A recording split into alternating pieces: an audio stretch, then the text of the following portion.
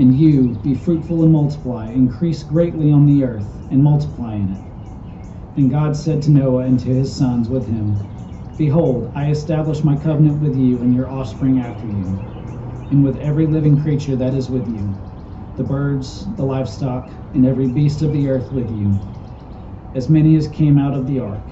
It is for every beast of the earth. I establish my covenant with you that never again shall all flesh be cut off by the waters of the flood. Never again shall there be a flood to destroy the earth. I'm going to read till 7.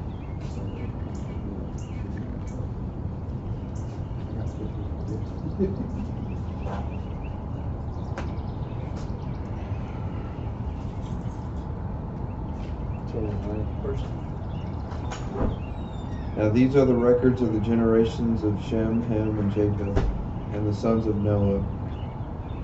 And sons were born to them after the flood. The sons of Japheth were Gomer, and Magog, and Madai, and Javan, and Tubal, and Meshesh, and Teharis. The sons of Gomer were Ashkenaz, and Ripha, and Tomagara. The sons of Javan were Elisha, and Teresh, Kittim, and Donam. From these, the coastlands of the nations were separated unto their lands, every one according to his language, according to their families, into their nations. The sons of Ham were Cush, and Mizim, and Put, and Canaan. The sons of Cush were Seba, and Havilah, and Sabath, and Ramah, and Sabekah. And the sons of Ramah were Sheba, and Dedan. Now Cush became the father of Nimrod. He became the mighty one on the earth. He was a mighty hunter before the Lord. Therefore it is said, like Nimrod, a mighty hunter before the Lord. The beginning of his kingdom was Babel, and Erech, and Akkad, and Calneh, and the land of Shinar. From the land he went forth unto Assyria, and built Nineveh, and Rehoboth, Kala, and Rezin between Nineveh, Kala, that is the great city. Mizraim became the father of Ludum, and Anam, and Lebanon, and Nephthim, and Pathruzim, and Calselim, and from which came the Philistines, and Caphartim.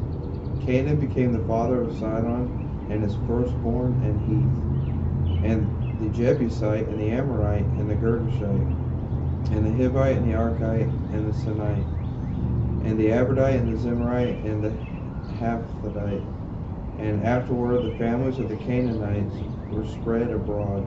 The territory of the Canaanite extended from Sidon as you go toward Gerar, as far as Gaza, as you go toward Sodom and Gomorrah and Adam and Zebulun, as far as Lachish. These are the sons of Ham according to their families, according to their languages, by their lands, by their nations. Also to Shem, the father of all the children of Eber, and the older brother of Japheth, children were born. The sons of Shem were Elam, and Asherah, and Archipad, and Lud, and Aram. And the sons of Aram were Uz, and Hul, and Gether, and Mash. Archipad became the father of Shelah, and Shelah became the father of Eber. The two sons were Eber. The name of the one was Peleg, for his days on the earth was divided, and his brother's name was Joktan. Joktan became the father of Alamad, and Shalif, and Hazamarath, and Jerah, and Hadram, and Uzal, and Diklah, and Obal, and Abimal, and Sheba, and Ophir, and Havilah, and Joab. All these were the sons of Joktan. Now their settlement is extended from Meshesh as far as you go towards Sephar, the hill country of the east. These are the sons of Shem according to their families, according to their languages, by their lands, according to their nations. These are the families of the sons of Noah, according to their genealogies, by their nations, and out of these the nations were separated on the earth after the flood. Now the whole earth used the same language and the same words.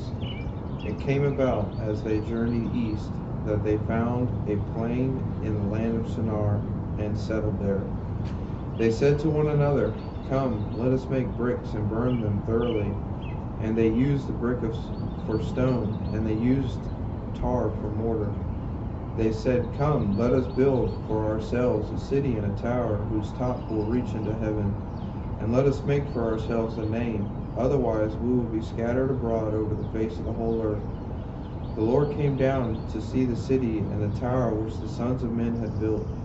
The Lord said, "Behold, they are one people, and they all have the same language. And this is what they began to do. And now nothing which they purpose will be impossible for them.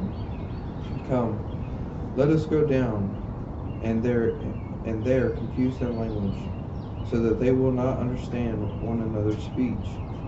So the Lord scattered them abroad and from over the face of the whole earth, and they stopped building the city. Therefore its name is called Babel, because the Lord confused their language of the whole earth. And from there the Lord scattered them abroad over the face of the whole earth. These are the records of the generations of Shem. Shem was 100 years old, and became the father of Arphaxad 2 years after the flood. And Shem lived 500 years after he became the father of Arphaxad. And he had other sons and daughters. Arphaxad lived 35 years and became the father of Shelah. And Arphaxad lived 403 years after he became the father of Shelah. And he had other sons and daughters. Shelah lived 30 years and became the father of Eber. Shelah lived 403 years after he became the father of Eber. And he had other sons and daughters. Eber lived 34 years and became the father of Peleg. Eber lived 430 years after he became the father of Peleg. And he had other sons and daughters. Peleg lived 30 years and became the father of Reu. And Peleg lived 209 years after he became the father of Reu. And he had other sons and daughters. Reu lived 32 years and became the father of Serug.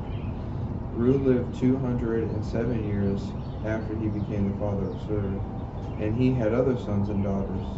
Serug lived 30 years and became the father of Nahor. And Serug lived 200 years after he became the father of Nahor. And he had other sons and daughters. Nahor lived 29 years and became the father of Terah. And Nahor lived 119 years after he became the father of Terah. And he had other sons and daughters. Terah lived 70 years and became the father of Abram, Nahor, and Haran. Now these are the records of the generations of Terah. Terah became the father of Abram, and Nahor, and Haran. And Haran became the father of Lot. Haran died in the presence of his father Terah in the land of his birth in Ur of the Chaldeans.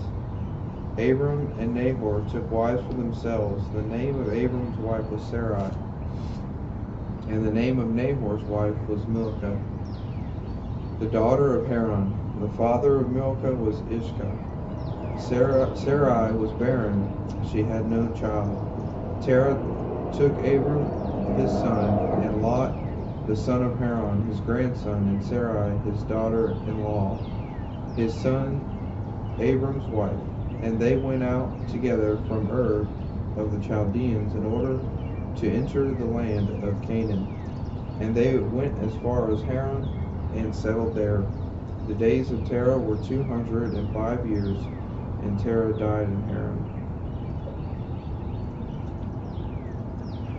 Now the Lord said to Abram, "Go forth from your country, and from your relatives, and from your father's house, to the land which I will show you. And I will make you a great nation, and I will bless you, and make your name great. And so shall it, and you shall be a blessing, and I will bless those who bless you. And the one who curses you, I will curse. And in you all the families of the earth will be blessed." So Abram went forth as Abram went forth as the Lord had spoken to him, and Lot went with him. Now Abram was 75 years old when he had departed from Haran. Abram took Sarai his wife, and Lot his nephew, and all their possessions which they had accumulated, and the persons which they had acquired in Haran. And they set out for the land of Canaan. Thus they came to the land of Canaan. Abram passed through the land as far as the site of Shechem to the oak of Moreh. Now the Canaanite was in the land. The Lord appeared to Abram and said, "To your descendants I will give this land." So he built an altar there to the Lord who had appeared to him. Then he proceeded from there to the mountain on the east of Bethel, and pitched his tent with Bethel on the west and Ai on the east. And there he built an altar to the Lord, and called upon the name of the Lord. Abram journeyed on, continuing toward Negeb. Now there was a famine in the land, so Abram went down to Egypt to sojourn there, for the famine was severe in the land. It came about, when he came near to Egypt, that he said to Sarai his wife, "See now, I know that you are a beautiful woman, and when the Egyptians see you, they will say, 'This is his wife,' and they will kill me, but they will let you live. Please say that you are my sister, so that it may go well with me because of you, and that I may live on account of you."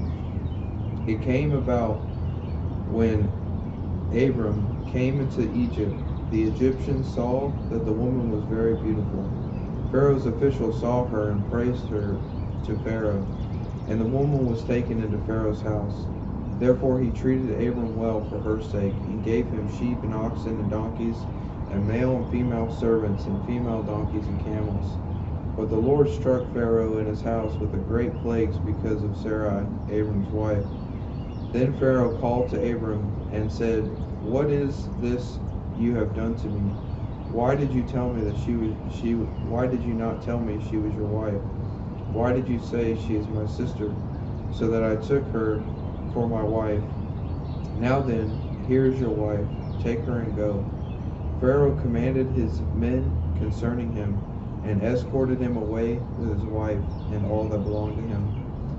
So Abram went from Egypt to Negeb, he and his wife, and all that belonged to him, and Lot with him. Now Abram was very rich in livestock, in silver and gold.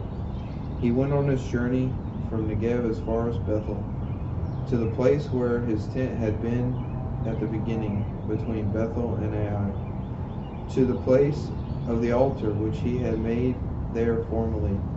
And there Abram called on the name of the Lord. Now Lot, who went with Abram, also had flocks and herds and tents, and the land could not sustain them while dwelling together, for their possessions were so great that they were not able to remain together. And there was strife between the herds of men of Abram's livestock and the herdsmen of Lot's livestock. Now the Canaanite and the Perizzite were dwelling then in the land. So Abram said to Lot, "Please let there be no strife between you and me, nor between my herdsmen and your herdsmen, for we are brothers. Is not the whole land before you? Please separate from me. If to the left, then I will go right. If to the right, then I will go left." Lot lifted up his eyes and saw all the valley of the Jordan, that it was well watered everywhere. This was before the Lord destroyed Sodom and Gomorrah, like the garden of the Lord, like the land of Egypt as you go to Zoar. So Lot chose for himself all the valley of the Jordan, and Lot journeyed eastward. Thus they separated from each other. Abram settled in the land of Canaan, while Lot settled in the cities of the valley, and moved his tents as far as Sodom. Now the men of Sodom were wicked exceedingly, and sinners against the Lord. The Lord said to Abram, after Lot had separated from him, "Now lift up your eyes and look from the place where you are northward, and southward, and eastward, and westward. For all the land which you see I will give it to you, and to your descendants forever. I will make your descendants as the dust of the earth, so that if anyone can number the dust of the earth, then your descendants can also be numbered. Arise, walk about the land through its length and breadth, for I will give it to you." Then Abram moved his tent, and came and dwelt by the oaks of Mamre, which were in Hebron, and there he built an altar to the Lord. And it came about in the days of Amraphel, king of Shinar, Arok, king of Elasar, Sederomam, king of Elam, and Tidal, king of Goan, that they made war with Bera, king of Sodom, and with Berish, king of Gomorrah, Shinab, king of Adam, and Shimber, king of Zebulun, and the king of Bela, that is Zor. All these came as allies to the valley of Siddim, that is, the Salt Sea. 12 years they had served Shedamar, but the 13th year they rebelled. In the 14th year, Shedamar and the kings that were with him came and defeated Rotham and Ashrath-Karim, and the Zuzim, and Ham, and Eman, and Shabbath-Kirathim, and the Horites in the Mount of Sur, as far as El Paran, which is by the wilderness.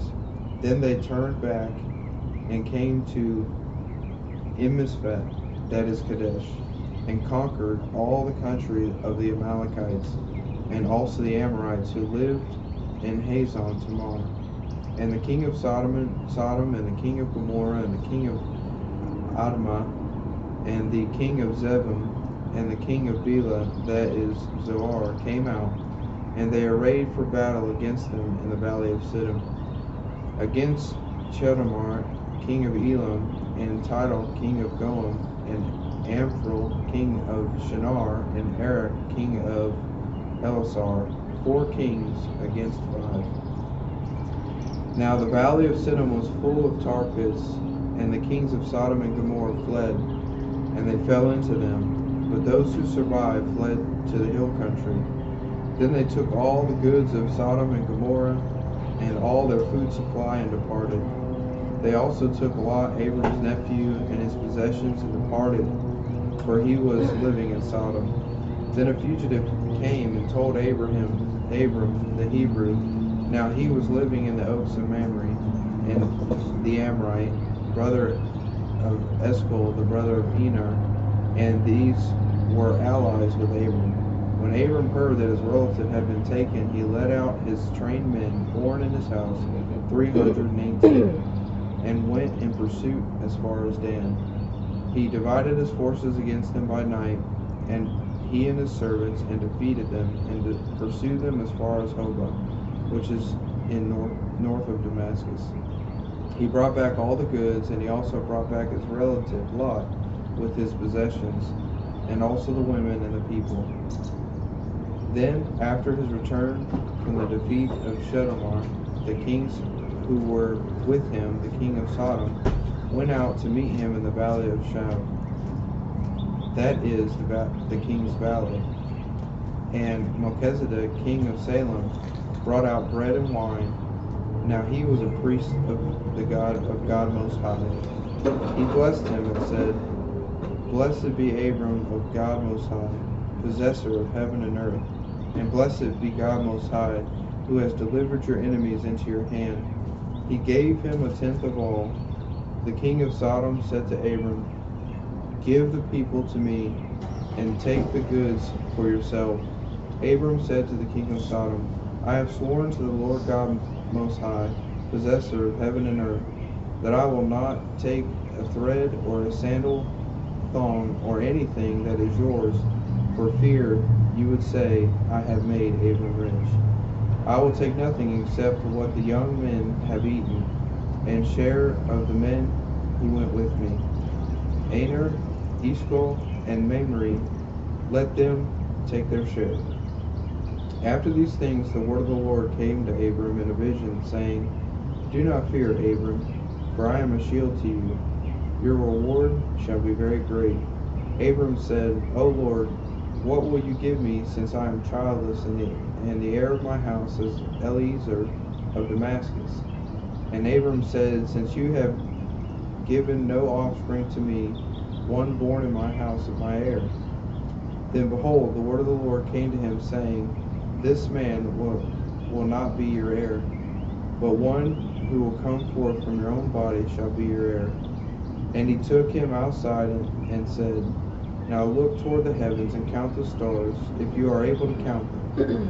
And he said, And he said to him, So shall your descendants be. Then he believed in the Lord, and he reckoned it to him as righteousness. And he said to him, I am the Lord who brought you out of Ur of the Chaldeans to give you this land to possess it. He said, O Lord God, how may I know that I will possess it? So he said to him, Bring me the 3-year-old heifer, and a 3-year-old female goat, and a 3-year-old ram, and a turtle dove and a young pigeon. Then he brought all these to him, and cut them in two, and laid each half opposite each other. But he did not cut of the birds. The birds of prey came down upon the carcasses, and Abram drove them away. Now when the sun was going down, a deep sleep fell on Abram, and behold, terror and great darkness fell upon him. And God said to Abram, Know for certain that your descendants will be strangers in a land that is not theirs, where they will be enslaved and oppressed 400 years. But I will also judge the nation whom they will serve, and afterward they will come out with many possessions. As for you, you shall go to your fathers in peace. You will be buried at a good old age. Then in the 4th generation they will return here. For the iniquity of the Amorite is not yet complete. It came about when the sun had set that it was very dark, and behold, there appeared a smoking oven and a flaming torch which passed between these pieces. On that day the Lord made a covenant with Abram, saying, To your descendants I have given this land, from the river of Egypt as far as the great river, the river Euphrates, the Kenite and the Kenzanite and the Kadmonite and the Hittite and the Pezerite and the Raphaim, and the Amorite and the Canaanite and the Girgashite and the Jebusite. Now Sarai, Abram's wife, had borne him no children. She had an Egyptian maid whose name was Hagar. So Sarai said to Abram, Now behold, the Lord has prevented me from bearing children. Please go into my maid, perhaps I will obtain children through her. And Abram listened to the voice of Sarai. And Abram had lived 10 years in the land of Canaan. Abram's wife Sarai took Hagar the Egyptian, her maid, and gave her to her husband Abram as his wife. He went to Hagar, and she conceived. And when she saw that she had conceived, her mistress was despised in her sight. And Sarai said to Abram, May the wrong done me be upon you. I gave my maid into your arms, but when she saw that she had conceived, I was despised in her sight. May the Lord judge between you and me. But Abram said to Sarai, Behold, your maid is in your power. Do to her what is good in your sight. So Sarai treated her harshly, and she fled from her presence. Now the angel of the Lord found her by the spring of water in the wilderness, by the spring on the way to Shur. He said, Hagar, Sarai's maid, where have you come from, and where are you going? And she said, I am fleeing from the presence of my mistress Sarai. And the angel of the Lord said to her, Return to your mistress, and submit yourself to her authority. Moreover, the angel of the Lord said to her, I will greatly multiply your descendants, so that they will be too many to count. The angel of the Lord said to her father, Behold, you are with child, and you will bear a son, and you shall call his name Ishmael, because the Lord has given heed to your affliction. He will be a wild donkey of a man. His hand will be against everyone, and everyone's hand will be against him. And he will live to the east of all his brothers. Then she called the name of the Lord, who spoke to her. You are a God who sees. For she said, I have even remained alive here after seeing him. Therefore the well was called Bir Lahoi Roy. Behold, it is between Kadesh and Beeri. So Hagar bore Abram a son, and Abram called the name of his son, whom Hagar bore, Ishmael. Abram was 86 years old when Hagar bore Ishmael to him. Now when Abram was 99 years old, the Lord appeared to Abram and said to him, I am God Almighty. Walk before me and be blameless. I will establish my covenant between me and you, and I will multiply you exceedingly. Abram fell on his face, and God talked with him, saying, As for me, behold, my covenant is with you, and you will be the father of a multitude of nations. No longer shall your name be called Abram, but your name shall be called Abraham, for I have made you a father of a multitude of nations. I will make you exceedingly fruitful, and I will make nations of you, and kings will come forth from you. I will establish my covenant between me and you and your descendants after you throughout their generations for an everlasting covenant, to be God to you and to your descendants after you. I will give to you and to your descendants after you the land of your sojournings, all of the land of Canaan, for an everlasting possession, and I will be their God. God said further to Abraham, Now as for you, you shall keep my covenant, you and your descendants after you throughout their generations. This is my covenant which you shall keep between me and you and your descendants after you. Every male among you shall be circumcised, and you shall be circumcised in the flesh of your foreskin, and it shall be a sign of the covenant between me and you. And every male among you who is 8 days old shall be circumcised throughout your generations. A servant who is born in the house, or who is brought in with money from any foreigners, who is not of your descendants. A servant who is born in your house, or is brought in with your money, shall surely be circumcised. Thus shall my covenant be in your flesh for an everlasting covenant. But an uncircumcised male who is not circumcised in the flesh of his foreskin, that person shall be cut off from his people. He has broken my covenant. Then God said to Abraham, As for Sarai your wife, you shall not call her name Sarai, but Sarah shall be her name. I will bless her, and indeed I will give you a son by her. Then I will bless her, and she shall be a mother of nations. Kings of people will come from her.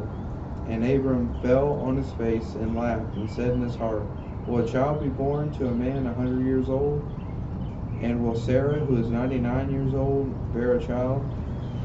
And Abraham said to God, Oh, that Ishmael might live before you. But God said, No, but Sarah, your wife, will bear you a son, and you shall call his name Isaac. And I will establish my covenant with him for an everlasting covenant for his descendants after him. As for Ishmael, I have heard you. Behold, I will bless him, and I will make him fruitful and multiply him exceedingly. He shall become a father of 12 princes, and I will make him a great nation. But my covenant I will establish with Isaac, whom Sarah will bear to you this next season, at this season next year.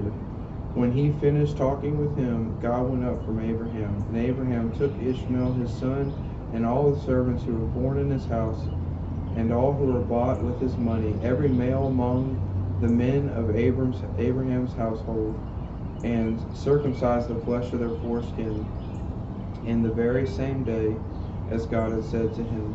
Now Abraham was 99 years old when he was circumcised in the flesh of his foreskin. And Ishmael his son was 13 years old when he was circumcised in the flesh of his foreskin. In the very same day Abraham was circumcised, and Ishmael his son. And all the men of his household who were born in the house or bought with money from a foreigner were circumcised with him. Now the Lord appeared to him by the oaks of Mamre, while he was sitting at the tent door in the heat of the day. When he lifted up his eyes and looked, behold, 3 men were standing opposite him when he saw him.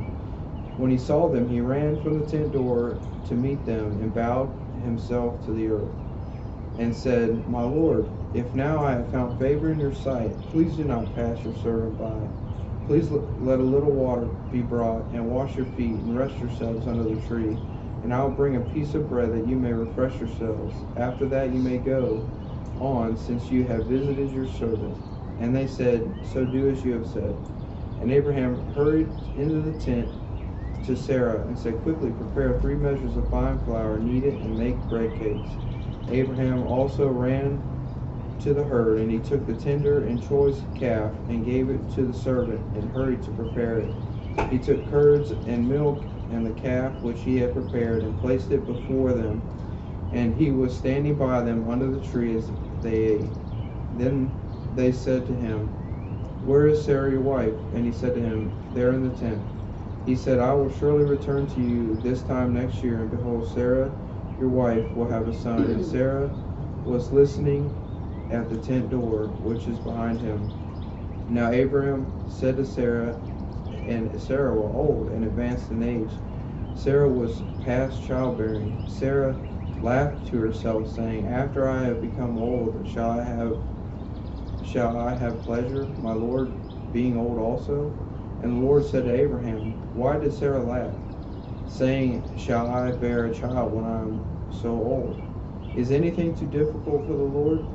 At the appointed time I will return to you at this time next year, and Sarah will have a son. Sarah denied it, however, saying, I did not laugh, for she was afraid. And he said, No, but you did laugh.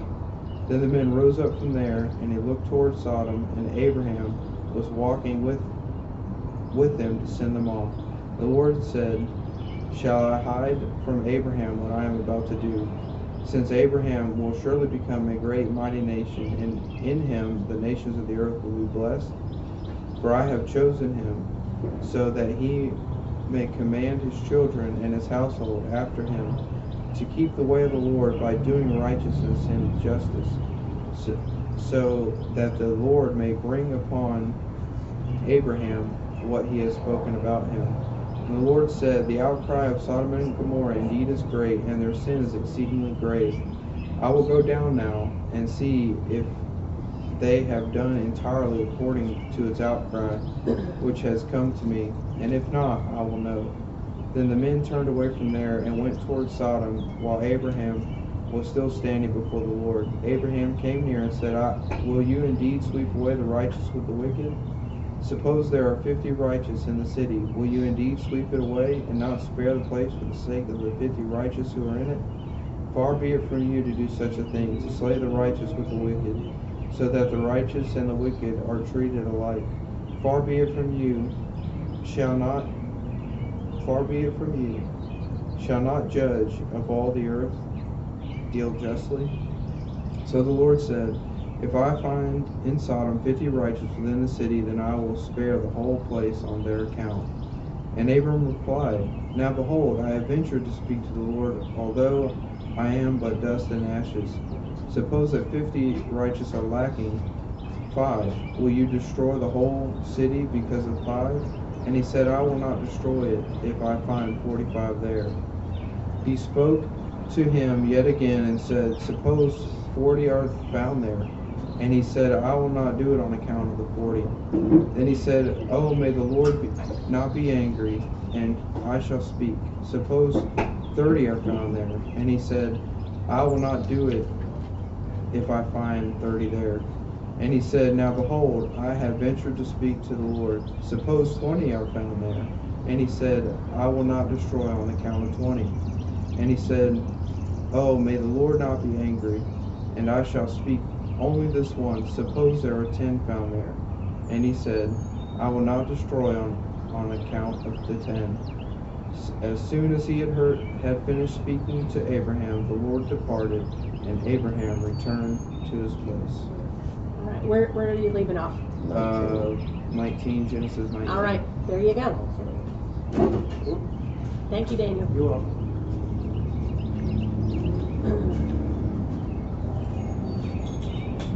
Sodom and Gomorrah destroyed. The 2 angels arrived at Sodom in the evening, and Lot was sitting on the gateway of the city. When he saw them, he got up to meet them and bowed down with his face to the ground. My lords, he said, please turn aside to your servant's house. You can wash your feet and spend the night, and then go on your way early in the morning. No, they answered, we will spend the night in the square. But he insisted so strongly that they did go with him and entered his house. He prepared a meal for them, baking bread without yeast, and they ate. Before they had gone to bed, all the men from every part of the city of Sodom, both young and old, surrounded the house. They called to Lot, "Where are the men who came to you tonight? Bring them out to us so that we can have sex with them." Lot went outside to meet them and shut the door behind them and said, "No, my friends, don't do this wicked thing. Look, I have 2 daughters who have never slept with a man. Let me bring them out to you, and you can do what you like with them. But don't do anything to these men, for they have come under the protection of my roof." "Get out of our way," they replied. "This fellow came here as a foreigner, and now he wants to play the judge. We'll treat you worse than them." They kept bringing pressure on Lot and moved forward to break down the door. But the men inside reached out and pulled Lot back into the house and shut the door. Then they struck the men who were at the door of the house, young and old, with blindness, so that they could not find the door. The 2 men said to Lot, "Do you have anyone else here, sons-in-law, sons or daughters, or anyone else in the city who belongs to you? Get them out of here, because we are going to destroy this place." The outcry to the Lord against his people is so great that he has sent us to destroy it.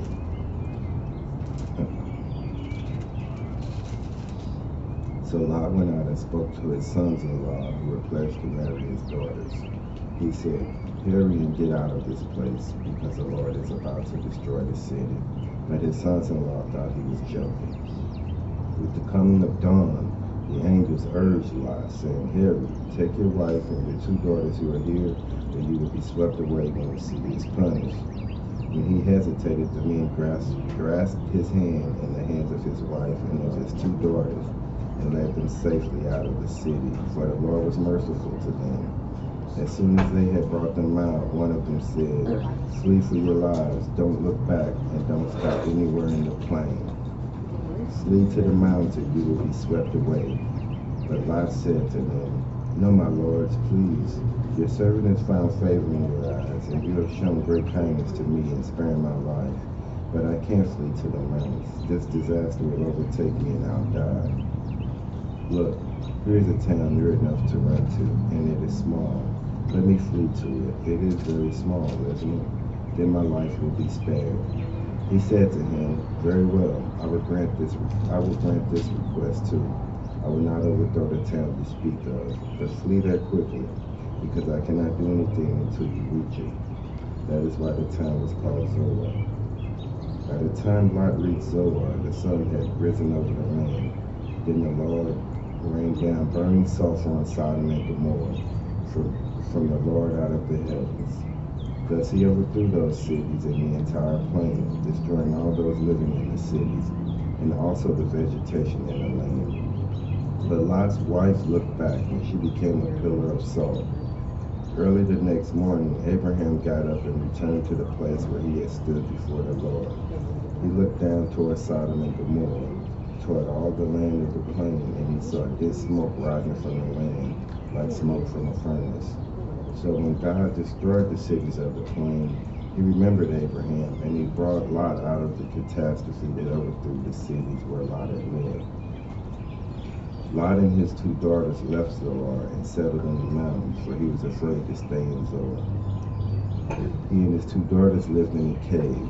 One day the older daughter said to the younger, "Our father is old, and there is no man around here to give us children, as is the custom all over the earth. Let's get our father to drink wine and then sleep with him and preserve our family line through our father." That night they got their father to drink wine, and the older daughter went in and slept with him. He was not aware of it when she lay down or when she got up. The next day the older daughter said to the younger, "Last night I slept with my father. Let's get him to drink wine again tonight, and you go in and sleep with him, so we can preserve our family line through our father." So they got their father to drink wine that night also, and the younger daughter went in and slept with him. Again, he was not aware of it. He was not aware of it when she lay down or when she got up. So both of Lot's daughters became pregnant by their father. The older daughter had a son, and she named him Moab. He is the father of the Moabites of today. The younger daughter also had a son, and she named him Ben-Ami. He is the father of the Ammonites of today. Now Abraham moved on from there into the region of the Negev and lived between Kadesh and Shur. For a while he stayed in Gerar, and there Abraham said of his wife Sarah, "She is my sister." Then Abimelech, king of Gerar, sent for Sarah and took her. But God came to Abimelech in a dream one night and said to him, "You are as good as dead because of the woman you have taken. She is a married woman." Now Abimelech had not gone near her, so he said, "Lord, will you destroy an innocent nation? Did he not say to me, 'She is my sister'? And didn't she also say, 'He is my brother'? I have done this with a clear conscience and clean hands." Then God said to him in a dream, "Yes, I know you did this with a clear conscience, and so I have kept you from sinning against me. That is why I did not let you touch her. Now return the man's wife, for he is a prophet, and he will pray for you, and you will live. But if you do not return her, you may be sure that you and all who belong to you will die." Early the next morning, Abimelech summoned all his officials, and when he told them all that had happened, they were very much afraid. Then Abimelech called Abraham and said, "What have you done to us? How have I wronged you that you have brought such great guilt upon me and my kingdom? You have done things to me that should never be done." And Abimelech asked Abraham, "What was your reason for doing this?" Abraham replied, "I said to myself, there is surely no fear of God in this place, and they will kill me because of my wife. Besides, she really is my sister, the daughter of my father, though not of my mother, and she became my wife. And when God had me wander from my father's household, I said to her, 'This is how you can show your love to me. Everywhere we go, say of me, he is my brother.' Then Abimelech brought sheep and cattle and male and female slaves and gave them to Abraham, and he returned Sarah, his wife, to him. And Abimelech said, 'My land is before you, live wherever you like.' To Sarah he said, 'I am giving your brother 1,000 shekels of silver. This is to cover the offense against you before all who are with you. You are completely vindicated.' Then Abraham prayed to God, and God healed Abimelech, his wife, and his female slaves, so they could have children again. For the Lord had kept all the women in Abimelech's household from conceiving because of Abraham's wife Sarah. Now the Lord was gracious to Sarah, as he had said, and the Lord did for Sarah what he had promised. Sarah became pregnant and bore a son to Abraham in his old age, at the very time God had promised him. Abraham gave the name Isaac to the son Sarah bore him.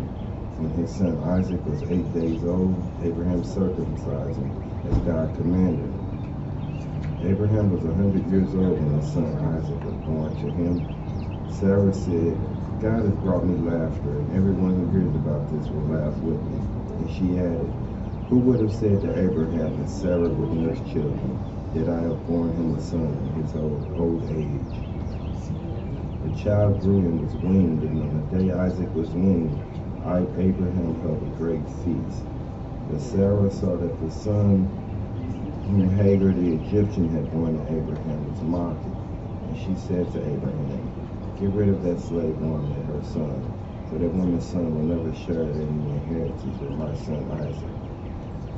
The matter distressed Abraham greatly because it concerned his sons.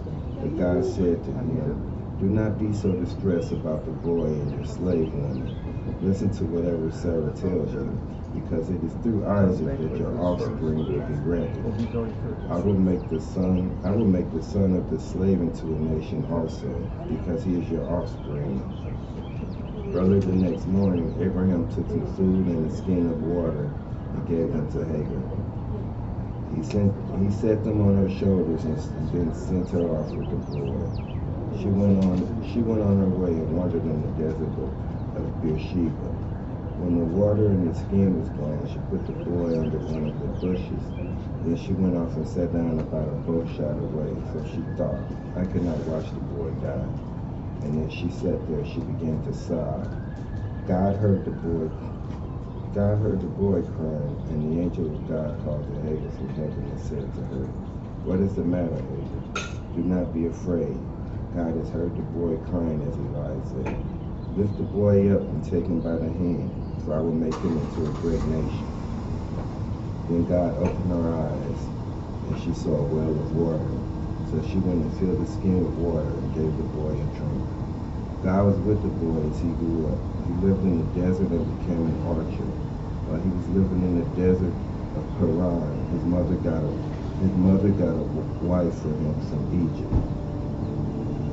At that time, Abimelech and Phicol, the commander of his forces, said to Abraham, God is with you in everything you do.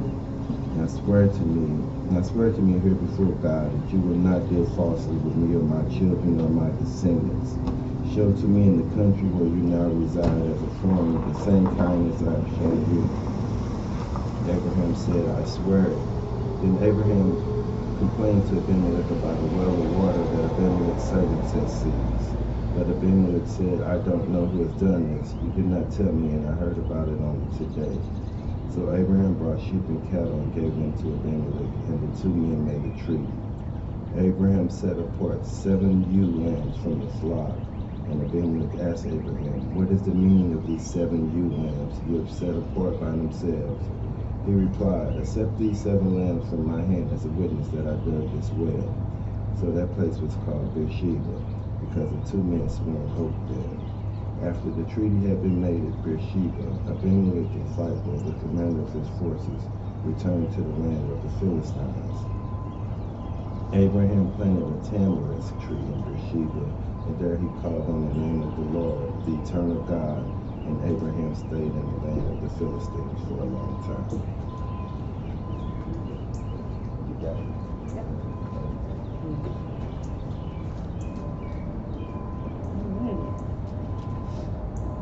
And it came to pass after these things that God did tempt Abraham, and said unto him, Abraham. And he said, Behold, here I am. And he said, Take now thy son, thy only son Isaac, whom thou lovest, and get thee into the land of Moriah, and offer him there for a burnt offering upon one of the mountains which I will tell thee of. And Abraham rose up early in the morning, and saddled his ass, and took 2 of his young men with him, and Isaac his son, and clave the wood for the burnt offering, and rose up, and went unto the place which God had told him. Then on the 3rd day Abraham lifted up his eyes, and saw the place afar off. And Abraham said unto his young men, Abide ye here with the ass, and I and the lad will go yonder and worship, and come again to you. And Abraham took the wood of the burnt offering, and laid it upon Isaac his son. And he took the fire in his hand, and a knife, and they went both of them together. And Isaac spake unto Abraham his father, and said, My father. And he said, Here am I, my son.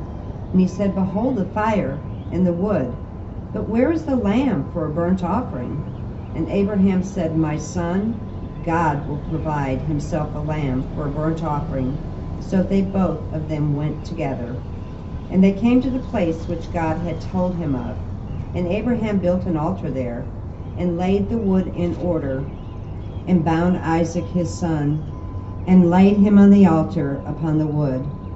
And Abraham stretched forth his hand, and he took the knife to slay his son.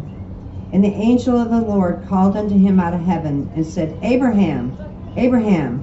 And he said, Here am I. And he said, Lay not thy hand upon the lad, neither do thou anything unto him.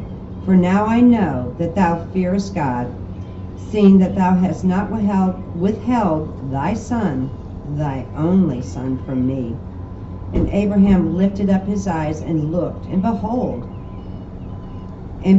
behind him a ram caught in a thicket by its horns.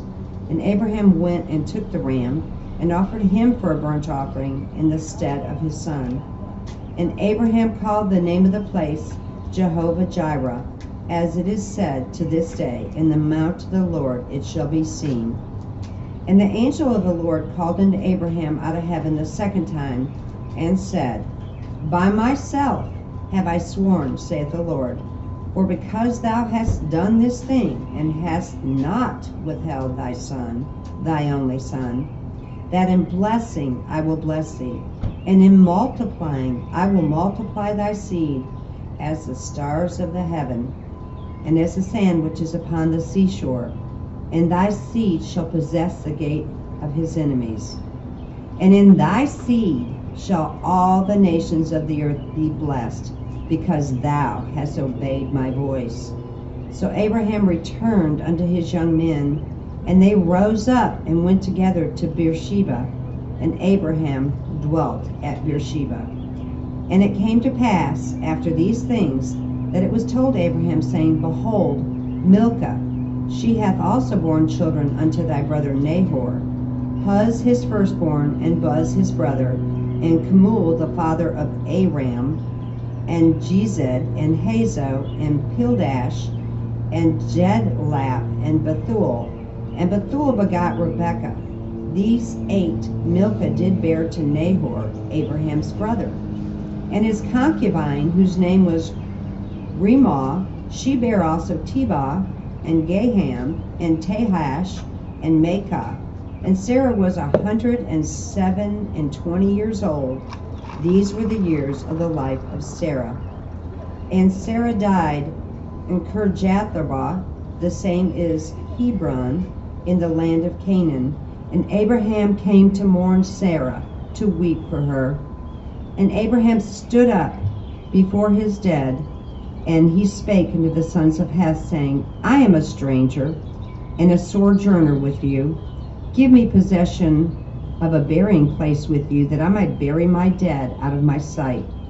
And the children of Heth answered Abraham, saying unto him, Hear us, my lord, thou art a mighty prince among us. In the choice of our sepulchres bury thy dead. None of us shall withhold from thee his sepulchre, but that thou mayest bury thy dead. And Abraham stood up and bowed himself to the people of the land, even to the children of Heth.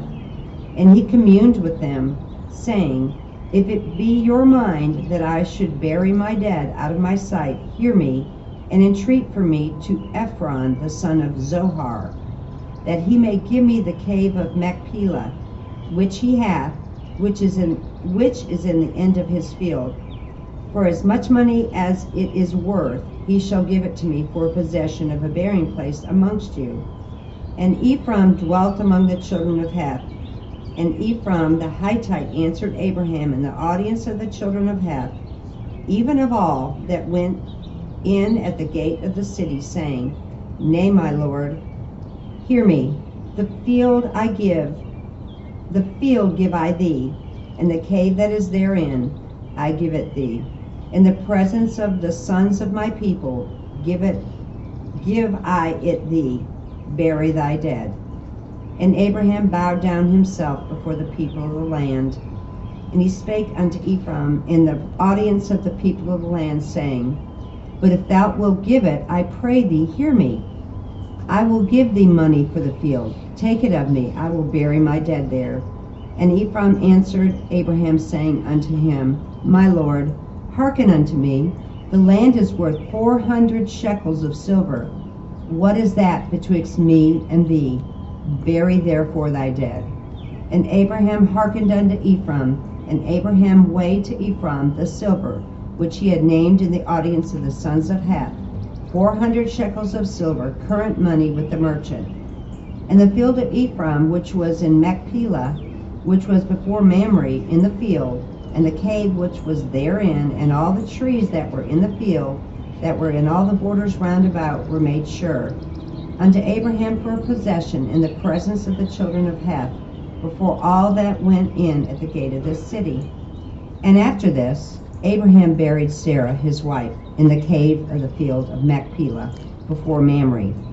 The same is Hebron in the land of Canaan, and the field and the cave that is therein were made sure unto Abraham for a possession of a burying place by the sons of Heth.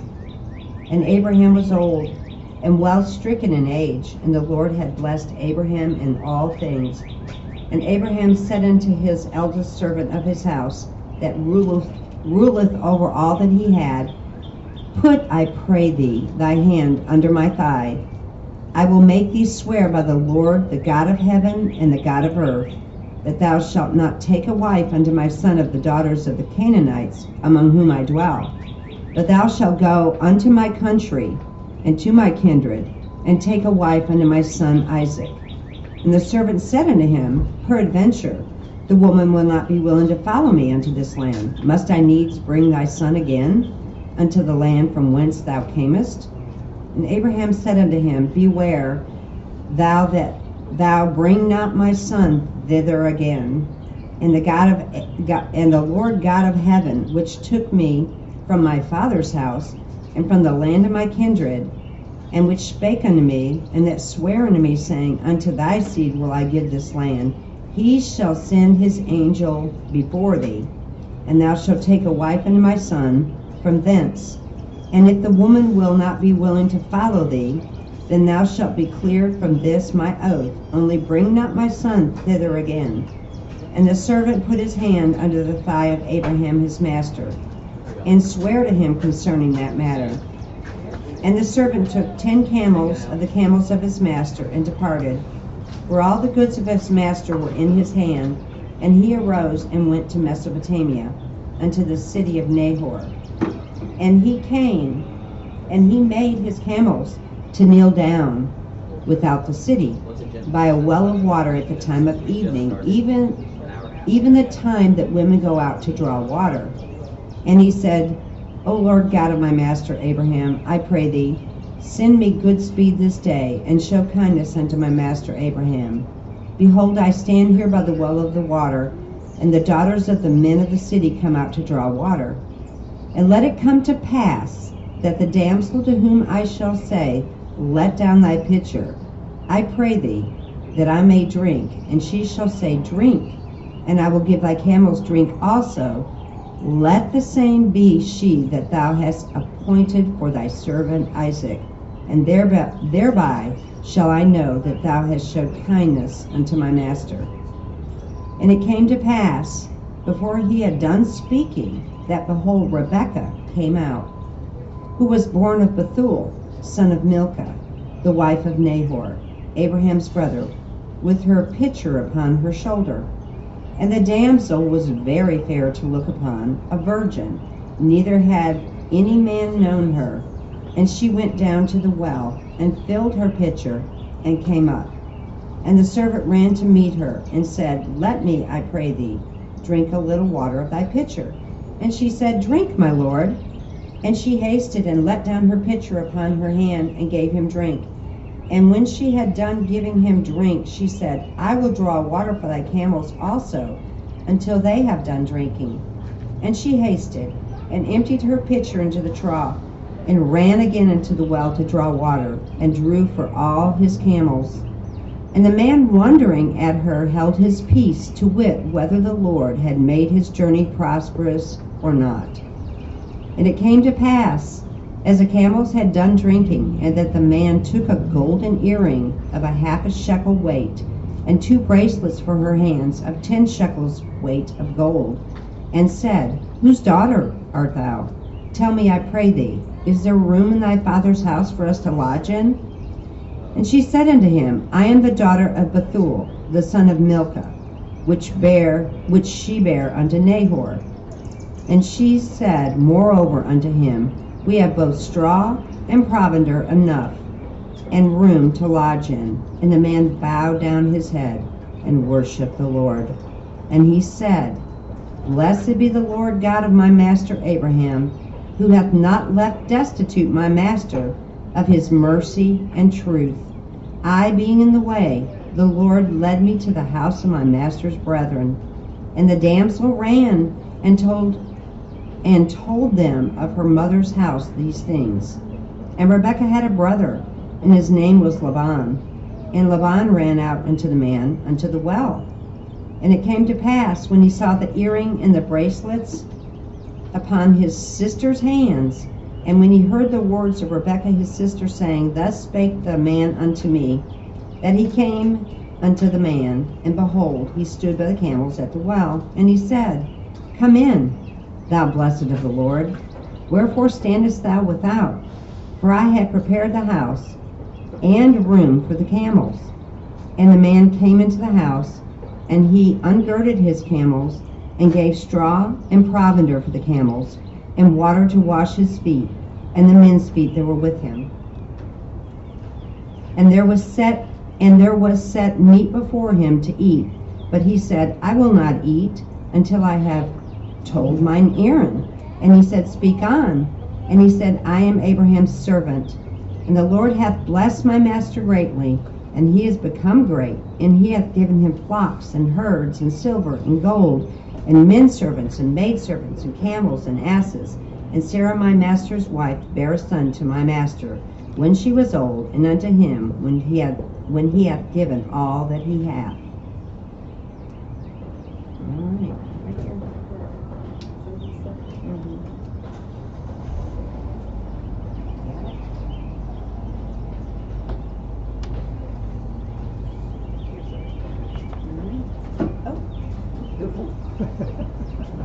Get this back there in 15 minutes. I see that.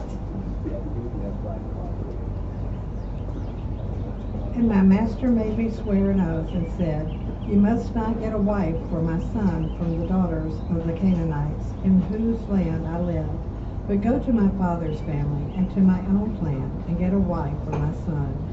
Then I asked my master, What if the woman will not come back with me? He replied, The Lord before whom I have walked faithfully will send his angel with you, and make your journey a success, so that you can get a wife for my son from my own clan, and from my father's family. You will be released from my oath if when you go to my clan, they refuse to give her to you. Then you will be released from my oath. When I came to the spring today, I said, Lord God of my master Abraham, if you will, please grant success to the journey on which I have come. See, I am standing beside this spring. If a young woman comes out to draw water, and I say to her, Please let me drink a little water from your jar, and if she says to me, Drink, and I'll draw water for your camels too, let her be the one the Lord has chosen for my master's son. Before I finished praying, in my heart, Rebekah came out with her jar on her shoulder. She went down to the spring and drew water, and I said to her, Please give me a drink. She quickly lowered her jar from her shoulder and said, Drink, and I'll water your camels too. So I drank, and she watered the camels also. I asked her, Whose daughter are you? She said, The daughter of Bethuel, son of Nabal, whom Milcah bore to him. Then I put the ring in her nose and the bracelet on her arms, and I bowed down to worship the Lord. I praised the Lord, the God of my master Abraham, who had led me on the right road to get the granddaughter of my master's brother for his son. Now if you will show kindness and faithfulness to my master, tell me, and if not, tell me, so I may know which way to return. Laban and Bethuel answered, This is from the Lord. We can say nothing to you one way or the other. Here is Rebekah. Take her and go, and let her become the wife of your master's son, as the Lord has directed. When Abraham's servant heard what they said, he bowed down to the ground before the Lord. Then the servant brought out gold and silver jewelry and articles of clothing and gave them to Rebekah. He also gave costly gifts to her brother and to her mother. Then he had the men who were with him ate and drank and spent the night there. When they got up the next morning, he said, Send me on my way to my master. But her brother and her mother replied, Let the young woman remain with us 10 days or so, then you may go. But he said to them, Do not detain me. Now the Lord has granted success into my journey. Send me on my way, so I may go to my master. Then they said, Let's call the young woman and ask her about it. So they called Rebekah and asked her, Will you go with this man? I will go, she said. So they sent their sister Rebekah on her way, along with her nurse and Abraham's servant and his men. And they blessed Rebekah and said to her, Our sister, may you increase to thousands upon thousands. May your offspring possess the cities of their enemies. Then Rebekah and her attendant got ready and mounted the camels and went back with the man. So the servant took Rebekah and left. Now Isaac had come from Beer-Lahai for he was living with Negev. He went out to the field one evening to meditate, and as he looked up, he saw camels approaching. Rebekah also looked up and saw Isaac. She got down from her camel and asked the servant, "Who is that man in the field coming to meet us?" "He is my master," the servant answered. So she took her veil and covered herself. Then the servant told Isaac all he had done. Isaac brought her into the tent of his mother Sarah, and he married Rebekah. So she became his wife, and he loved her. And Isaac was comforted after his mother's death. Abraham taken another wife, whose name was Keturah. She bore him Zimran, Jokshan, Medan, Midian, Ishbak, and Shua. Jocham was the father of Sheba and Dedan. The descendants of Dedan were the Asherites and the Lusterites and the Lumites. The sons of Midian were Ephah, Hanok, Abida, and Edah. These were all descendants of Keturah. Abraham left everything he owned to Isaac, but while he was still living, he gave gifts to the sons of his concubines and sent them away from his son Isaac, the land of the east. Abraham lived 175 years. Then Abraham breathed his last and died at a good old age, an old man and full of years. And he was gathered to his people. His son Isaac, Ishmael, buried him in the cave of Machpelah near Mamre, in the field of Ephron, son of Zohar, an Hittite, the field Abraham had bought from the Hittites. There Abraham was buried with his wife Sarah. After Abraham's death, God blessed his son Isaac, who then lived near Beer Lahai Roi. This is the account of the family line of Abraham and son Ishmael, whom Sarah's slave Hagar, the Egyptian, bore to Abraham. These are the names of the sons of Ishmael, listed in order of their birth. Nebarai, the firstborn of Ishmael, Kedar, Adbeel, Mibshan, Mishma, Dunah, Massa, Hadad, Tenah, Jester, Naphilash, and Kindemah. These were the sons of Ishmael, and these are the names of the 12 tribal rulers according to the settlements and camps. Ishmael lived 137 years. He breathed his last and died, and he was gathered to his people. His descendants settled in the area from Havilah to Shuri, near the eastern border of Egypt, as you go toward Ashur, and they lived in hostility toward all the tribes related to them. Abraham became the father of Isaac, and Isaac was 40 years old when he married Rebekah, daughter of Bethuel, the Aramean from Paddan Aram, and sisters of Laban and Aramean. Isaac prayed to the Lord on behalf of his wife, because she was childless. The Lord answered his prayers, and his wife Rebekah became pregnant. The babies jostled each other within her, and she said, "Why is this happening to me?" So she went to inquire of the Lord. The Lord said to her, 2 nations are in your womb, and 2 peoples from within you will be separated. One people will be stronger than the other, and the older will serve the younger. When the time came for her to give birth, there were twin boys in her womb. The first to come out was red, and his whole body was like a hairy garment. So they named him Esau. After this, his brother came out, with his hand grasping Esau's heel. So he was named Jacob. Isaac was 60 years old when Rebekah gave birth to them. The boys grew up, and Esau became a skillful hunter, a man of the open country, while Jacob was content to stay at home among the tents. Isaac, who had had taste once for wild game, loved Esau, but Rebekah loved Jacob.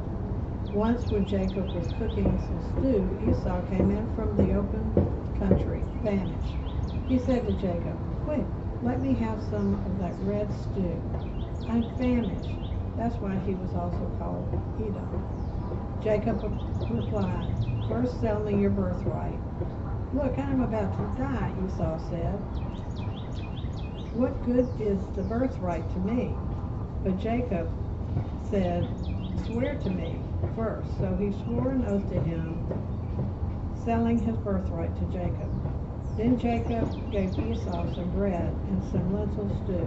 He ate and drank, and then got up and left. So Esau despised his birthright. Now there was a famine in the land beside the previous famine in Abraham's time. And Isaac went to Abimelech, king of the Philistines, in Gerar. The Lord appeared to Isaac and said, "Do not go down to Egypt. Live in the land where I tell you to live. Stay in this land for a while, and I will be with you and will bless you. For to you and your descendants I will give all these lands, and will confirm the oath I swore to you, your father Abraham. I will make your descendants as numerous as the stars in the sky, and will give them all these lands. And through your offspring all nations on earth will be blessed, because Abraham obeyed me and did everything I required of him, keeping my commands, my decrees, and my instructions." So Isaac stayed in Gerar. When the men of that place asked him about his wife, he said, "She is my sister," because he was afraid to say, "She is my wife." He thought, "The men of this place might kill me on account of Rebekah, because of she is beautiful." When Isaac had been there a long time, Abimelech, king of the Philistines, looked down from a window and saw Isaac caressing his wife Rebekah. So Abimelech summoned Isaac and said, "She is really your wife. Why did you say she is your sister?" Isaac answered him, "Because I thought I might lose my life on account of her." Then Abimelech said, "What is this you have done to us? One of the men might well have slept with your wife, and you would have brought guilt upon us." So Abimelech gave orders to all the people, "Anyone who harms this man or his wife shall surely be put to death." Isaac planted crops into the land, and the same year reaped 100-fold, because the Lord blessed him. The men became rich, and his wealth continued to grow until he became very wealthy. He had so many flocks and herds and servants that the Philistines envied him. So all the wells that his father's servant had dug in the time of his father Abraham, the Philistines stopped up, filling them with earth. Then Abimelech said to Isaac, "Move away from us. You have become too powerful for us." So Isaac moved away from there and encamped in the valley of Gerar, where he settled. Isaac reopened the wells that had been dug in the time of his father Abraham, as the Philistines had stopped up after Abraham died, and he gave them the same names his father had given them. Isaac's servants dug in the valley and discovered a well of fresh water there. But the herders of Gerar quarreled with those of Isaac and said, "The water is ours." So he named the well Esek, because they disputed with him. Then they dug another well, but they quarreled over that one also, and he named it Sinai. He moved on from there and dug another well, and no one quarreled over it. Its name was Rehoboth, saying, "Now the Lord has given us room, and we will flourish in this land." From here he went up to Beersheba, That night the Lord appeared to him and said, I am the God of your father Abraham. Do not be afraid, for I am with you. I will bless you and will increase the number of your descendants for the sake of my servant Abraham. Isaac built an altar there and called on the name of the Lord. There he pitched a tent, and there the servants dug a well. Meanwhile, Abimelech had come to him from Gerar with Ahuzah, his personal advisor, and Philistine, the commander of his forces. Isaac asked them, why have you come to me since you were here hostile with me and sent me away? They answered, we saw clearly that the Lord was with you. So we said, these ought to be sworn agreements between us and you. Let us make a treaty with you that you will do us no harm, just as we did you no harm, but always treated you well and sent you away peacefully. And now you are blessed by the Lord. Isaac then made a feast for them, and they ate and drank. Early the next morning, the men swore an oath to each other. Then Isaac sent them on their way, and they went away peacefully. That day Isaac's servants came and told them about the well that they had dug. They said, we found water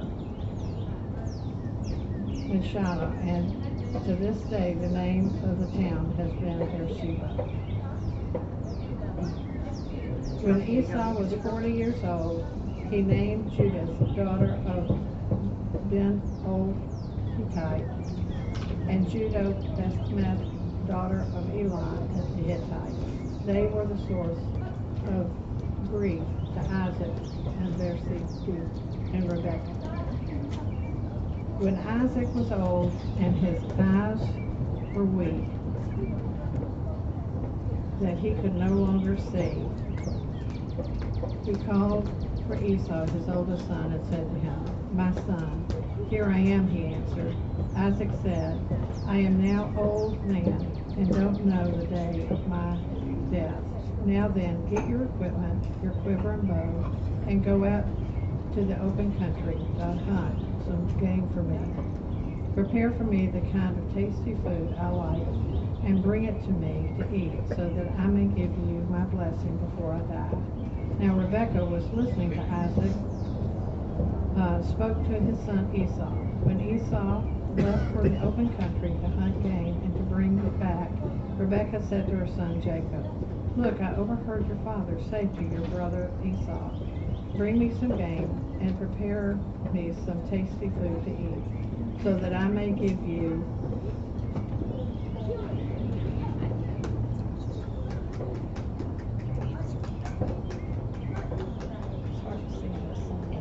so I may give you a blessing in the presence of the Lord before I die.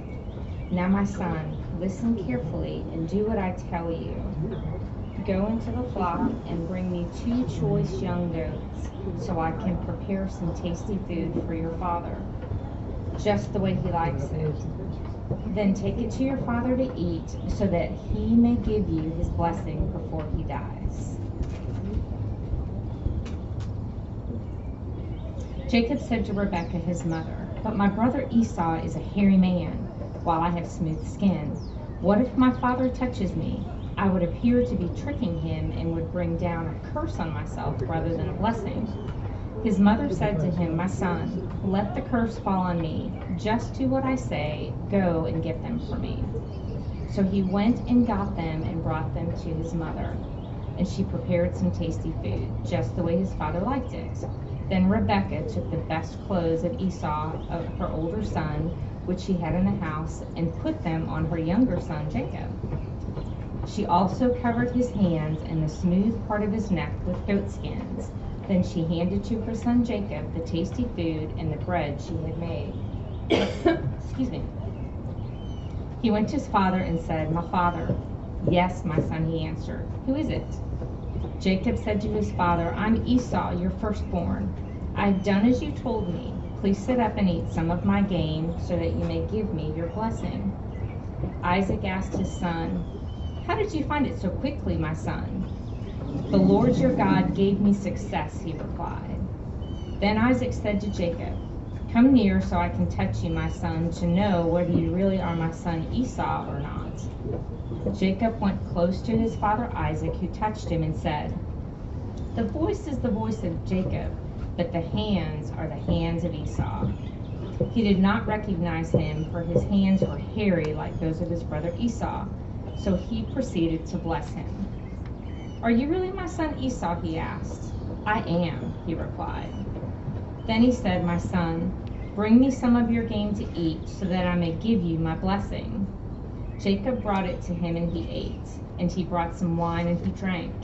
Then his father Isaac said to him, "Come here, my son, and kiss me." So he went to him and kissed him. When Isaac caught the smell of his clothes, he blessed him and said, "The smell of my son is like the smell of a field that the Lord has blessed. May God give you heaven's dew and earth's richness, an abundance of grain and new wine. May nations serve you and peoples bow down to you. Be Lord over your brothers, and may the sons of your mother bow down to you. May those who curse you be cursed, and those who bless you be blessed." After Isaac finished blessing him, and Jacob had scarcely left his father's presence, his brother Esau came in from hunting. He too prepared some tasty food and brought it to his father. Then he said to him, "My father, please sit up and eat some of the game, so that you may give me your blessing." But his father Isaac said to him, "Who are you?" "I'm your son," he said, "your firstborn, Esau." Isaac trembled violently and said, "Who was it then that hunted game and brought it to me? I ate it just before you came, and I blessed him, and indeed he will be blessed." When Esau heard his father's words, he burst out with a loud and bitter cry and said to his father, "Bless me too, my father." But he said, "Your brother came deceitfully and took your blessing." Esau said, "Isn't he rightly named Jacob? This is the second time he has taken advantage of me. He took my birthright, and now he's taken my blessing." Oh, gotcha. Where am I? Then he asked, "Haven't you reserved any blessing?" I'm on verse 36. Here we go. Got it. "Isn't he rightly named Jacob? He has deceived me these 2 times. He took my birthright, and now he's taken my blessing." Then he asked, "Haven't you reserved any blessing for me?" Isaac answered Esau, "I have made him lord over you, and have made all of his relatives his servants, and I have sustained him with grain and new wine. So what can I possibly do for you, my son?" Esau said to his father, "Do you have only one blessing, my father? Bless me too, my father." Then Esau wept aloud. His father Isaac answered him, "Your dwelling will be away from the earth's richness, away from the dew of heaven above. You will live by the sword, and you will serve your brother. But when you grow restless, you will throw his yoke from your neck." Jacob flees to Laban. Esau held a grudge against Jacob because of the blessing his father had given him. He said to himself, "The days of mourning for my father are near. Then I will kill my brother Jacob." When Rebekah was told that her older son Esau had said, he sent for her younger son Jacob and said to him, "Your brother Esau is consoling himself with the thought of killing you. Now then, my son, do what I say. Flee at once to my brother Laban in Haran. Stay with him for a while until your brother's fury subsides. When your brother is no longer angry with you and forgets what you did to him, I'll send word for you to come back from there. Why should I lose both of you in one day?" Then Rebekah said to Isaac, "I'm disgusted with living because of the little Hittite women. If Jacob takes a wife from among the women of this land, from Hittite women like these, my life will not be worth living." Chapter 28. So Isaac called for Jacob and blessed him and commanded him, "Do not marry a Canaanite woman. Go at once to Padan Aram, to the house of your mother's father Bethuel. Take a wife for yourself there from among the daughters of Laban, your mother's brother. May God Almighty bless you and make you fruitful and increase your numbers until you become a community of peoples. May he give you and your descendants the blessing given to Abraham, so that you may take possession of the land where you now live as an alien, the land God gave to Abraham." Then Isaac sent Jacob on his way, and he went to Padan Aram, to Laban son of Bethuel, the brother of Rebekah, who was the mother of Jacob and Esau. Now Esau learned that Isaac had blessed Jacob and had sent him to Padan Aram to take a wife from there, and that when he blessed him, he commanded him, "Do not marry a Canaanite woman," and that Jacob had obeyed his father and mother and had gone to Padan Aram. Esau then realized how displeasing the Canaanite women were to his father Isaac. So he went to Ishmael and married Maleah, the sister of Neovah, the daughter of Ishmael, son of Abram, in addition to the wives that he already had. Verse 10 begins the Jacob's dream at Bethel. Jacob left Beersheba and set out for Haran. When he reached a certain place, he stopped for the night because the sun had set. Taking one of the stones there, he put it under his head and lay down to sleep. He had a dream in which he saw a stairway resting on the earth, with its top reaching to heaven, and the angels of God were ascending and descending on it. There above it stood the Lord, and he said, "I am the Lord, the God of your father Abraham, and the God of Isaac. I will give you and your descendants the land on which you are lying. Your descendants will be like the dust of the earth, and you will spread out to the west and to the east, to the north and to the south.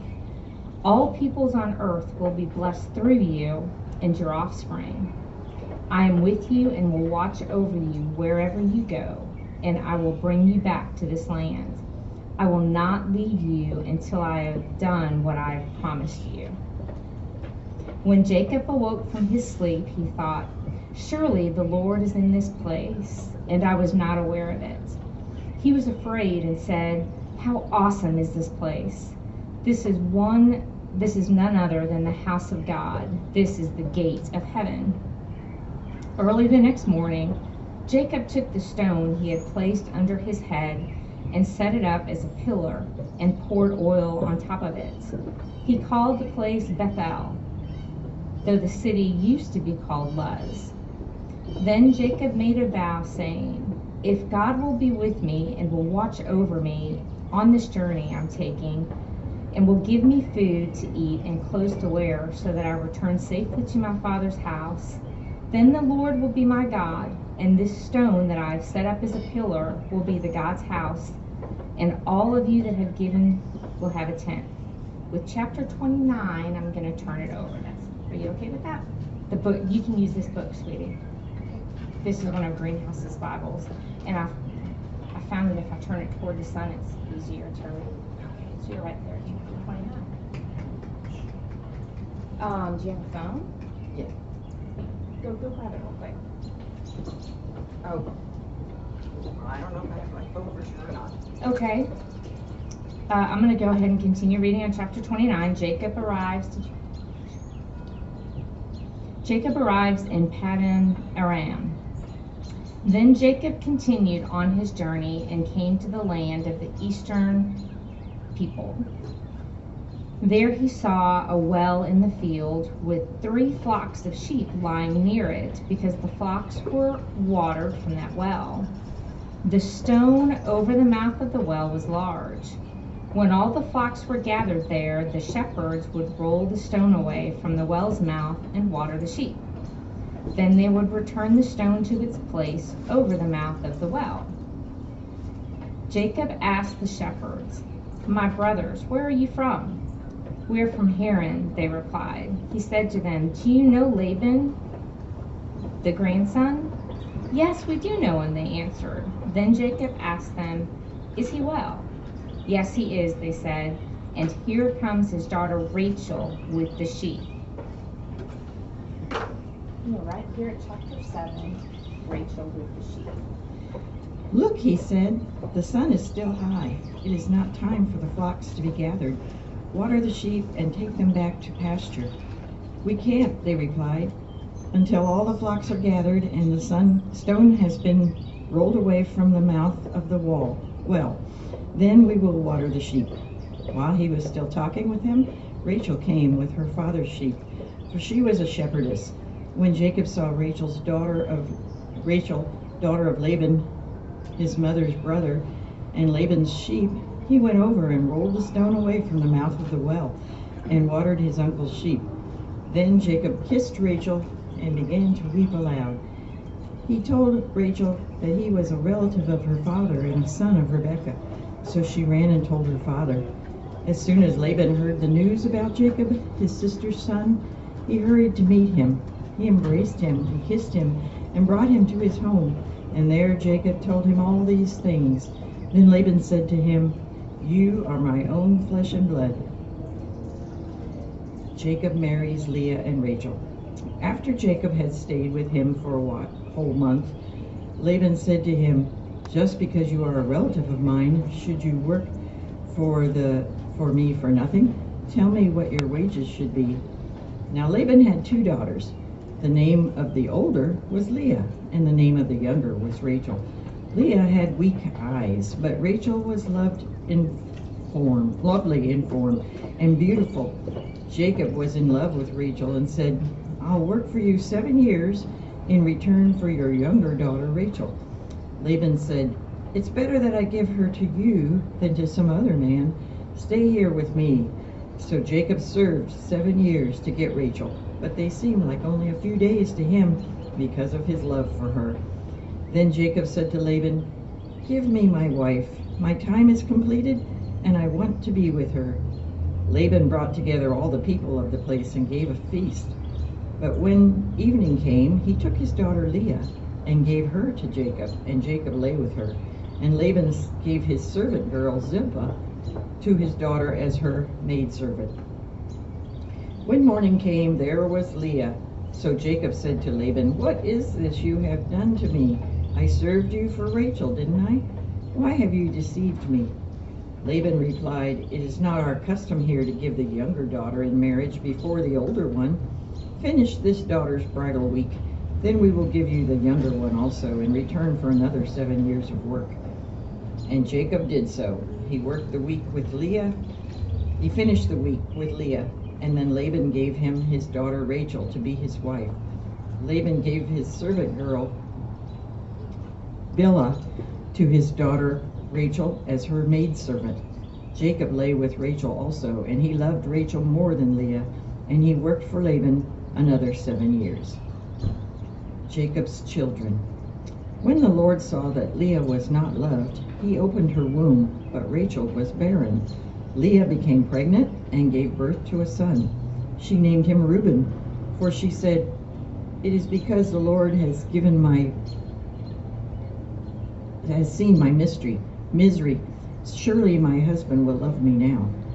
She conceived again, and when she gave birth to a son, she said, "Because the Lord heard that I am not loved, he gave me this one too." So she named him Simeon. Again she conceived, and when she gave birth to a son, she said, "Now at last my husband will become attached to me, because I have borne him 3 sons." So he was named Levi. She conceived again, and when she gave birth to a son, she said, "This time I will praise the Lord." So she named him Judah. Then she stopped having children. Chapter 30. When Rachel saw that she was not bearing Jacob any children, she became jealous of her sister. So she said to Jacob, "Give me children, or I'll die." Jacob became very angry with her and said, "Am I in the place of God, who has kept you from having children?" Then she said, "Here is Bilhah, my maidservant. Sleep with her, so that she can bear children for me, and that through her I can build a family." So she gave him her servant Bilhah as a wife. Jacob slept with her, and she became pregnant and bore him a son. Then Rachel said, "God has vindicated me. He has listened to my plea and given me a son." Because of this, she named him Dan. Rachel's servant Bilhah conceived again and bore Jacob a second son. Then Rachel said, "I have had a great struggle with my sister, and I have won." So she named him Naphtali. When Leah saw that she had stopped having children, she took her maidservant Zilpah and gave her to Jacob as a wife. Leah's servant Zilpah bore Jacob a son. Then Leah said, "What good fortune!" So she named him Gad. Leah's servant Zilpah bore Jacob a second son. Then Leah said, "How happy I am! The women will call me happy." So she named him Asher. During wheat harvest, Reuben went out into the fields and found some mandrake plants, which he brought to his mother Leah. Rachel said to Leah, "Please give me some of your son's mandrakes." But she said to her, "Wasn't it enough that you took away my husband? Will you take my son's mandrakes too?" "Very well," Rachel said. "He can sleep with you tonight in return for your son's mandrakes." So when Jacob came in from the fields that evening, Leah went out to meet him. "You must sleep with me," she said. "I have hired you with my son's mandrakes." So he slept with her that night. God listened to Leah, and she became pregnant and bore Jacob a fifth son. Then Leah said, "God has rewarded me for giving my maidservant to my husband." So she named him Issachar. Leah conceived again and bore Jacob a sixth son. Then Leah said, "God has presented me with a precious gift. This time my husband will treat me with honor, because I have borne him 6 sons." So she named him Zebulun. Sometime later she gave birth to a daughter and named her Dinah. Then God remembered Rachel. He listened to her and opened her womb. She became pregnant and gave birth to a son and said, "God has taken away my disgrace." She named him Joseph and said, "May the Lord add to me another son." Jacob's flocks increase. After Rachel gave birth to Joseph, Jacob said to Laban, "Send me on my way so I can go back to my own homeland. Give me my wives and children for whom I have served you, and I will be on my way. You know how much work I've done for you." But Laban said to him, "If I have found favor in your eyes, please stay. I have learned by divination that the Lord has blessed me because of you." He added, "Name your wages, and I will pay them." Jacob said to him, "You know how I have worked for you and how your livestock has fared under my care. The little you had before I came has increased greatly, and the Lord has blessed you wherever I have been. But now, when may I do something for my own household?" "What shall I give you?" he asked. "Don't give me anything," Jacob replied, "but if you will do this one thing for me, I will go on tending your flocks and watching over them. Let me go through all your flocks today and remove from them every speckled or spotted sheep, every dark-colored lamb, and every spotted or speckled goat. They will be my wages, and my honesty will testify for me in the future, whenever you check on the wages you have paid me. Any goat in my possession that is not speckled or spotted, or any lamb that is not dark-colored, will be considered stolen." "Agreed," said Laban. "Let it be as you have said."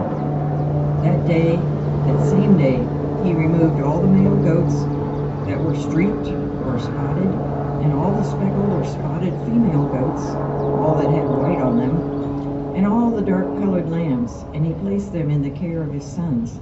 Then he put a 3-day journey between himself and Jacob, while Jacob continued to tend the rest of Laban's flocks. Jacob, however, took fresh cut branches from poplar, almond, and plane trees and made white stripes on them by peeling the bark and exposing the white inner wood of the branches. Then he placed the peeled branches in all the watering troughs so that they would be directly in front of the flocks when they came to drink. When the flocks were in heat and came to drink, they mated in front of the branches, and they bore young that were streaked or speckled or spotted. Jacob set apart the young of the flock by themselves, but made the rest face the streaked and dark-colored animals that belonged to Laban. Thus he made separate flocks for himself, and did not put them with Laban's animals. Whenever the stronger females were in heat, Jacob would place the branches all in the troughs in front of the animals, so that they would mate near the branches. But if the animals were weak, he would not place them there. So the weak animals went to Laban, and the strong ones to Jacob. In this way the man grew exceedingly prosperous, and came to own large flocks, and maidservants, and manservants, and camels, and donkeys. Jacob flees from Laban, chapter 31. Jacob heard that Laban's sons were saying, "Jacob has taken everything our father owned, and has gained all this wealth from what belonged to our father." And Jacob noticed that Laban's attitude toward him was not what it had been. Then the Lord said to Jacob, "Go back to the land of your fathers and to your relatives, and I will be with you." So Jacob sent word to Rachel and Leah to come out to the fields where his flocks were. He said to them, "I see that your father's attitude toward me is not what it was before, but the God of my father has been with me.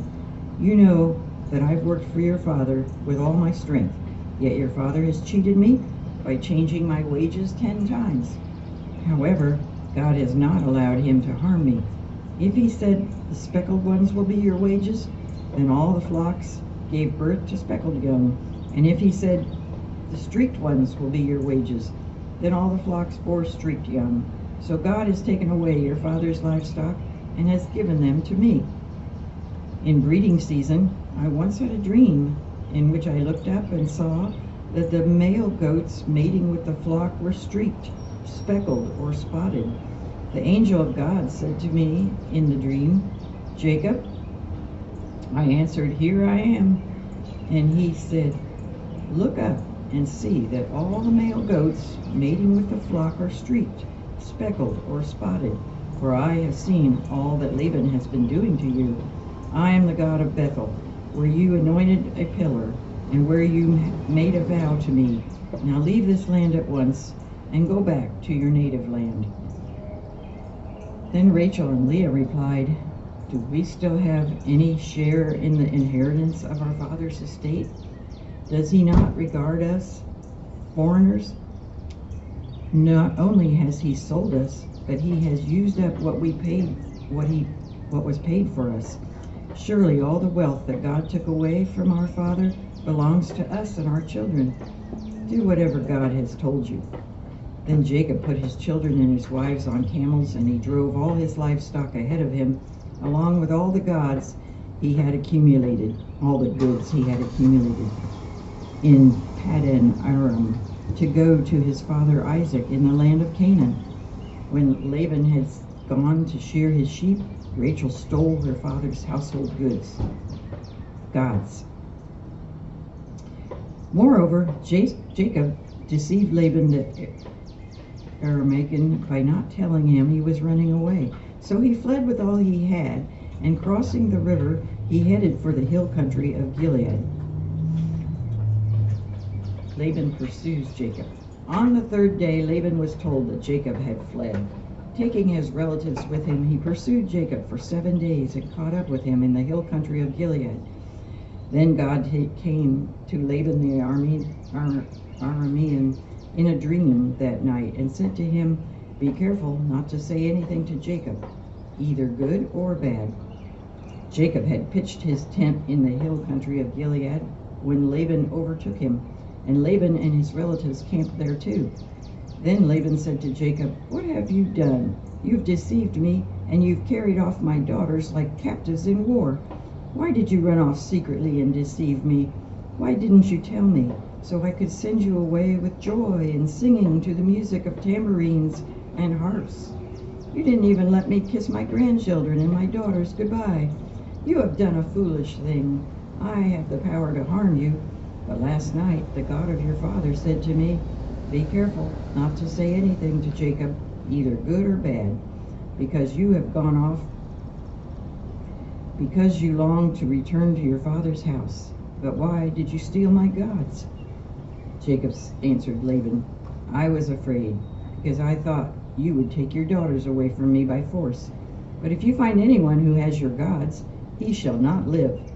In the presence of our relatives, see for yourself whether there is anything of yours here with me, and if so, take it.'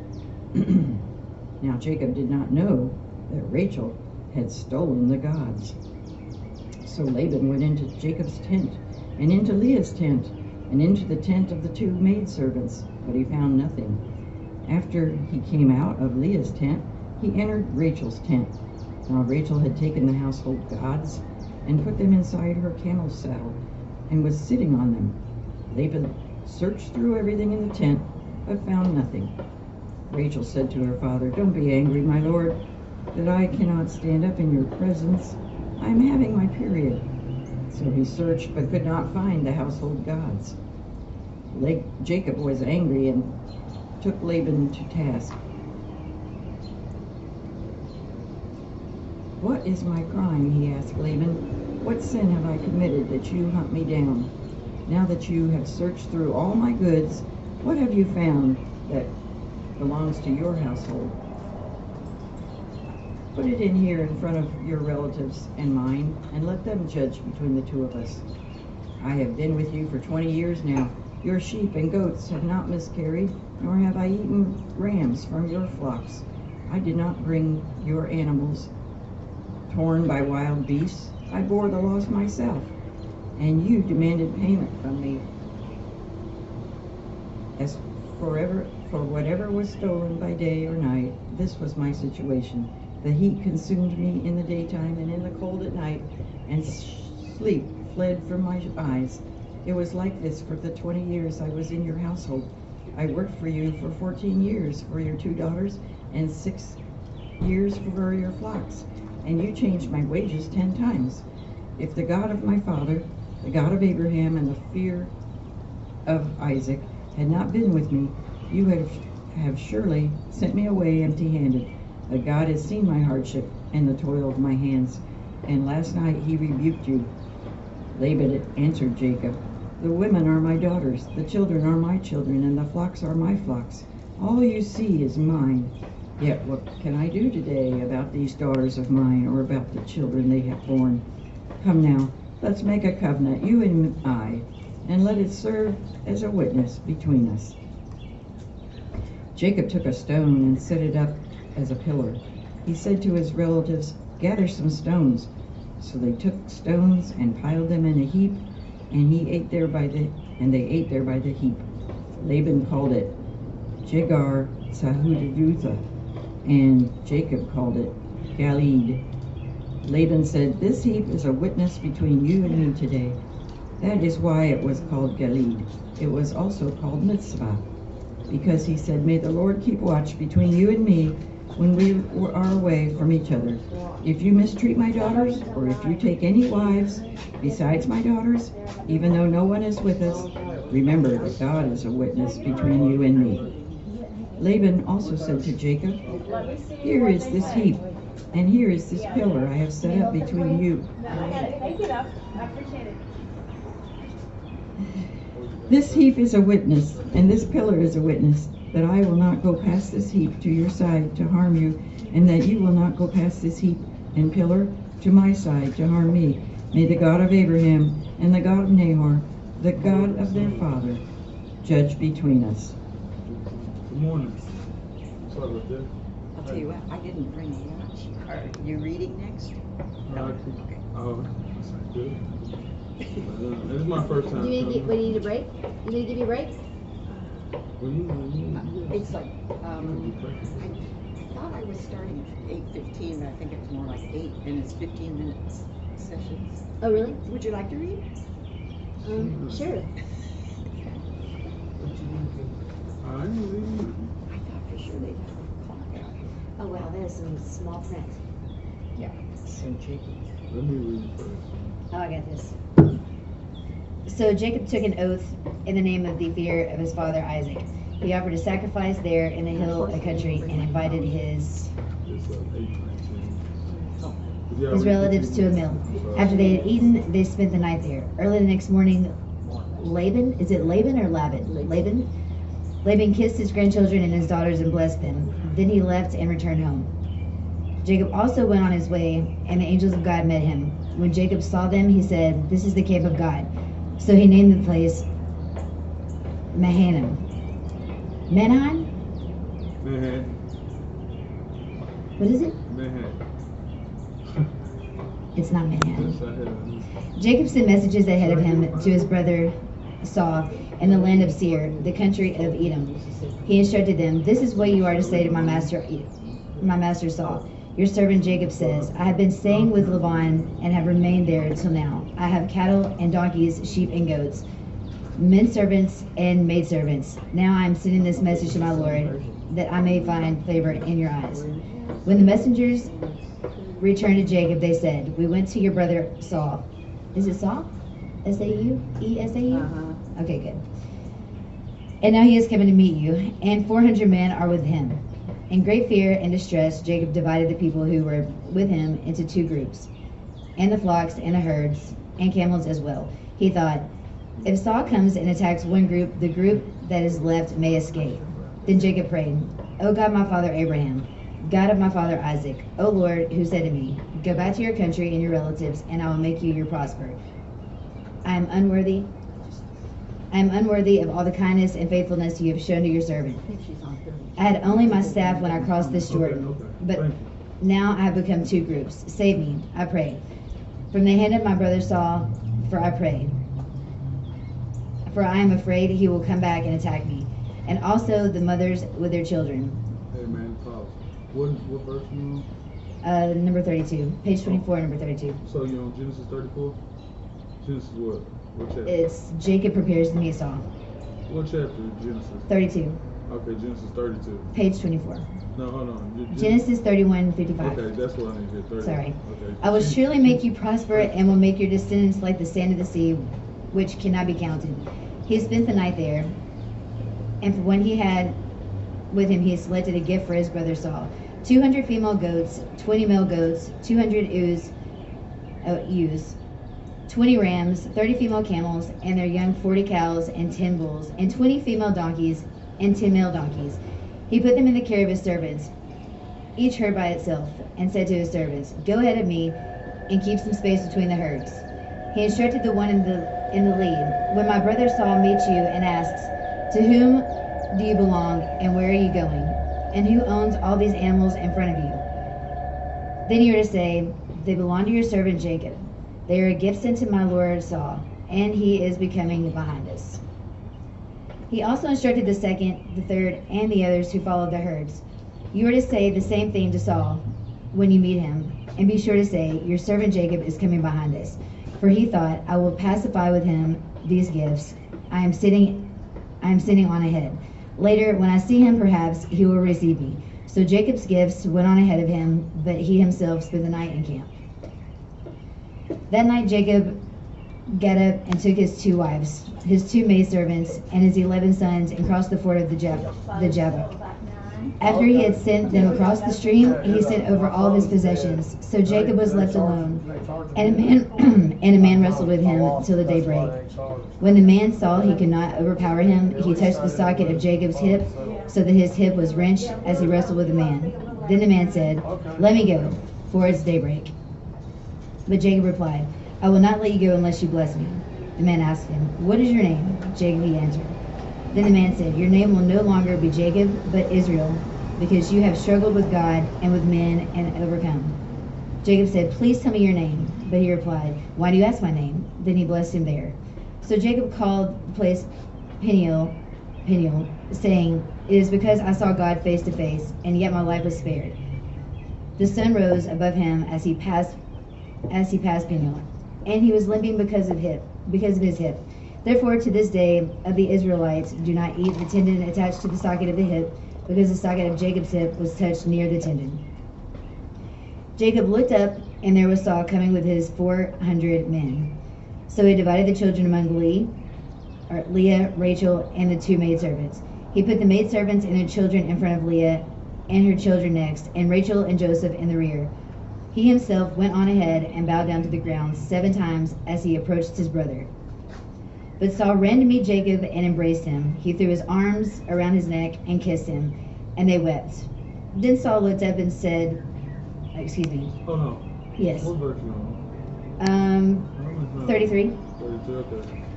Okay, that's first. Keep going. 31 on verse 32, okay. Yeah, then you went to the 10, okay. He looked up and saw the women and children. Who are these with you? He asked. Jacob answered, they are the children of God, who has graciously given your servant. The maidservants and their children approached and their children approached and bowed down. Next, Leah and her children came and bowed down. Last of all came Joseph and Rachel, and they too bowed down. Saul asked, what do you mean by all these Jobs I met? To find favor in your eyes, my lord, he said. But Saul said, I already have plenty, my brother. Keep what you have for yourself. No, please, said Jacob. If I have found favor in your eyes, accept this gift from me. For to see your face is like seeing the face of God, now that you have received my favor. Please accept the present that was brought to you. For God is gracious to me, and I have all that I need. You're doing too much pacing. That patience. All right, I know I'm behind you. I'm sorry, man. Let me get one of these paper towels and I'll cut it out. All right, I'll cut it out. Man, I ain't trying to do nothing but get a bus ticket. Stay in your lane. Who you talking to? I'm talking Let us to be you. on our way. I'll accompany you. But Jacob said to him, my Lord knows that the children are tender and that I must care for the ewes and cows somewhere else. and their young. If they are driven hard just one day, all the animals will die. So let my Lord go on ahead of his servant, while I move along slowly at the pace of the droves before me and that of the children, until I come to my Lord and Seir. Saul said, then let me leave some of my men with you. But why do you do that? Just let me find favor in the eyes of my Lord. So that day Saul started on his way back to the Seir. Jacob, however, went to Succoth, where he built a place for himself and made shelters for his livestock. That is why the place is called Succoth. Is it Succoth? After Jacob came from Paddan Aram, he arrived safely at the city of Shechem. And Canaan encamped within sight of the city. For 100 pieces of silver he bought from the sons of Hamor, the father of the plot of the ground where he pitched his tent. There he set up an altar and called it El Eloi Israel.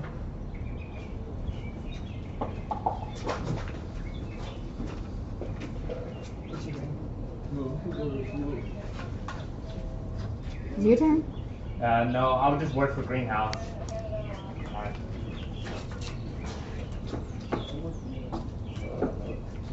Yeah, stay in your lane. Stay in your lane.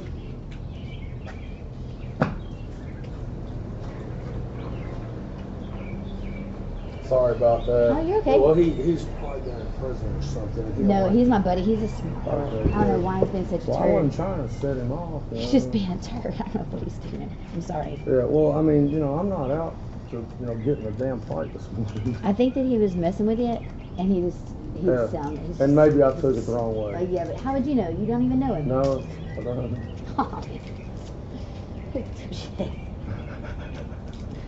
You know what I mean? Like, come on, dude. Well, I won't touch somebody unless they hit me first. Yeah, he's not gonna do anything. Right? He's Well, fine. yeah. Just most people are just, bluffing like trying to shit. I don't know what he's doing. Where is the cream room? Oh, there it And is. sometimes I wonder about them. Because I would never say something like that. Yeah, I miss. When you do that, whether it's conscious thought or subconscious thought, you're trying to back somebody down. Right. You're trying to impose your will on somebody. Yeah, he's been. But I'm just like, hey, that ain't nothing. I'm good. Okay, but that's still like what in the same hills. Yoga pants don't lie. They don't. And I didn't even know I was going to be here today. What gym you go to? I don't. Just walk, bicycle, jog, do something. I've been riding my bike a little bit. I just started back, and that's about it. I do manual labor. Sure. Yeah. Part-time. Everything. Everything. Yep. Renovations. Helping people that are like overwhelmed with all of their things because I can't control myself with my own, so it's always better to help someone else. Like a sponsor. No, like. Like it helps you. Yes. It helps you to help them. Yes. Yes. But I like that they're happy with the outcome. If that makes them happy, then that makes me happy. I'm a plumber and pipe fitter. Not sure what this is, but I've like thread that. Put in all of this shit. Yeah, it's probably like in the 60s or something. Maybe in the 40s. They're just trying to shine up a little. I'm guessing it drains the condensation. They take that out and turn this to ball valve. Turn it. Wow, it's all And you know what? It probably was a bank at one point. It might have been. I bet that's exactly what that This is. was open. Why did they put it there? Yeah, that's how I'm a pipe fitter. I started out to be an electromechanical engineer in MTSU, but I mostly majored in partying and all the girls, fraternities, Pi Kappa Alpha.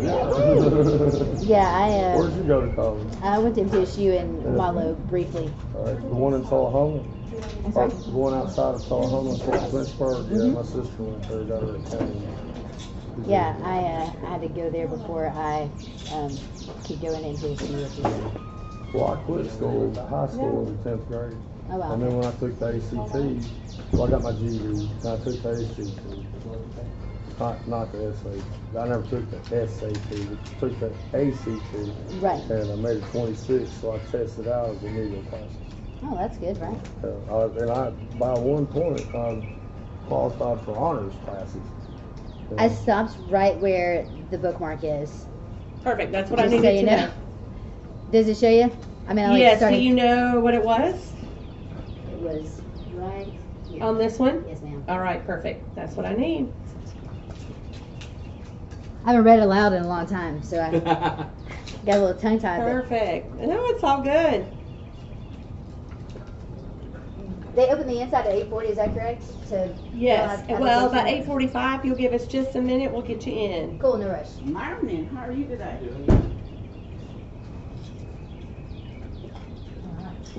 Thank you. Because my hands are really full. I've got about 4. No, but it is dry. I have my phone.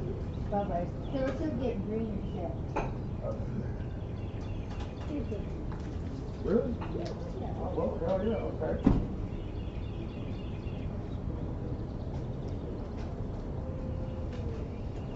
Yours again? Go ahead. Yeah, I'm named after Queen. My dad was a huge fan. All right. We're picking up on Genesis 34. One day, Dinah, the daughter of Jacob and Leah, went to visit some of the young women who lived in the area. But when the local prince, Shechem, son of Hamor, the Haggathite, saw Diana, he seized her and raped her. But then he fell in love with her, and he tried to win her affection with tender words. He said to the father, Hamor, "Give me this young girl I want to marry." Soon Jacob heard that Shechem had defiled his daughter Diana, but since his sons were out in the field herding his livestock, he said nothing until they returned. Hamor, Shechem's father, came to discuss the matter with Jacob. Meanwhile, Jacob's sons had come in from the field as soon as they had heard what happened. They were shocked and furious with their sister had been raped. Shechem had done a disgraceful thing against Jacob's family, something that should never be done. Hamor tried to speak with Jacob and his sons, My son Shechem is truly in love with your daughter, he said. Please let him marry her. In fact, let's arrange other marriages too. You give us your daughters for our sons, and we'll give you our daughters for your sons. You may live among us, and the land is open to you.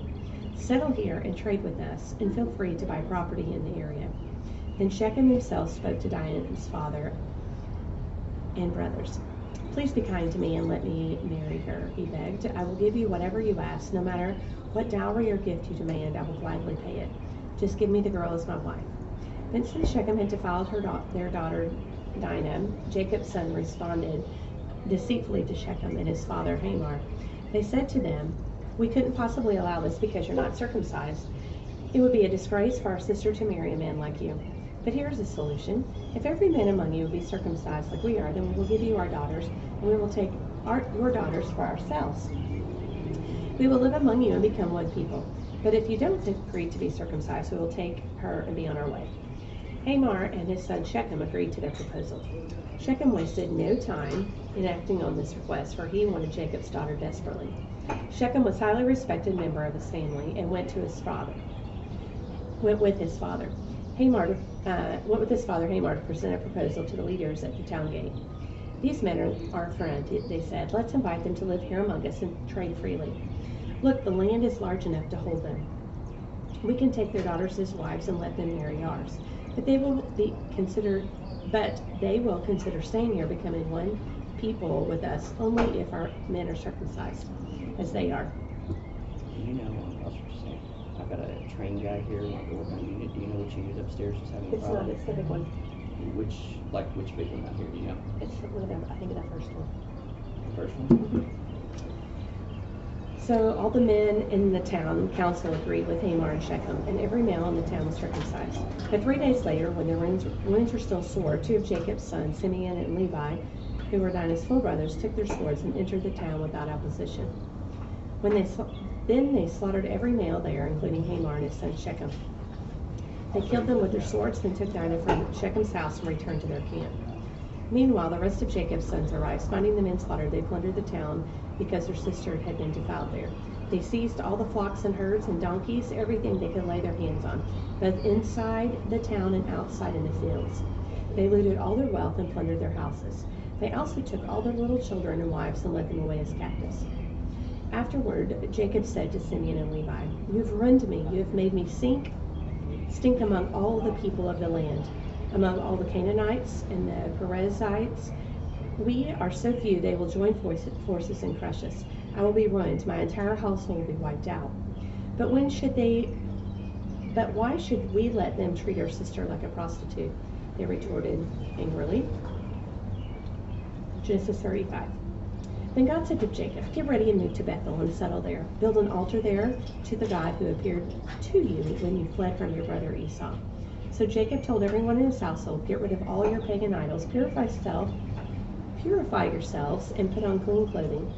We are now going to Bethel, where I will build an altar to the God who answered my prayers when I was in distress. He has been with me wherever I have gone." So they gave Jacob all their pagan idols and earrings, and he buried them under the great tree near Shechem. As they set out, a terror from God spread over the people in all the towns of that area, so no one attacked Jacob's family. Eventually, Jacob and his household arrived at Luz, also called Bethel, in Canaan. Jacob built an altar there and named the place El Bethel, which means God of Bethel, because God had appeared to him when he was fleeing from his brother Esau. Soon after this, Rebekah's old nurse Deborah died. She was buried beneath the oak tree in the valley below Bethel. Ever since, the tree has been called Elon Bakath, which means oak of weeping. Now that Jacob has returned from Padan Aram, God appeared to him again at Bethel. God blessed him, saying, "Your name is Jacob, but you will not be called Jacob any longer. From now on, your name will be Israel." So God renamed him Israel. Then God said, "I am El Shaddai, God Almighty. Be fruitful and multiply. You'll become a great nation, even many nations. Kings will be among your descendants, and I will give you the land I once gave to Abraham and Isaac. Yes, I will give it to you and your descendants after you." Then God went up from the place where he had spoken to Jacob. Jacob set up a stone pillar to mark the place where God had spoken to him. Then he poured wine over it as an offering to God and anointed the pillar with olive oil. And Jacob named the place Bethel, which means house of God, because God had spoken to him there. Leaving Bethel, Jacob and his clan moved on towards Erath. But Rachel went into labor while they were still some distance away. Her labor pains were intense. After a very hard delivery, the midwife finally exclaimed, "Don't be afraid, you have another son." Rachel was about to die, but with her last breath she named her baby Benoni, which means son of my sorrow. The baby's father, however, called him Benjamin, which means son of my right hand. So Rachel died and was buried on the way to Ephrath, that is Bethlehem. Jacob set up a stone monument over Rachel's grave, and it can be seen there to this day. Then Jacob traveled on and camped beyond. While he was living there, Reuben had intercourse with Bilhah, his father's concubine, and Jacob soon heard about it. These were the names of the 12 sons of Jacob. The sons of Leah were Reuben, Jacob's oldest son, Simeon, Levi, Judah, Issachar, and Zebulun. The sons of Rachel were Joseph and Benjamin. The sons of Bilhah, Rachel's servant, were Dan and Naphtali. And the sons of Zilpah, Leah's servant, were Gad and Asher.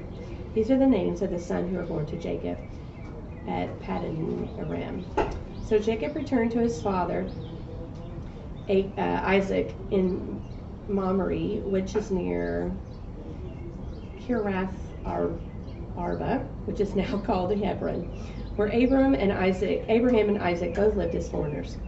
Isaac lived for 180 years, and then he breathed his last and died at a ripe old age, joining his ancestors in death, and his sons Esau and Jacob buried him. Genesis 36. Do you want to jump in? Are you going to have a reading? No, I'm just listening. I'm waiting for my 9 o'clock appointment, if that's okay. Yeah. Okay. I have 8:45 tonight.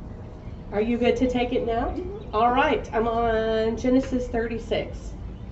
And when you finish, if you'll just kind of mark where you are, that'll be awesome. Yeah. I will. Good to see you. Chapter 36. Esau's descendants. This is the account of Esau, that is Edom. Esau took his wives from the women of Canaan, Adah, daughter of Elon the Hittite, and Aholibamah, daughter of Anah, and granddaughter of Zibeon the Hivite. Also Basemath, daughter of Ishmael, and sister of Nebaioth. Adah bore Eliphaz to Esau. Basemath bore Reuel and Obalabama, and bore Jush, Shalem, and Korah.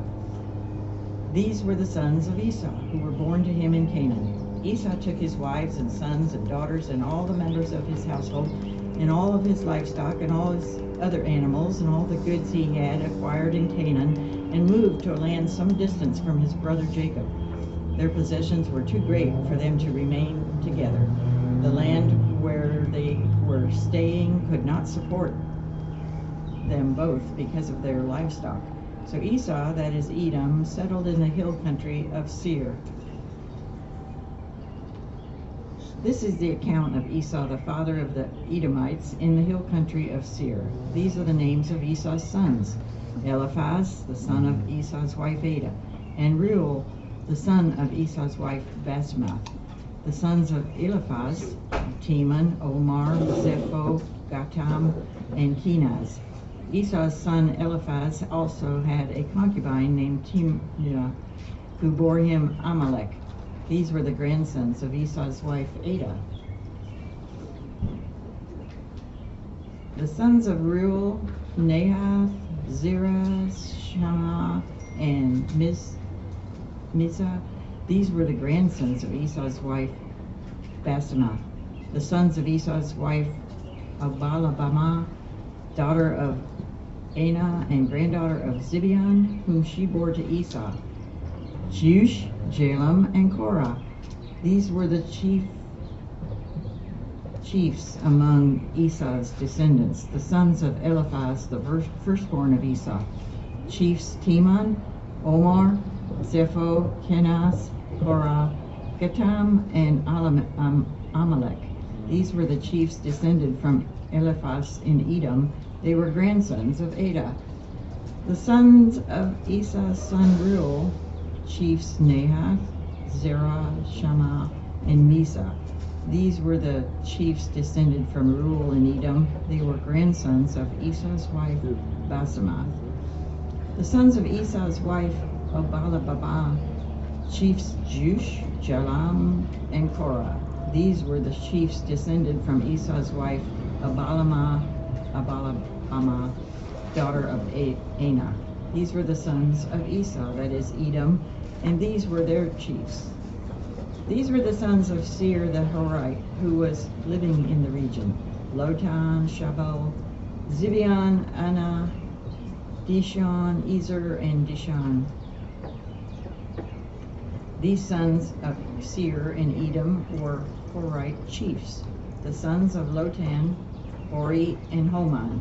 Timah was Lotan's sister. The sons of Shobal, Alvan, Manahath, Ebal, Shepho, and Onam. The sons of Zibeon, Ea, and Anah. This is the Anah who discovered the hot springs in the desert while he was grazing the donkeys of his father Zibeon. Two children of Anah, Dishon and Holabamah, daughter of Anah. The sons of Dishon, Hemdan, Ishban, Irthron, and Kiron. The sons of Ezer, Bilhan, Zavan, and Akan. The sons of Dishon, Uz, and Aran. These were the Horite chiefs: Lotan, Shobal, Zibeon, Anah, Dishon, Ezer, and Dishan. These were the Horite chiefs according to their divisions in the land of Seir. The rulers of Edom. These were the kings who reigned in Edom before any Israelite king reigned. Bela, son of Beor, became king of Edom. His city was named Dinhabah. When Bela died, Joab, son of Zerah from Bosra, succeeded him as king. When Joab died, Musham from the land of the Temanites succeeded him as king.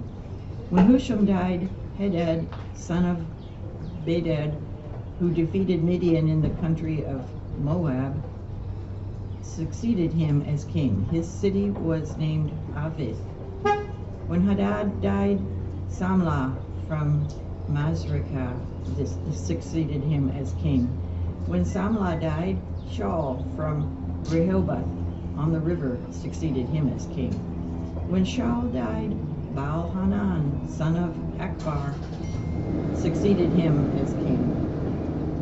When Baal-Hanan, son of Akbar died, Hadad succeeded him as king. His city was named Kor, and his wife's name was Mehetabel, son of Matrid, the daughter of Mizahab.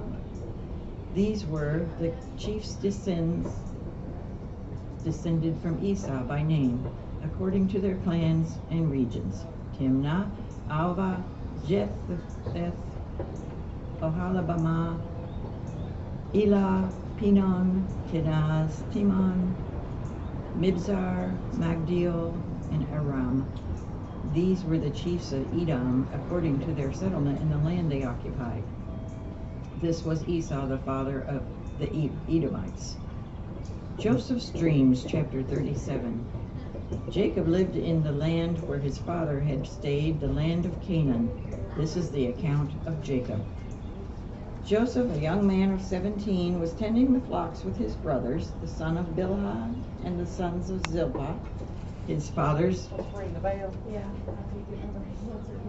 wives, and he brought their father a bad report about them. Now Israel loved Joseph more than any of the other sons, because he had been born to him in his old age, and he made a richly ornamented robe for him. When the brothers saw that their father loved him more than any of them, they hated him and could not speak a kind word to him. Joseph had a dream, and when he told it to his brothers, they hated him all the more. He said to them, "Listen to this dream I had. We were binding sheaves of grain out in the field, when suddenly my sheaf rose and stood upright, while your sheaves gathered around mine and bowed down to it." When his brothers said to him, "Do you intend to reign over us? Will you actually rule us?" And they hated him all the more because of his dream and what he had said. Then he had another dream, and he told it to his brothers. "Listen," he said, "I had another dream, and this time the sun and moon and 11 stars were bowing down to me." When he told his father as well as his brothers, his father rebuked him and said, "What is this dream you had? Will your mother and I and your brothers actually come and bow down to you, to the ground before you?"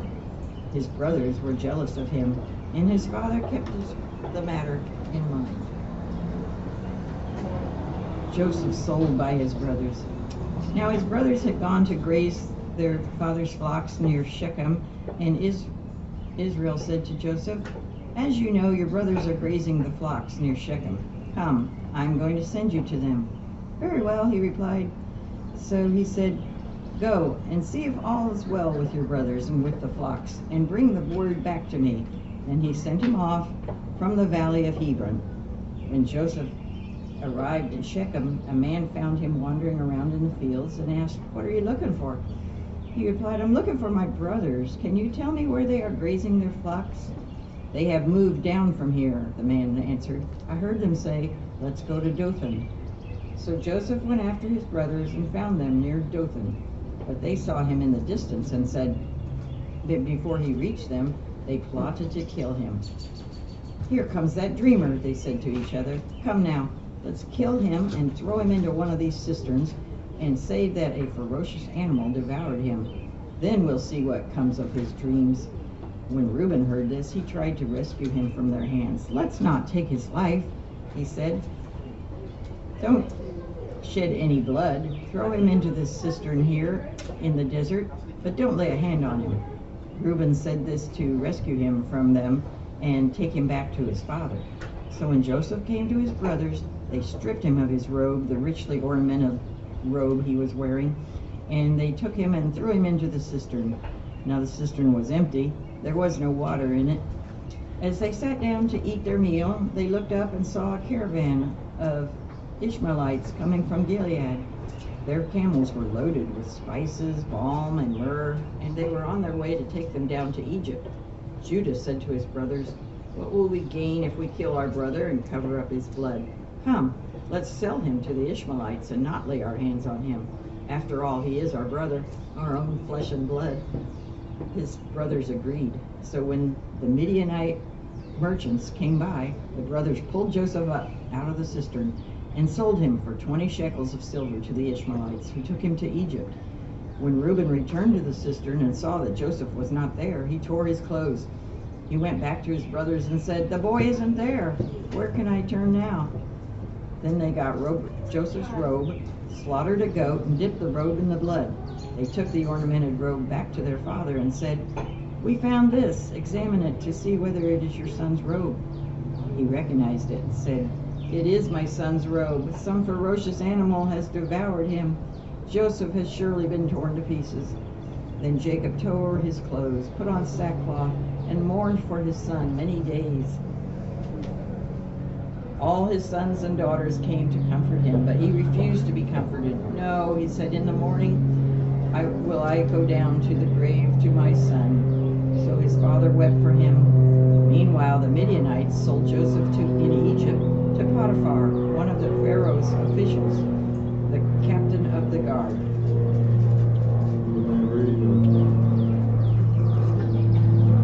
Okay. Judah and Tamar. At that time, Judah left his brothers and went down to stay with a man at Adullam named Hira. There Judah met the daughter of a Canaanite man named Shua. He married her and lay with her. She became pregnant and gave birth to a son who was named She conceived again and gave birth to a son and named him Onan. She gave birth to still another son and named him Shelah. It was at Kisib that she gave birth to him. Judah got a wife for his firstborn, and her name was Tamar. But Judah's firstborn, was wicked in the Lord's sight, so the Lord put him to death. Then Judah said to Onan, "Lie with your brother's wife, and fulfill your duty to her as a brother-in-law, to produce offspring for your brother." But Onan knew that the offspring would not be his, so whenever he lay with his brother's wife, he spilled his semen on the ground to keep from producing offspring for his brother. What he did was wicked in the Lord's sight, so he put him to death also. Judah then said to his daughter-in-law Tamar, "Live as a widow in your father's house until my son Shelah grows up." For he thought he may die too, just like his brothers. So Tamar went to live in her father's house.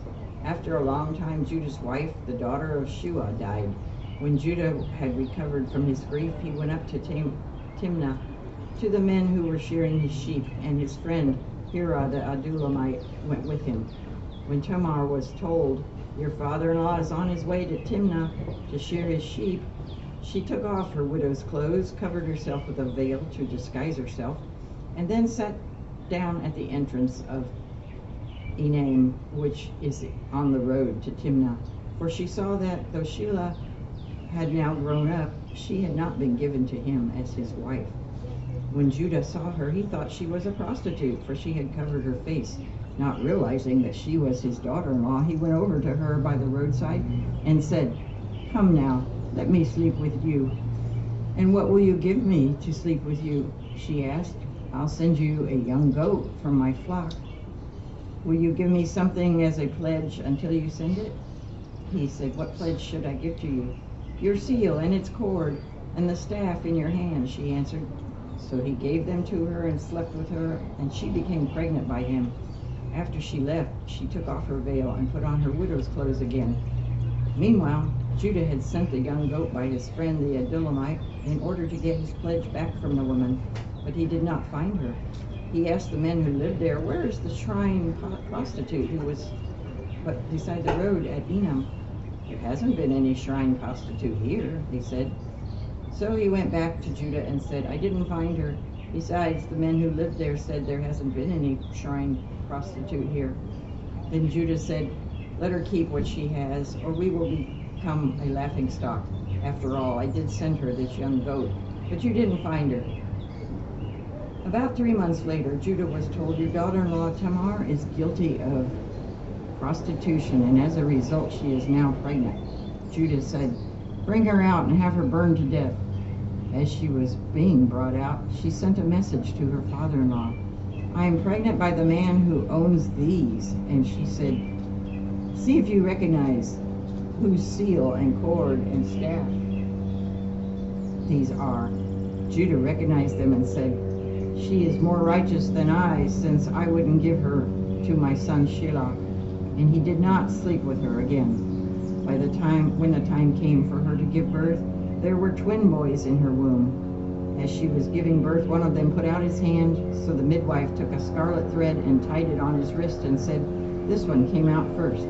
But when he drew back his hand, his brother came out, and she said, "So this is how you have broken out." And he was named Perez. Then his brother, who had the scarlet thread on his wrist, came out, and he was given the name Zerah. Chapter 39.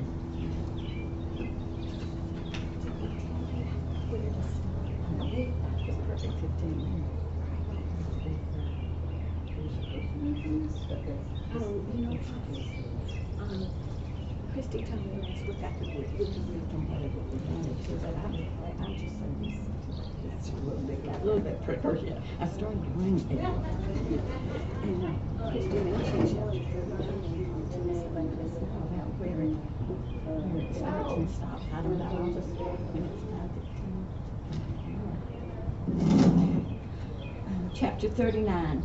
Now Joseph had been taken down to Egypt. Potiphar, an Egyptian who was one of Pharaoh's officials, the captain of the guard, bought him from the Ishmaelites who had taken him there. The Lord was with Joseph, and he prospered, and he lived in the house of the Egyptian master. When his master saw that the Lord was with him, and that the Lord gave him success in everything he did, Joseph found favor in his eyes and became his attendant. Potiphar put him in charge of his household, and he entrusted to his care everything he owned. From the time he put him in charge of his household and all that he owned, the Lord blessed the household of the Egyptian because of Joseph. The blessing of the Lord was on everything Potiphar had, both in the house and in the field. So he left in Joseph's care everything he had. With Joseph in charge, he did not concern himself with anything except the food he ate. Now Joseph was well built and handsome, and after a while his master's wife took notice of Joseph and said, "Come to bed with me." But he refused. With me in charge, he told her, "My master does not concern himself with anything in the house. Everything he owns he has entrusted to my care. No one is greater in this house than I am. My master has withheld nothing from me except you, because you are his wife. How then can I do such a wicked thing and sin against God?" And though she spoke to Joseph day after day, he refused to go to bed with her or even be with her. One day he went into the house to attend his duties, and none of the household servants was inside. She caught him by his cloak and said, "Come to bed with me." But he left his cloak in her hand and ran out of the house. When she saw that he had left his cloak in her hand and had run out of the house, she called her household servants. "Look," she said to them, "this Hebrew has been brought to us to make sport of us. He came in here to sleep with me, but I screamed, and when he heard me scream for help, he left his cloak beside me and ran out of the house." She kept his cloak beside her until his master came home. Then she told him this story. "That Hebrew slave you brought us came to me to make sport of me. But as soon as I screamed for help, he left his cloak beside me and ran out of the house." When his master heard the story, his wife told him, saying, "This is how your slave treated me." He burned with anger. Joseph's master took him and put him in prison, the place where the king's prisoners were confined. But while Joseph was there in the prison, the Lord was with him. He showed him kindness and granted him favor in the eyes of the prison warden. So the warden put Joseph in charge of all those held in the prison, and he was made responsible for all that was done there. The warden paid no attention to anything under Joseph's care, because the Lord was with Joseph and gave him success in whatever he did. Chapter 40. Sometime later, the cupbearer and the baker of the king of Egypt offended their master, the king of Egypt. Pharaoh was angry with his two officials, and the cupbearer and the chief bearer, and put them in custody in the house of the captain of the guard in the same prison where Joseph was confined. The captain of the guard assigned them to Joseph, and he attended them. After they had been in custody for some time, each of the two men, the cupbearer and the baker of the king of Egypt, who were being held in prison, had a dream on the same night, and each dream had a meaning of its own. When Joseph came to them the next morning, he saw that they were dejected. So he asked Pharaoh's officials who were in custody with him in his master's house, "Why are your faces so sad today?" "We both had dreams," they answered, "but there's no one to interpret them." Then Joseph said to them, "Do not interpretations belong to God? Tell me your dreams." So the chief cupbearer told Joseph his dream. He said to him, "In my dream I saw a vine in front of me, and on the vine were 3 branches. As soon as it budded, it blossomed, and its clusters ripened into grapes. Pharaoh's cup was in my hand, and I took the grapes, squeezed them into Pharaoh's cup, and put the cup in his hand." "This is what it means," Joseph said to him. "The 3 branches are 3 days. Within 3 days, Pharaoh will lift up your head and restore you to your position. And you will put Pharaoh's cup in his hand, just as you used to do when you were his cupbearer. But when all goes well with you, remember me and show me kindness. Mention me to Pharaoh and get me out of this prison. For I was forcibly carried off from the land of the Hebrews, and even here I have done nothing to deserve being put in a dungeon." When the chief baker saw that Joseph had given a favorable interpretation, he said to Joseph, "I too had a dream.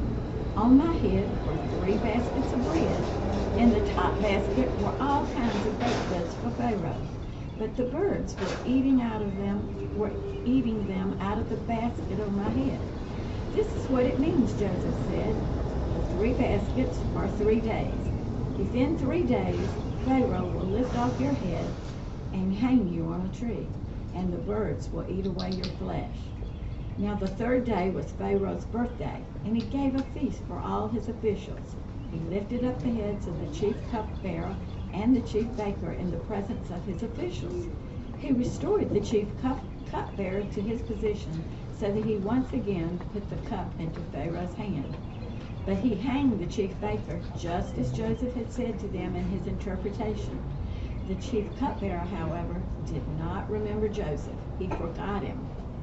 Chapter 41. When 2 full years had passed, Pharaoh had a dream. He was standing by the Nile when out of the river there came up 7 cows, sleek and fat, and they grazed among the reeds. After them 7 other cows, ugly and gaunt, came up out of the Nile and stood beside those on the riverbank. And the cows that were ugly and gaunt ate up the 7 sleek, fat cows. Then Pharaoh woke up. He fell asleep again and had a second dream. 7 heads of grain, healthy and good, were growing on a single stalk. After them 7 other heads of grain sprouted, thin and scorched by the east wind. The thin heads of grain swallowed up the 7 healthy, full heads. Then Pharaoh woke up. It had been a dream. In the morning his mind was troubled, so he sent for all the magicians and wise men of Egypt. Pharaoh told them his dreams, but no one could interpret them for him. Then the chief cupbearer said to Pharaoh, "Today I am reminded of my shortcomings.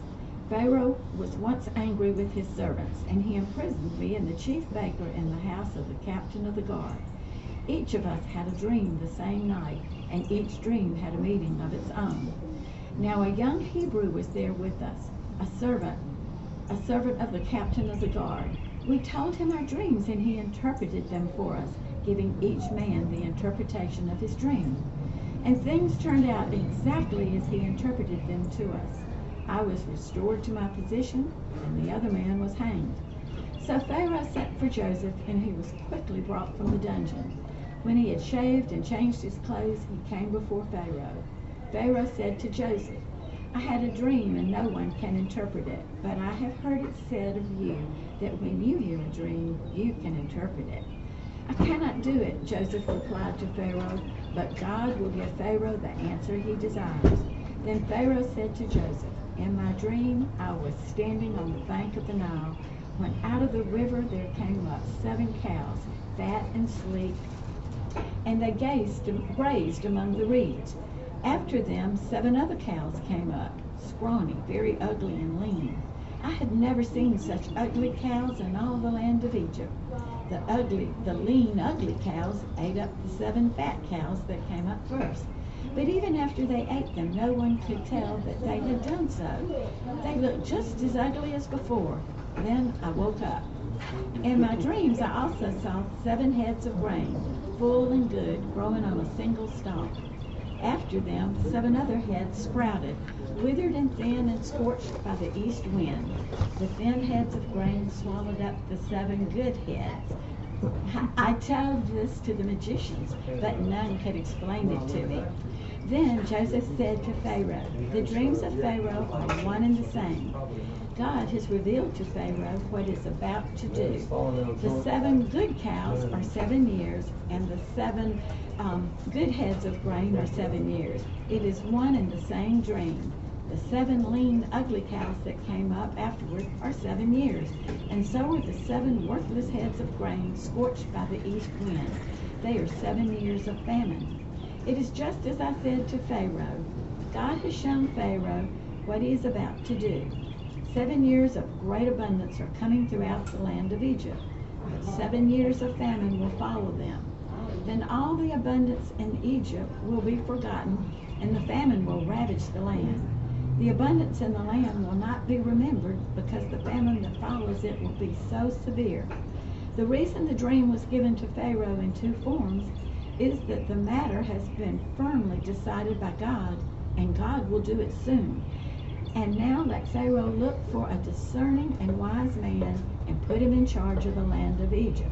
Let Pharaoh appoint commissioners.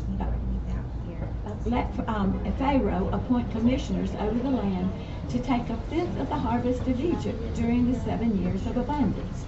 They should collect all the food of these good years that are coming and store up the grain under the authority of Pharaoh to be kept in all the cities for food. This food should be held in reserve for the country to be used during the 7 years of famine that will come upon Egypt, so the country may not be ruined by the famine. The plan seemed good to Pharaoh and to all his officials, so Pharaoh asked them, "Can we find anyone like this man, and one in whom is the Spirit of God?" Then Pharaoh said to Joseph, "Since God has made all this known to you, there is no one so discerning and wise as you.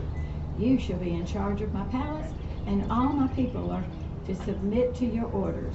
Only with respect to the throne will I be greater than you." Joseph. Thank you.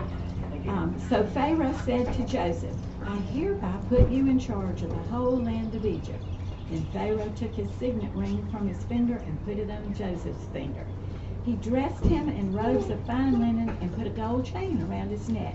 He had him ride in a chariot as his second in command, and men shouted before him, "Make way!" Thus he put in charge of the whole land of Egypt.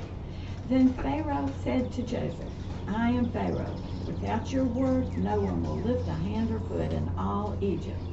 Pharaoh gave Joseph the name Zephanath-Paneah and gave him Asenath, daughter of Potiphar, priest of On, to be his wife, and Joseph went throughout the land of Egypt. Joseph was 30 years old when he entered the service of Pharaoh, king of Egypt, and Joseph went out from Pharaoh's presence and traveled throughout Egypt. During the 7 years of abundance, the land produced plentifully. Joseph collected all the food produced in those 7 years of abundance in Egypt and stored it in the cities. In each city, he put the food grown in the fields surrounding it. Joseph stored up huge quantities of grain, like the sands of the sea.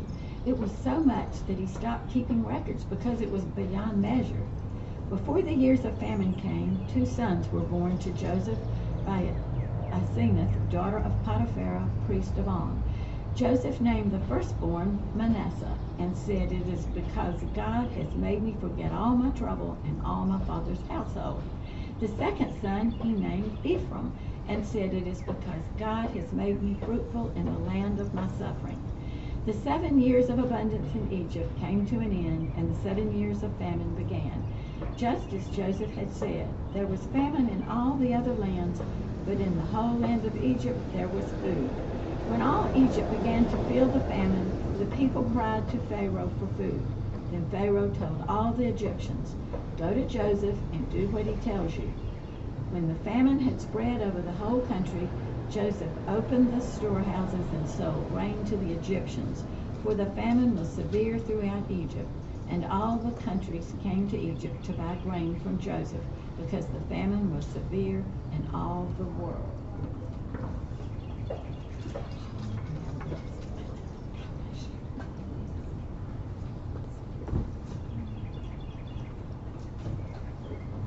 Chapter 42. Joseph's brothers go to Egypt. When Jacob learned that there was grain in Egypt, he said to his sons, "Why do you just keep looking at each other?" He continued, "I have heard that there is grain in Egypt. Go down there and buy some of it for us, so that we may live and not die." Then 10 of Joseph's brothers went down to buy grain from Egypt. But Jacob did not send Benjamin, Joseph's brother, with the others, because he was afraid that harm might come to him. So Israel's sons were among those who went to buy grain, for the famine was in the land of Canaan also. Now Joseph was the governor of the land, the one who sold grain to all its people. So when Joseph's brothers arrived, they bowed down to him with their faces to the ground. As soon as Joseph saw his brothers, he recognized them, but he pretended to be a stranger and spoke harshly to them. "Where do you come from?" he asked. "From the land of Canaan," they replied, "to buy food." Although Joseph recognized his brothers, they did not recognize him. Then he remembered his dreams about them and said to them, "You are spies. You have come to see where our land is unprotected." "No, my lord," they answered. "Your servants have come to buy food. We are all the sons of one man. Your servants are honest men, not spies." "No," he said to them, "you have come to see where our land is unprotected." But they replied, "Your servants were 12 brothers, the sons of one man, who lives in the land of Canaan. The youngest is now with our father, and one is no more." Joseph said to them, "It is just as I told you, you are spies, and this is how you will be tested. As surely as Pharaoh lives, you will not leave this place unless your youngest brother comes here. Send one of your number to get your brother. The rest of you will be kept in prison, so that your words may be tested to see if you are telling the truth. If you are not, then surely as Pharaoh lives, you are spies." And he put them all in custody for 3 days. On the third day, Joseph said to them, "Do this, and you will live, for I fear God. If you are honest men, let one of your brothers stay here in prison, while the rest of you go and take grain back for your starving households. But you must bring your youngest brother to me, so that your words may be verified, and that you may not die." This they proceeded to do. They said to one another, "Surely we are being punished because of our brother. We saw how distressed he was when he pleaded with us for his life, but we would not listen. That's why this distress has come upon us." Reuben replied, Didn't I tell you not to sin against the boy? But you wouldn't listen. Now we must give an accounting for his blood." They did not realize that Joseph could understand them, since he was using an interpreter. He turned away from them and began to weep.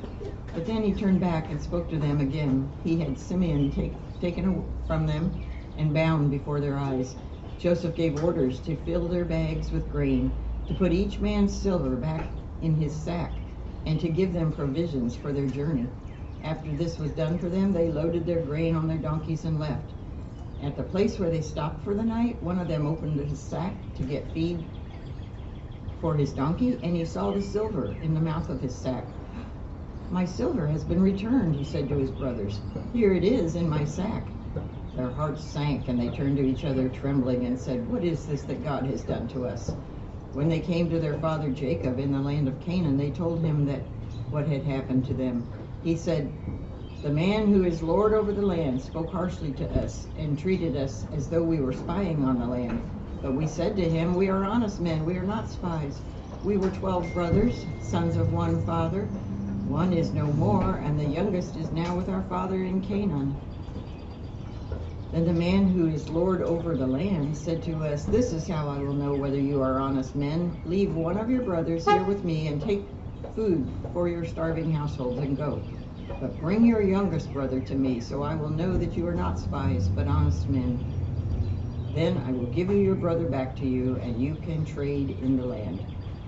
As they were emptying their sacks, there in each man's sack was his pouch of silver. When they and their father saw the money pouches, they were frightened. Their father Jacob said to them, 'You have deprived me of my children. Joseph is no more, and Simeon is no more, and now you want to take Benjamin. Everything is against me.' Then Reuben said to his father, 'You may put both of my sons to death if I do not bring him back to you. Entrust him to my care, and I will bring him back.' But Jacob said, 'My son will not go down there with you. His brother is dead, and he is the only one left. If harm comes to him on the journey you are taking, he will bring my gray head down to the grave in sorrow.'" Chapter 43, the second journey to Egypt. Now the famine was still severe in the land, so when they had eaten all the grain they had brought from Egypt, their father said to them, "Go back and buy us a little more We may shift food." you over just a little so you're not in the sun. I'm so sorry. I just don't want you to be. Yes. And if not, we can even get a fan or something, and we'll get that fixed. All right. Get some water. Yep, I can get you some. You know what? probably ought to move it as far as we can while we're moving, because the sun's just a...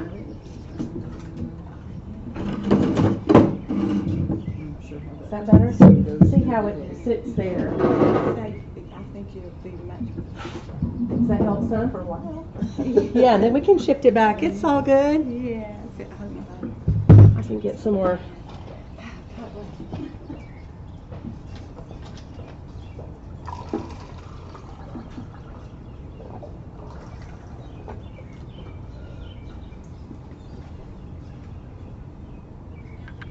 Chapter 43. Now the famine was still severe in the land, so when they had eaten all the grain they had brought from Egypt, their father said to them, "Go back and buy us a little more food." But Judah said to him, "The man warned us solemnly, 'You will not see my face again unless your brother is with you. If you will send our brother along with us, we will go down and buy food for you. But if you will not send him, we will not go down, because the man said to us, 'You will not see my face again unless your brother is with you.'" Israel asked, "Why did you bring this trouble on me by telling the man you had another brother?" They replied, "The man questioned us closely about ourselves and our family. 'Is your father still living?' he asked us. 'Do you have another brother?' We simply answered his questions. How were we to know he would say, 'Bring your brother down here'?" Then Judah said to Israel his father, "Send the boy along with me, and we will go at once, so that we and you and our children may live and not die. I myself will guarantee his safety. You can hold me personally responsible for him. If I do not bring him back to you and set him here before you, I will bear the blame before you all my life. As it is, if we had not delayed, we could have gone and returned twice." Then their father Israel said to them, "If it must be, then do this. Put some of the best products of the land in your bags and take them down to the man as a gift, a little balm and a little honey, some spices and myrrh, some pistachio nuts and almonds. Take double the amount of silver with you, for you must return the silver that was put back into the mouths of your sacks. Perhaps it was a mistake. Take your brother also and go to the man at once. And may God Almighty grant you mercy before the man, so that he will let you, your other brother, and Benjamin come back with you. As for me, if I am betrayed, I am betrayed." So the men took the gifts and doubled the amount of their silver, and Benjamin also. They hurried down to Egypt and presented themselves to Joseph. When Joseph saw Benjamin with him, he said to the steward of his house, "Take these men to my house, slaughter an animal and prepare dinner, for they are to eat with me at noon." The man did as Joseph told him and took the men to Joseph's house. Now the men were frightened when they were taken to his house. They thought, "We were brought here because of the silver that was put back into the sacks the first time. He wants to attack us and overpower us and seize us as slaves and take our donkeys." So they went up to Joseph's steward and spoke to him at the entrance up to the house. "Please, sir," they said, "we came down here the first time to buy food, but at the place where we stopped for the night, we opened our sacks, and each of us found his silver the exact weight in the mouth of his sack. So we have brought it back with us. We have also brought additional silver with us to buy food. We don't know who put our silver in our sacks." "It's all right," he said. "Don't be afraid. Your God, the God of your father, has given you treasure in your sacks. I received your silver." Then he brought Simeon out to them. The steward took the men into Joseph's house, gave them water to wash their feet, and provided fodder for their donkeys. They prepared their gifts for Joseph's arrival at noon, because they had heard that they were to eat there. When Joseph came home, they presented to him the gifts they had brought into the house, and they bowed before him to the ground. He asked how they were, and then he said, "How is your aged father who you told me about? Is he still living?" They replied, "Your servant, our father, is still alive and well." And they bowed low to pay him honor.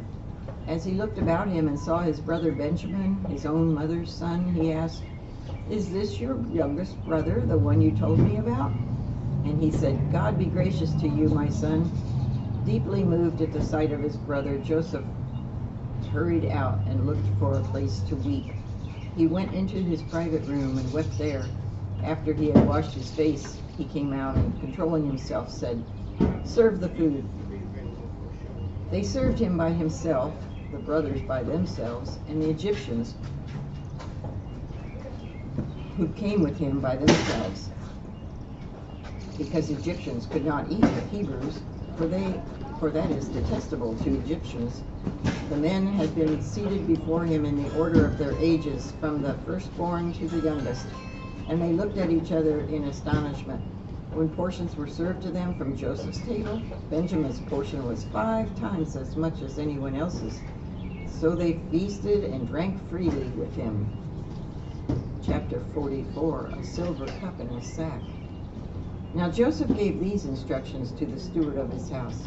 Fill the men's sacks with as much food as they can carry, and put each man's silver in the mouth of his sack. Then put my cup, the silver one, in the mouth of the youngest one's sack, along with the silver for his grain. And he did as Joseph said. As morning dawned, the men were sent on their way with their donkeys. They had not gone far from the city when Joseph said to his steward, "Go after those men at once, and when you catch up with them, say to them, 'Why have you repaid good with evil? Isn't this the cup the master drinks from and also uses for divination? This is a wicked thing you have done.'" When he caught up with them, he repeated these words to them. But they said to him, "Why does my lord say such things? Far be it from your servants to do anything like that. We even brought back to you from the land of Canaan the silver we found inside the mouths of our sacks. So why would we steal silver or gold from your master's house? If any of your servants is found to have it, he will die, and the rest of us will become my lord's slaves." "Very well then," he said, "let it be as you say. Whoever is found to have it will become my slave. The rest of you will be free from blame." Each of you quickly lowered his sack to the ground and opened it. Then the steward proceeded to search, beginning with the oldest and ending with the youngest. And the cup was found in Benjamin's sack. At this they tore their clothes. Then they all loaded their donkeys and returned to the city. Joseph was still in the house when Judah and his brothers came in, and they threw themselves to the ground before him. Joseph said to them, "What is this you have done? Don't you know that a man like me can find things out by divination?" "What can we say to my lord?" Judah replied. "What can we say? How can we prove our innocence? God has uncovered your servant's guilt. We are now my lord's slaves, we ourselves and the one who was found to have the cup." But Joseph said, "Far be it from me to do such a thing. Only the man who was found to have the cup will become my slave. The rest of you, go back to your father in peace." Then Judah went up to him and said, "Please, my lord, let your servant speak a word to my lord. Do not be angry with your servant, though you are equal to Pharaoh himself. My lord asked his servants, 'Do you have a father or a brother?' And we answered, 'We have an aged father, and there is a young son born to him in his old age. His brother is dead, and he is the only one of his mother's sons left, and his father loves him.' Then you said to your servants, 'Bring him down to me so that I can see him for myself.' And we said to the Lord, 'The boy cannot leave his father. If he leaves him, this father will die.' But you told your servants, 'Unless your youngest brother comes down with you, you will not see my face again.' When we went back to your servant, my father, we told him what my Lord had said. Then our father said, 'Go back and buy a little more food.' But we said, 'We cannot go down. Only if our youngest brother is with us will we go. We cannot see the man's face unless our youngest brother is with us.' Your servant, my father, said to us, 'You know that my wife bore me 2 sons. One of them went away from me, and I said, he has surely been torn to pieces, and I have not seen him since. If you take this one from me too, and harm comes to him, you will bring my gray head down to the grave in misery. So now, if the boy is not with us when we go back to your servant, my father, and if my father, whose life is closely bound up with these boys' lives, see that the boy isn't there, he will die. Your servants will bring the gray head of our father down to the grave in sorrow.' Your servant guaranteed the boy's safety to my father, I said, if I do not bring him back to you, I will bear the blame before you, my father, all my life. Now then, please let your servant remain here as my Lord's slave in place of the boy, and let the boy return with his brothers. How can I go to my father if the boy is not with me? No, do not let me see the misery that would come upon my father. I'm not till 9:45. Chapter 45, Joseph makes himself known. Then Joseph could no longer control himself before all his attendants, and he cried out, "Have everyone leave my presence." So there was no one with Joseph when he made himself known to his brothers, and he wept so loudly that the Egyptians heard him, and Pharaoh's household heard about it. Joseph said to his brothers, "I am Joseph. Is my father still living?" But his brothers were not able to answer him because they were terrified at his presence. Then Joseph said to his brothers, "Come close to me." When they had done so, he said, "I am your brother Joseph, the one you sold into Egypt. And now do not be distressed and do not be angry with yourselves for selling me here, because it was to save lives that God sent me ahead of you. For 2 years now there has been famine in the land, and for the next 5 years there will not be plowing and reaping. But God sent me ahead of you to preserve for you a remnant on earth and to save your lives by a great deliverance. So then it was not you who sent me here, but God. He made me father to Pharaoh, lord of his entire household and ruler to all Egypt. Now hurry back to my father and say to him, this is what your son Joseph says. God made me the Lord of all Egypt. Come down to me, don't delay. You shall live in the reign of Goshen, in the region of Goshen, and be near me, you, your children and grandchildren, your flocks and herds, and all you have. I will provide for you there, because 5 years of famine are still to come. Otherwise, you and your household and all who belong to you will become destitute. You can see for yourselves, and so can my brother Benjamin, that it is really I who am speaking to you. Tell my father about all the honor accorded me in Egypt, and about everything you have seen. And bring my father down here quickly. Then he threw his arms around his brother Benjamin and wept. And Benjamin embraced him, weeping, and kissed all his brothers and wept over them. Afterwards his brothers talked with him. When the news reached Pharaoh's palace that Joseph's brothers had come, Pharaoh and all his officials were pleased. Pharaoh said to Joseph, tell your brothers, do this. Load your animals and return to the land of Canaan, and bring your father and your families back to me. I will give you the best of the land of Egypt, and you can enjoy the fat of the land. You are all directed to tell them, do this, take some carts from Egypt for your children and your wives, and get your father and come. Never mind about your belongings, because the best of all Egypt will be yours. So the sons of Israel did this. Joseph gave them carts as Pharaoh had commanded, and he also gave them provisions for their journey. To each of them he gave new clothing, but to Benjamin he gave 300 shekels of silver and 5 sets of clothes.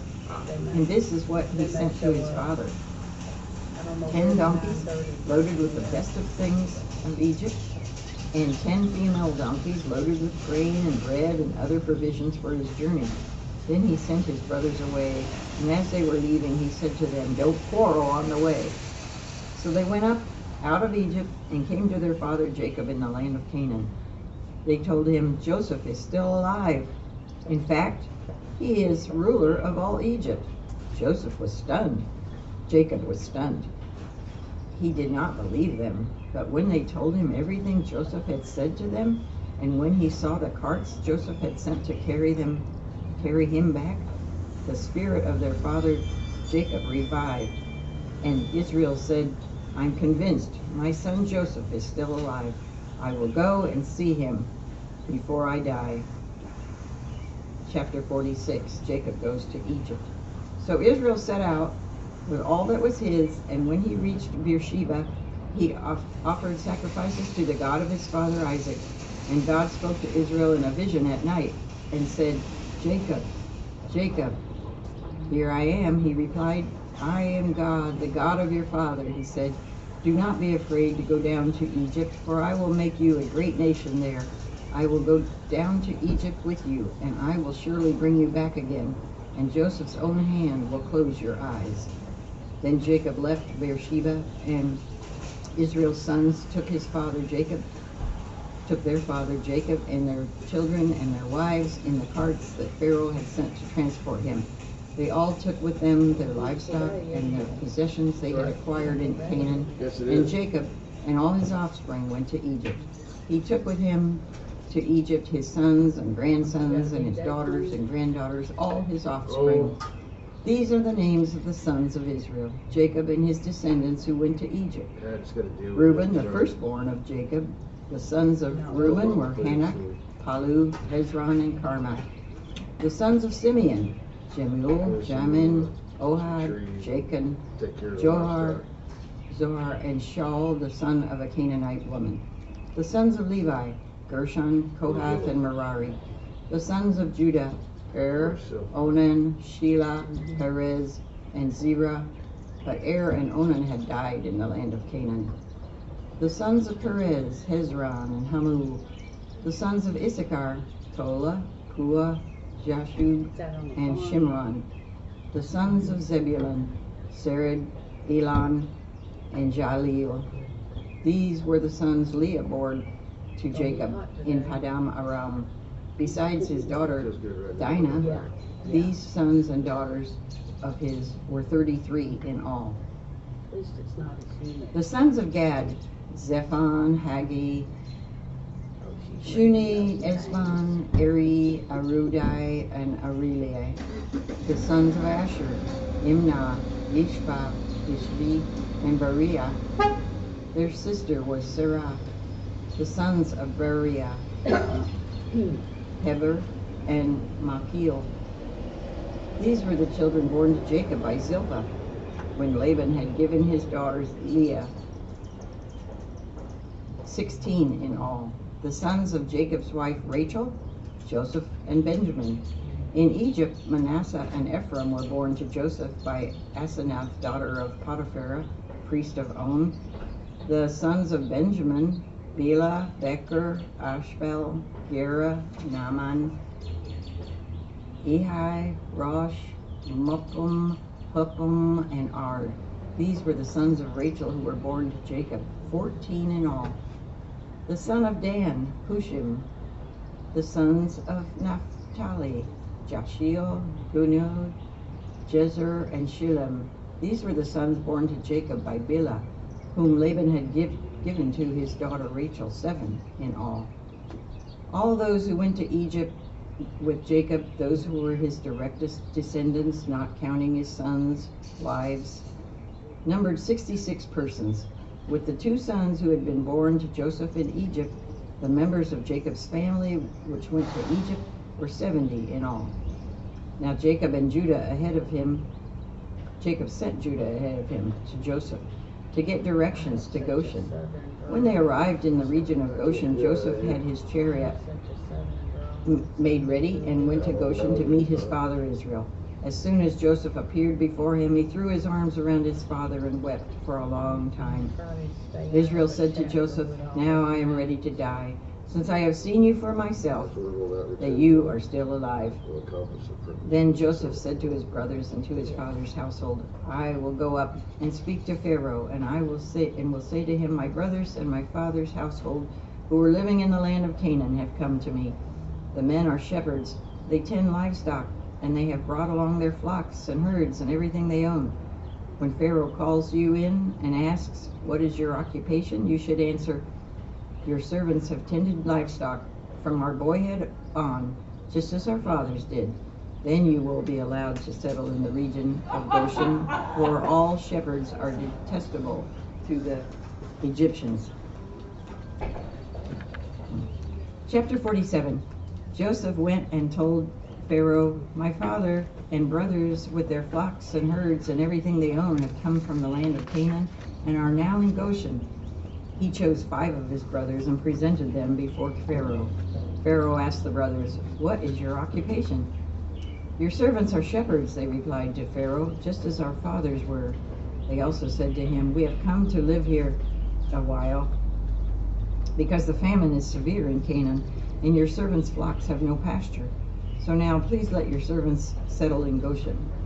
Pharaoh said to Joseph, "Your father and your brothers have come to you, and the land of Egypt is before you. You settle your father and your brothers in the best part of the land. Let them live in Goshen. And if you know of any among them with special ability, put them in charge of my own livestock." Then Joseph brought his father Jacob in and presented him before the Pharaoh. After Jacob blessed Pharaoh, Pharaoh asked him, "How old are you?" And Jacob said to Pharaoh, "The years of my pilgrimage are 130. My years have been few and difficult, and they do not equal the years the pilgrimage of my fathers." Then Jacob blessed Pharaoh and went out from his presence.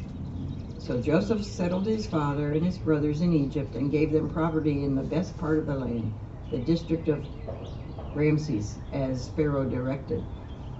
Joseph also provided his father and his brothers and all his father's household with food according to the number of their children. Joseph and the famine. There was no food, however, in the whole region because the famine was severe. Both Egypt and Canaan wasted away because of the famine. Joseph collected all the money that was to be found in Egypt and Canaan in payment for the grain they were buying, and he brought it to Pharaoh's palace. When the money of the people of Egypt and Canaan was gone, all Egypt came to Joseph and said, "Give us food. Why should we die before your eyes? Our money is used up." "Then bring your livestock," said Joseph. "I will sell you food in exchange for your livestock, since your money is gone." So they brought their livestock to Joseph,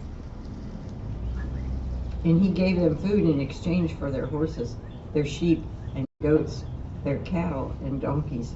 And he brought them through that year with food in exchange for all their livestock. When that year was over, they came to him the following year and said, "We cannot hide from our Lord the fact that since our money is gone and our livestock belongs to you, there is nothing left for your Lord except our bodies and our land. Why should we perish before your eyes, we and the land as well? Buy us and our land in exchange for food, and we with our land will be in bondage to Pharaoh. Give us seed so that we may live and not die, and that the land may not become desolate." So Joseph bought all the land in Egypt for Pharaoh. The Egyptians, one and all, sold their fields because the famine was just too severe for them. The land became Pharaoh's, and Joseph reduced the people to servitude from one end of Egypt to the other. However, he did not buy the land of the priests because they received a regular allotment from Pharaoh and had food enough from the allotment Pharaoh gave them. That is why they did not sell their land. Joseph said to the people, "Now that I have bought you and your land today for Pharaoh, here is seed for you so you can plant the ground. But when the crops come in, give a fifth of it to Pharaoh.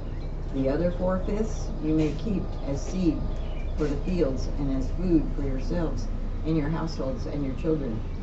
"You have saved our lives," they said. "May we find favor in the eyes of our Lord. We will be in bondage to Pharaoh." So Joseph established it as a law concerning land in Egypt, still in force today, that a fifth of the produce belongs to Pharaoh. It was only the land of the priests that did not become Pharaoh's. Now the Israelites settled in Egypt in the region of Goshen. They acquired property there and were fruitful and increased greatly in number. Jacob lived in Egypt 17 years, and the years of his life were 147. When the time drew near for Israel to die, he called for his son Joseph and said to him, "If I have found favor in your eyes, put your hand under my thigh and promise that you will show me kindness and faithfulness. Do not bury me in Egypt, but when I rest with my fathers, carry me out of Egypt and bury me where they are buried." "I will do as you say," he said. "Swear to me," he said. Then Joseph swore to him, and Israel worshipped him as he leaned on the top of his staff. Okay, do I carry on where you left off? Yeah, you can even use this book or whatever. What verse, what chapter and verse? 48. Of what? Genesis. Genesis 48. Is Ruth behind you? Is Ruth next? Yes. Okay. If there's nobody here, they gave these. You could just write down where you leave, where you ended. But there's been somebody here all morning. And do you need some water? Hey, let's make our picture. Oh, here she is. Let's Okay, make girl. our picture for the wild group. Okay. Will you come make our picture right quick?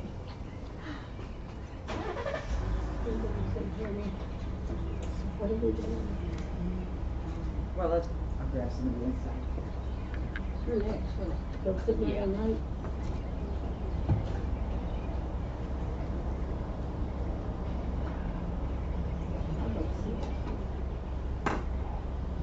Let me get my phone for a picture. It's sitting there somewhere.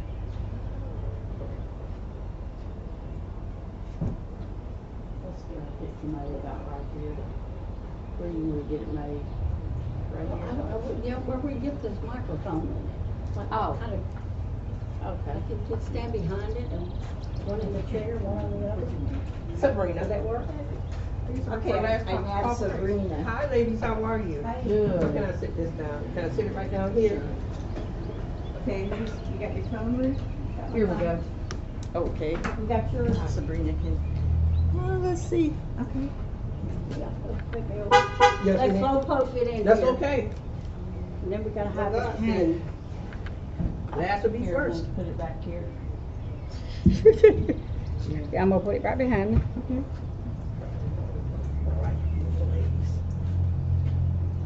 Wait just a second now. You good to go? No, we ready? Ready. Thank you. Here. Thank you so You much. touch it, baby. You're welcome. You guys have a blessed day. You too. Okay, Ruth, if nobody's here, would you finish reading? They said to Oh, write no, no. down where you leave off Oh, bus here. driver, so I Okay. can get that. But there's been somebody all morning, so. So she's just sitting there. I thought She's you were 9:30. next. 9:30, yeah. And I'm at 10 o'clock. Well, it's 9:45. And there's cookies here, and they did bring some water out. There's some in my car. Is that their water? Yes. You go ahead and take that. I'm not sure what it is. Your glasses, honey, I don't know. So you just take off reading? It's easier if you read a little slower. Did you read a little slower? Does it tell you how long to read? I can't do anything without my glasses. Okay. Yours look like mine, and I've got mine on. All right. So you just sit down and start reading. Where were they? Where are you? We're still in Genesis. How about if I put you Not here, as bad Ruth, as in what the they shade? just did them. Regular, not in. I'd like to be in the shade here or there. Yeah. This is my stuff.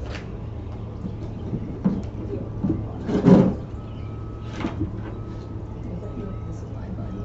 All right. We did our thing. Did you say anything? You just sit down and start reading. And if you get to a chapter, you always learn something. After this, Jacob was told, "Behold, your father is ill." So he took him, chapter 48. Jacob blesses Ephraim and Manasseh. After this, Jacob was told, "Behold, your father is ill." So he took with him 2 sons, Manasseh and Ephraim. And it was told to Jacob, "Your son Joseph has come to you." Then Israel summoned his strength and sat up in bed.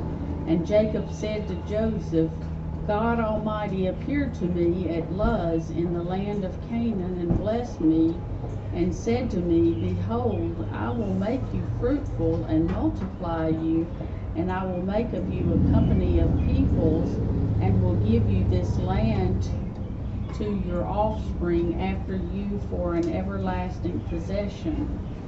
And now your 2 sons who were born to you in the land of Egypt before I came to you in Egypt are mine. Ephraim and Manasseh shall be mine, as Reuben and Simeon are, and the children that you fathered after them shall be yours. They shall be called by the name of their brothers in their inheritance. As for me, when I came from Padan, to my sorrow Rachel died in the land of Canaan on the way. When there was still some distance to go, Ephrath, and I buried her there on the way to Ephrath, that is Bethlehem. When Israel saw Joseph's sons, he said, "Who are these?" Joseph said to his father, "They are my sons, whom God has given me here." And he said, "Bring them to me, please, that I may bless them." Now the eyes of Israel were dim with age, so that he could not see. So Joseph brought them near him, and he kissed them and embraced them. And Israel said to Joseph, "I never expected to see your face, and behold, God has let me see your offspring also." Then Joseph removed them from his knees, and he bowed himself with his face to the earth. And Joseph took them both, Ephraim in his right hand toward Israel's left hand, and Manasseh in his left hand toward Israel's right hand, and brought them near him. And Israel stretched out his right hand and laid it on the head of Ephraim, who was the younger, and his left hand on the head of Manasseh, crossing his hands, for Manasseh was the firstborn. And he blessed Joseph and said,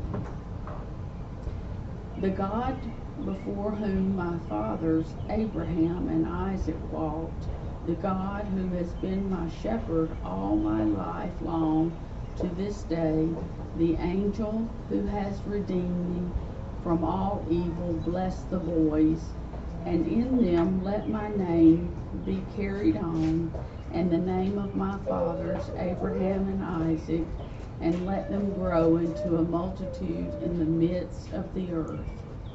When Joseph saw that his father laid his right hand on the head of Ephraim, it displeased him, and he took his father's hand to move it from Ephraim's head to Manasseh's head. And Joseph said to his father, "Not this way, my father, since this one is the firstborn, put your right hand on his head." But his father refused and said, "I know, my son, I know. He also shall become a people, and he also shall be great. Nevertheless, his younger brother shall be greater than he, and his offspring shall become a multitude of nations." So he blessed them that day, saying, "By you Israel will pronounce blessing, saying, God make you as Ephraim and as Manasseh." Thus he put Ephraim before Manasseh. Then Israel said to Joseph, "Behold, I am about to die, but God will be with you and will bring you again to the land of your fathers. Moreover, I have given to you rather than to your brothers one mountain slope that I took from the land of the Amorites with my sword and with my bow." Chapter 49, Jacob blesses his sons. Then Jacob called his sons and said, "Gather yourselves together, that I may tell you what shall happen to you in the days to come. Assemble and listen, O sons of Jacob. Listen to Israel your father. Reuben, you are my firstborn, my might, and the first fruits of my strength, preeminent in dignity and preeminent in power. Unstable as water, you shall not have preeminence, because you went up to your father's bed, then you defiled it. He went up to my couch. Simeon and Levi are brothers. Weapons of violence are their swords. Let my soul come not into their counsel. O my glory, be not joined to their company. For in their anger they killed men, and in their willfulness they hamstrung oxen. Cursed be their anger, for it is fierce, and their wrath, for it is cruel. I will divide them in Jacob and scatter them in Israel. Judith, your brothers shall praise you. Judah, your brothers shall praise you. Your hand shall be on the neck of your enemies. Your father's son shall bow down before you. Judah is a lion's cub. From the prey, my son, you have gone up. He stooped down, he crouched as a lion, and as a lioness who dares rouse him. The scepter shall not depart from Judah, nor the ruler's staff from between his feet, until tribute comes to him, and to him shall be the obedience of the peoples, binding his foal to the vine, and his donkey's colt to the choice vine. He has washed his garments in wine, and his vesture in the blood of grapes. His eyes are darker than wine, and his teeth whiter than milk. Zebulun shall dwell at the shore of the sea. He shall become a haven for ships, and his border shall be at Sidon. Issachar is a strong donkey, crouching between the sheepfolds. He saw that a resting place was good, and that the land was pleasant. So he bowed his shoulder to bear, and became a servant at forced labor. Dan shall judge his people as one of the tribes of Israel. Dan shall be a serpent in the way, a viper by the path, that bites the horse's heels, so that his rider falls backward. I wait for your salvation, O Lord. Raiders shall raid Gad, but he shall raid at their heels. Asher's food shall be rich, and he shall yield royal delicacies. Naphtali is a doe let loose that bears beautiful fawns. Joseph is a fruitful bough by a spring. His branches run over the wall. The arches bitterly attacked him, shot at him, and harassed him severely, yet his bow remained unmoved.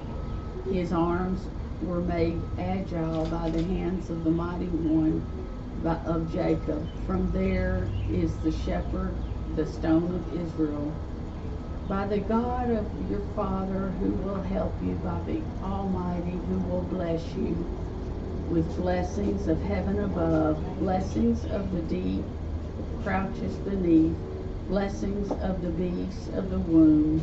The blessings of your father are mighty beyond the blessings of my parents, up to the bounties of the everlasting hills.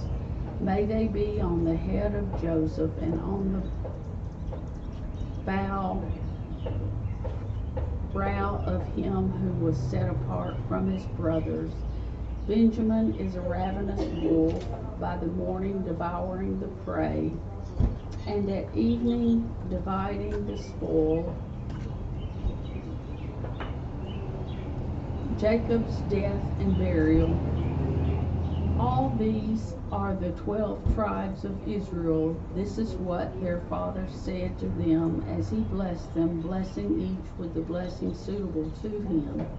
Then he commanded them and said to them, I am to be gathered to my people. Bury me with my fathers in the cave that is in the field of Ephron, the Hittite, in the cave that is in the field of Machpelah, to the east of Mamre, in the land of Canaan, which Abraham bought with the field from Ephron the Hittite to possess as a burying place. There they buried Abraham and Sarah his wife. There they buried Isaac and Rebekah his wife, and there I buried Leah. The field and the cave that is in it were bought from the Hittites. When Jacob finished commanding his sons, he drew up his feet into the bed and breathed his last and was gathered to his people. Chapter 50. Then Joseph fell on his father's face and wept over him and kissed him. And Joseph commanded his servants, the physicians, to embalm his father. So the physicians embalmed Israel. 40 days were required for it, for that is how many are required for embalming, and the Egyptians wept for him 70 days. And when the days of weeping for him were past, Joseph spoke to the household of Pharaoh, saying, If now I have found favor in your eyes, please speak in the ears of Pharaoh, saying, My father made me swear, saying, I am about to die in my tomb that I hewed out for myself in the land of Canaan. There shall you bury me. Now therefore let me please go up and bury my father, then I will return. And Pharaoh answered, Go up and bury your father as he made you swear. So Joseph went up to bury his father. With him went all the servants of Pharaoh, the elders of his household, and all the elders of the land of Egypt, as well as all the household of Joseph, his brothers, and his father's household. Only their children, their flocks, and their herds were left in the land of Goshen. And there went up with him both chariots and horsemen. It was a very great company. When they came to the threshing floor of Atad, which is beyond the Jordan, they lamented there with a very great and grievous lamentation, and he made a mourning for his father 7 days. When the inhabitants of the land, the Canaanites, saw the mourning on the threshing floor of Atad, they said, This is a grievous mourning by the Egyptians. Therefore the place was named Abel Mizraim. It is beyond the Jordan. Thus his sons did for him as he had commanded them. For his sons carried him to the land of Canaan and buried him in the cave of the field at Machpelah, to the east of Mamre, which Abraham bought with the field from Ephron the Hittite, to possess as a burying place. After he had buried his father, Joseph returned to Egypt with his brothers and all who had gone up with him to bury his father.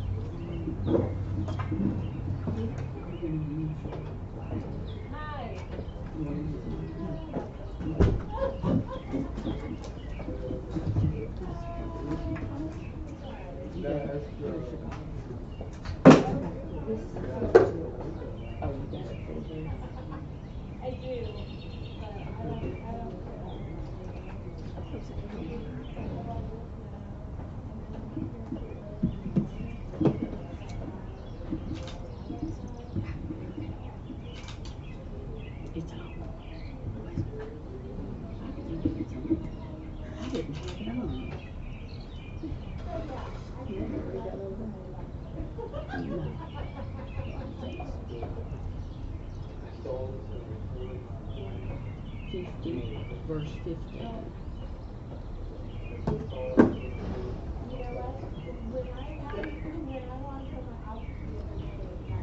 Jesus and his brothers in Egypt. When Joseph's brothers realized that their father was now dead and fled, what if Joseph bears a grudge against us and wants to pay back serious for all the trouble things we did to him? So they approached Joseph and said, Your father gave orders before he died, telling us, This is what you should do, Joseph. Please forgive your brothers' sin and misdeeds, for they did terrible things to you. Now please forgive the sins of the servants of your father's God. Joseph wept when they spoke to him. His brothers wept too, fell down in front of him and said, We're here as your slaves. But Joseph said to them, Don't be afraid. I am God. You planned something bad for me, but God produced something good from it, in order to save the lives of many people, just as he's doing today. Now don't be afraid. I will take care of you and your children. So he put them at ease and spoke reassuringly to them. Thus Joseph lived in Egypt, and his father's household. Joseph lived 110 years, and saw Ephraim's grandchildren, the children of Machir. Manasseh's sons were also born on Joseph's knee. Joseph said to his brothers, I'm about to die. God will certainly take care of you and bring you out of this land to the land he promised to Abraham, to Isaac, and to Jacob. Joseph made Israel's sons promise. When God takes care of you, you must bring up my bones out of you. Joseph died when he was 110 years old. They embalmed him and placed him in a coffin in Egypt.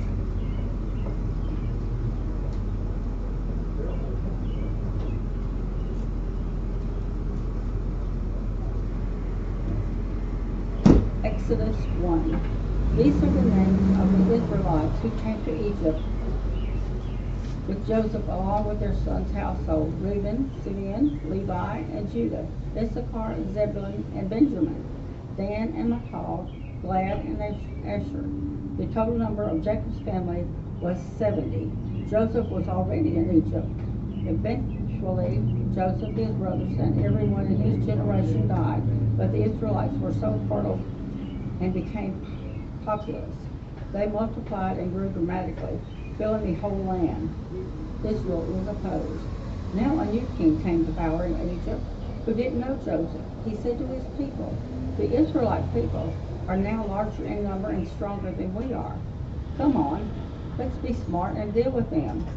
Otherwise, they will only grow in number. And if war breaks out, they will plan our enemies, fight against us, and then escape from the land. As a result, the Egyptians put more men on forced work gangs and the Israelites to harass them with hard work.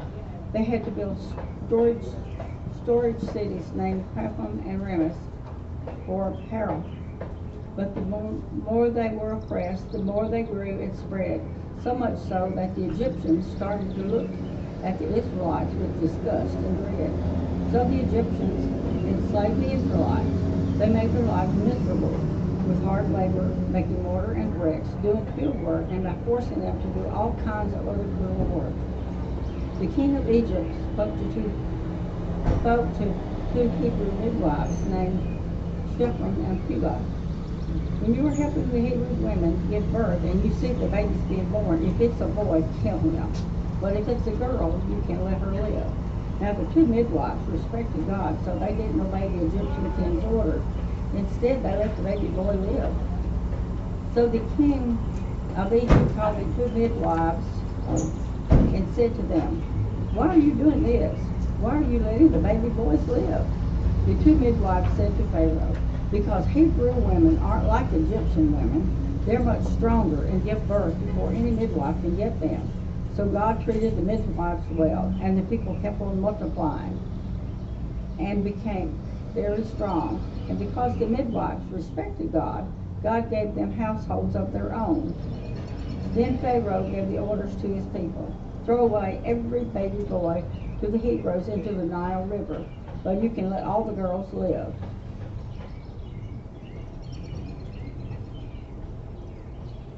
Exodus 2, Moses' birth. Now a man from Levi's household married a Levite woman. The woman became pregnant and gave birth to a son. She saw that the baby was healthy and beautiful, so she hid him for 3 months.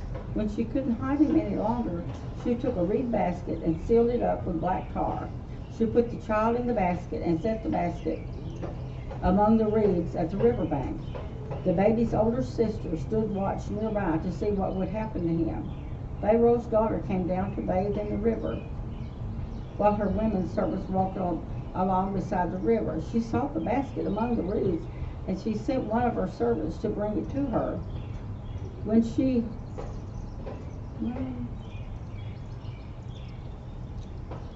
she opened it, she saw the child. The boy was crying, and she felt sorry for him. She said, this must be one of the Hebrew children. Then the baby's sister said to Pharaoh's daughter, would you like me to go and find someone in the Hebrew women to nurse the child for you? Pharaoh's daughter agreed. Yes, do that. So the girl went and called the child's mother. Pharaoh's daughter said to her, take this child and nurse it for me, and I'll pay you for your work. So the woman took the child to nurse it. After the child was grown up, she brought him back to Pharaoh's daughter, who adopted him as her son. She named him Moses because she said it pulled him out of the water.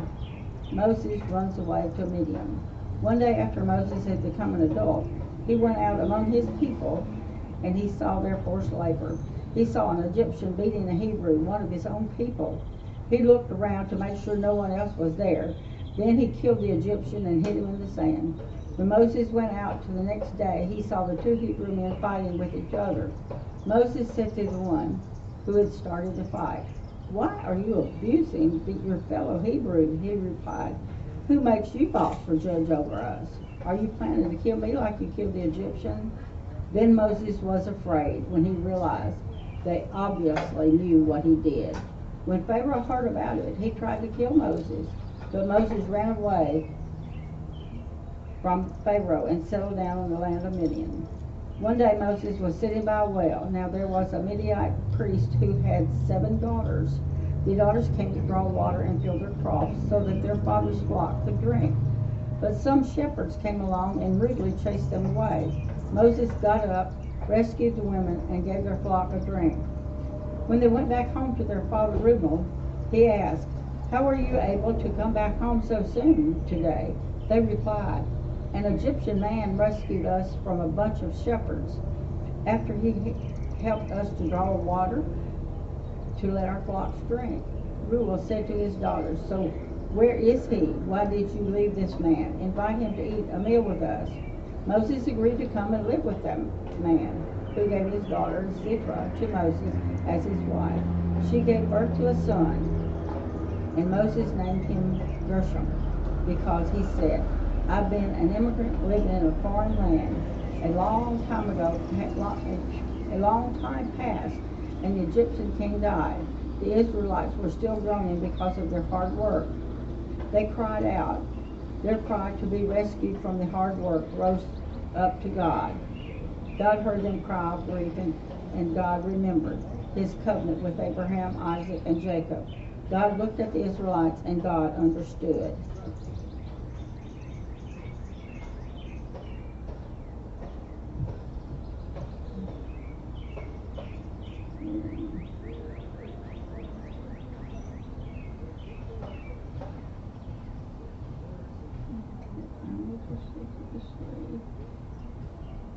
Exodus 3. Moses at the burning bush. Moses was taking care of the flock of his father-in-law's Jethro's Midian priest. He led his flock out to the edge of the desert, and he came to God's mountain called Horeb. The Lord's messenger appeared to him in a flare of fire in the middle of a bush. Moses saw that the bush was in flames, but it didn't burn up. Then Moses said to himself, "Let me check out this amazing sight and find out why the bush isn't burning up." When the Lord saw that he was coming to look, God called to him out of the bush, "Moses, Moses." Moses said, "I'm here." Then the Lord said, "Don't come any closer. Take off your sandals because you are standing on holy ground." He continued, "I am the God of your father Abraham's God, Isaac's God, and Jacob's God." Moses hid his face because he was afraid to look at God. Then the Lord said, "I've clearly seen my people oppressed in Egypt. I've heard their cry of injustice because of their slave masters. I know about their plan. I know about their pain. I've come down to rescue them from the Egyptians in order to take them out of that land and bring them to a good and broad land, a land that's full of milk and honey, a place where the Canaanites and the Hittites and the Amorites and the Perizzites, Hivites and the Jebusites all live." Now the Israelites cried of justice that reached me. I've seen just how much the Egyptians have oppressed them. So get going. I'm sending you to Pharaoh to bring my people, the Israelites, out of Egypt. But Moses said to God, "Who am I to go to Pharaoh and to bring the Israelites out of Egypt?" God said, "I'll bring with you, and this will show you, and I'm the one who sent you. After you bring the people out of Egypt, you will come back here and worship God on this mountain." God's special name. But Moses said to God, If I come to the Israelites and say to them, the God of your ancestors has sent me to you, they are going to ask me, what's this God's name? What am I supposed to say to them? God said to Moses, I am who I am. So say to the Israelites, I am has sent me to you. God continued, say to the Israelites, the Lord, the God of your ancestors, Abraham's God, Isaac's God, and Jacob's God, has sent me to you. This is my name forever. This is how all generations will remember me. Go and get Israel's elders together and say to them, the Lord, the God of your ancestors, the God of Abraham, of Isaac, and of Jacob, has appeared to me. The Lord said, I've been paying close attention to you and to what you've done to you in Egypt. I've decided to take you away from the harassment in Egypt to the land of the Canaanites, the Hittites, the Amorites, the Perizzites, the Hivites, and the Jebusites, a land full of milk and honey. They will accept what you say to them. Then you and the Israelites' elders will go to Egypt's king and say to him, the Lord, the Hebrews' God, has met with us. So now let us go on a 3-day journey into the desert so that we can offer sacrifices to the Lord our God. However, I know that Egypt's king won't let you go unless he's forced to do so. So I'll use my strength and hit Egypt with a dramatic display of my power. After that, he'll let you go. I'll make it so that when you leave Egypt, the Egyptians will be kind to you and you won't go away empty-handed. Every woman will ask her neighbor, along with the immigrants in her household, for their silver and their gold jewelry, as well as their clothing. Then you will put it on sons and daughters, and you will rob the Egyptians. Okay, where did you leave off? Exodus 3. Exodus 3.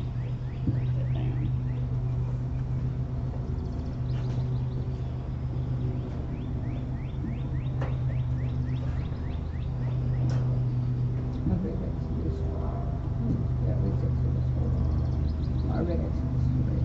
Last scripture read Exodus 3, so we're starting to go.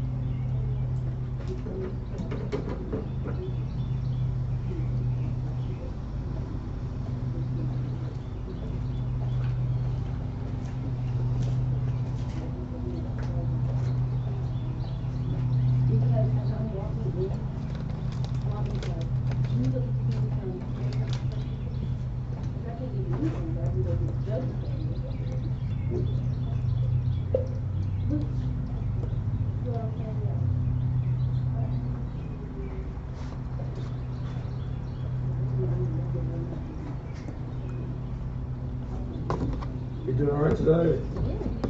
Yeah, I'm hanging in there. Beautiful day. Yes, it is. It is a beautiful day. You heading out? I'm heading out. Okay. Well, I'll see you later. See you later. I didn't have too many big words.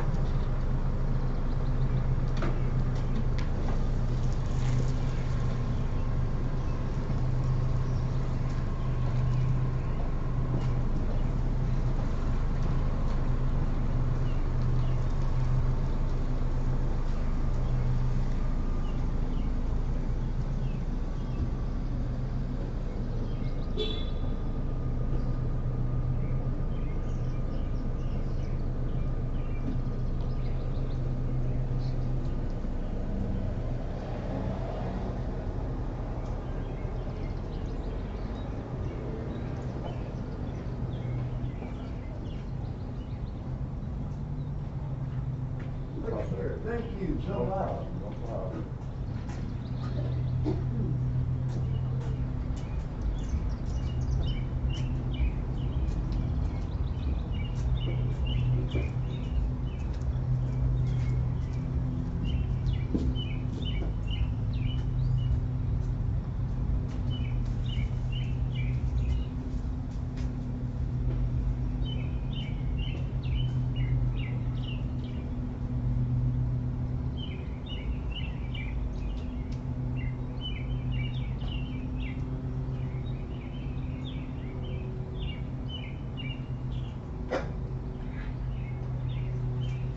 Oh, sorry.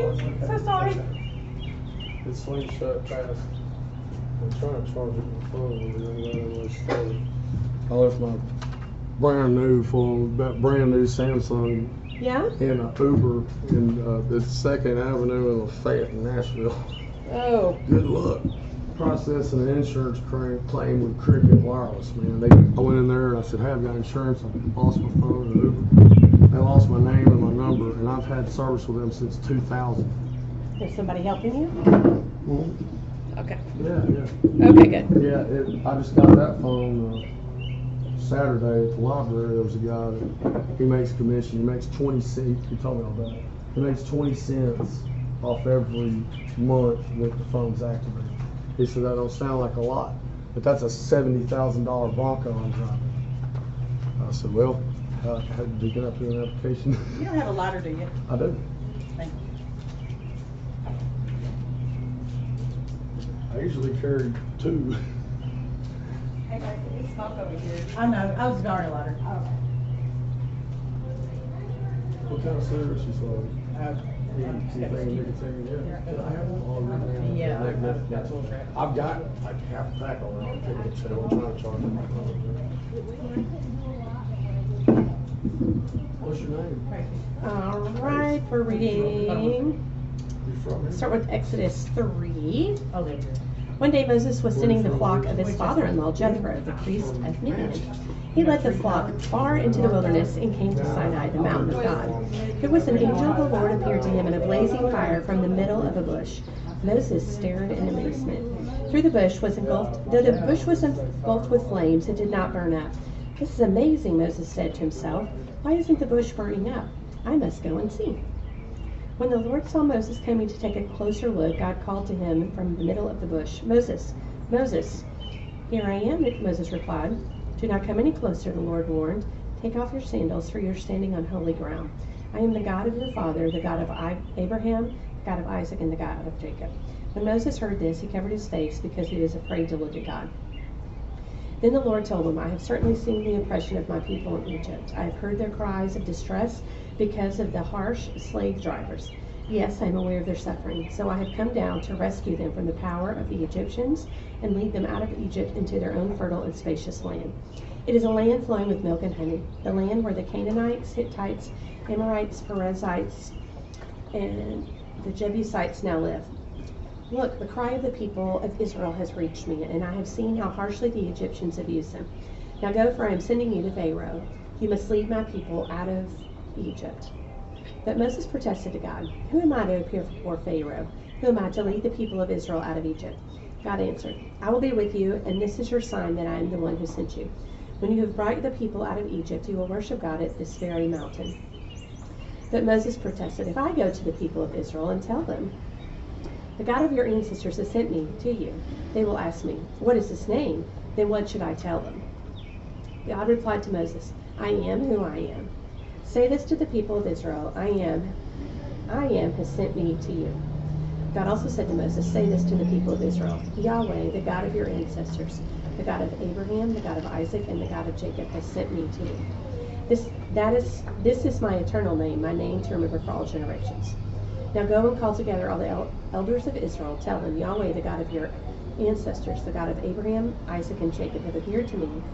He told me, I have been watching you closely, and I see how the Egyptians have treated you. I have promised to rescue you from your oppression in Egypt.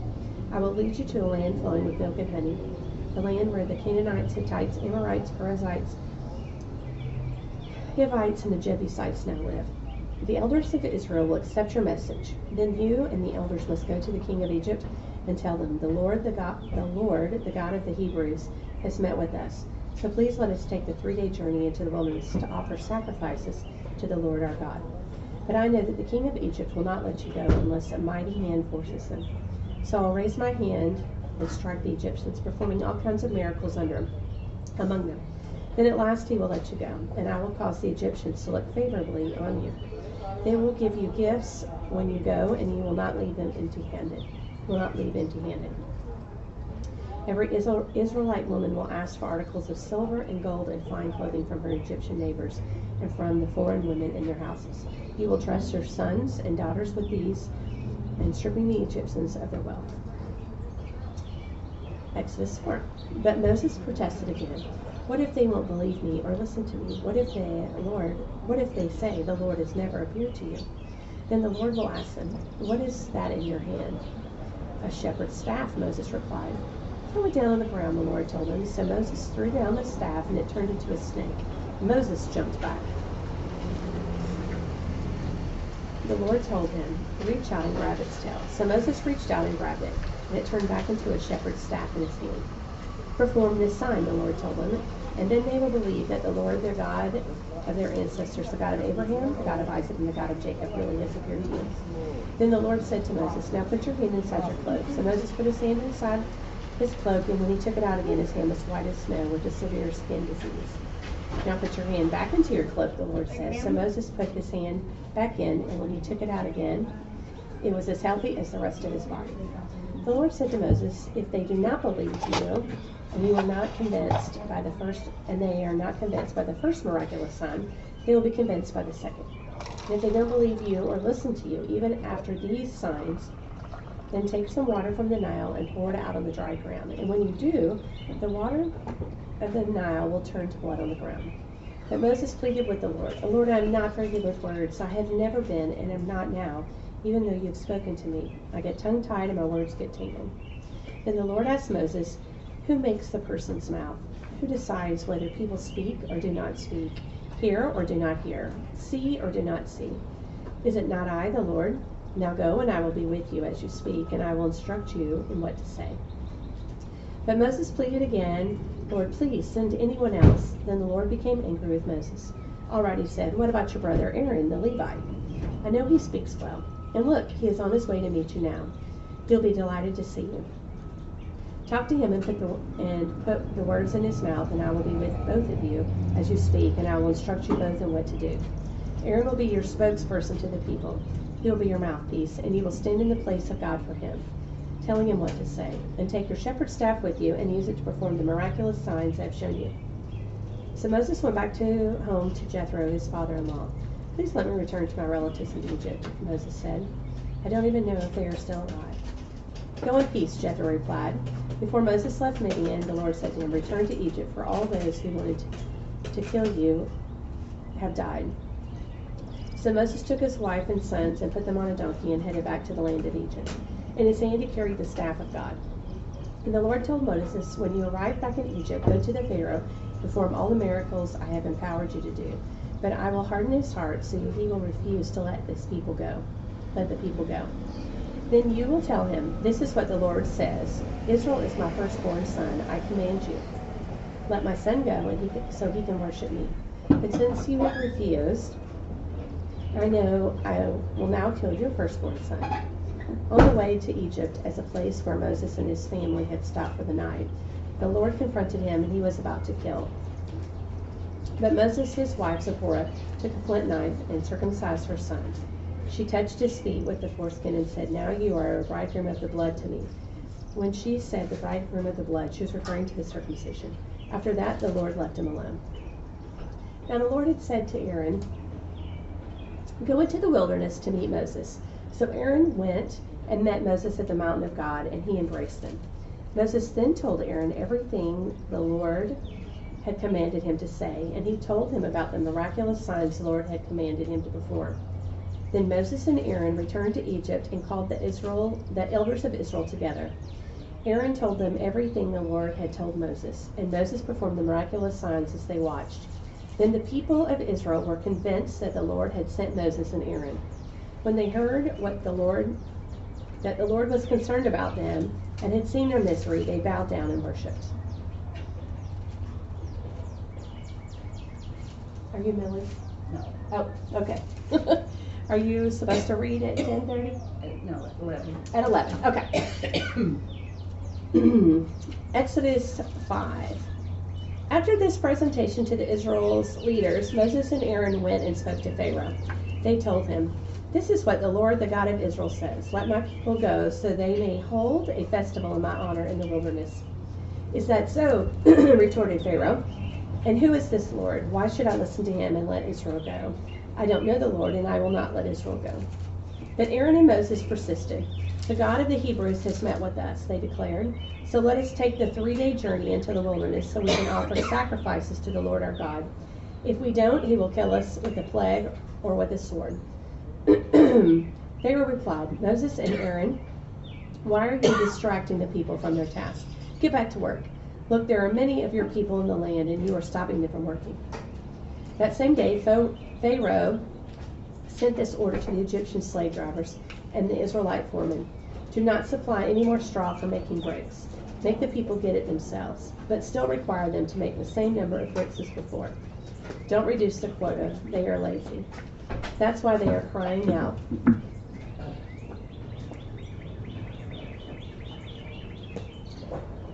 Perfect. And the next person's at 10:45, is that right? Yes. Gotcha. You want me to read? If you want, that would be great. I can. Only because I'm going to lose my voice again. Exodus 5. Exodus 5. Yes. At the very beginning? Yes. Okay. If it ready.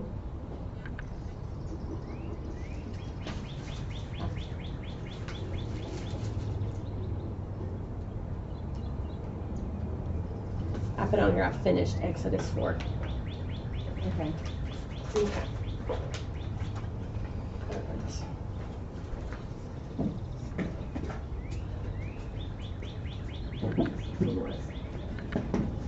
Afterward, Moses and Aaron went to Pharaoh and said, "This is what the Lord, the God of Israel, says. Let my people go so that they may hold a festival to me in the wilderness." Pharaoh said, "Who is the Lord that I should obey him and let Israel go? I do not know the Lord, and I will not let Israel go." Then they said, "The God of Hebrews has met with us. Now let us take a 3-day journey into the wilderness to offer sacrifices to the Lord our God, or he may strike us with plagues or with the sword." But the king of Egypt said, "Moses and Aaron, why are you taking the people away from their labor? Get back to your work." Then Pharaoh said, "Look, the people of the land are now numerous, and you are stopping them from working." The same day Pharaoh gave this order to the slave drivers and overseers in charge of the people: "You are no longer to supply the people with straw for making bricks. Let them go and gather their own straw, but require them to make the same number of bricks as before. Don't reduce the quota. They are lazy. That is why they are crying out. Let us go and sacrifice to our God." Make the work harder for the people so that they keep working and pay no attention to the lies. Then the slave drivers and the overseers went out and said to the people, "This is what Pharaoh says. I will not give you any more straw. Go and get your own straw wherever you can find it, but your work will not be reduced at all." So the people scattered all over Egypt to gather stubble to use for straw. The slave drivers kept pressing them, saying, "Complete the work required of you for each day, just as when you had straw." And Pharaoh's slave drivers beat the Israelite overseers they had appointed, demanding, "Why haven't you met your quota of bricks yesterday or today, as before?" Then the Israelite overseers went and appealed to Pharaoh. "Why have you treated your servants this way? Your servants are given no straw, yet we are told, 'Make bricks.' Your servants are being beaten, but the fault is with your own people." Pharaoh said, "Lazy, that's what you are, lazy. That's why you keep saying, 'Let us go and sacrifice to the Lord.' Now get to work. You will not be given any straw, yet you must produce your full quota of bricks." The Israelite overseers realized they were in trouble when they were told, "You are not to reduce the number of bricks required of you for each day." When they left Pharaoh, they found Moses and Aaron waiting to meet them. And they said, "May the Lord look on you and judge you. You have made us obnoxious to Pharaoh and his officials, and have put a sword in the hand to kill us." God promises deliverance. Moses returned to the Lord and said, "Why, Lord, why have you brought trouble on this people? Is that why you sent me? Ever since I went to Pharaoh to speak in your name, he has brought trouble on this people, and you have not rescued your people at all."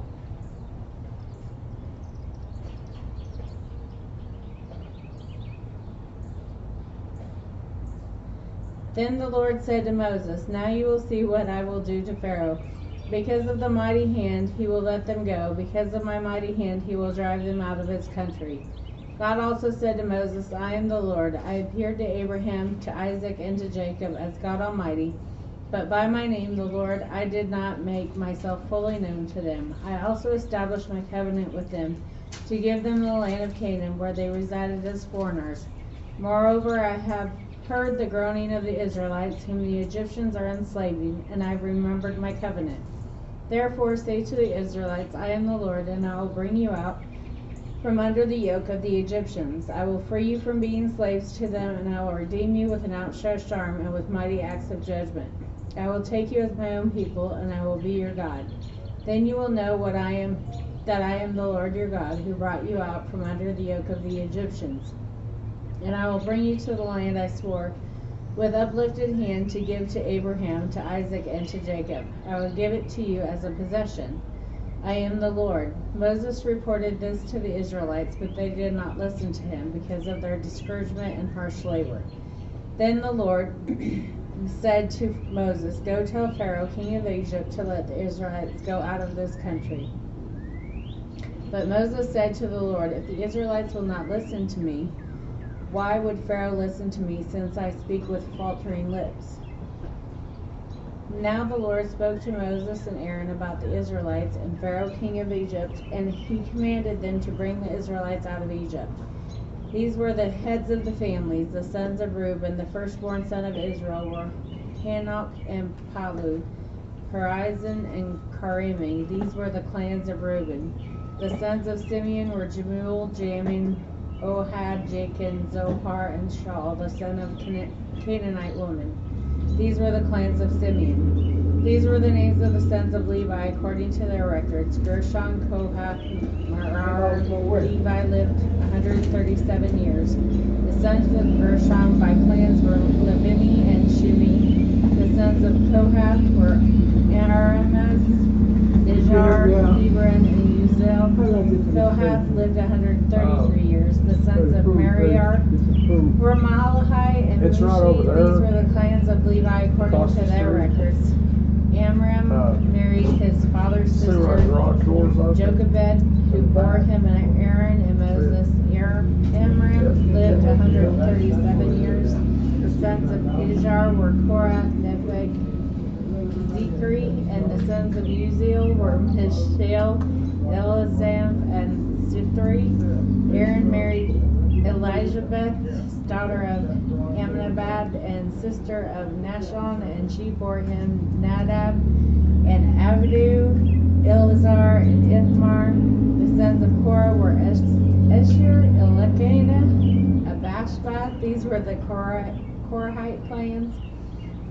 Eleazar, son of Aaron, married one of the daughters of Pubel, and she bore him Phinehas. These were the heads of the Levite families, clan by clan.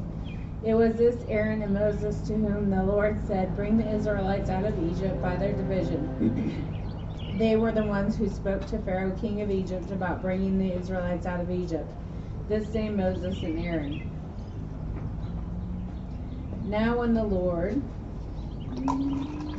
spoke to Moses in Egypt, he said to him, "I am the Lord. Tell Pharaoh, king of Egypt, everything I tell you." But Moses said to the Lord, "Since I speak with faltering lips, why would Pharaoh listen to me?" Then the Lord said to Moses, "See, I have made you like God to Pharaoh, and your brother Aaron will be your prophet. You are to say everything I command you, and your brother Aaron is to tell Pharaoh to the Israelites, go out of his country, but I will harden Pharaoh's heart, and though I multiply my signs and wonders in Egypt, he will not listen to you. Then I will lay my hand on Egypt, and with mighty acts of judgment I will bring out my divisions. My people, the Israelites, and the Egyptians will know that I am the Lord when I stretch out my hand against Egypt and bring the Israelites out of it. Moses and Aaron did just as the Lord commanded them. Moses was 80 years old and Aaron 83 when they spoke to Pharaoh. Aaron's staff becomes a snake. The Lord said to Moses and Aaron, when Pharaoh says to you, perform a miracle, then say to Aaron, take your staff and throw it down before Pharaoh, and it will become a snake. So Moses and Aaron went to Pharaoh and did just as the Lord had commanded. Aaron threw his staff down in front of Pharaoh and his officials, and it became a snake. Pharaoh then summoned wise men and sorcerers, and the Egyptian magicians also did the same things by their secret arts. Each one threw down his staff, and it became a snake. Aaron's staff swallowed up their staffs. Yet Pharaoh's heart became hard, and he would not listen to them, just as the Lord had said. Then the Lord said to Moses, Pharaoh's heart is unyielding. He refuses to let the people go. Go to Pharaoh in the morning, and as he goes out to the river, confront him on the bank of the Nile, and take in your hand the staff that was changed into a snake. Then say to him, the Lord, the God of Hebrew, has sent me to say to you, let my people go, so that they may worship me in the wilderness. But until now you have not listened. This is what the Lord says, by this you will know that I am the Lord. With the staff that is in my hand I will strike the water of the Nile, and it will be changed into blood. The fish in the Nile will die, and the river will sink. The Egyptians will not be able to drink its water. The Lord said to Moses, tell Aaron, take your staff and stretch out your hand over the waters of Egypt, over the streams and canals, over the ponds and all the reservoirs, and they will turn to blood. Blood will be everywhere in Egypt, even in vessels of wood and stone. Moses and Aaron did just as the Lord had commanded. He raised his staff in the presence of Pharaoh and his officials and struck the water of the Nile, and all the water was changed into blood. The fish in the Nile died, and the river smelled so bad that the Egyptians could not drink its water. Blood was everywhere in Egypt. But the Egyptian magicians did the same thing by their secret arts, and Pharaoh's heart became hard. He would not listen to Moses and Aaron, just as the Lord had said. Instead he turned and went into his palace, and did not take even this to heart. And all the Egyptians dug along the Nile to get drinking water, because they could not drink the water of the river. 7 days passed after the Lord struck the Nile. Then the Lord said to Moses, go to Pharaoh and say to him, this is what the Lord says, let my people go so that they may worship me. If you refuse to let them go, I will send a plague of frogs on your whole country. The Nile will teem with frogs. They will come up into your palace and into your bedroom and into your bed, into the houses of your officials and on your people and into your ovens and kneading troughs. The frogs will come up on you and your people and all your officials. Then the Lord said to Moses, tell Aaron, stretch out your hand with your staff over the stream and canals and ponds, and make frogs come up on the land of Egypt. So Aaron stretched out his hand over the waters of Egypt, and the frogs came up and covered the land. But the magicians did the same things by their secret arts. They also made frogs come up on the land of Egypt. Pharaoh summoned Moses and Aaron and said, pray to the Lord to take the frogs away from me and my people, and I will let your people go to offer sacrifices to the Lord. Moses said to Pharaoh, I leave to you the honor of setting the time for me to pray for you and your officials and your people, that you and your houses may be rid of the frogs, except for those that remain in the Nile. Tomorrow, Pharaoh said. Moses replied, it will be as you say, so that you may know that there is no one like the Lord our God. The frogs will leave you and your houses, your officials and your people, and they will remain only in the Nile. After Moses and Aaron left Pharaoh, Moses cried out to the Lord about the frogs he had brought on Pharaoh, and the Lord did what Moses asked. The frogs died in the houses, in the courtyards, and in the fields. They were piled into heaps, and the land reeked of them. But when Pharaoh saw that there was relief, he hardened his heart and would not listen to Moses and Aaron, just as the Lord had said. The plague of gnats. Then the Lord said to Moses, tell Aaron, stretch out your staff and strike the dust of the ground, and throughout the land of Egypt, the dust will become gnats. They did this, and when Aaron stretched out his hand with the staff and struck the dust of the ground, gnats came on people and animals. All the dust throughout the land of Egypt became gnats. But when magicians tried to produce gnats by their secret arts, they could not.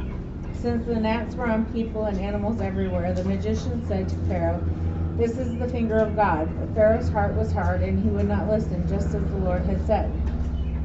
The plague of flies. Then the Lord said to Moses, "Get up early in the morning and confront Pharaoh as he goes to the river, and say to him, 'This is what the Lord says, let my people go so that they may worship me. If you do not let my people go, I will send swarms of flies on you and your officials and on your people and into your houses. The houses of the Egyptians will be full of flies, even the ground will be covered with them. But on that day I will deal differently with the land of Goshen, where my people live.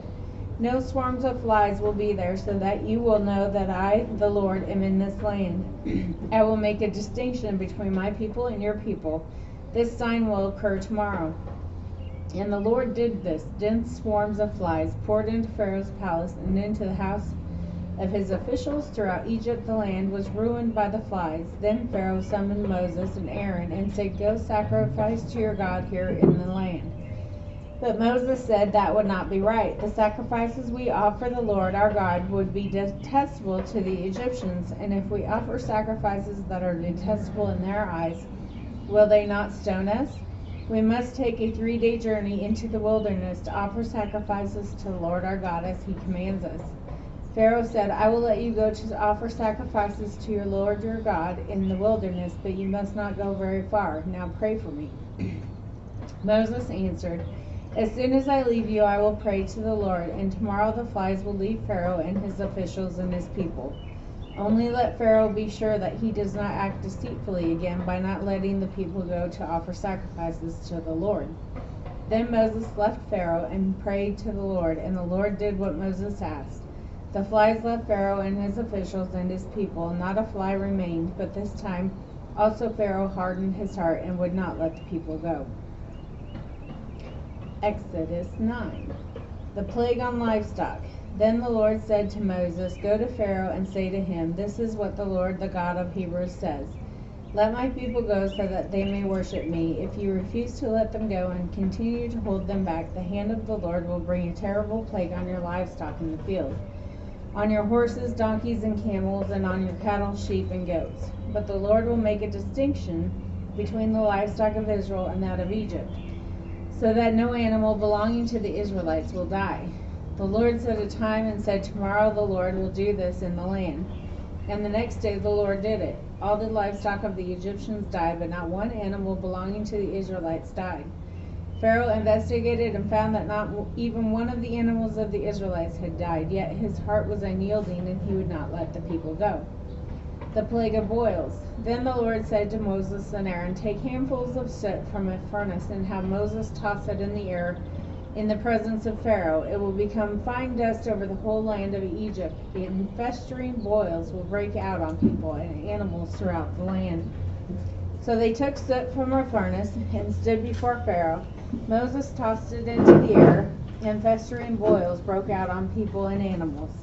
The magicians could not stand before Moses because of the boils that were on them and on all the Egyptians. But the Lord hardened Pharaoh's heart, and he would not listen to Moses and Aaron, just as the Lord had said to Moses.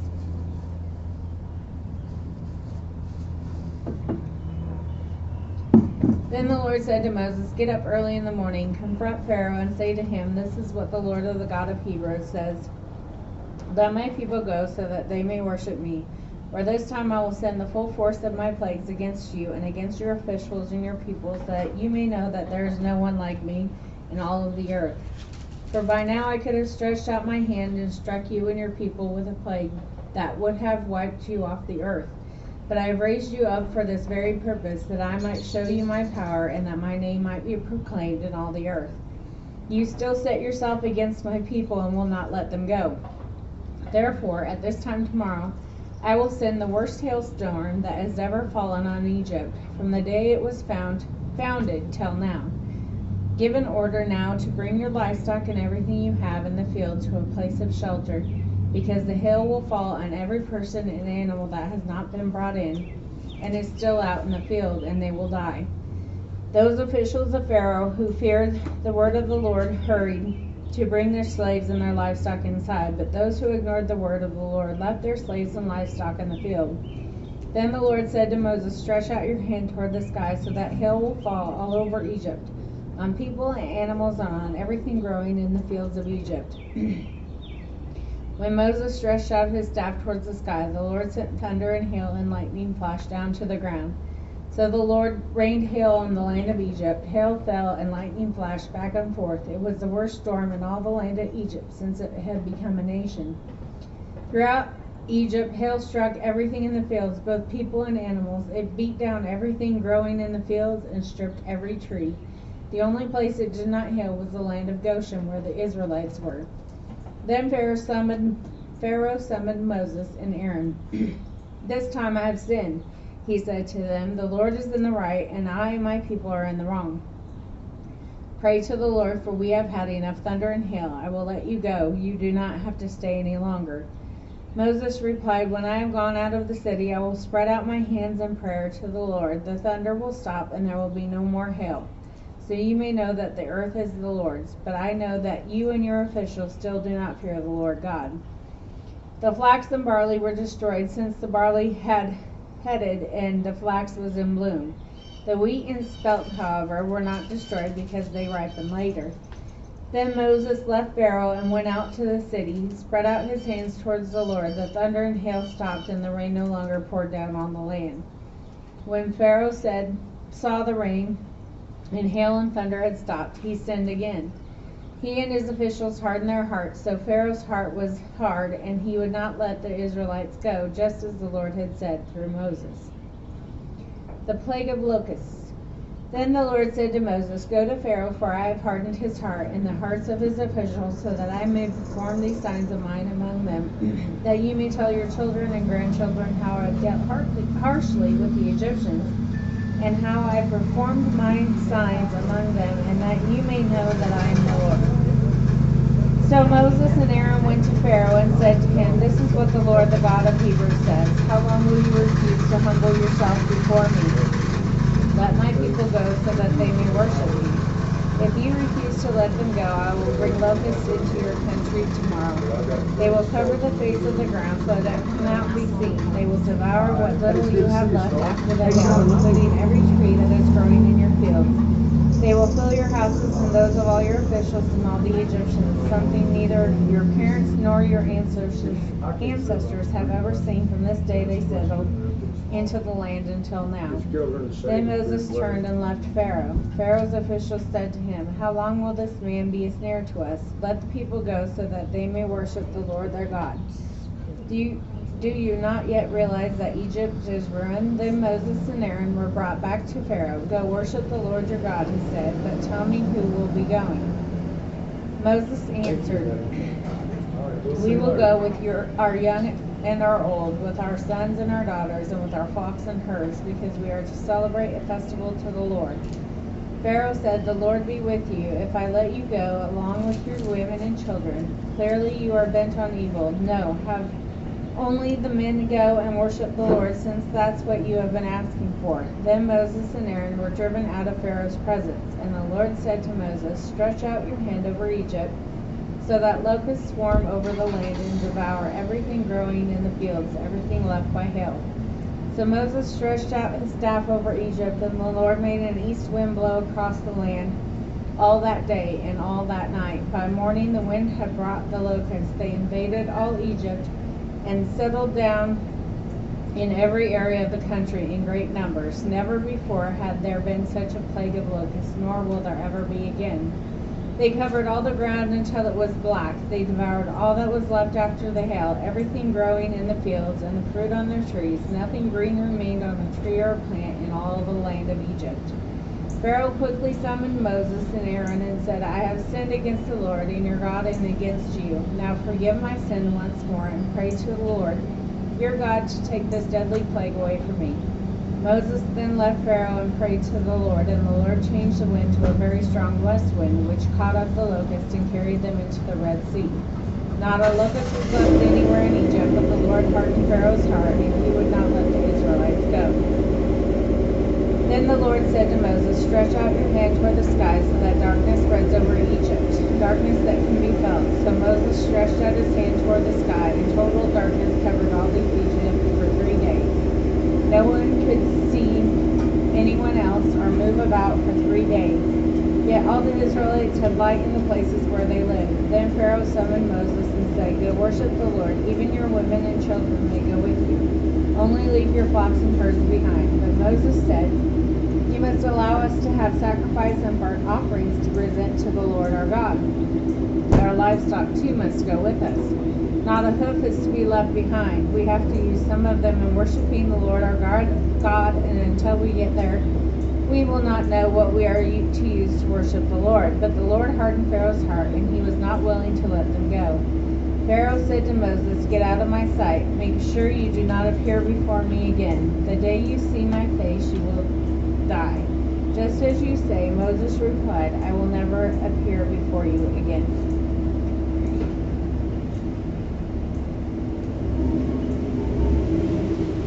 A plague on the firstborn. Now the Lord had said to Moses, "I will bring one more plague on Pharaoh and on Egypt, and after that he will let you go from here, and when he does, he will drive you out completely. Tell the people that men and women alike are to ask their neighbors for articles of silver and gold." The Lord made the Egyptians favorably disposed toward the people, and Moses himself was highly regarded in Egypt by Pharaoh's officials and by the people. So Moses said, "This is what the Lord says. About midnight I will go throughout Egypt. Every firstborn son in Egypt will die, from the firstborn son of Pharaoh who sits on the throne to the firstborn son of the female slave who is at her handmill, and all the firstborn of the cattle as well. There will be loud wailing throughout Egypt, worse than there has ever been or ever will be again. But among the Israelites not a dog will bark at a person or animal. Then you will know that the Lord makes a distinction between Egypt and Israel. All these officials of yours will come to me, bowing down before me and saying, 'Go you and all the people who follow you.' After that I will leave." Then Moses, hot with anger, left Pharaoh. The Lord had said to Moses, "Pharaoh will refuse to listen to you so that my wonders may be multiplied in Egypt." Moses and Aaron performed all these wonders before Pharaoh, but the Lord hardened Pharaoh's heart, and he would not let the Israelites go out of his country. The Lord said to Moses and Aaron in Egypt, "This month is to be for you the first month of your year. Tell the whole community of Israel that on the 10th day of this month each man is to take a lamb for his family, one for each household. If any household is too small for a whole lamb, they must share one with their nearest neighbor, having taken into account the number of people there are. You are to determine the amount of lamb needed in accordance with what each person will eat. The animals you choose must be year-old males without defect, and you may take them from the sheep or the goats. Take care of them until the 14th day of the month, when all the members of the community of Israel must slaughter them at twilight. Then they are to take some of the blood and put it on the sides and the tops of the door frames of the houses where they eat the lambs. That same night they are to eat the meat roasted over the fire, along with bitter herbs and bread made without yeast. Do not eat the meat raw or boiled in water, but roasted over a fire, with the head, legs, and internal organs. Do not leave any of it till morning. If some is left till morning, you must burn it. This is how you are to eat it, with your cloak tucked into your belt, your sandals on your feet, and your staff in your hand. Eat it in haste. It is the Lord's Passover. On that same night I will pass through Egypt and strike down every firstborn of both people and animals, and I will bring judgment on all the gods of Egypt. I am the Lord. The blood will be a sign for you on the houses where you are, and when I see the blood, I will pass over you. No destructive plague will touch you when I strike Egypt. This is the day you are to commemorate. For the generations to come, you shall celebrate it as the festival of the Lord. A last ordinance. For 7 days you are to eat bread made without yeast. On the first day, remove the yeast from your houses, for whoever eats anything with yeast in it from the first day through the 7th must be cut off from Israel. On the first day hold a sacred assembly, and another one on the seventh day. Do not work at all on these days, except to prepare food for everyone to eat. That is all you may do. Celebrate the festival of unleavened bread, because it was on this very day that I brought your division out of Egypt. Celebrate this day as a lasting ordinance to the generations to come. In the first month you are to eat bread made without yeast from the evening of the 14th day until the evening of the 21st day.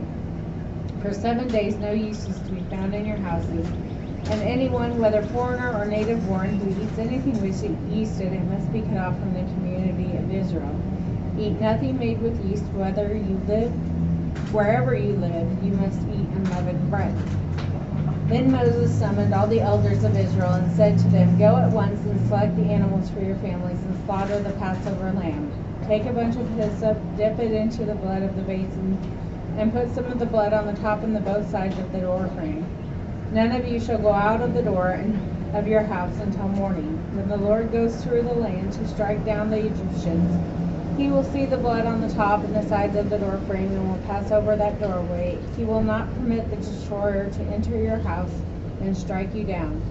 Obey these instructions as a lasting ordinance for you and your descendants when you enter the land that the Lord will give you as he promised.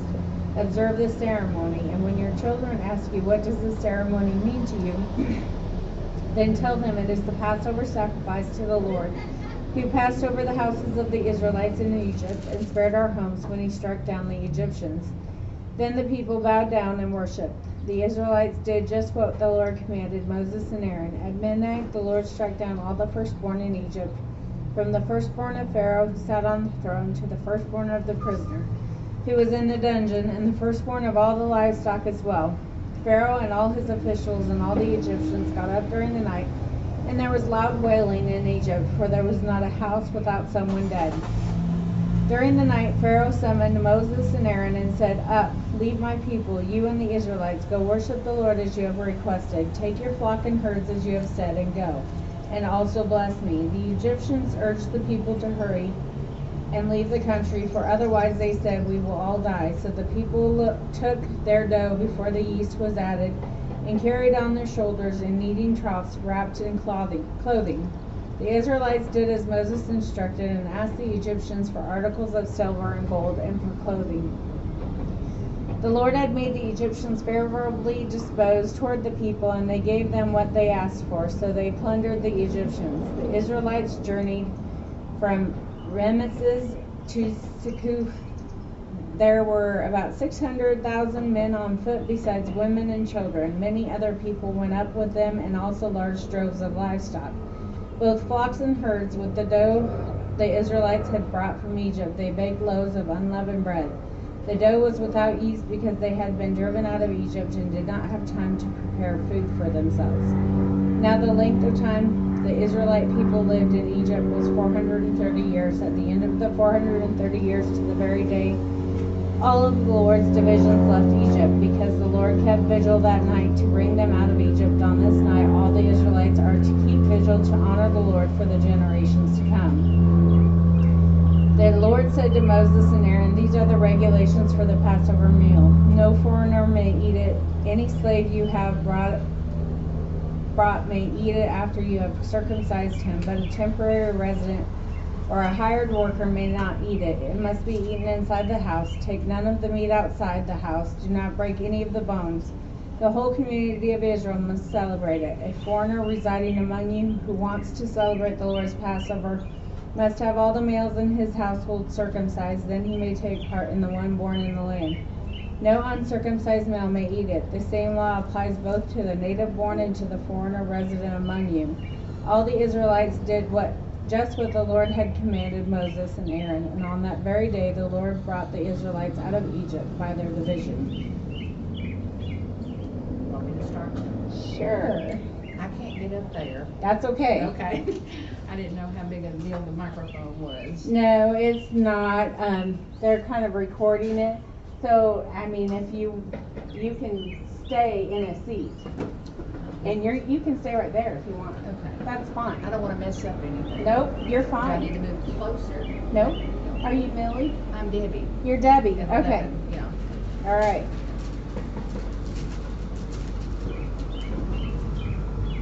Nope, you're totally good. I finished Exodus 14, so if you want to start with Exodus 15. Oh, I thought you finished it. I just finished 14.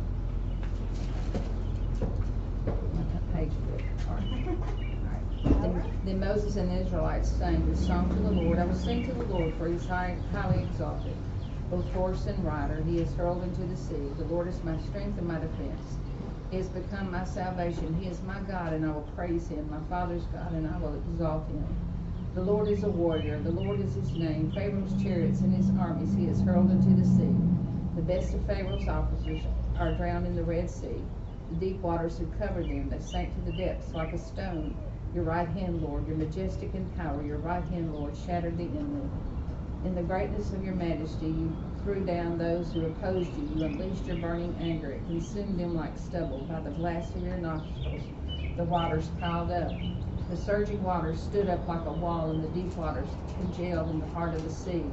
The enemy boasted, I will pursue, I will overtake them, I will divide the spoils. I will gorge myself on them, I will draw my sword, and my hand will destroy them. But you blew with your breath, and the sea covered them. They sank like lead in the mighty waters. Who among the gods is like you, Lord? Who is like you, majestic in holiness, awesome in glory, working wonders? You stretched out the right hand, and the earth swallows your enemies. In your unfailing love you will lead the people you have redeemed. In your strength you will guide them in your holy dwelling. The nations will hear and tremble. Anguish will grip the people of Philistia.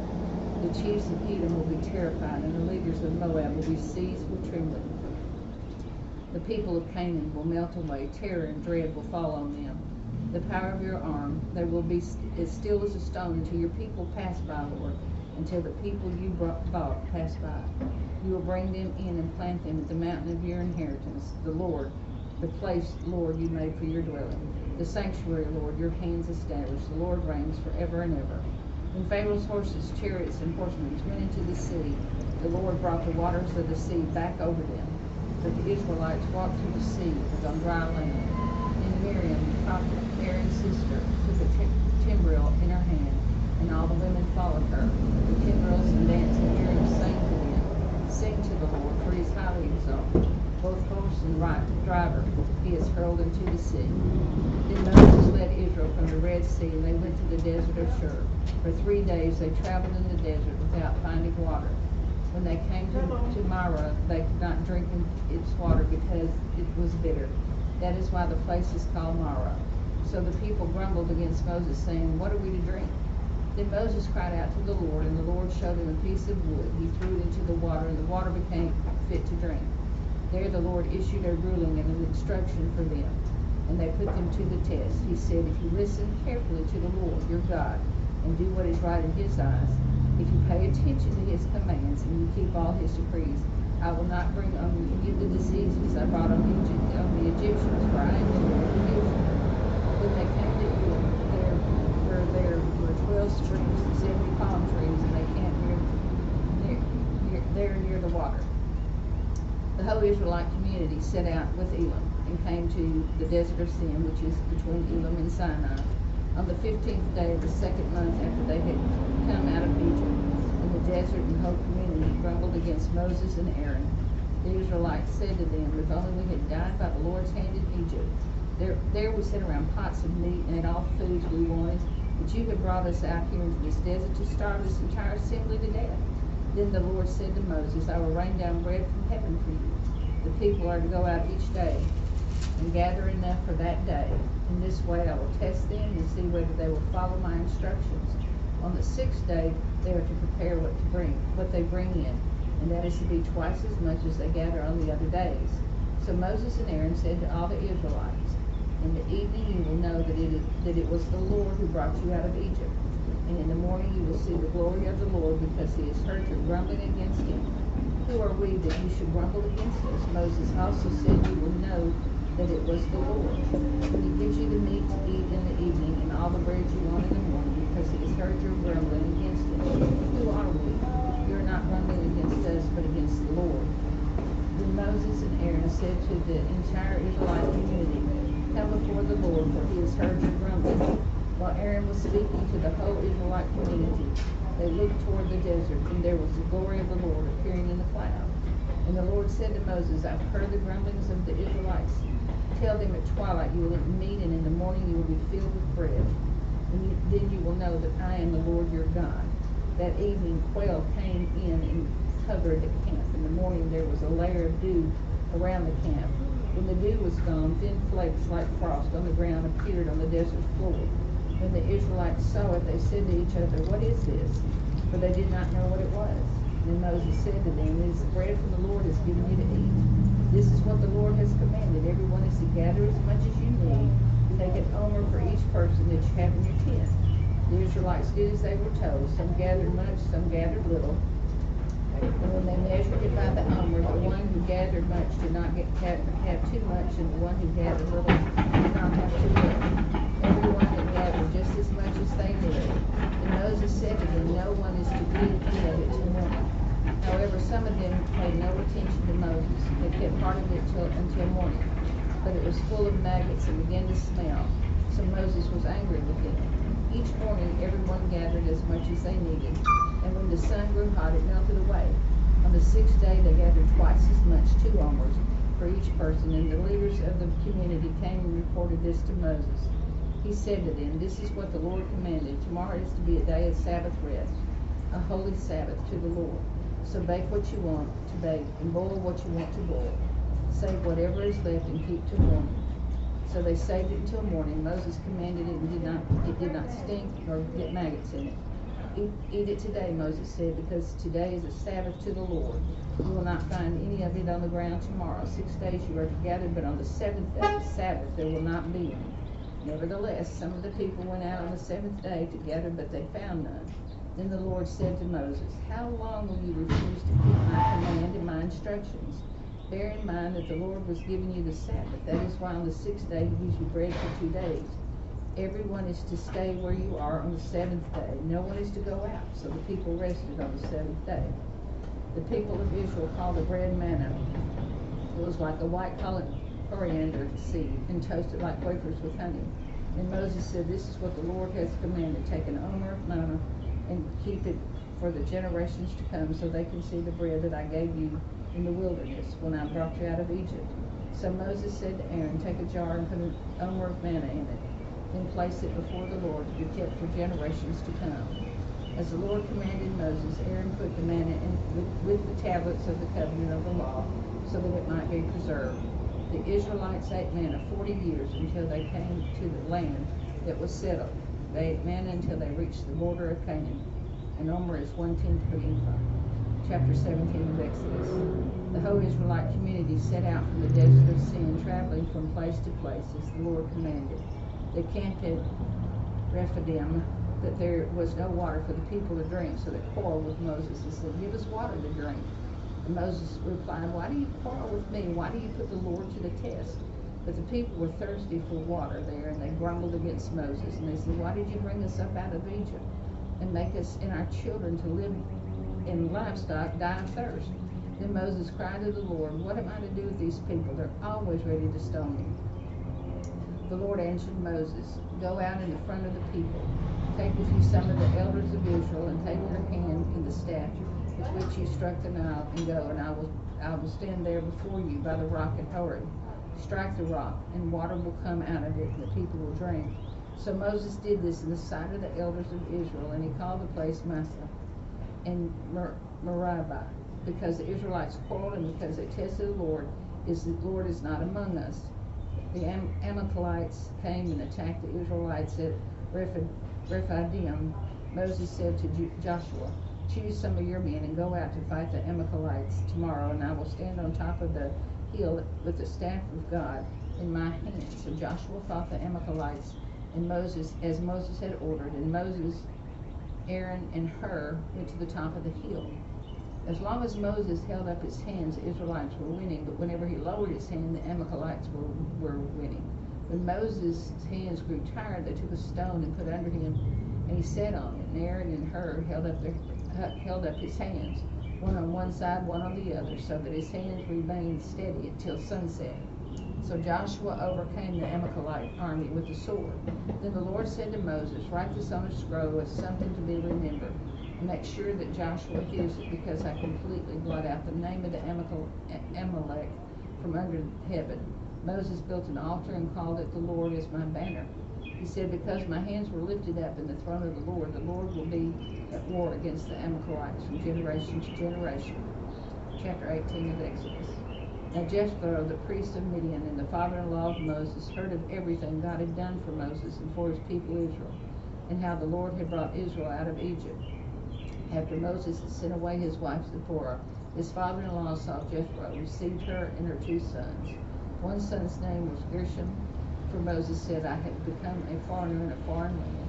The other's name was Eleazar, and he said, my father's God was my helper, and he saved me from the sword of Pharaoh. Jethro's Moses' father-in-law, together with Moses' son and wife, came to him in the wilderness, where he was camped near the mountain of God. Jethro had sent word to him, I, your father-in-law, Jethro, am coming to you with your wife and your 2 sons. So Moses went out to meet his father-in-law and bowed down and kissed him, and they greeted each other, and then went into the tent. Moses told his father-in-law about everything that the Lord had done to Pharaoh and to the Egyptians for Israel's sake, and about all the hardships they had met along the way, and how the Lord had saved them. Jethro was delighted to hear about all the good things the Lord had done for Israel in rescuing them from the hand of the Egyptians. He said, praise be to the Lord, who rescued you from the hand of the Egyptians, and Pharaoh, who rescued the people from the hand of the Egyptians. Now I know that the Lord is greater than all other gods, for he did this to those who had treated Israel arrogantly.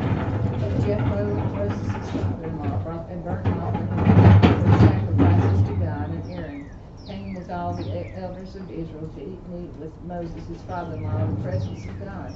The next day Moses took his seat to serve as judge for the people, and they stood around him from morning till evening. When his father-in-law saw all that Moses was doing for the people, he said, what is this that you are doing for these people? Why do you sit alone as judge, while all these people stand around you morning till evening?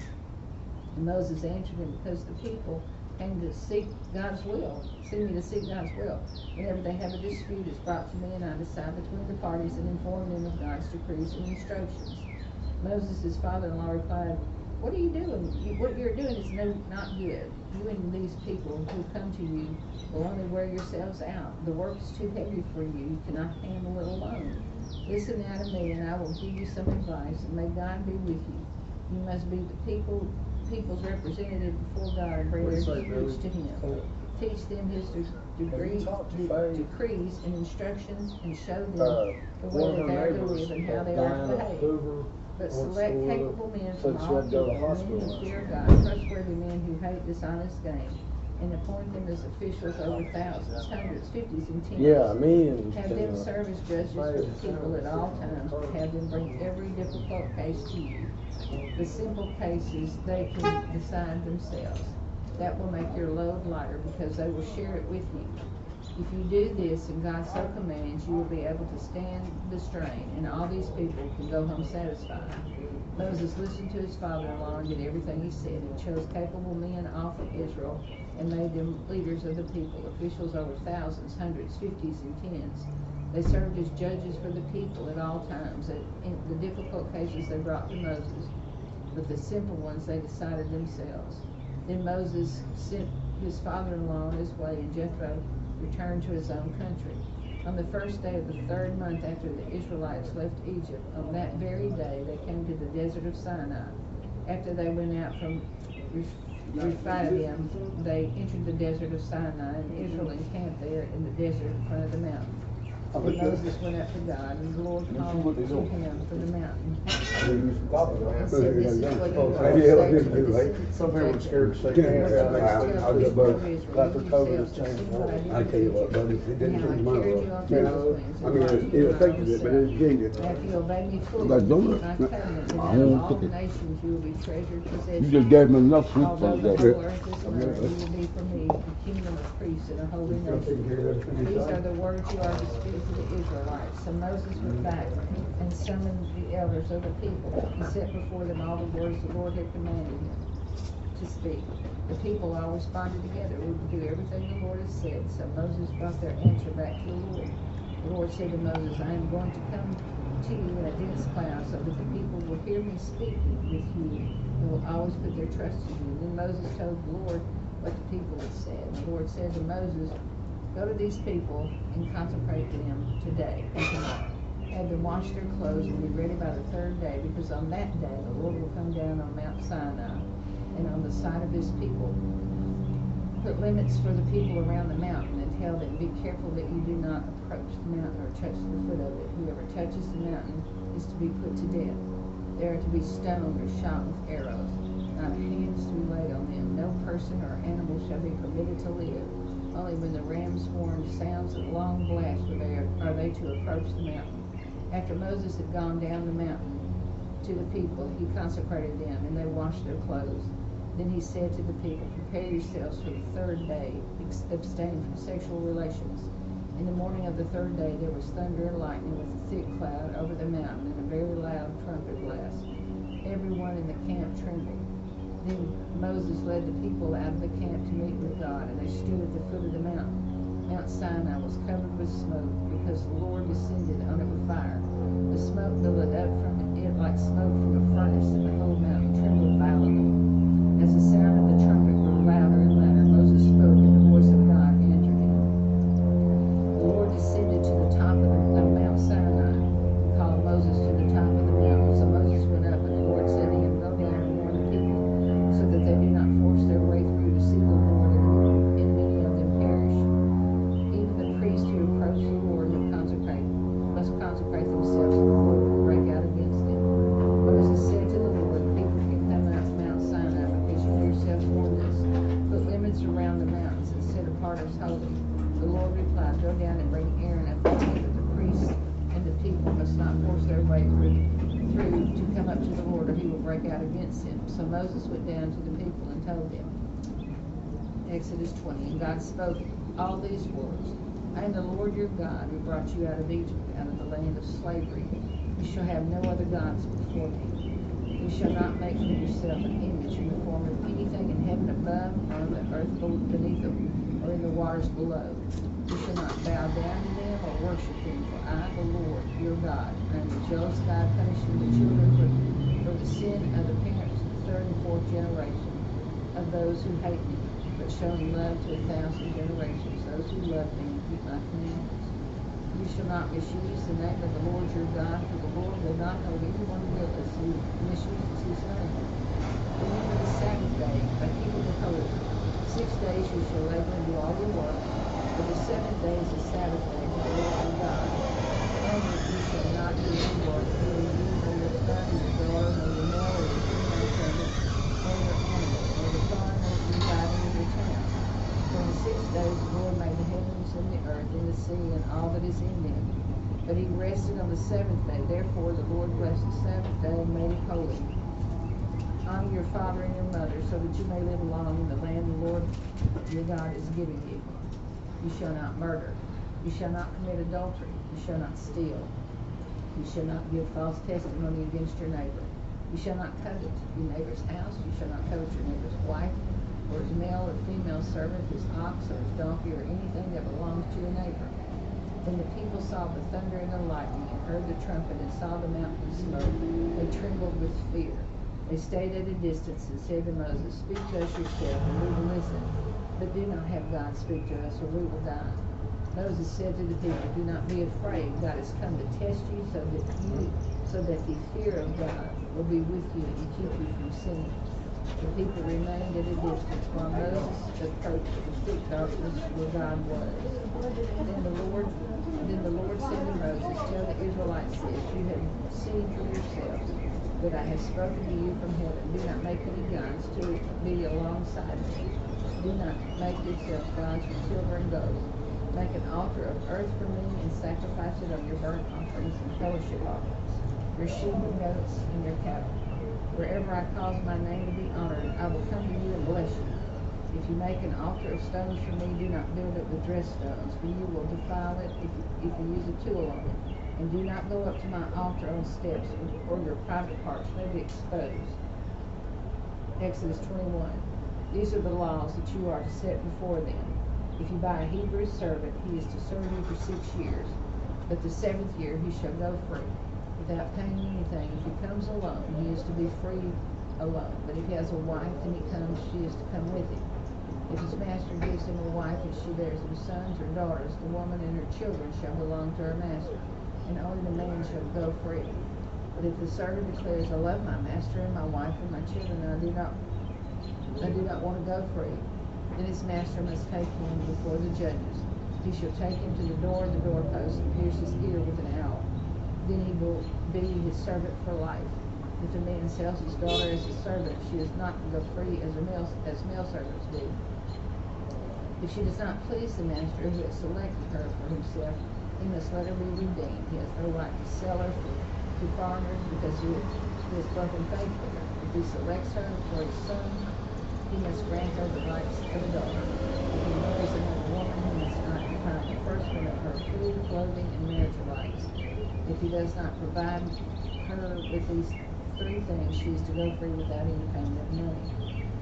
Anyone who strikes a person with a fatal blow is to be put to death. However, if it is not done intentionally, but God lets it happen, they are to flee a place and I will designate.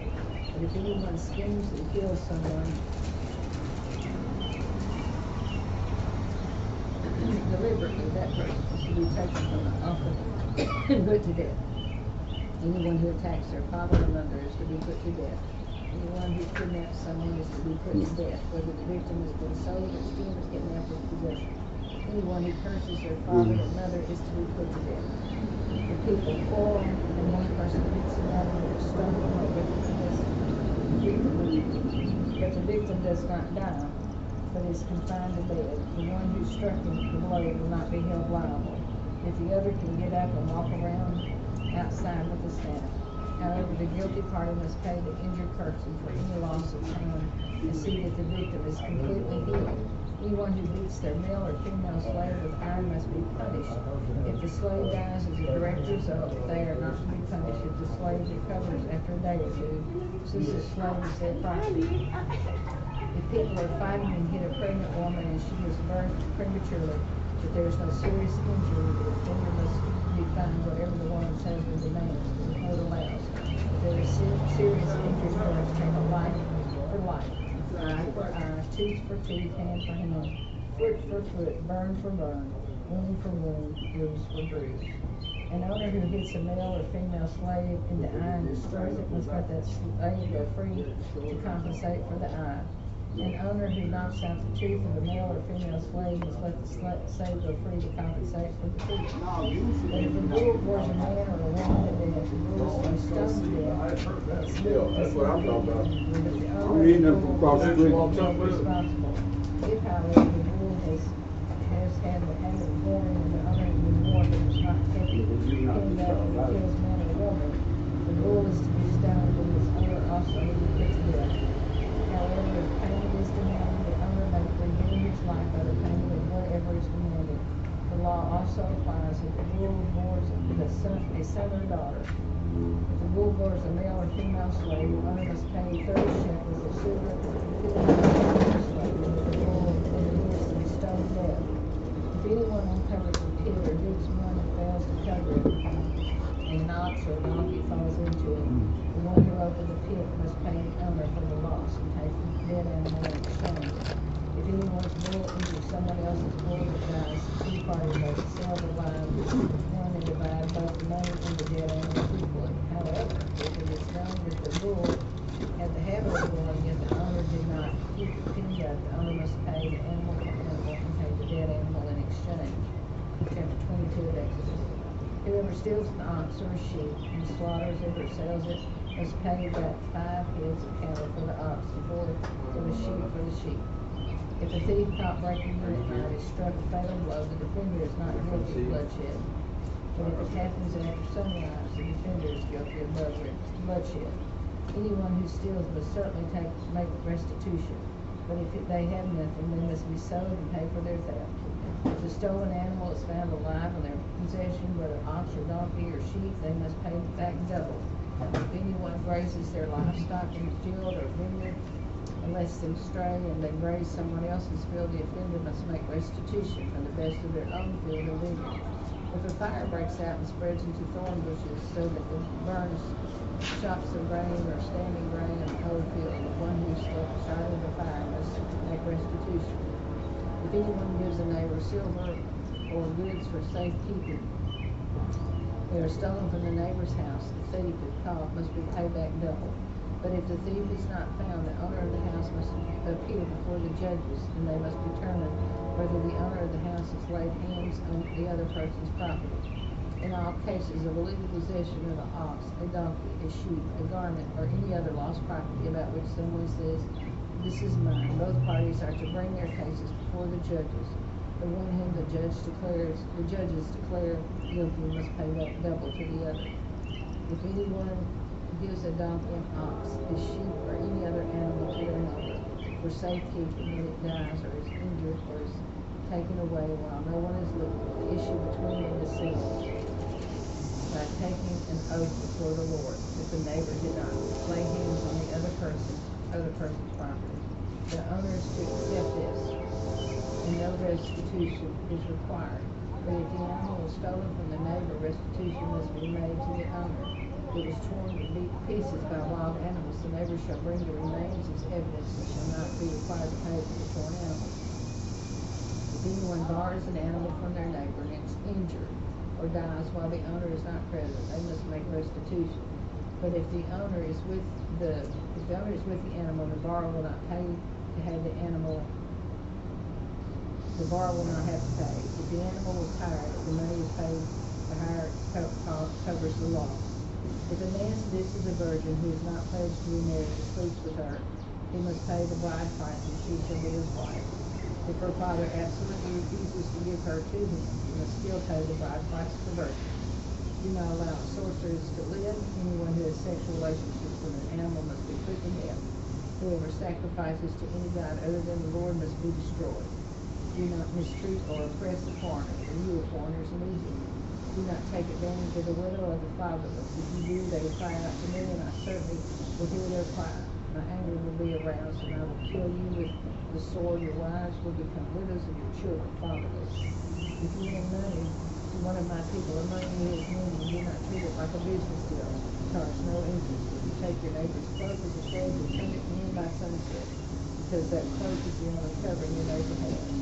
What else can he speak of? When they cry out to me, I will hear, for I will hear, for I am compassionate. Do not blaspheme God or curse the ruler of your people. Do not hold back offerings from your granaries or your vats. You must give me the firstborn of your sons. Do the same with your cattle and your sheep. Let them stay with your mothers for 7 days. Give them to me on the 8th day. You are to be my holy people. So do not eat the meat of an animal torn by wild beasts, throw it to the dogs. Exodus 23. Do not spread false reports. Do not help a guilty person by being a malicious witness. Do not follow the crowd in doing wrong. When you give testimony in a lawsuit, do not pervert justice by siding with the crowd. Do not show favoritism to a poor person in a lawsuit.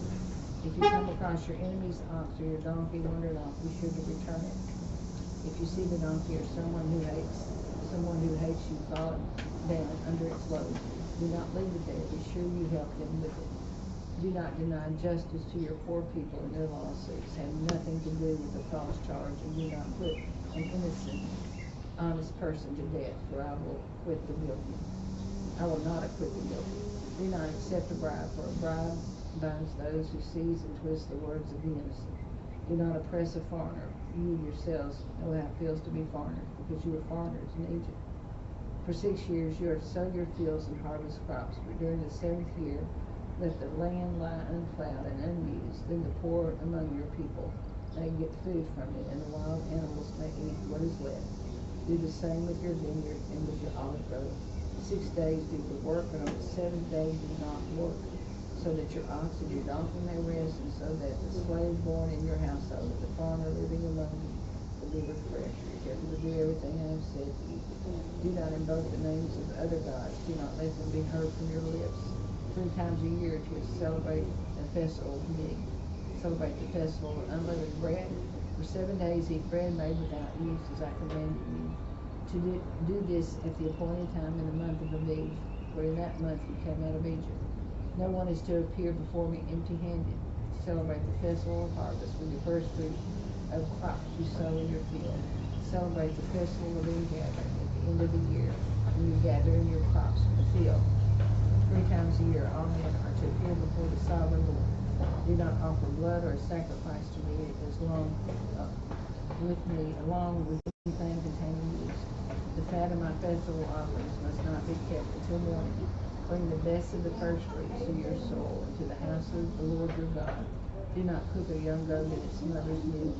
See, I am sending an angel ahead of you to guard you along the way and to bring you to the place I have prepared. Pay attention to him and listen to him what he says. Do not rebel against him, for he will not forgive you. He will not forgive your rebellions, since my name is in it. If you listen carefully to what he says and do all that I say, I will be an enemy to your enemies, and I will oppose those who oppose you. My angel will go ahead of you and bring you to the land of the Amorite, Hittites, Perizzites, Canaanites, Hivites, Jebusites, and I will wipe them out. Do not bow down before their gods or worship them or follow their practices. You must demolish them and break their sacred stones in pieces. Worship the Lord your God, and his blessings will be on your food and water. I will take away sickness from among you, and none of you miscarry or be barren in your land. I will give you a full lifespan. I will send my terror ahead of you and throw into confusion every nation you encounter. I will make all your enemies turn their backs and run. I will send the hornet ahead and drive out the Hivites, Canaanites, Hittites out of your way. But I will not drive them out in a single year, because the land will become desolate and the wild animals too numerous for you. Little by little I will drive them out before you, until you have increased enough to make possession of the land. I will establish your borders from the Red Sea to the Mediterranean Sea, and from the desert to the Euphrates River. I will give into your hands the people who live in your land, and you will drive them out before you. Do not make a covenant with them or with their gods. Do not let them live in the land, for they will cause you to sin against them, because the worship of their God will certainly be a snare to you. Exodus 24. Then the Lord said to Moses, come up to me, you and Aaron, Nadab and Abihu, and said, ye are the elders of Israel. You are to worship at a distance, and Moses alone is to approach the Lord. The others must not come near, and the people may not come up with you.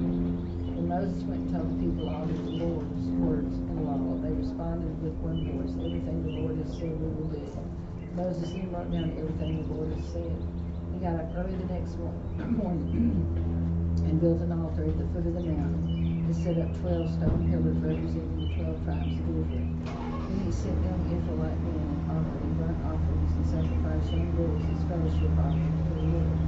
Moses took half of the blood and put it in bowls, and the other half he splashed against the offering. He took the book of the covenant and read it to the people, and they responded, we will do everything the Lord has said, and we will obey. Moses then took the blood and sprinkled it on the people and said, this is the blood of the covenant that the Lord has made with you, in accordance with all these words. Moses appointed Nahab and Abihu, and the 70 elders of Israel went up and saw the Israel under his feet was something like a pavement of blankets, but sandals right below his stone. God did not raise his hand against these leaders of Israel. They saw God and they ate it. The Lord said to Moses, come up to me on the mountain and stay here, and I will give you the tablets of stone of the law and commandments I have written for their instructions.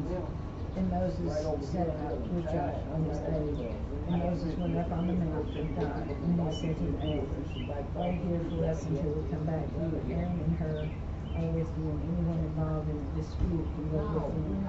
Then when Moses went up on the mountain, the cloud covered the glory of the Lord settled on Mount Sinai. For 6 days the cloud covered the mountain, and on the 7th day the Lord called to Moses from within the cloud to the Israelites. The glory of the Lord looked like consuming fire on the mountain. When Moses entered the flame, he went up on the mountain, and he stayed in the mountain 40 days and 40 nights. Chapter 25 of Exodus. The Lord said to Moses, tell the Israelites, bring me an offering. You are to receive the offering from me from everyone whose heart prompts them to give. Offerings you are to receive from me, gold, silver, bronze, blue and purple, and scarlet wool, fine linen, goat hair, ram skins, red dye, dyed red, and another type of durable leather, cassia wood, olive oil for the lamp, spices for the anointing oil, and for the fragrant incense of onyx stone, and other gems to be mounted on the ephod and the breastplate. Then he had to make a sanctuary for me, and I will dwell among them. Make this tabernacle and all its furnishing exactly like the pattern I showed you. Have them make an ark of acacia wood, 2.5 cubits long, a cubit half wide, and a cubit and a half high. Overlay it with pure gold. Overlay it with pure gold, both inside and out, and make it a gold molding around it. Cast 4 gold rings for it to be fastened to its 4 feet, with 2 rings on one side and 2 rings on the other. Then make poles of acacia wood overlaid in the gold. Insert the pole into the rings of the side of the ark to carry it. The poles are to remain in the rings of this ark. They are not to be removed. Then put the ark of the tablets of the covenant's law, which I will give you. Make an atonement cover of pure gold, 2.5 cubits long and cubit and a half wide. And make 2 cherubim of hammered gold in the ends of the cover. Make the cherubim on one end and the second cherubim on the other. With the cherubim of one piece with the cover at the 2 ends. Cherubim are to have their wings spread upwards, overshadowing the cover within. The cherubim are to face each other, looking toward the cover. Place the cover on top of the ark, and put the ark in the tablets of the covenant of the law. And I will give you there above the cover, between the 2 cherubim that are over the ark of the covenant. I will meet with you and give you the commands of the Israelites. Make a table of acacia wood, 2 cubits long, a cubit wide, a cubit and a half high. Overlay it with pure gold, and make a gold molding around it. Also make around it a rim of 10 breadth wide, and gold molding on the rim. Make 4 gold rings for the table and fasten the 4 corners into the rings. The rings are to be close to the rim to hold the poles used for carrying the table. Make the poles of acacia wood, overlay them with gold, and carry the tables within. Make its plates and its dishes of pure gold, as well as its pitchers and its bowls for the pouring out of the offering. With the bread and the presence of this table to be before the Lord Almighty. Make a lampstand of pure gold, hammer out the base of the lamp, and make its flower like cups, buds, and blossoms, 1 piece of within. 6 branches are to extend from the sides of the lampstand, 3 on one side, 3 on the other. 3 cups shaped like almond flowers, and buds and blossoms like leaves on the one branch, 3 on the next branch, and the same for all 6 branches extending from the lampstand. And on the lampstand there are to be 4 cups shaped like almond flowers with buds and blossoms. And the 1 bud shall be under the first pair of branches extending from the lampstand, the second under the second pair, and the third under the third pair, 6 branches in all. The buds and the branches shall be like 1 piece of the lampstand, hammered out with pure gold. Then make it 7 lamps and set them up so that they might the space in front of it. The wick trimmers and trays are to be of pure gold. The talent of pure gold is to be used for the lampstand and all these, etc. See that you make them according to the pattern shown you on the mountains. Exodus 26. Make the tabernacle with 10 curtains of finely twisted linen and blue, purple, and scarlet yarn, and cherubim woven into them skill work. All the curtains are to be the same size, 28 cubits long and 4 cubits wide.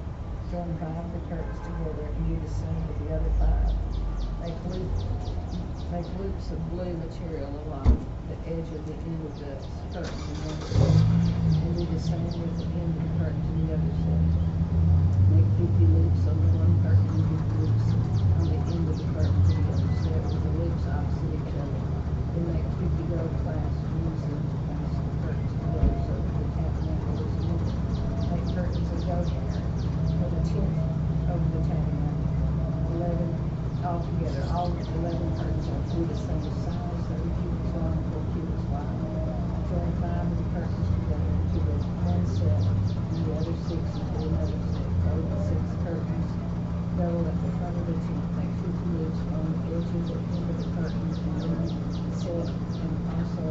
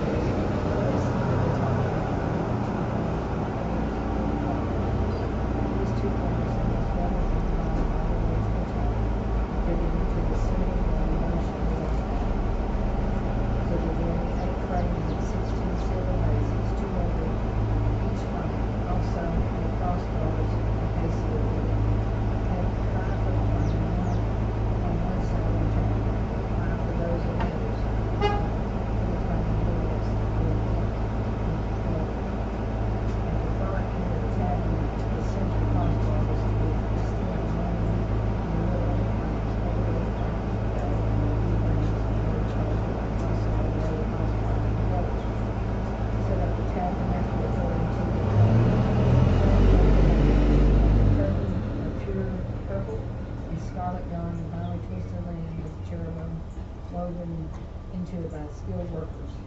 Hang it with gold hooks on 4 posts of acacia wood and overlaid with gold and standing with 4 silver bases. Hang the curtain from the pass in the place of the Ark of the Covenant behind the curtain. The curtain will separate the holy place from the most holy place. Put the atonement cover on the Ark of the Covenant and the law of the most holy place. Place the table outside the curtain of the north side of the tabernacle and put the lamps therein opposite the south side. For the entrance to the tent, made curtain of blue, purple, and scarlet with yarn and finely twisted linen, the work of embroiderer. Make gold hooks for the curtain, and 5 posts of acacia wood, and overlaid in gold, and 5 bronze bases for them. Exodus 27. Build an altar of acacia wood, 3 cubits high. It is to be square, 5 cubits long, and 5 cubits wide. Make a horn at each of the 4 corners, so that the horns of the altar are one piece, and overlay the altar with bronze. Make all its utensils of bronze, pots to remove the ashes, and shovels sprinkled gold, leaf forks, and fire pans. Make an engraved wood, bronze network, and make a bronze ring at each of the 4 corners of the network, putting it under the bed of the altar, so that it is halfway up the altar. Make poles of acacia wood for the altar and overlaid in bronze. The poles are to be inserted into the ring, so that they will be on 2 sides of the altar when it's carried. Make the altar hollow out of wood. It is to be made just as you are shown on the mountain.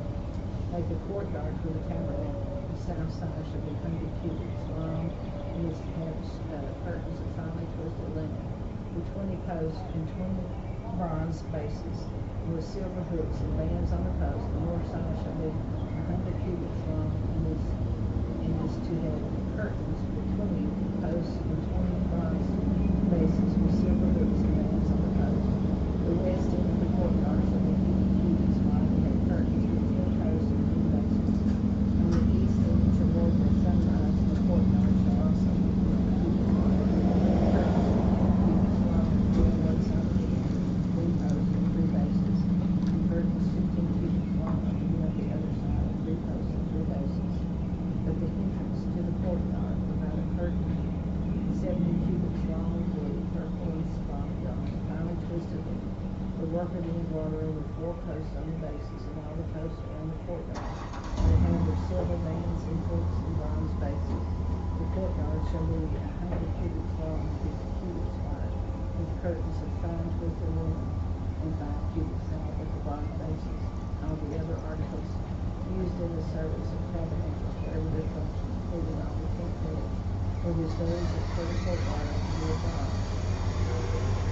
Command the Israelites to bring clear oil and pressed olives for the light, so that the lamps will keep burning in the tent and moving outside the curtain, and shield the ark of the covenant. Aaron and his sons will keep oil burning before the Lord evenings and mornings. This is to be a lasting ordinance among the Israelites in generations to come. Have Aaron and Exodus 28.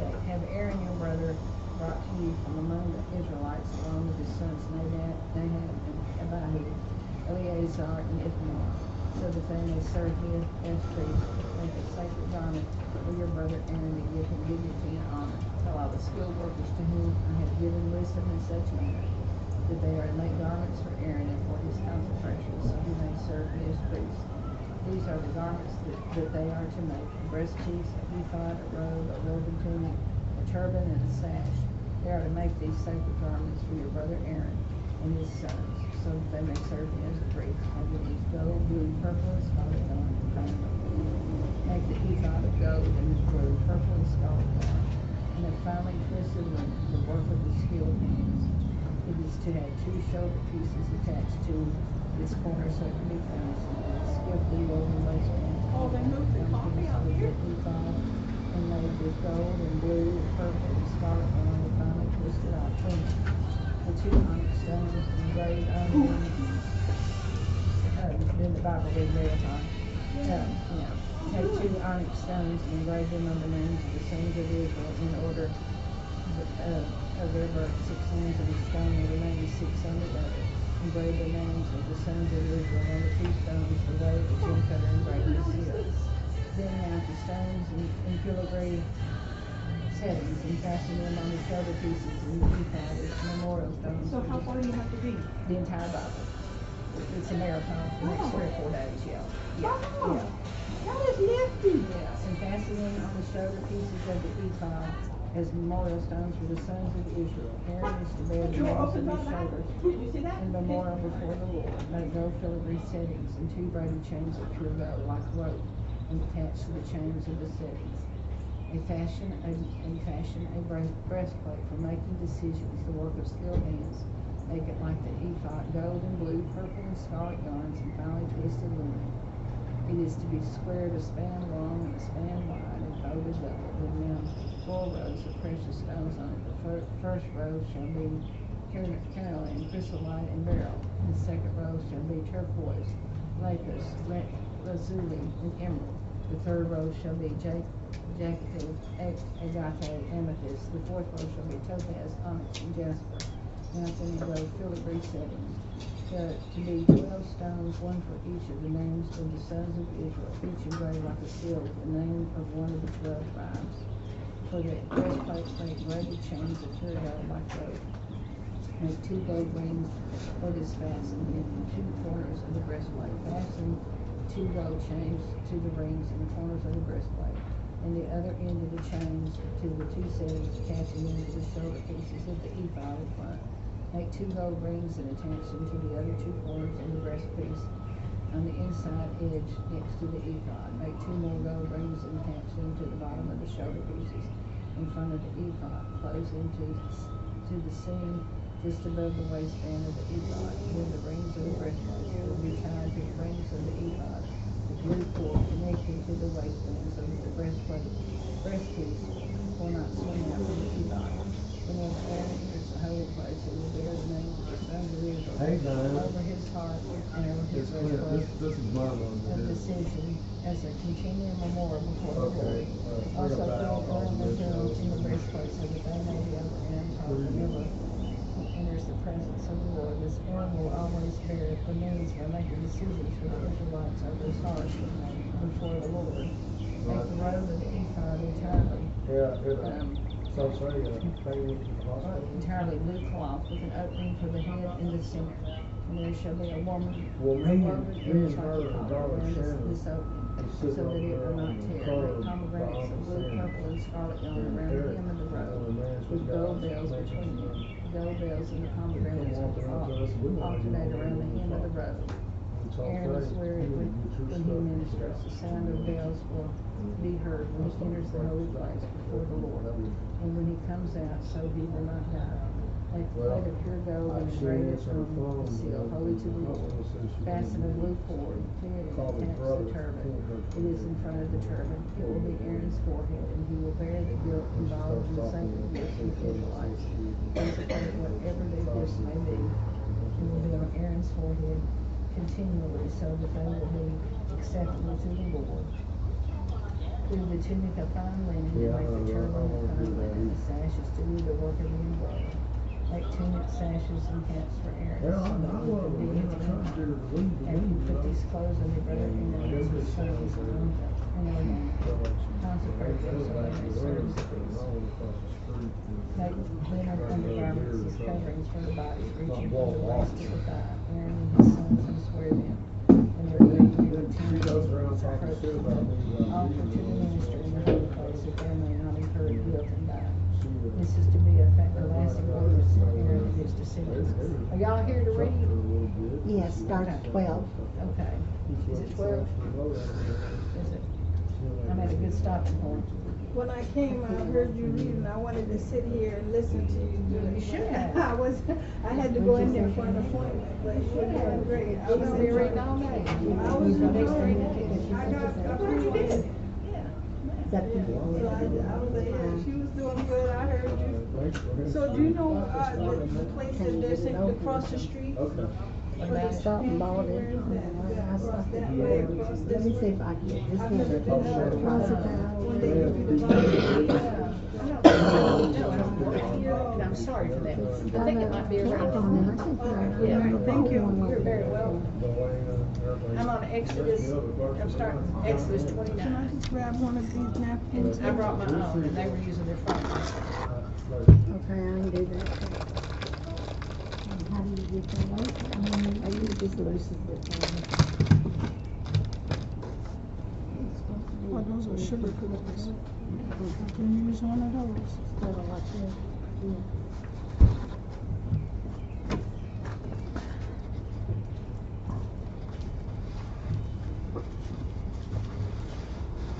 Exodus 29. Yes, ma'am.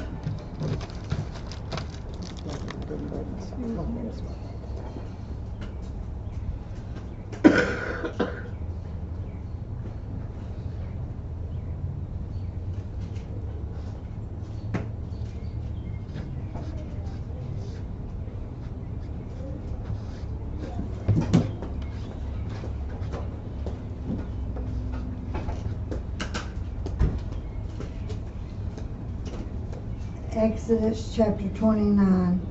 This is the thing that thou shalt do unto them to hallow them, to minister unto me in the priest office.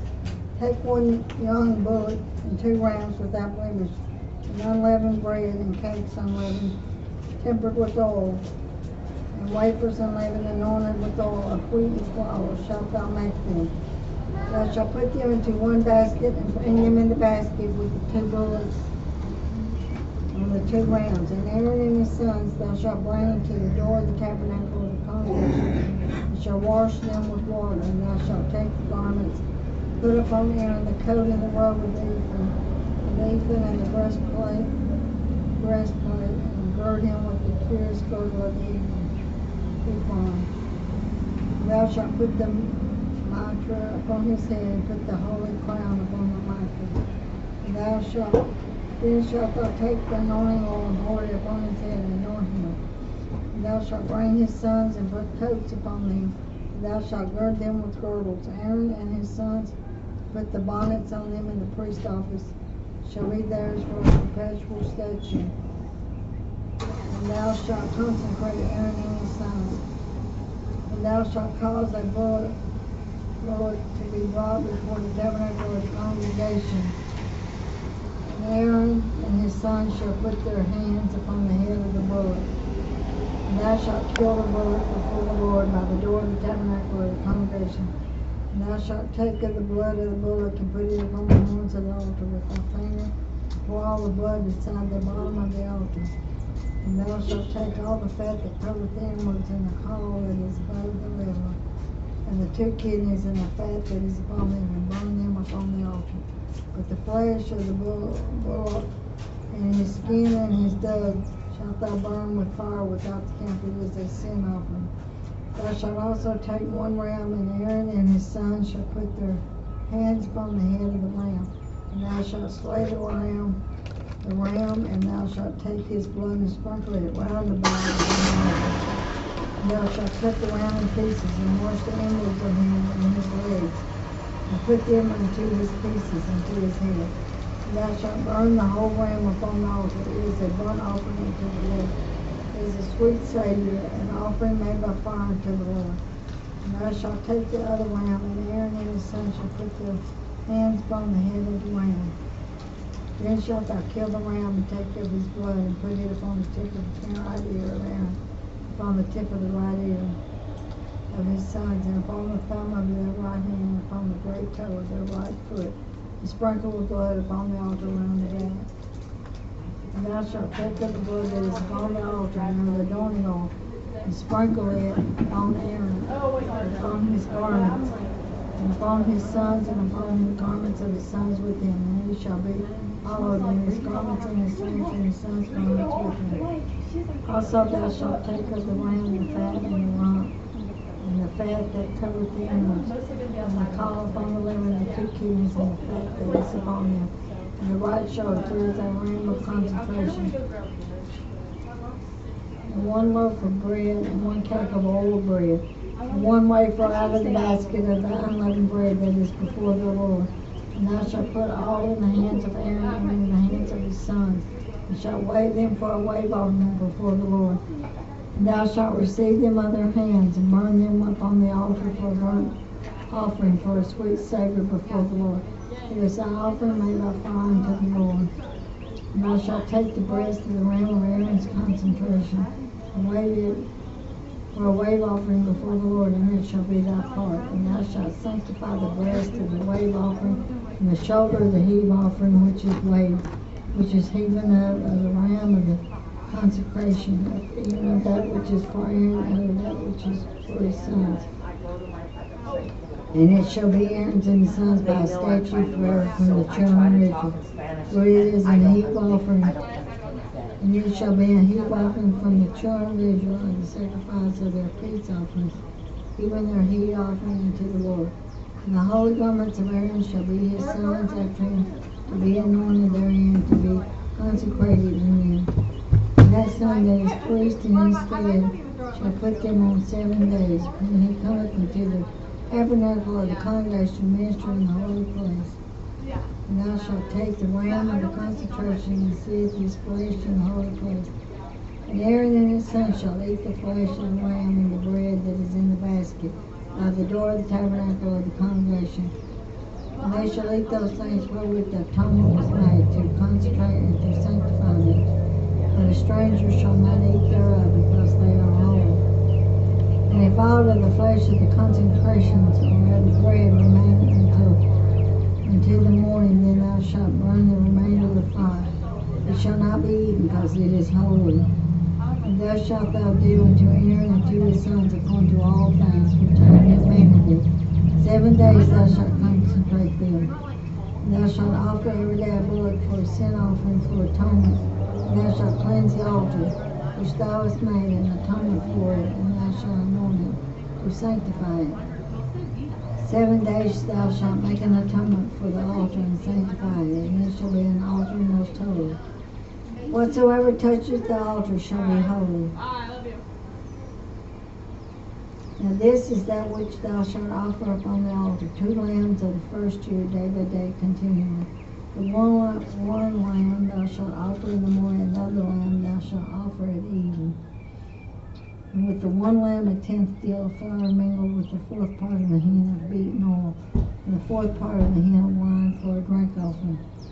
And the other lamb thou shalt offer at even, and thou shalt do thereto according to the meat offering of the morning, and according to the drink offering thereof for a sweet savor, an offering made by fire unto the Lord.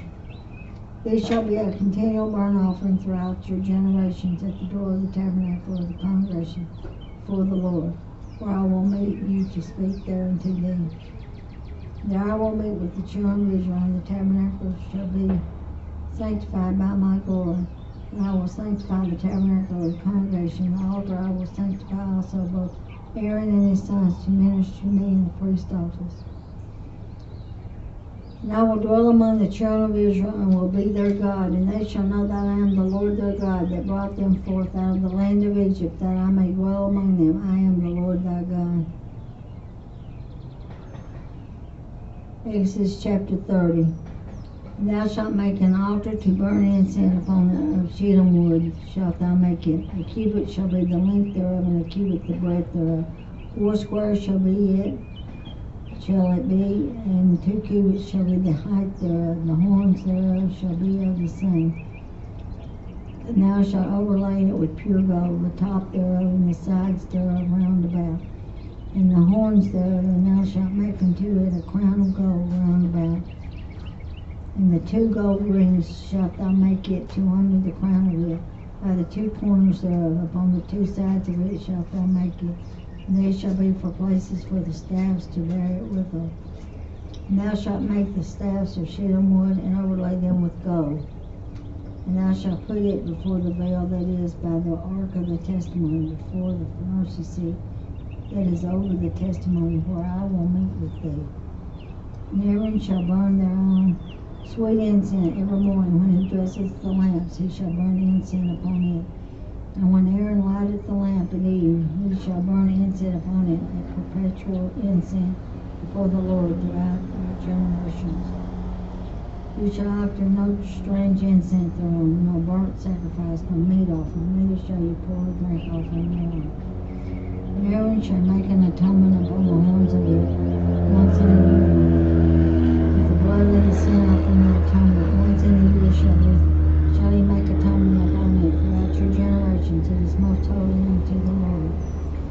And the Lord spake unto Moses, saying, When thou takest the sum of the children of Israel after their number, then shall they give every man a ransom for his soul unto the Lord. When thou numberest them, that there be no plague among them, when thou numberest them. This they shall give every one that passes among them that are numbered, half a shekel after the shekel of the sanctuary. A shekel is 20 euros. Half a shekel shall be the offering of the Lord. Everyone that passes among them that are numbered from 20 years old and above shall give an offering unto the Lord. The rich shall not give more, and the poor shall not give less than half a shekel, when they give an offering unto the Lord to make an atonement for your souls. And thou shalt take the atonement money of the children of Israel, and shalt bring it to the service of the tabernacle of the congregation, that it may be a memorial unto the children of Israel before the Lord, to make an atonement for your souls. And the Lord spake unto Moses, saying, Thou shalt also make a laver of brass, and his foot also of brass to wash withal. And thou shalt put it between the tabernacle of the congregation and the altar. And thou shalt put water therein. For Aaron and his sons shall wash their hands and their feet thereat. When they go into the tabernacle of the congregation, they shall wash with water, that they die not. Or when they come near to the altar to minister to burnt offering made by fire unto the Lord, for they shall wash their hands and their feet, that they die not. And it shall be a statute forever to them, even to him and to his seed throughout their generations. Moreover, the Lord spake unto Moses, saying, Take thou also unto thee principal spices, a pure myrrh, 500 shekels, and a sweet cinnamon, half so much, even 250 shekels, and a sweet calamus, 250 shekels, and acacia, 500 shekels, after the shekel of the sanctuary, and of all olive and hin. Thou shalt make it an ornament of holy ornament, an ornament compound after the ark of the apothecary. It shall be a holy anointing oil. And thou shalt anoint the tabernacle of the congregation therewith, and the ark of the testimony, and the table and all his vessels, and the candlestick and his vessels, and the altar of incense, and the altar of burnt offering with all his vessels, and the live laver and his foot. And thou shalt sanctify them, that they may be most holy. Whatsoever toucheth them shall be holy. And thou shalt anoint Aaron and his sons, and consecrate them, that they may minister unto me in the priest office. And thou shalt speak unto the children of Israel, saying, This shall be a holy anointing oil unto me throughout your generations. O man's flesh shall it not be poured, neither shall you make any other like it. After the composition, it is holy, and it shall be holy unto you. Whosoever foundeth any like it, or whosoever putteth any of it upon a stranger, shall even be cut off from his people. And the Lord said unto Moses, Take unto thee sweet spices, steak, acha, and gall, and these sweet spices from pure frankincense, of each shall be a like weight. And thou shalt make it a perfume, a confection after the ark of the apothecary, tempered together, pure and holy. And thou shalt beat some of it very small, and put it before the testimony in the tabernacle of the congregation, where I will meet with thee. It shall be unto you most holy. And as for the perfume which thou shalt make, you shall not make to yourselves according to the composition thereof. It shall be unto thee holy for the Lord. Whosoever shall make like unto that to smell thereto shall even be cut off from his people. Exodus chapter 31. And the Lord spake unto Moses, saying, See, I have called by my name Bezalel, the son of Uriah, the son of Ur, of the tribe of Judah. And I have filled him with the Spirit of God in wisdom and in understanding, and and in knowledge and all manner of workmanship, devise cunning works to work in gold and in silver and in brass, and cutting of stones to set them, and in carving of timber to work in all manner of workmanship. And I, behold, I have given with him the whole of the son of Ishmael of the tribe of Dan, and in the hearts of all that are wise, parted I have put wisdom, that they may make all that I have commanded thee. The tabernacle of the congregation, the ark of the testimony, and the mercy seat that is thereupon, and all the furniture of the tabernacle, and the table and his furniture, and the pure candlestick with all his furniture, and the altar of incense, and the altar of burnt offering with his furniture, and the laver and his foot, and the clothes of service, and the holy garments for Aaron the priest, and the garments of his sons to minister in the priest office, and the anointing oil and the sweet incense for the holy place, according to all that I have commanded thee shall they do. And the Lord spake unto Moses, saying, Speak thou also unto the children of Israel, saying, Verily my Sabbaths you shall keep, for it is a sign between me and you throughout your generations, that you may know that I am the Lord that doth sanctify you. You shall keep the Sabbath thereon, for it is holy unto you. Everyone that defileth it shall surely be put to death. For whosoever doth any work therein, that soul shall be cut off from among his people. 6 days may work be done, but in the seventh is the Sabbath of rest, holy to the Lord. Whosoever doeth any work in the Sabbath day, he shall surely be put to death. Wherefore the children of Israel shall keep the Sabbath, to observe the Sabbath through their generations for a perpetual covenant. It is a sign between me and the children of Israel forever. For in 6 days the Lord made heaven and earth, and on the seventh day he rested and was refreshed. And he gave unto Moses, when he had made an end of communion with him upon Mount Sinai, 2 tables of testimony, tables of stone written with the finger of God. Okay, I appreciate it. Exodus 32. And when the people saw that Moses delayed to come down out of the mountain, the people gathered themselves together unto Aaron and said unto him, Up, make us gods which shall go before us. For as for this Moses, the man that brought us up out of the land of Israel, we want not what is become of him. And Aaron said unto them, Break off the gold earrings which are in the ears of your wives, of your sons, and of your daughters, and then bring them unto me.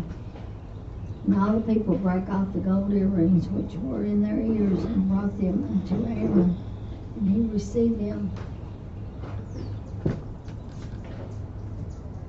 at their hand, and fashioned it with a graving tool, after he had made it a molten calf. And they said, These be thy gods, O Israel, which brought thee up out of the land of Egypt. And when Aaron saw it, he built an altar before it, and Aaron made proclamation and said, Tomorrow is a feast to the Lord. And they rose up early on the morning and offered burnt offerings and brought peace offerings, and the people sat down to eat and to drink and rose up to play. And the Lord said unto Moses, Go, get thee down, for thy people which thou broughtest out of the land of Egypt have corrupted themselves. They have turned aside quickly out of the way which I commanded them. They have made them a molten calf, and have worshipped it, and have sacrificed thereunto.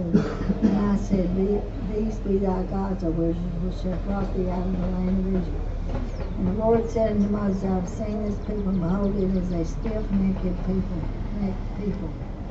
Now therefore let me alone, that my wrath may wax hot against them, and that I may consume them, and I will make of thee a great nation. And Moses besought the Lord his God, and said, Lord, why doth thy wrath wax hot against thy people which thou hast brought forth out of the land of Egypt with great power and with a mighty hand? Wherefore should the Egyptians speak and say, For mischief did he bring them out? You slay them in the mountains, and you consume them from the face of the earth. Turn from thy fierce wrath and repent of this evil against thy people. Remember Abraham, Isaac, and Israel, thy servants, whom thou swearest by thy own self, and saidst unto them, I will multiply your seed as the stars of heaven. And all this land that I have spoken of will I give unto your seed, and they shall inherit it forever. And the Lord repented of the evil which he thought to do unto his people. And Moses turned and went down from the mount, and the 2 tables of the testimony were in his hand. The tables were written on both their sides, on the one side and on the other were they written. And the tables were the work of God, and the writing was the writing of God, graven upon the tables.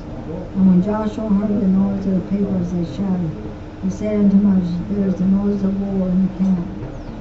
He said, It's not the voice of them that shout for mastery, neither is it the voice of them that cry for being overcome, but the noise of them that sing do I hear. And it came to pass, as soon as he came nigh unto the camp, where he saw the calf and the dancing, and Moses and waxed hot. And he cast the tables out of his hands, and brake them beneath the mount. And he took the calf which they had made, and burned it in the fire, and ground it to powder, and strawed it upon the water, and made the children of Israel drink of it. And Moses said unto Aaron, What did this people unto thee, that thou hast brought so great a sin upon them? And Aaron said, Let not the anger of my Lord wax hot. Thou knowest the people that they are set on mischief. For they said unto me, Make us gods which shall go before us. For as for this Moses, the man that brought us up out of the land of Egypt, we wot not what is become of him. And I said unto them, Whosoever hath any gold, let them break it off. For they gave it me, and I cast it into the fire, and I came out of this calf. And when Moses saw that the people were naked, Aaron had made them naked unto their shame among their enemies. And Moses stood and gave the camp, and said, Who is on the Lord's side, let him come unto me. And all the sons of Levi gathered themselves together unto him. And he said unto them, Thus saith the Lord God of Israel, Let every man his sword by his side, and go in and out from gate to gate throughout the camp, and slay every man his brother, and every man his companion, and every man his neighbor. And the children of Levi did according to the word of Moses, and there fell of the people that day about 3,000 men. And Moses had said, Consecrate yourselves today to the Lord, even every man upon his son upon his brother, that he may bestow upon you a blessing this day. And it came to pass on the morrow that Moses said unto the people, Ye have sinned a great sin, and now I will go up unto the Lord. Peradventure I shall make an atonement for your sins. And Moses returned unto the Lord and said, O this people have sinned a great sin, and have made them gods of gold. Yet now if thou wilt forgive their sin, and if not, blot me, I pray thee, out of thy book which thou hast written. And the Lord said unto Moses, Whosoever hath sinned against me, him will I blot out of my book. Therefore now go, lead the people into the places which I have spoken unto thee. Behold, my angels shall go before thee. Nevertheless, in the day when I visit, I will visit their sin upon them.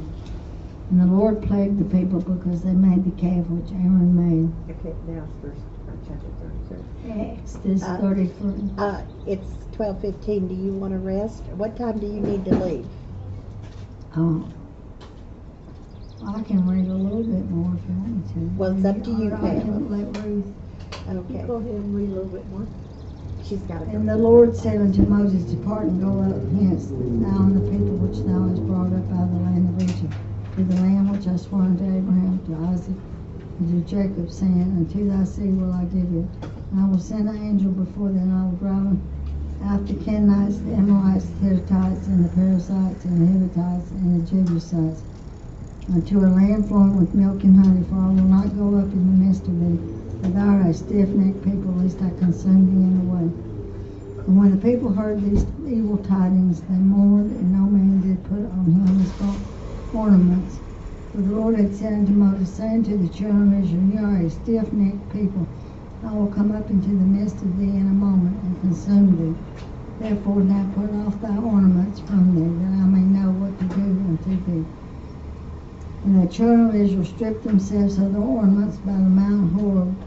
And Moses took the tabernacle and pitched it without the camp afar off from the camp, and called it the tabernacle of the congregation.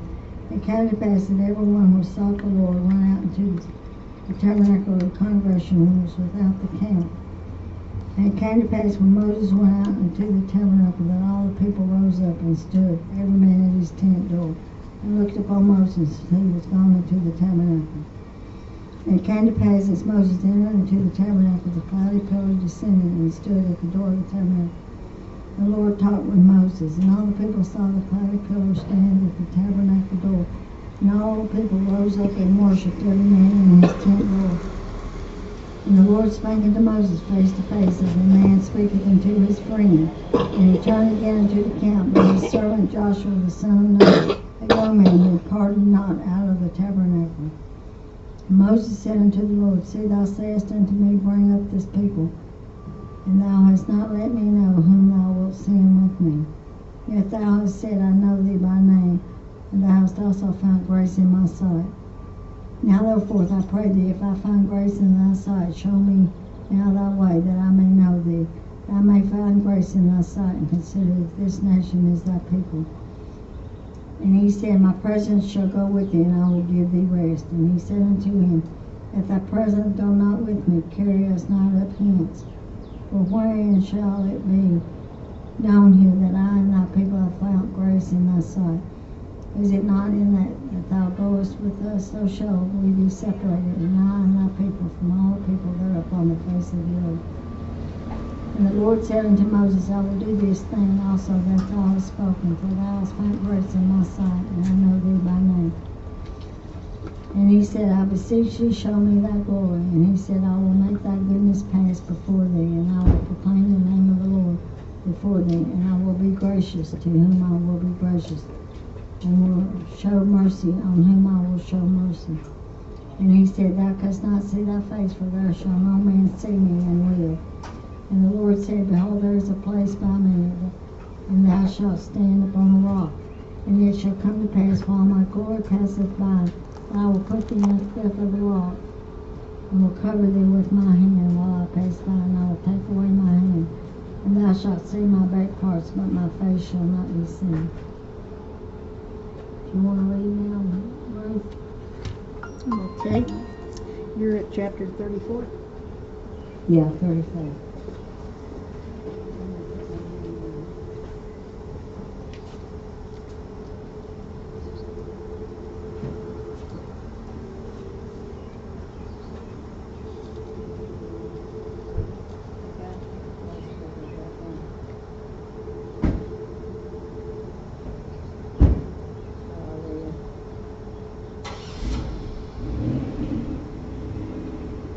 Oh, there's some sheets up there? Oh, I signed a sheet down here. Exodus 34. And the Lord said to Moses, Cut 2 tablets of stone, like the first ones, and I will write on these tablets the words that were on the first tablets which you broke. So be ready in the morning, and come up in the morning to Mount Sinai, and present thyself to me there on the top of the mountain. Hello. And no man shall come up with you, and let no man come up with you, and let no man be seen throughout all the mountain. Let neither flocks nor herds feed before that mountain. So he cut 2 tablets of stone like the first ones. Then Moses rose early in the morning and went up to Mount Sinai, as the Lord had commanded him. And he took in his hand the 2 tablets of stone.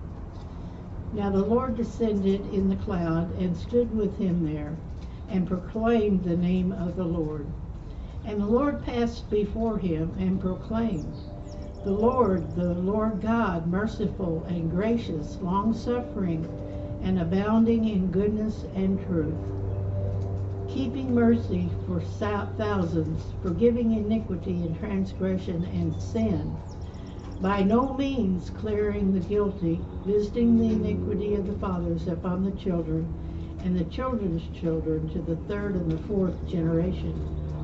So Moses made haste and bowed his head toward the earth and worshipped. Then he said, If now I have found grace in your sight, O Lord, let my Lord, I pray, go among us, even though we are a stiff-necked people, and pardon our iniquity and our sin, and take us as your inheritance. And he said, Behold, I make a covenant. Before all your people I will do marvels such as you have not seen done in all the earth, nor in any nation, and all the people among whom you are shall see the work of the Lord. For it is an awesome thing that I will do with you. Observe and what I command you this day. Behold, I am driving out from before you the Amorite and the Canaanite and the Hittite and the Perizzite and the Hivite and the Jebusite.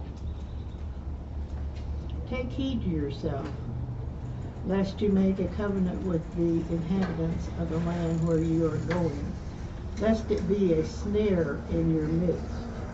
But you shall destroy their altars, break their sacred pillars, and cut down their wooden images.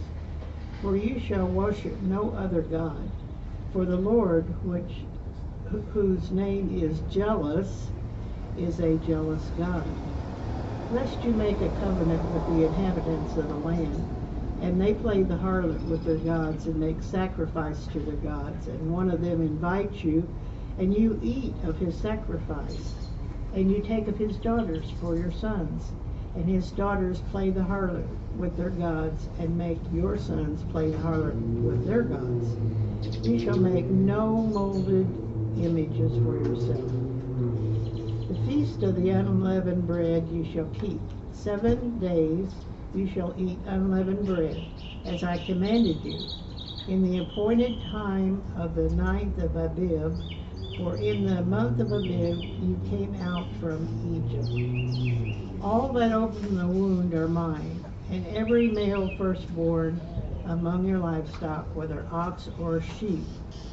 But the firstborn of a donkey you shall redeem with a lamb, and if you will not redeem him, then you shall break his neck. Were y'all part of it when? All the firstborn of your sons you shall redeem, and none shall appear before you empty-handed. The first time I remember it. 6 days you shall work, outside but on the library. 7th day you shall rest. It was pouring down rain. Plowing time And I was and in sitting harvest you shall rest. Miss Lisa.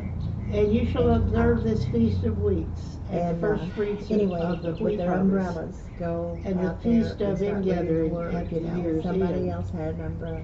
And 3 we were times in the Canonsburg, year and we did all that your for a men while. shall Yeah, appear Canonsburg before the was- Lord God of I thought we Israel. did Canonsburg first and then tried here. For I will But cast we out the never done it nations here first. before I don't you. know, we done it up there. That's probably what, yeah, we moved from the. For I will Well, the cast out first the year we did nations it down before on the you, courthouse and square. enlarge your There borders. in front of the Neither courthouse. will any man covet And your then land when you go up that to didn't work appear before because the of Lord your noise and God all the 3 thing, and times in the They year. had us change it, but.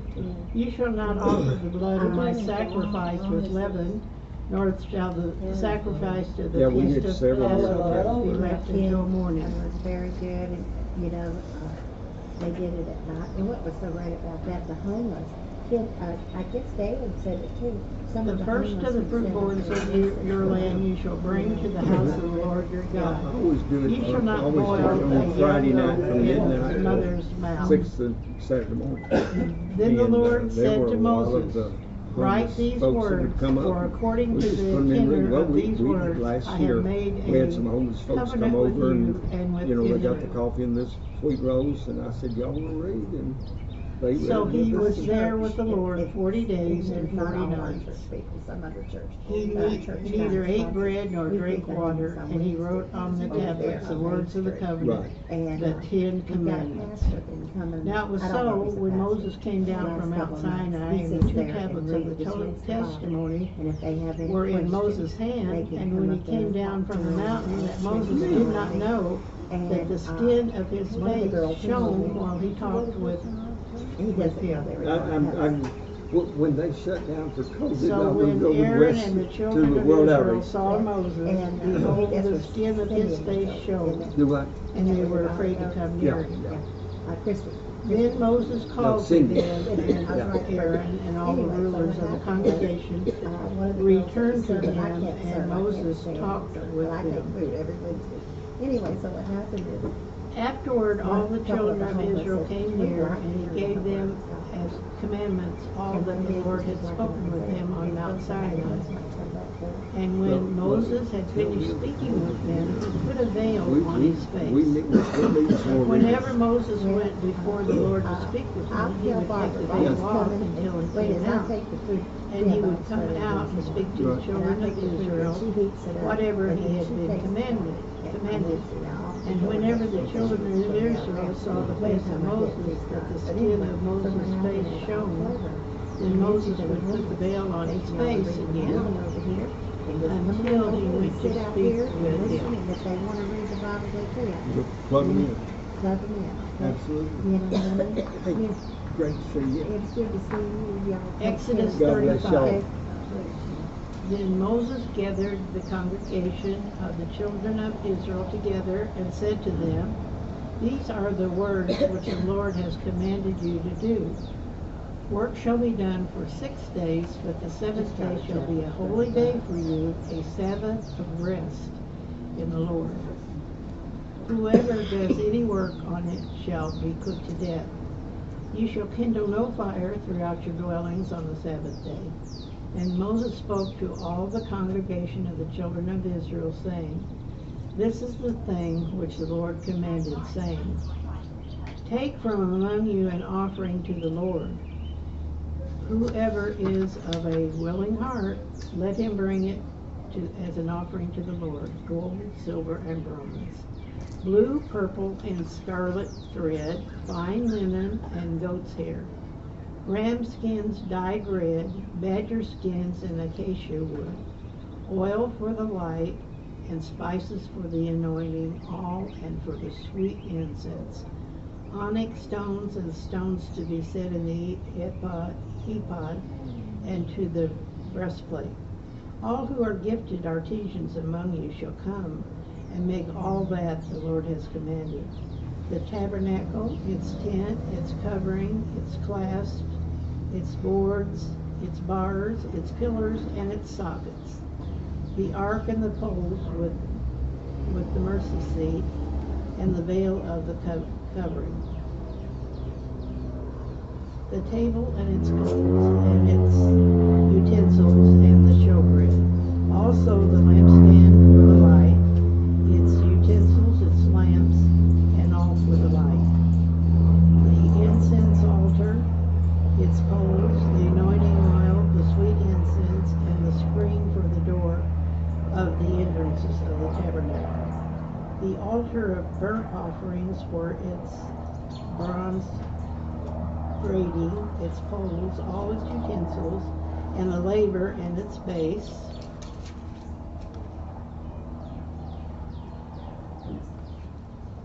The hangings of the court, its pillars, their sockets, and the screen for the gate of the court. The pegs of the tabernacle, the pegs of the court, and their cords. The garments of ministry for ministering in the holy place. The holy garments for Aaron the priest, and the garments of his sons to minister as priests. And all the congregation of the children of Israel departed from the presence of Moses. Then everybody came whose heart was stirred, and everyone whose spirit was willing, and they brought the Lord's offering for the work of the tabernacle of meeting, for all its service, and for the holy garments. They came, both men and women, as many as they had willing heart, and brought earrings and nose rings, rings and necklaces, all jewelry of gold, that is, every man who offered an offering of gold to the Lord. And every man with whom was found blue, purple, and scarlet thread, fine linen, and goat's hair, red skins of rams, and badger skins brought them. Everyone who offered an offering of silver or bronze brought the Lord's offering, and everyone with whom was found acacia wood for any work of the service brought it. All the women who were gifted artisans spun yarn with their hands, and brought what they spun of blue, purple, scarlet, and fine linen. And all the women whose hearts stirred with wisdom spun yarn of goat's hair. The rulers brought onyx stones, and the stones to be set in the ephod and in the breastplate, and all spices and oils for the light, for the anointing oil, and for the sweet incense. The children of Israel brought a freewill offering to the Lord. All the men and women whose hearts were willing to bring material for all kinds of work, which the Lord, by the hand of Moses, had commanded them to do. And Moses said to the children of Israel, See, the Lord has called by name Bezalel the son of Uri, the son of Hur, the tribe of Judah, and he has filled him with the Spirit of God, in wisdom and understanding, in knowledge and all manner of workmanship, to design artistic works, to work in gold and silver and bronze, in setting jewels for setting, in carving wood, and to work all manner of artistic workmanship. He has put in his heart this ability to teach to him and Abellah, the son of Ahishmamah, of the tribe of Dan. He has filled them with skill to do all manner of work of the engraver and designer and tapestry maker, in blue, purple, and scarlet thread, and fine linen, and of the weaver, those who do every work, and those who design artistic works. You want to rest? I'm to Exodus 36. Yes.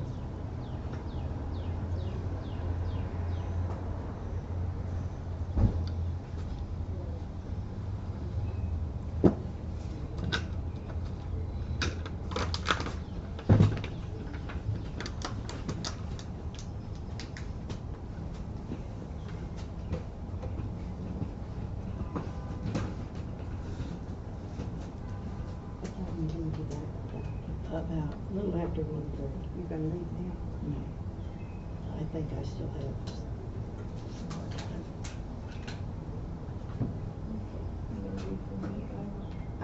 Yeah, I got this one. Thank you, Doctor.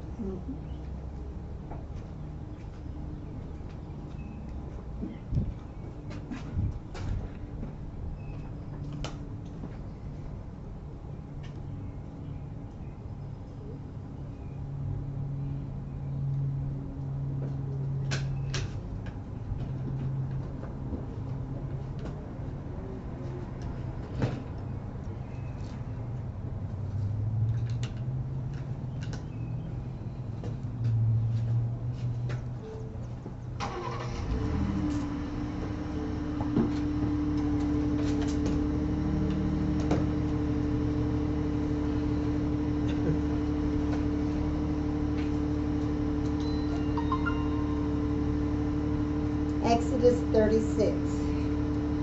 Then brought Bezalel and Aholiab and every wise-hearted man in whom the Lord put wisdom and understanding to know how to work all manner of work for the service of the sanctuary, according to all that the Lord had commanded. And Moses called Bezalel and Aholiab and every wise-hearted man in whose heart the Lord had put wisdom, and everyone whose heart stirred him up to come into the work to do it. And they received of Moses all the offering which the children of Israel had brought for the work of the service of the sanctuary, to make it with them. And they brought yet unto him 3 offerings every morning, that brought all the work of the sanctuary, came every man from his work which they had made. And they spake unto Moses, saying, The people bring much more than enough for the service of the work which the Lord commanded them to make.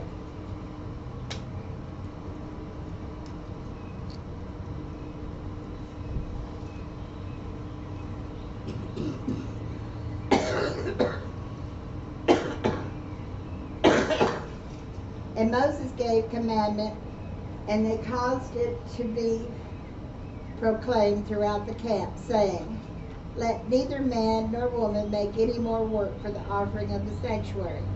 So the people were restrained from bringing, for the stuff they had was sufficient for all the work to make it, and too much.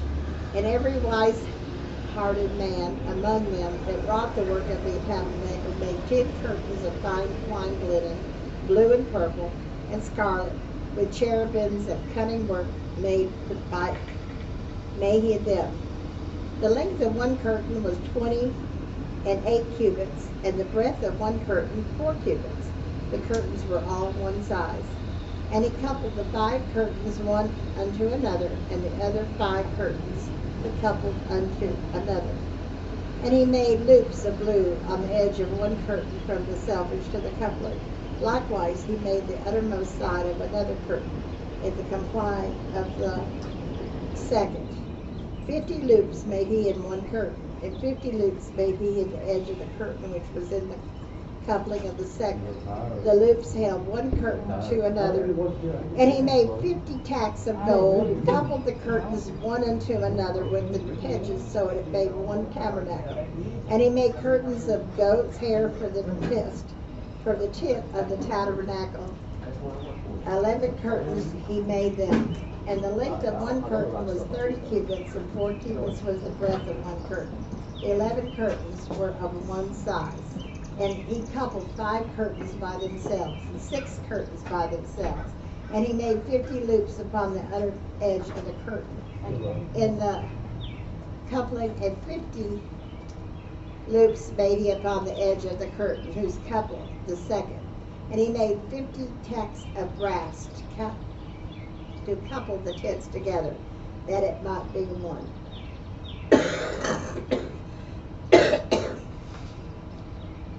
And he made a covering for the tent of the ram's skin dyed red, and the covering of the badger skins above that. And he made boards for the tabernacle of shittim wood standing up. And the length of a board was 10 cubits, the breadth of a board 1 cubit and a half. One board had 2 tenons equally distant from another. Thus did he make all the boards of the tabernacle. And he made boards for the tabernacle, 20 boards for the south side, south board. And 40 sockets of silver he made under the 20 boards. 2 sockets under one board for his 2 tenons, and 2 sockets on another board for his 2 tenons. And for the other side of the tabernacle, toward the north corner, he made 20 boards. And there are 40 sockets of silver, 2 sockets under one board, and 2 sockets under another board.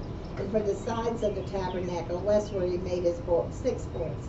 And 2 boards made he for the corners of the tabernacle in the 2 sides.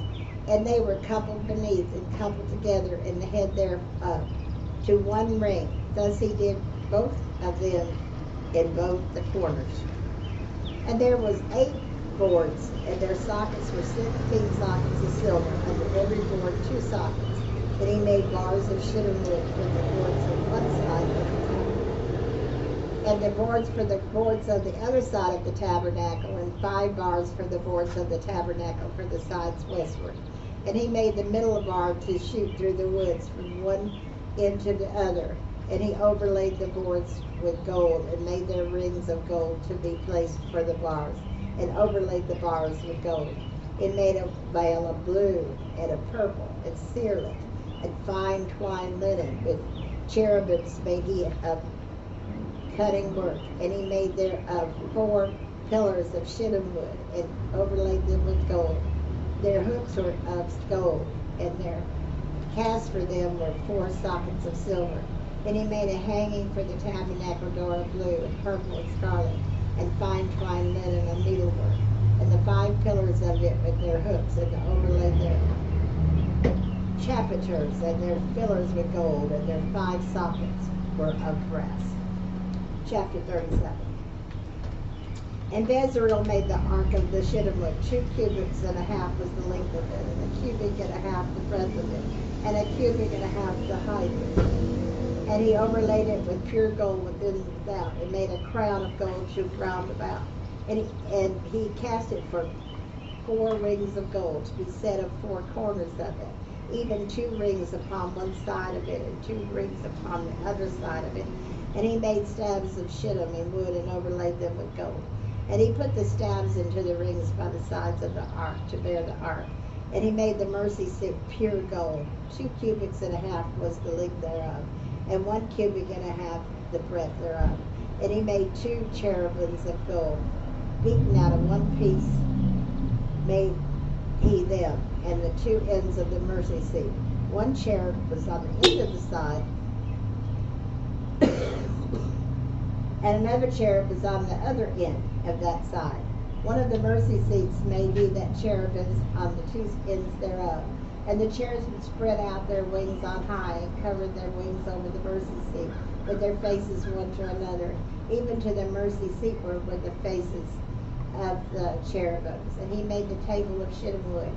2 cubits was the length thereof, and a cubit the breadth thereof, and a cubit and a half the height thereof. And he overlaid it with pure gold, and made thereupon a gold round about. Also he made thereunto a border of a handbreadth round about, and made a crown of gold for the border round about. And he cast for it 4 rings of gold, and put the rings upon the 4 corners that were in the 4 feet thereof. Over against the border were the rings, the places for the staves to bear the table. And he made the staves of shittim wood, and overlaid them with gold to bear the table. And he made the vessels which were upon the table, his dishes and his spoons and his bowls and his covers to cover with that of pure gold. And he made the candlestick of pure gold. A beaten were made by the candlestick, his shaft and his branch, his bowls and his knops and his flowers were of the same. And 6 branches going out of the sides thereof, 3 branches of the candlestick out of one side thereof, and 3 branches of candlesticks out of the other thereof.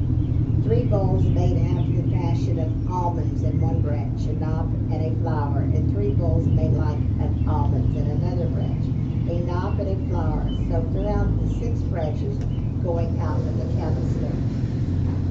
And the candlestick were 4 bowls made like almonds, his knops and his flowers, and a knop under 2 branches of the same, and a knop under the 2 branches of the same, and a knop under 2 branches of the same, according to the 6 branches going out of it. And the knops and their branches were all the same, all of one beaten work of pure gold. And he made 7 lamps and 6 snuffers, and the snuffer dishes of pure gold. Of a talent of pure gold made it, and the vessels thereof. And he made the incense altar of shittim wood. The length of it was a cubit, and the breadth of a cubit. It was 4 square, and 2 cubits was the height of it. The brass thereof were of the same. And he overlaid it with pure gold, both the top and the sides thereof, around about, and the horns of it. Also he made unto it a crown of gold round about. And he made 2 rings of gold from under the crown thereof, by the 2 corners of it, upon the 2 sides thereof. He placed for the staves to beat it, to bear it with it. And it made the staves of the shittim wood, and overlaid them with gold. And he made the holy anointing oil and the pure incense of sweet spices, according to the work of the apothecary.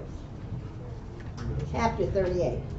And he made the altar a burnt offering of shittim wood. 5 cubits was length thereof, and 5 cubits their breadth of, and it was 4 score, and 3 cubits the height thereof.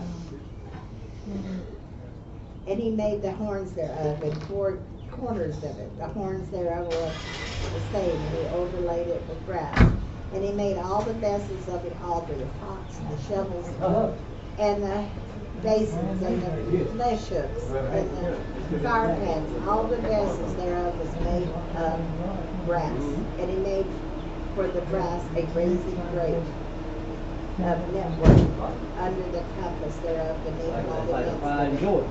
And So these if I four tar rings sauce, for the I'll be four outside ends of the for gas old plate to be tar. placed for the staves.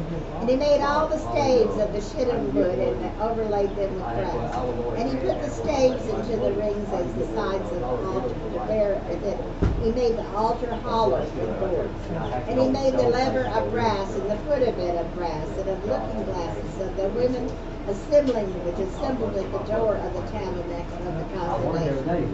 And he made the court on the south side, southward of the hangings of the court were of the twined linen and 100 cubits.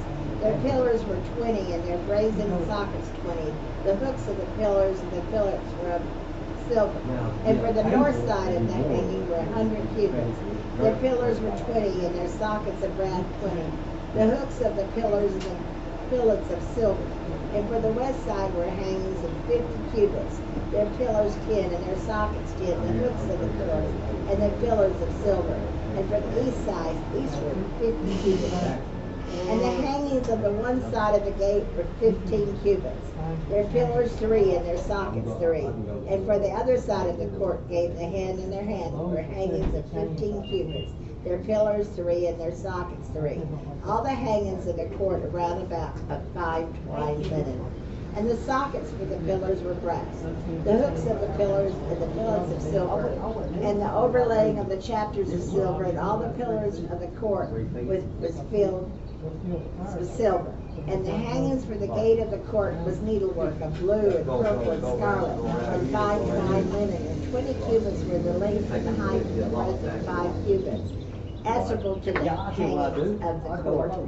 And their pillars were 4, and their sockets of brass 4, their hooks of silver, and the overlaying of their chapters and fillets of silver. And all the pins of the tabernacle and the court round about were of brass. This is the sum of the tabernacle, even in the tabernacle of testimony, as it was counted according to the commandment of Moses, for the service of the Levites by the hand of Ishamar and Aaron the priest. And Bezalel, the son of Uri, the son of Hur, the tribe of Judah, made all the Lord commanded Moses. And with him was Rahab, son of Ashabash, of the tribe of Dan, and a graver and cunning workman, and an embroidery in blue and in purple and scarlet and fine linen. All the gold that was occupied for the work of the holy place, where the gold of the offering was 29 talents and 730 shekels over the shekel of the sanctuary. And the silver of them that were numbered of the congregation was 100 talents, and 1,760 shekels after the shekel of the sanctuary. And abakah of every man that is half a shekel after the shekel of the sanctuary, for every one that went to the numbered from 20 years old and upward, for 600,000, 3,550 men. And of the 100 talents of silver, there cast the sockets of the sanctuary and the sockets of the veil. The 100 sockets of the 100 talents, a talent for a socket. And of the 1,775 shekels he made hooks for the pillars, and overlaid their capiters with filled them. And the brass of the offering was 70 talents, and 2,400 shekels. And therewith he made the sockets of the door of the tabernacle of the congregation, and the brazen altar, and the brazen grate for it, and all the vessels of the altar, and the sockets of the court around about, and the sockets of the court gate, and all the pins of the tabernacle, and all the pins of the court round about. Chapter 39. And of the blue and purple and scarlet they made cloths of service, to do service in the holy place, and made the holy garments for Aaron, as the Lord commanded Moses. And he made the ephod of gold, blue and purple and scarlet, and fine twined linen. And they did beat the gold in the thin plates and cut it into wires, to work it into the blue and in the purple, and in the scarlet, and in the fine linen with cunning work. They made shoulder pieces for it, to couple it together. By the 2 edges was it coupled together. And the curious girdle of his ephod was upon it, and one of the same according to the work thereof, of gold, blue, and purple, and scarlet, fine twined linen, so the Lord commanded Moses. And they wrought onyx stones enclosed into them.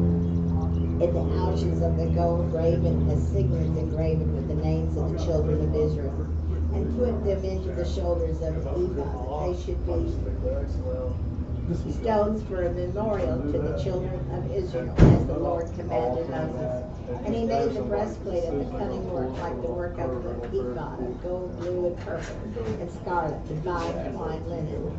And it was 80. They made the breastplate double. A span was the length thereof, and a span the spread thereof, being double. And they set it in 4 rows of stones. The first row was sardonyx and topaz, a cardinal, and there was first rose. And on the second row was emerald, sapphire, and diamond. And the third row, liquid, and agate, and amethyst. And on the fourth row, beryl, and onyx, and jasper. And they enclosed the ouches of gold in their enclosure. And the stones were according to the names of the children of Israel, 12 according to the engravings of a signet, every one with his name according to the 12 tribes. And they made upon the breastplate chains of the ends of writhen work of pure gold, and made 2 ouches of gold and 2 gold rings, and put the 2 rings and 2 ends of the breastplate. And they put the 2 writhen chains of gold and the 2 rings on the ends of the breastplate. And the 2 ends of the 2 writhen chains they fastened in the 2 ouches, and put them in the shoulder pieces of the ephod before it. And they made 2 rings of gold, and put them on 2 ends of the breastplate upon the border of it, which was the end of the ephod. And they made 2 other golden rings, and put them on 2 sides of the ephod, underneath toward the fourth, over against the other coupling thereof, above a curious girdle. Don't forget I'm there tomorrow morning. And they did bind the breastplate by the rings unto the rings of the ephod with the lace of blue. And it might be above the curious girdle of the ephod, and the breastplate might not be loosed from the ephod, for the Lord commanded Moses. And he made the robe of the ephod of woven work, all blue. And there was a hole in the midst of the robe, as the hole of an habergeon, and a band around about the hole, it should not rend. And they made upon the hems of the robe pomegranates of blue and purple, scarlet, and twined linen. And they made bells of pure gold. They put the bells between the pomegranates upon the hem of the robe, and there between the pomegranates, a bell and a pomegranate, a bell and a pomegranate, round about the hem of the robe, to minister in the Lord devotions. And they made coats of fine linen and woven for Aaron and for his sons, and a meter of fine linen, goodly garments of fine linen, linen breeches of fine linen, and a girdle of fine linen, blue and purple and scarlet, beautiful to the Lord commanded Moses. And they made the plate of the whole crown of pure gold. They wrote about the writings like the engravings of a signet, holiness to the Lord. And they tied unto it a lace of blue to fasten it upon the knee. And the Lord commanded Moses. Thus was the work of the tabernacle of the tent of the congregation finished, the children of Israel, according to all the Lord commanded Moses to do. And they wrought the tabernacle unto Moses, the tent, all its furnishing, its latches, its boards, its bars, its pillars, and its sockets, and the coverings of ram skins, dyed red, and the badger skins, and the veil of the temple, and the ark of the testimony, and the staves thereof, and the mercy seat, and the table, and all the vessels thereof, and the showbread. And they, the pure candlestick, and the lamps therein, and the lamps to be in order, all the vessels thereof, and the oil of light, and the golden altar, and the anointing oil, and the sweet incense, and the hanging of the tabernacle, the brazen altar, and the place, the stage, and all the vessels, and wood, the hangings of the court, his pillars and his sockets, and the hanging for the court gate, its cords and its bins, and the vessels of the service of the tabernacle, the congregation, the house of the service to do service to the holy place, and the holy garments of Aaron the priest, and his sons.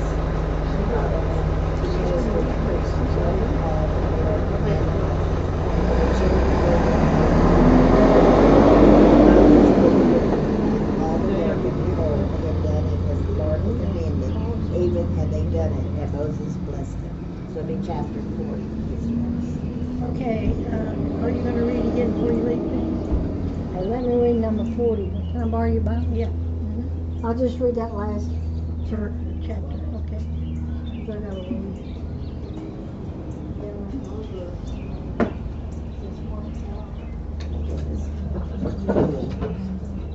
There's a pen down there. Can you read it? Just read 40 and then.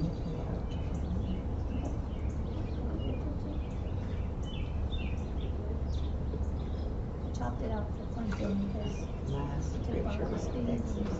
and did us a little bit and then put it in the burner for the house. And it's again first. And now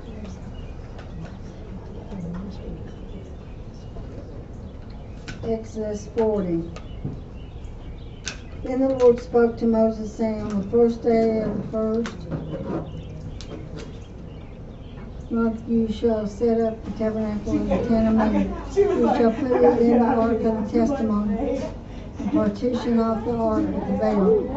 You shall bring in a table and arrange the things that are to be set in order on it. And you shall bring in the lampstand and light its lamp. You shall also set the altar of gold for the incense and for the ark of the testimony, and put up the screen for the door of the tabernacle. Then you shall set the altar of the burnt offering before the door of the tabernacle of the tent of meeting. You shall set the laver between the tabernacle of meeting and the altar and put water in it. You shall set up the court all around the hand of the screen and at the courtyard gate. And you shall take the anointing oil and anoint the tabernacle and all that is in it. And you shall hallow it and all its utensils, and it shall be holy. You shall anoint the altar of the burnt offering and all its utensils, and consecrate the altar. The altar shall be most holy. And you shall anoint the laver in its face and consecrate it. Then you shall bring Aaron and his sons to the door of the tabernacle and wash them in the floor. You shall put the holy garments on Aaron and anoint him, and consecrate him, and he may minister to me as priest. You shall bring his sons and clothe them with tunics. You shall anoint them as you anoint their father, that they may minister to me as priests. For their anointing shall surely be an everlasting priesthood throughout their generations. Thus Moses did according to all that the Lord had commanded him, so he did. And it came to pass in the first month of the second year, on the first day of the month, that the tabernacle was raised up. So Moses raised up the tabernacle, fastened its sockets, and set up its boards, put it in bars, and raised up its pillars. And he spread out the tent over the tabernacle, and put the covering of the tent on top of it, as the Lord had commanded Moses. He took the testimony and put it into the ark, and sewed the poles to the rings of the ark, and put the mercy seat on top of them. And he brought the ark into the tabernacle, hung up the veil of the covering, and partitioned off the ark of the testimony, as the Lord had commanded Moses. He put the table in the tabernacle of meeting on the north side of the tabernacle outside the veil. And he set the bread in order upon it before the Lord, as the Lord had commanded Moses. He put the lamp in it, and he lit the lamps before the Lord, as the Lord had commanded Moses. He put the gold altar in the tabernacle of meeting in front of the veil. And he burned sweet incense on it, as the Lord commanded Moses. And he hung up the screen at the door of the tabernacle, put the altar of burnt offering before the door of the tabernacle of the tent of meeting, and offered it upon its burnt offering and the grain offering, as the Lord had commanded Moses. He set the laver between the tabernacle and meeting and the altar, and put water there for washing. And Moses and Aaron and his sons would wash their hands and their feet with water from it.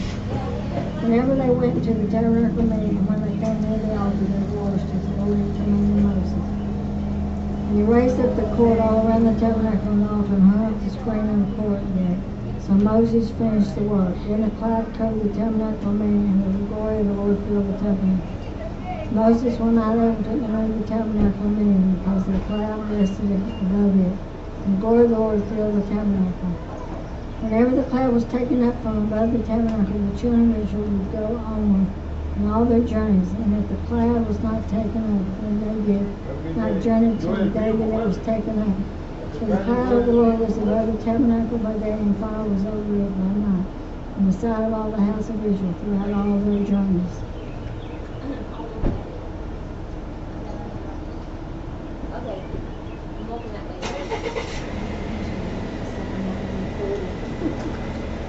Thank you, Pat. Appreciate you, Pat.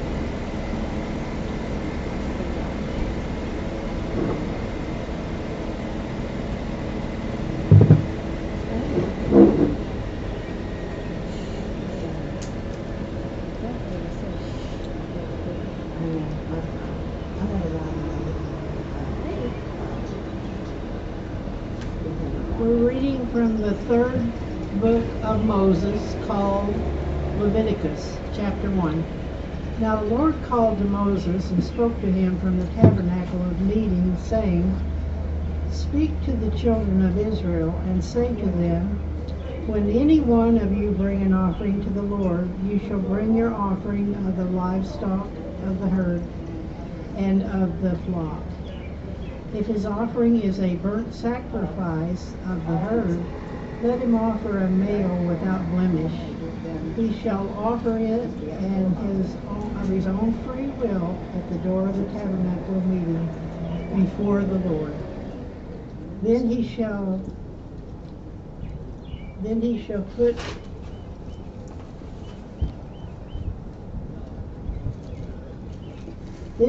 put his hand on the head of the burnt offering, and it will be accepted on his behalf to make atonement for him. He shall kill the bull before the Lord, and the priest, Aaron's sons, shall bring the blood and sprinkle the blood all around on the altar that is by the door of the tabernacle of the meeting. And he shall skin the burnt offering and cut it into pieces. The son of Aaron the priest shall put fire on the altar and lay the wood in order on the fire. Then the priest, Aaron's sons, shall lay the parts, the head, and the fat in order on the wood that is on the fire on the altar. But he shall wash its entrails and its legs with water. And the priest shall burn all on the altar as a burnt sacrifice, an offering made by fire, a sweet aroma to the Lord. If his offering is of the flocks, of the sheep, or of the goats as a burnt sacrifice, he shall bring a male without blemish. He shall kill it on the north side of the altar before the Lord. And the priest, Aaron's son, shall sprinkle its blood all around on the altar. He shall cut it into its pieces with its head and its fat, and the priest shall lay them in order on the wood that is on the fire upon the altar.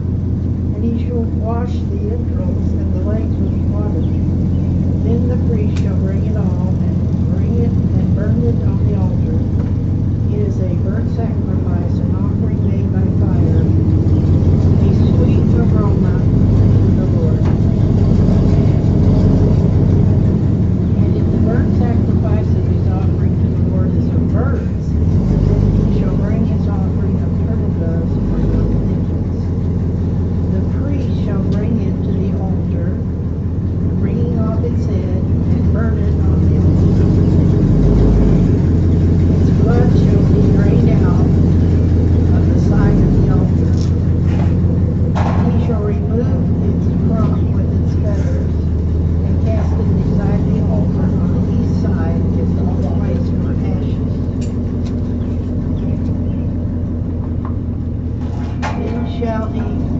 Then he shall split it as its wings, but shall not divide it completely. And the priest shall burn it on the altar, on the wood that is of the fire. It is a burnt sacrifice, an offering made by fire, a sweet aroma to the Lord. When anyone offers a grain offering to the Lord, his offering shall be of fine flour, and he shall pour oil on it and put frankincense on it. He shall bring it to Aaron's sons, the priests, one of whom shall take it from his handful of the fine flour and oil with frankincense. And the priest shall burn it as a memorial on the altar, an offering made by fire, a sweet aroma to the Lord. The rest of the grain offering shall be Aaron's and his sons. It is most holy of the offerings to the Lord made by fire. And if you bring as an offering a grain offering baked in the oven, it shall be unleavened cakes of fine flour mixed with oil, or unleavened wafers anointed with oil. But if your offering is a grain offering baked in a pan, it shall be of fine flour, unleavened, mixed with oil. You shall break it to pieces and pour oil on it. It is a grain offering. If your offering is a grain offering baked in a covered pan, it shall be made of fine flour with oil. You shall bring the grain offering that is made of these things to the Lord. And when it is presented to the priest, he shall bring it to the altar. And when the priest shall take from the grain offering a memorial portion and burn it on the altar. It is an offering made by fire, a sweet aroma to the Lord. And what is left of the grain offering shall be Aaron's and his sons. It is most holy, and the offering to the Lord made by fire. No grain offering which you bring to the Lord shall be made with leaven, for ye shall burn no leaven, nor any honey in any offering to the Lord made by fire. Whereas the offering of the first fruits, you shall offer them to the Lord, but they shall not be burned on the altar for a sweet aroma. And every offering of your grain offering you shall season with salt. You shall not allow the salt of the covenant of your God to be lacking from your grain offering. With all your offerings you shall offer salt. If you offer a grain offering of your first fruits to the Lord, you shall offer for the grain offering of your first fruits green heads of grain roasted on the fire, grain beaten from full heads, and you shall put oil on it and lay frankincense on it. It is a grain offering. Then the priest shall burn the memorial portion, part of its beaten grain and part of its oil, with all the frankincense, for an offering made to the Lord. Chapter 3. When his offering is a sacrifice of a peace offering, if he offers it of the herd, whether male or female, he shall offer it without blemish before the Lord, and he shall lay his hand on top of the head of the offering and kill it at the door of the tabernacle of meeting. And Aaron's sons, the priests, shall sprinkle the blood all around on the altar. Then he shall offer from the sacrifice of the peace offering an offering made by fire to the Lord. The fat that covers the entrails and all the fat that is on the entrails, the 2 kidneys and the fat that is on them by the flanks, and the fatty lobe attached to the liver above the kidneys he shall remove. And Aaron's sons shall burn it on the altar upon the burnt sacrifice, which is on the wood that is on the fire, as an offering made by fire, a sweet aroma to the Lord. If his offering as a sacrifice is of peace offering to the Lord, is of the flock, whether male or female, he shall offer it without blemish. If he offers a lamb as his offering, then he shall offer it before the Lord. And he shall lay his hand on the head of the offering and kill it before the tabernacle of the meeting. And Aaron's sons shall sprinkle the blood all around on the altar. Then he shall offer from the sacrifice of the peace offering as an offering made by fire to the Lord its fat and the whole fat tail, which he shall remove close to the backbone, and the fat that covers the entrails and all the fat that is on the entrails, the 2 kidneys and the fat that is on them by the flanks, and the fatty lobe attached to the liver above the kidneys he shall remove. And the priest shall burn them on the altar as food, an offering made by fire to the Lord. And if his offering is a goat, then he shall offer it before the Lord, and he shall lay his hand on the head and kill it before the tabernacle of the meeting. And the sons of Aaron shall sprinkle the blood all around the altar. Then he shall offer from it his offering as an offering made by fire to the Lord, the fat that covers the entrails and all the fat that is on the entrails, and the 2 kidneys and the fat that is on them by the flanks, and the fatty lobe attached to the liver above the kidneys he shall remove, and the priest shall burn them on the altar as food, an offering made by fire for a sweet aroma. All the fat is the Lord's. Then shall be a perpetual throughout your generations in all your dwellings. Ye shall eat neither fat nor blood. Fix it where this motor don't take. Thank you so Because much. without them, look like that, and anyway. Phyllis, did you want to And read they or? opposed, Yeah. and all they, take all day, they get up to There's the two. Bible or. But the front one, you get up in the transmission about 3. Those, where these people lift the motors, bend down their frames, you know, you gotta move a lot of stuff. Get my, All right, so. get my eyes. My other ones. About, yeah, 150 miles. Yeah. And, going, yeah, if you want, if you want to do it in a day. Thank you so much. Appreciate it. She's gonna read when she gets her glasses on. It's a privilege. Hope it goes well at the doctor. It's just a routine. Huh? Just a routine foot doctor. He'll make me feel better. Cutting those toenails. I'm gonna have to check into that Vicky's one. Comes and does mine, but her. I'm having a hard time breathing. Her labor is running over at her house. What you mean? Would you believe Daryl and his daddy both expect her to do her their nails too? Whenever she does mine, she said, well, I'll go do Mama's. As soon as she gets home. All right, thanks. We'll work that all out. You take care of, you know, see. I'm going to send it back to put it out to noise. They should have a sign. Well, it's the front door. Y'all still got everything under control? Yeah, I tell you what we don't have control of is. What's that? Well, tell them we don't do that. Go down there or around the corner. They need to be quiet. They get over, they come out of the building, they just start talking. Maybe a sign saying, I'm See you later. Okay, darling.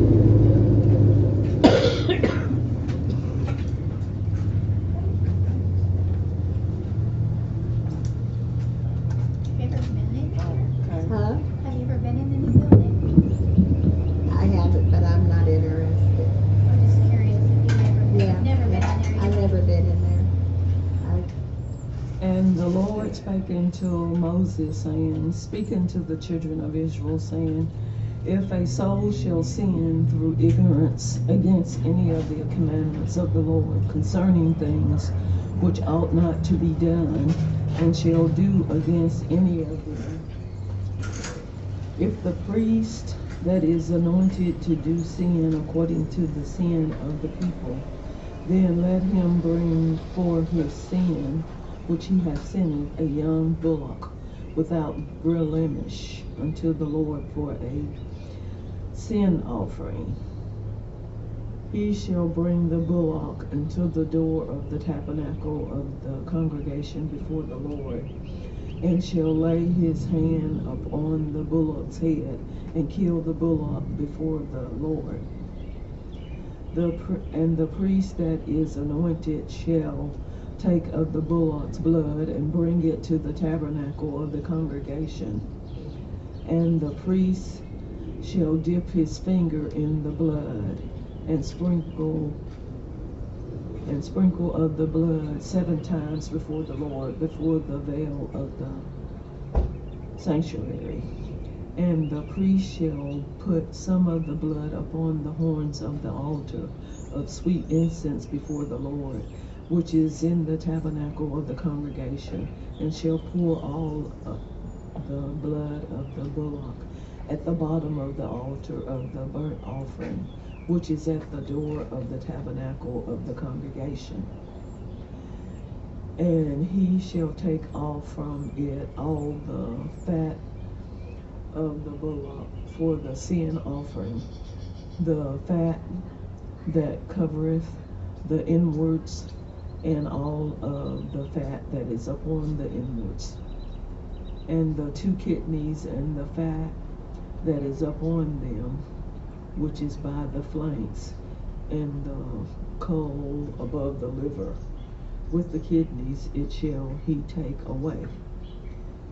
As it was taken off from the bullock of the sacrifice of peace offering, the priest shall burn them upon the altar of the burnt offering, and the skin of the bullock and all of his flesh, with his head, and with his legs, and his inwards, and his dome.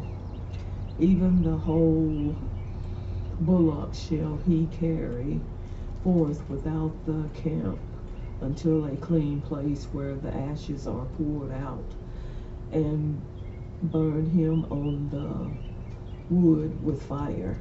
Where the ashes are poured out shall he be burnt. And if the whole congregation of Israel sin through ignorance, and the thing he hid from the eyes of the assembly, and they have done somewhat against any of the commandments of the Lord concerning things which should not be done, and are guilty, when the sin which they have sinned against it is known, then the congregation shall offer a young bullock for the sin, and bring him before the tabernacle of the congregation. And the elders of the congregation shall lay hold of their hands upon the head of the bullock before the Lord, and the bullock shall be killed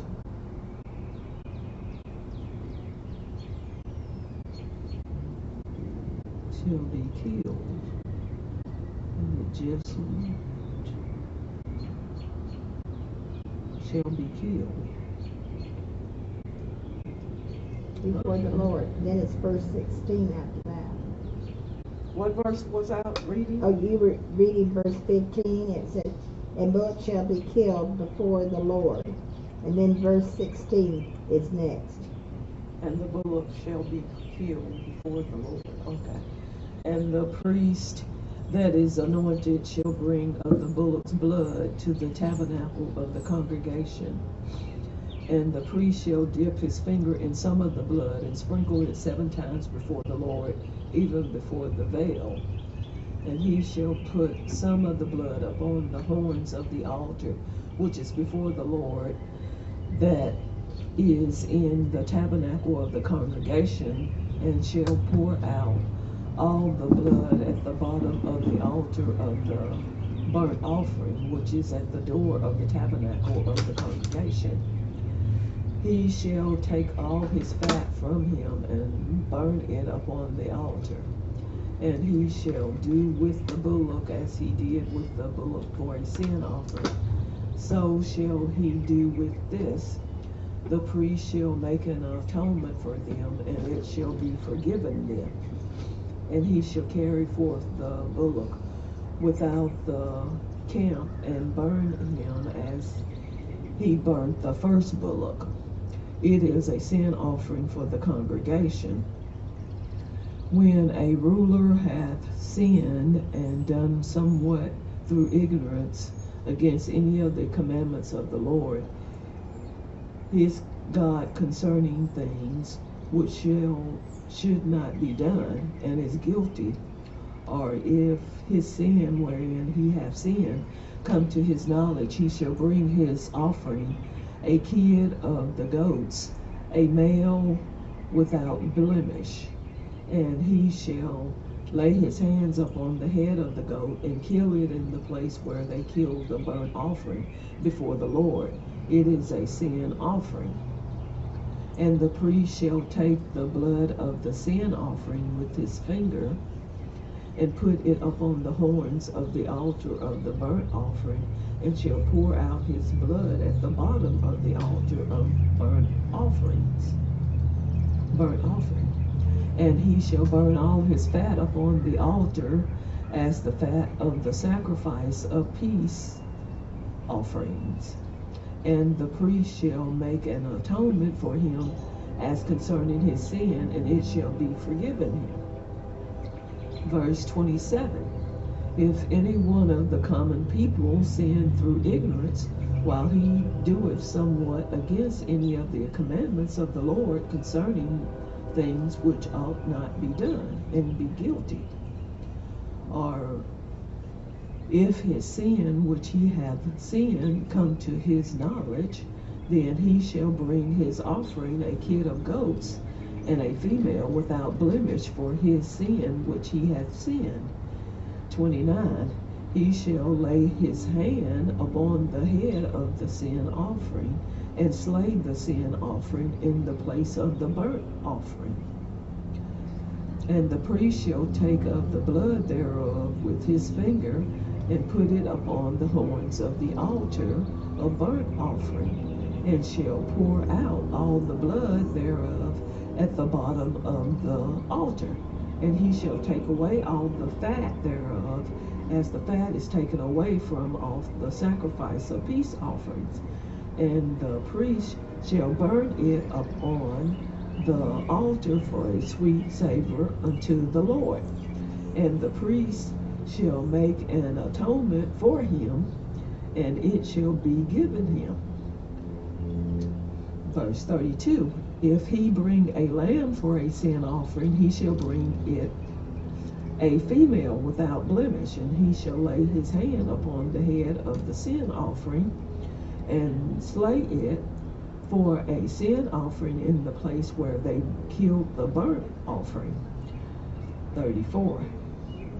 The priest shall take of the blood of the sin offering with his finger, and put it upon the horns of the altar of the burnt offering, and shall pour out all the blood thereof at the bottom of the altar.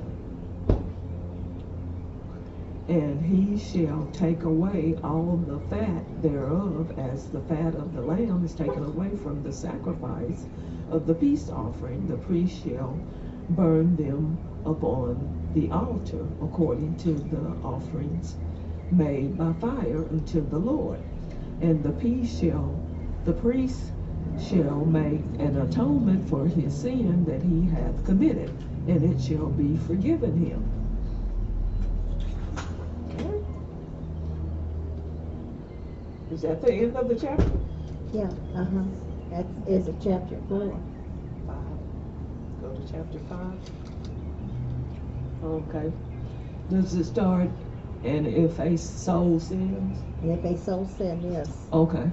And if a soul sin and hear the voice of swearing, and is a witness whether he hath seen or known of it, and if he do not utter it, then he shall bear his iniquity.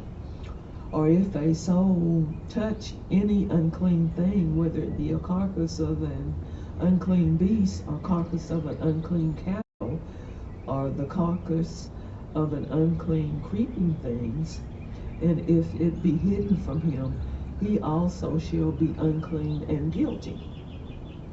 Now, verse 3. And if he touch the uncleanliness of a man, whatsoever uncleanliness it be, that a man shall be defiled withal, and it'll be hidden from him when he knoweth of it, then he shall be guilty. Or if a soul swear, pronouncing with his lips to do evil or do good, whatsoever it be that a man shall pronounce with an oath, and it be hid from him, when he knoweth of it, then he shall be guilty in one of these.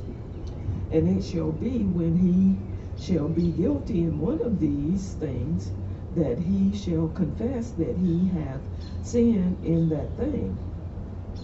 Verse 6. he shall bring his trespass offering unto the Lord for his sin which he hath sinned, a female from the flock, a lamb, a kid of the goats, for a sin offering. And the priest shall make an atonement for him concerning his sin. Verse 7, if he be not able to bring a lamb, then he shall bring for his trespass which he had committed 2 turtle doves or 2 young pigeons unto the Lord, one for a sin offering and the other for a burnt offering. Verse 8, he shall bring them unto the priest, who shall offer that which is for the sin offering first, and bring off his head from his neck, but he shall not divide it asunder. Verse 9, he shall sprinkle of the blood of the sin offering up on the side of the altar, and the rest of the blood shall he wring out at the bottom of the altar, and it is a sin offering.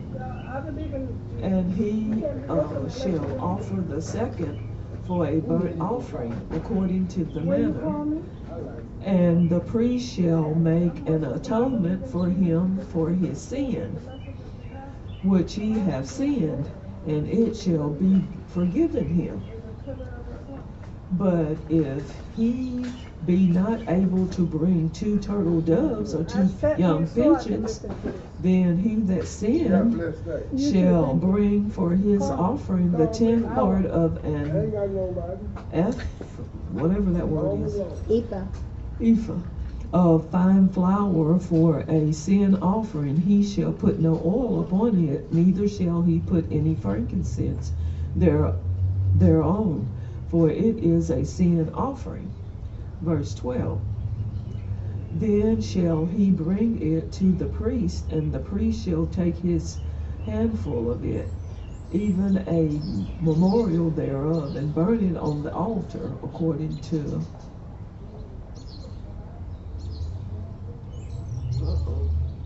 it flipped off on me. The offerings made. What verse was on? Starting 13. Starting 13.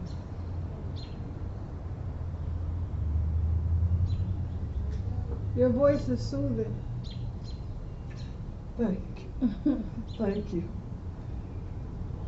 Okay, did I finish 12? Yeah, you almost did. By fire unto the Lord. It is a sin offering.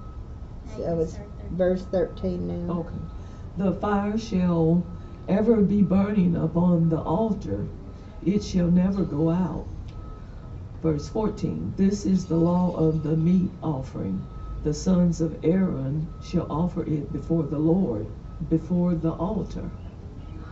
And he shall take of it his handful of flour of the meat offering, and of the oil thereof, and all the frankincense which is upon the meat offering. Are you still in chapter 5?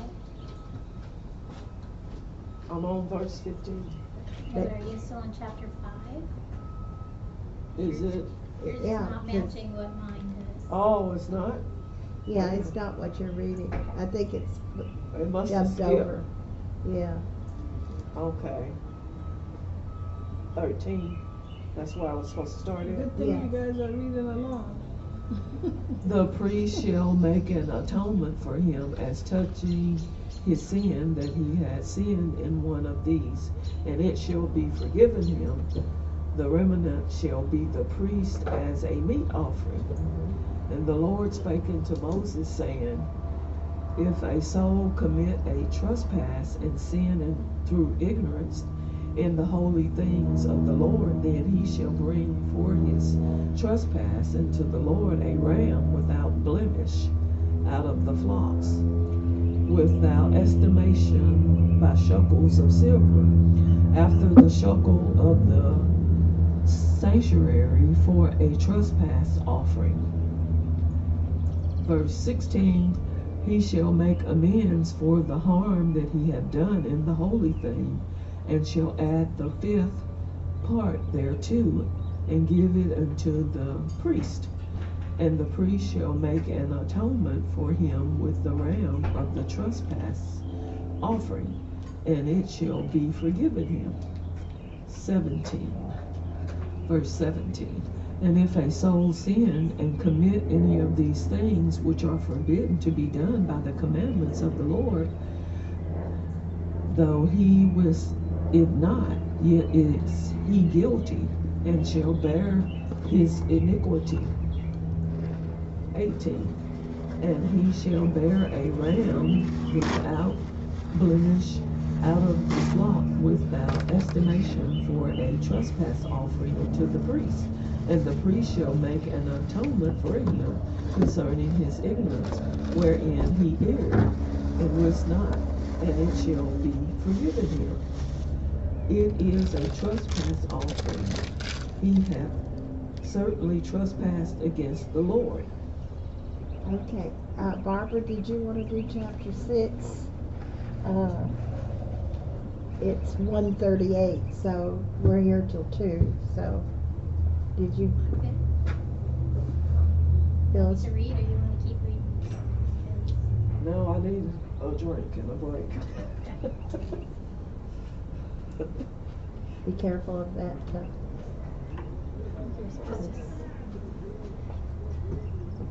You're supposed to write your name on that piece of paper, and one was the last chapter you read, which would have been the 5th. Leviticus 5.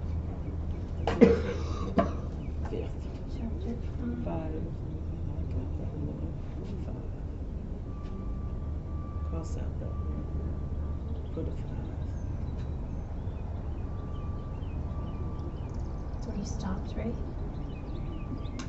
Chapter 5? Or you finished chapter 5? Yeah, she did. Start in chapter 6. The Lord said to Moses, if anyone sins and is unfaithful to the Lord by deceiving his neighbor about something entrusted to him, or left in his care, or stolen, or if he cheats him, or if he finds lost property and lies about it, or if he swears falsely, or if he commits any such sin that people may do. When he thus sins and becomes guilty, he must return what he has stolen or taken by extortion, and what was entrusted to him for the lost property he found, or whatever he swore falsely about. He must make restitution in full, add 1/5 of the value to it, and give it all to the owner on the day he presents his guilt offering. And as a penalty, he must bring to the priest, that is, to the Lord, his guilt offering. Leviticus? Yes, 6th chapter. A ram from the flock, one without defect and of proper value. In this way the priest will make atonement for him before the Lord, and he will be forgiven for any of these things he did that made him guilty. The Lord said to Moses, give Aaron and his sons this command. These are the regulations for the burnt offering. The burnt offering is to remain on the altar hearth throughout the night till morning, and the fire must be kept burning on the altar. The priest shall then put on his linen clothes with linen undergarments next to his body, and shall remove the ashes of the burnt offering that the fire has consumed on the altar, and place them beside the altar. Then he is to take off these clothes and put on others, and carry the ashes outside the camp to a place that is ceremonial clean. The fire on the altar must be kept burning and must not go out. Every morning the priest is to add firewood and arrange the burnt offering on the fire, and burn the fat of the fellowship offerings on it. The fire must be kept burning on the altar continuously and must not go out. The grain offering. These are the regulations for the grain offering. Aaron's sons are to bring it before the Lord in the front of the altar. The priest is to take a handful of fine flour and oil together with all the incense on the grain offering, and burn the memorial portion of the altar as an aroma pleasing to the Lord. Aaron and his sons shall eat the rest of it, but it is to be eaten without yeast in a holy place. They are to eat it in the courtyard of the tent of meeting. It must not be baked with yeast. I have given it as their share of the offering made to me by fire. Like the sin offering and the guilt offering, it is most holy. Any male descendant of Aaron may eat. It is a regular share of the offerings made to the Lord by fire for the generations to come. Whatever touches them will become holy. The Lord also said to Moses, "This is the offering Aaron and his sons are to bring the Lord on the day he is anointed: 1/10 of an ephah of fine flour as a regular grain offering, half of it in the morning and half in the evening. Prepare it with oil on a griddle, bring it well mixed, and present the grain offering broken in pieces as an aroma pleasing to the Lord. The son who is to succeed him as anointed priest shall prepare it. It is the Lord's regular share, and it is to be burned completely. Every grain offering of a priest shall be burned completely. It must not be eaten." The sin offering. The Lord said to Moses, "Say to Aaron and his sons, these are the regulations for the sin offering. The sin offering is to be slaughtered before the Lord in the place the burnt offering is slaughtered. It is most holy. The priest who offers it shall eat it. It is to be eaten in a holy place, in the courtyard of the tent of meeting. Whatever touches any of the flesh shall become holy, and any of the blood is splattered on a garment, you must wash it in a holy place. The clay pot the meat is cooked in must be broken, but if it is cooked in a bronze pot, the pot is to be scoured and rinsed with water. Any male in a priest's family may eat it. It is most holy. But any sin offering whose blood is brought into the tent of meeting to make atonement in the holy place must not be eaten. It must be burned. These are the regulations for the guilt offering, which is most holy. The guilt offering is to be slaughtered in the place where the burnt offering is slaughtered, and its blood is to be sprinkled against the altar on all sides. All its fat shall be offered, the fat tail and the fat that covers the inner parts, both kidneys with the fat on them near the loins, and the coverings of the liver, which is to be removed with the kidneys. The priest shall burn them on the altar as an offering made to the Lord by fire. It is a guilt offering. Only any male in the priest's family may eat it, but it must be eaten in a holy place, that is most holy. The same law applies to both the sin offering and the guilt offering.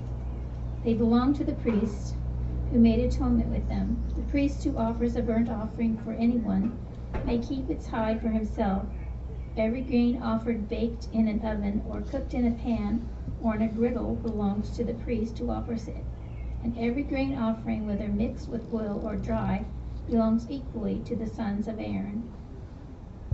The fellowship offering. These are the regulations for the fellowship offering a person may present to the Lord. If he offers it as an expression of thankfulness, then along with this thank offering, he is to offer cakes of bread made without yeast and mixed with oil, wafers made without yeast and spread with oil, and cakes of fine flour well kneaded and mixed with oil. Along with his fellowship offering of thanksgiving, he is to present an offering with cakes and bread made with yeast. He is to bring one of each kind as an offering, contribution to the Lord. It belongs to the priest who sprinkles the blood of the fellowship offerings. The meat of his fellowship offering of thanksgiving must be eaten on the day it is offered. He must leave none of it till morning. If, however, his offering is the result of a vow or a free will offering, the sacrifice shall be eaten on the day he offers it, but anything left over may be eaten on the next day. Any meat of the sacrifice left over till the third day must be burned up. If any meat of the fellowship offering is eaten on the third day, it will not be accepted. It will not be credited to the one who offered it, for it is impure. The person who eats any of it will be held responsible. Meat that touches anything ceremonially unclean must not be eaten and must be burned up. As for other meat, anyone ceremonially clean may eat it. But if anyone who is unclean eats any meat of the fellowship offering belonging to the Lord, that person must be cut off from his people. If anyone touches something unclean, whether human uncleanness or an unclean animal or any unclean detestable thing, and then eats of the meat of the fellowship offering belonging to the Lord, that person must be cut off from his people. The Lord said to Moses, say to the Israelites, do not eat any of the fat of cattle, sheep, or goats. The fat of an animal found dead or torn by wild animals may be used for any other purpose, but you must not eat it. Anyone who eats the fat of an animal for which an offering by fire may be made to the Lord must be cut off from his people.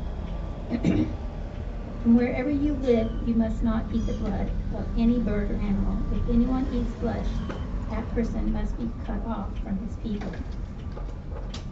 The Lord said to Moses, say to the Israelites, anyone who brings a fellowship offering to the Lord is to bring part of its sacrifice to the Lord. With his hands he is to bring the offering made to the Lord by fire. He is to bring the fat together with the breast and wave the breast before the Lord as a wave offering. The priest shall burn the fat on the altar, but the breast belongs to Aaron and his sons. You are to give the right thigh of your fellowship offering to the priest as a contribution. The son of Aaron who offers the blood and the fat of the fellowship offering shall have the right thigh on as his share. From the fellowship offerings of the Israelites I have taken the breast that is waved and the thigh that is presented, and have given them to Aaron the priest and his sons as their regular share from the Israelites. This is the portion of the offerings made to the Lord by fire that were allotted to Aaron and his sons on the day they were presented to serve the Lord as priests.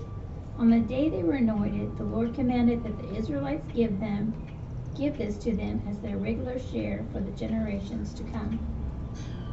These then are the regulations for the burnt offering and the grain offering, the sin offering, the guilt offering, the ordination offering, and the fellowship offering, which the Lord gave Moses on Mount Sinai on the day he commanded the Israelites to bring their offerings to the Lord in the desert of Sinai. Instructions for the priests. The ordination of Aaron and his sons. The Lord said to Moses, bring Aaron and his sons their garments, the anointing oil, the bull for the sin offering, the 2 rams, and the basket containing bread made without yeast, and gather the entire assembly at the entrance of the tent of meetings.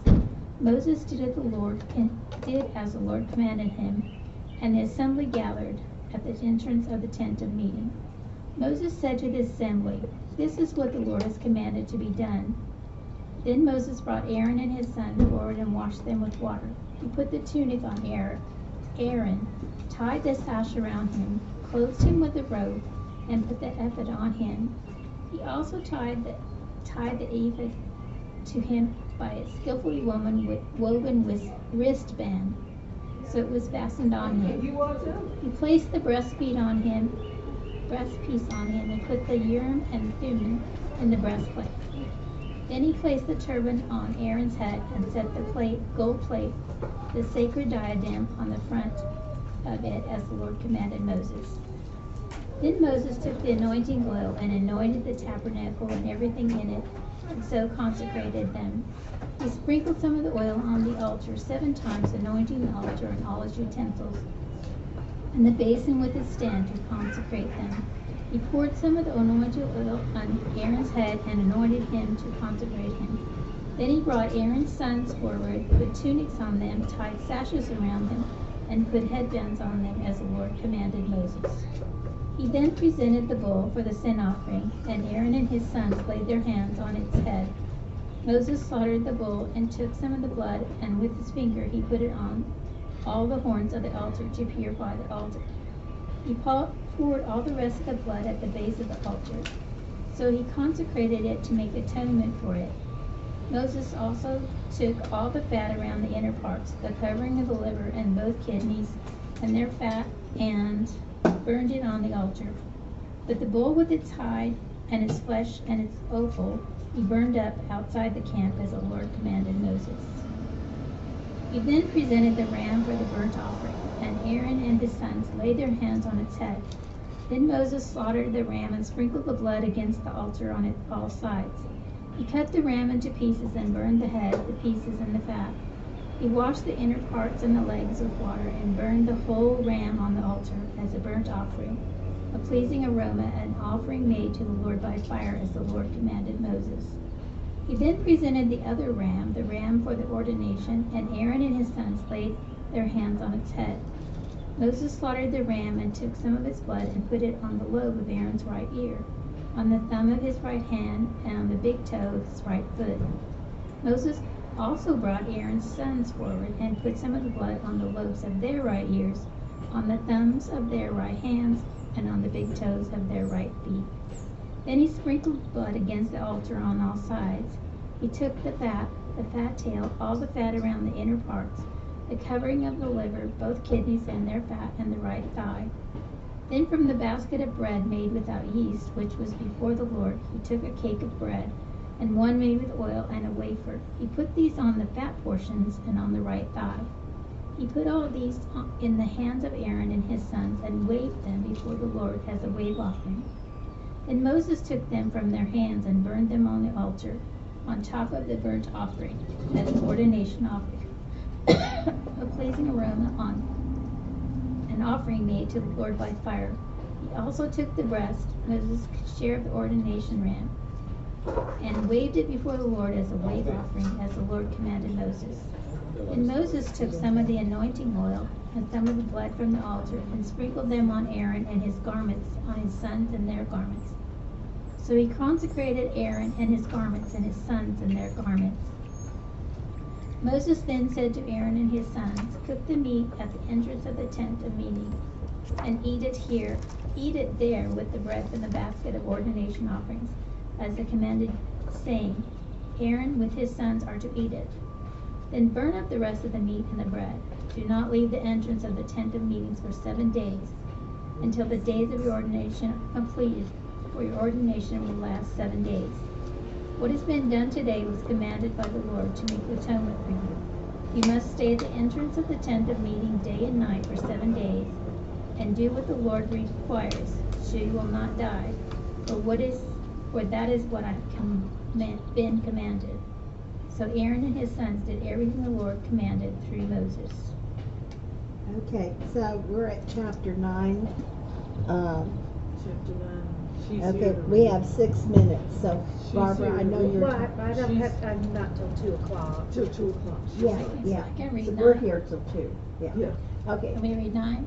Yeah, you want me to, or are If you want okay? to finish, I'll let you finish. You want to finish? Yeah, that'd be fine.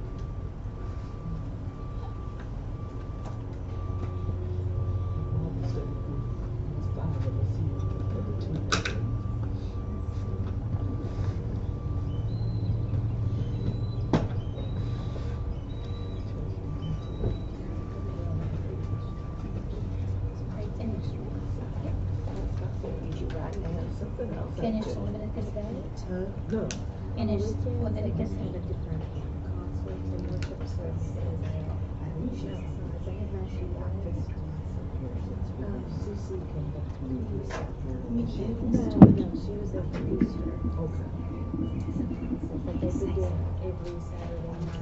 Chapter 9, Leviticus.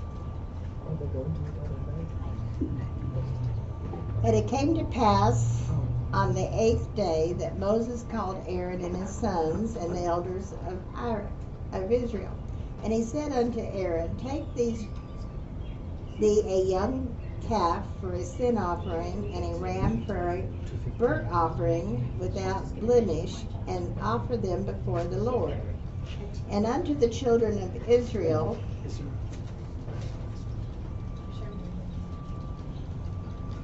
thou shalt speak, saying, Take ye a kid of the goats for a sin offering, and a calf and a lamb, both the first year, without blemish, for a burnt offering. Also a bullock and a ram for a peace offering, to sacrifice before the Lord. And a meat offering mingled with oil for a day that the Lord will appear unto you. And they brought that which Moses commanded before the tabernacle of the congregation, and all the congregation drew near and stood before the Lord. And Moses said, This is the thing which the Lord commanded that ye shall do, and the glory of the Lord shall appear unto you. And Moses said unto Aaron, Go into the altar, and offer thy sin offering and thy burnt offering, and make an atonement for thyself and for the people, and make an atonement for them, as the Lord commanded. Therefore went unto the altar, and slew the calf of the sin offering, which was for himself. And the sons of Aaron brought the blood unto him, and dipped his finger into the blood, and put it upon the horns of the altar, and poured out the blood at the bottom of the altar. But the fat, the kidneys, and the gall, above the liver of the sin offering, he burnt upon the altar, as the Lord commanded Moses. And the flesh and the hide of the burnt with fire without the camp.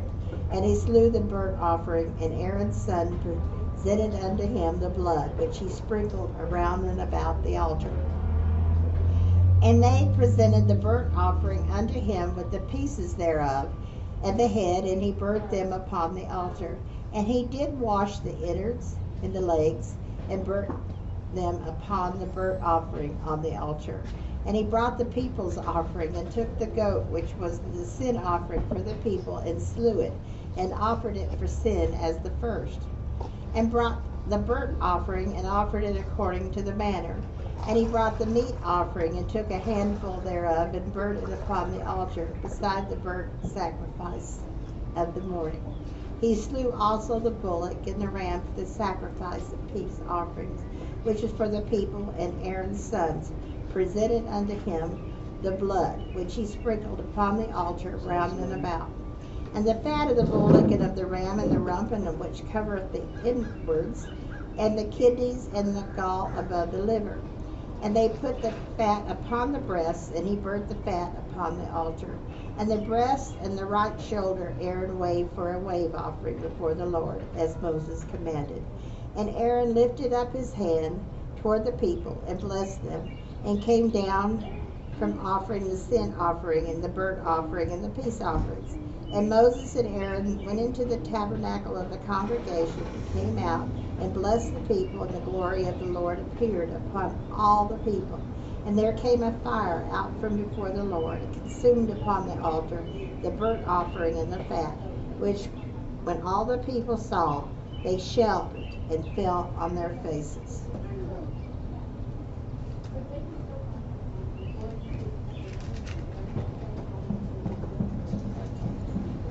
That's the ending of chapter 9.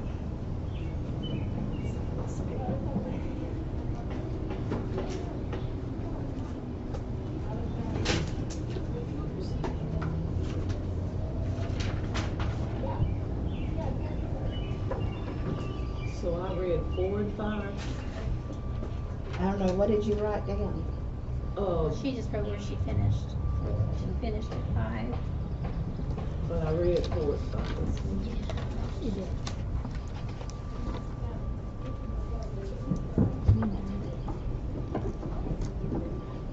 I thought maybe that would sit on there as paper.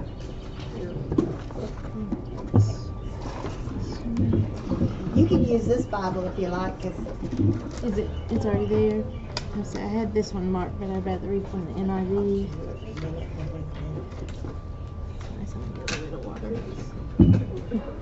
I don't need any of that. Me either. Cookies.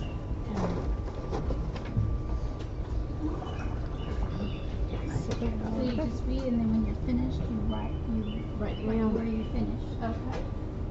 And I think I thought it just went in this. Yeah, he said he's after me. He's a name. I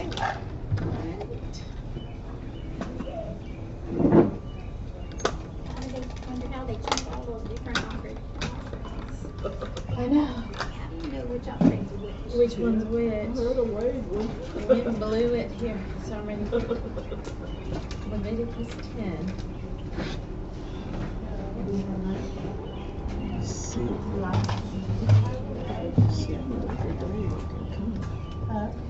And Nadab and You can go Abihu, the online sons of and sign Aaron, up. took either Yes, of them ma'am. his censer, and put fire therein, and put incense thereon, and offered strange fire before the Lord, which he commanded them not.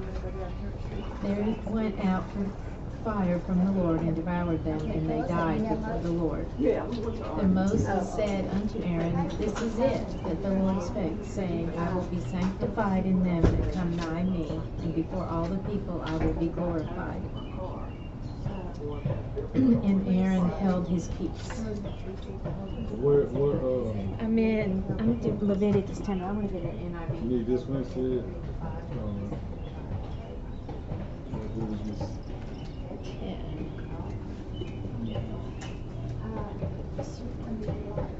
Right here.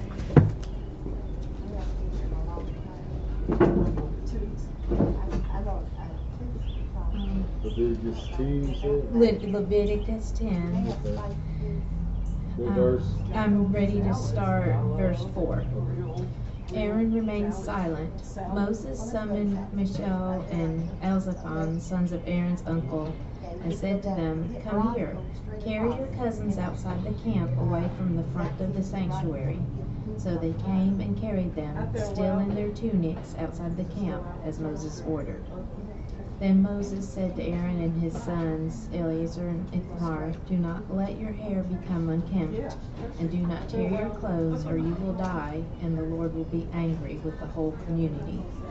But your relatives, all the house of Israel, may mourn for those the Lord has destroyed by fire.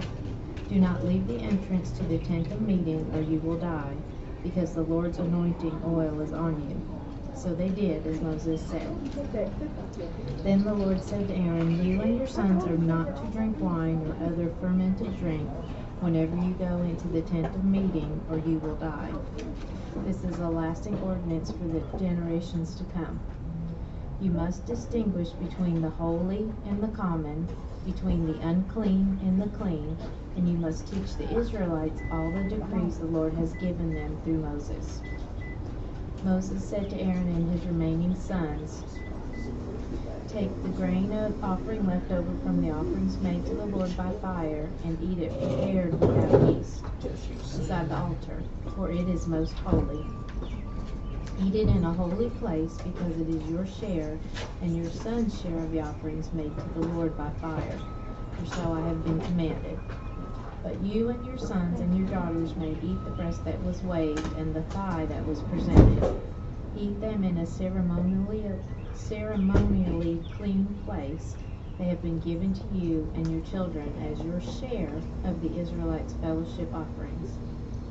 The thigh that was presented and the breast that was waved must be brought with the fat portions of the offerings made by fire, to be waved before the Lord as a wave offering.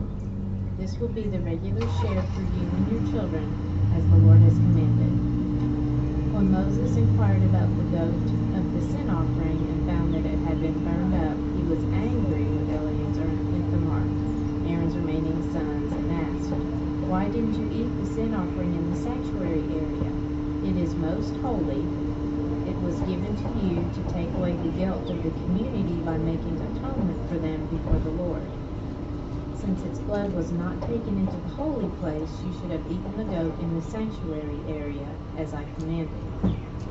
Aaron replied to Moses, Today they sacrifice their sin offering and their burnt offering before the Lord, but such things as this have happened to me. Would the Lord have been pleased if I had eaten the sin offering today? When Moses heard this, he was satisfied.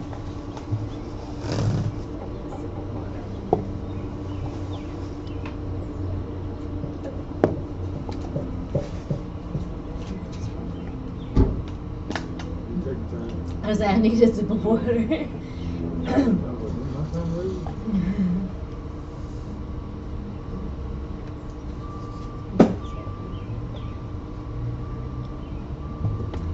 Chapter 11. The Lord said to Moses and Aaron, Say to the Israelites, of all the animals that live on land, these are the ones you may eat. You may eat any animal that has a split hoof completely divided and that chews the cud. There are some that only chew the cud or only have a split hoof, but you must not eat them. The camel, though it chews the cud, does not have a split hoof. It is ceremonially unclean for you. The coney, though it chews the cud, does not have a split hoof, and it is unclean for you. The rabbit, though it chews the cud, does not have a split hoof, and is unclean for you. And the pig, though it has a split hoof completely divided, does not chew the cud, it is unclean for you. You must not eat their meat or touch their carcasses, they are unclean for you. You sign in up here when you're done. Oh, okay. You fill out and then before you finish. Okay. Of all the creatures living in the water of the seas and the streams, you may eat any that have fins and scales. And I'm in Leviticus 11. 11. Okay. But all creatures in the seas or streams that do not have fins and scales, whether among all the swarming things or among all the other living creatures in the water, you are to detest. And since you are to detest them, you must not eat their meat, and must detest their carcasses. Anything living in the water that does not have fins and scales is to be detestable to you.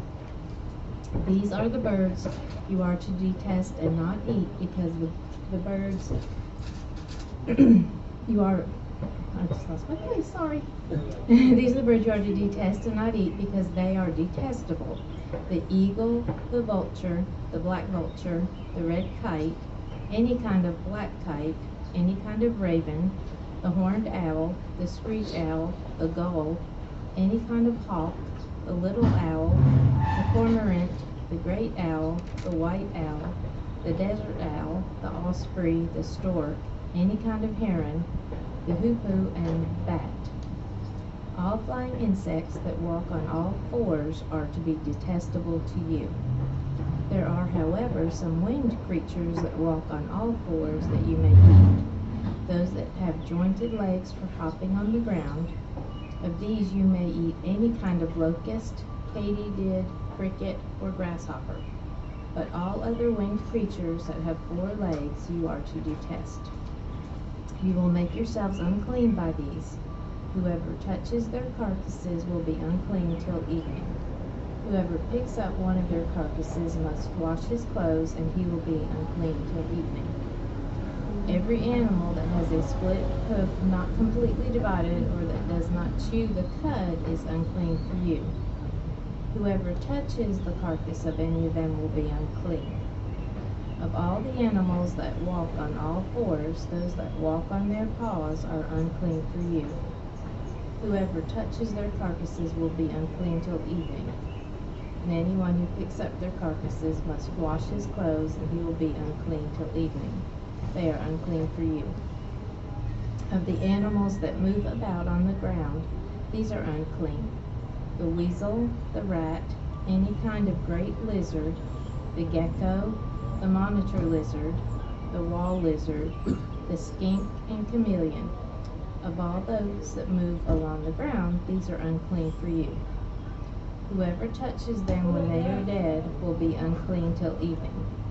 When one of them dies and falls on something, that article, whatever its use, will be unclean, whether it is made of wood, cloth, hide, or sackcloth. Put it in water, it will be unclean till evening, and then it will be clean. If one of them falls into a clay pot, everything in it will be unclean, and you must break the pot. Any food that could be eaten but has water on it from such a pot is unclean, and any liquid that could be drunk from it is unclean. Anything that one of their carcasses falls on becomes unclean. An oven or cooking pot must be broken up. They are unclean, and you are to regard them as unclean. A spring, however, or a cistern for collecting water remains clean. But anyone who touches one of these carcasses is unclean.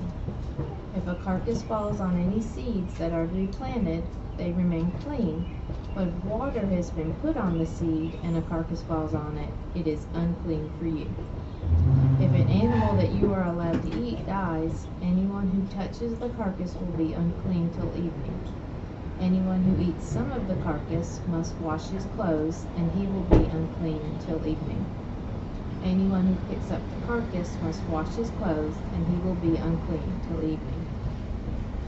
Every creature that moves about on the ground is detestable. It is not to be eaten, and you are not to eat any creature that moves about on the ground, whether it moves on its belly, or walks on all fours, or on many feet. It is detestable. Do not defile yourselves by any of these creatures. Do not make yourselves unclean by means of them, or be made unclean by them. I am the Lord your God. Consecrate yourselves and be holy, because I am holy. Do not make yourselves unclean by any creature that moves about on the ground. I am the Lord who brought you out of Egypt to be your God. Therefore be holy, because I am holy. These are the regulations concerning animals, birds, every living thing that moves in the water, and every creature that moves about on the ground. You must distinguish between the unclean and the clean, between living creatures and that may be eaten and those that may not be eaten. Chapter 12. The Lord said to Moses, say to the Israelites, a woman who becomes pregnant and gives birth to a son will be ceremonially unclean for 7 days, just as she is unclean during her monthly period. On the 8th day, the boy is to be circumcised. Then the woman must wait 33 days to be purified from her bleeding. She must not touch anything sacred or go to the sanctuary until the days of her purification are over. If she gives birth to a daughter, for 2 weeks the woman will be unclean. Then she must wait 66 days to be purified from her bleeding. When the days of her purification for a son or daughter are over, she is to bring to the priest at the entrance of the tent of the meeting a year-old lamb for a burnt offering, and a young pigeon or a dove for a sin offering. He shall offer them before the Lord to make atonement for her, and then she will be ceremonially clean from her flow of blood. These are the regulations for the woman who gives birth to a boy or a girl.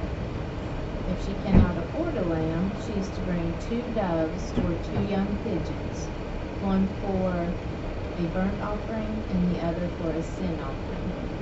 In this way, the priest will make atonement for her, and she will be clean. Do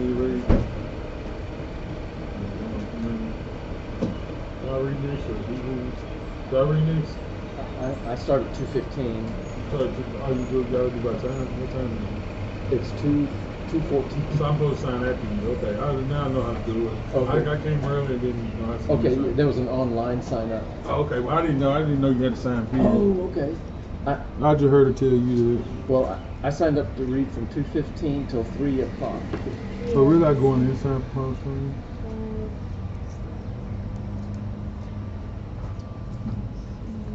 people do have places to be, you know what I'm saying? Oh, yeah. They got somewhere to be and stuff, you know what I'm saying? So that's what y'all, okay, the schedule to be like. Yeah. Are you a firefighter? No, I just put myself more on. Oh, okay. I've been practicing stuff to say like I'm a firefighter. Okay. Or I am looking for more volunteers. Oh, okay. I tell somebody, hey, go out to the VA, the Veterans Affairs, and hire you. So it looks like there's some open slots, but they're later. Later in the day. Go in there and talk to somebody's wife. Yeah. Okay, so do I need to sign in? This sheet right here, that's the people for me, just sign your name and where you finish. Where you finish. Okay. Thank you. Mm-hmm. And I'm going to use this my volunteer. Okay, and this one was just, I walked off and left mine sitting on my kitchen counter, so I just used one they had here. All right, let's see All right. how far we can get here. Thank you. Bye-bye. I see.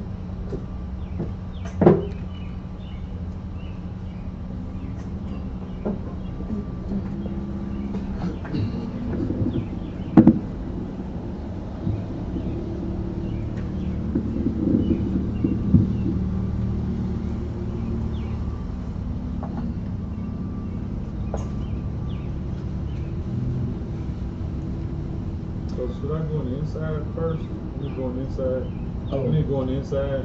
The Greenhouse Ministries and talk to somebody. Yeah, you could probably ask the lady in here. Yeah.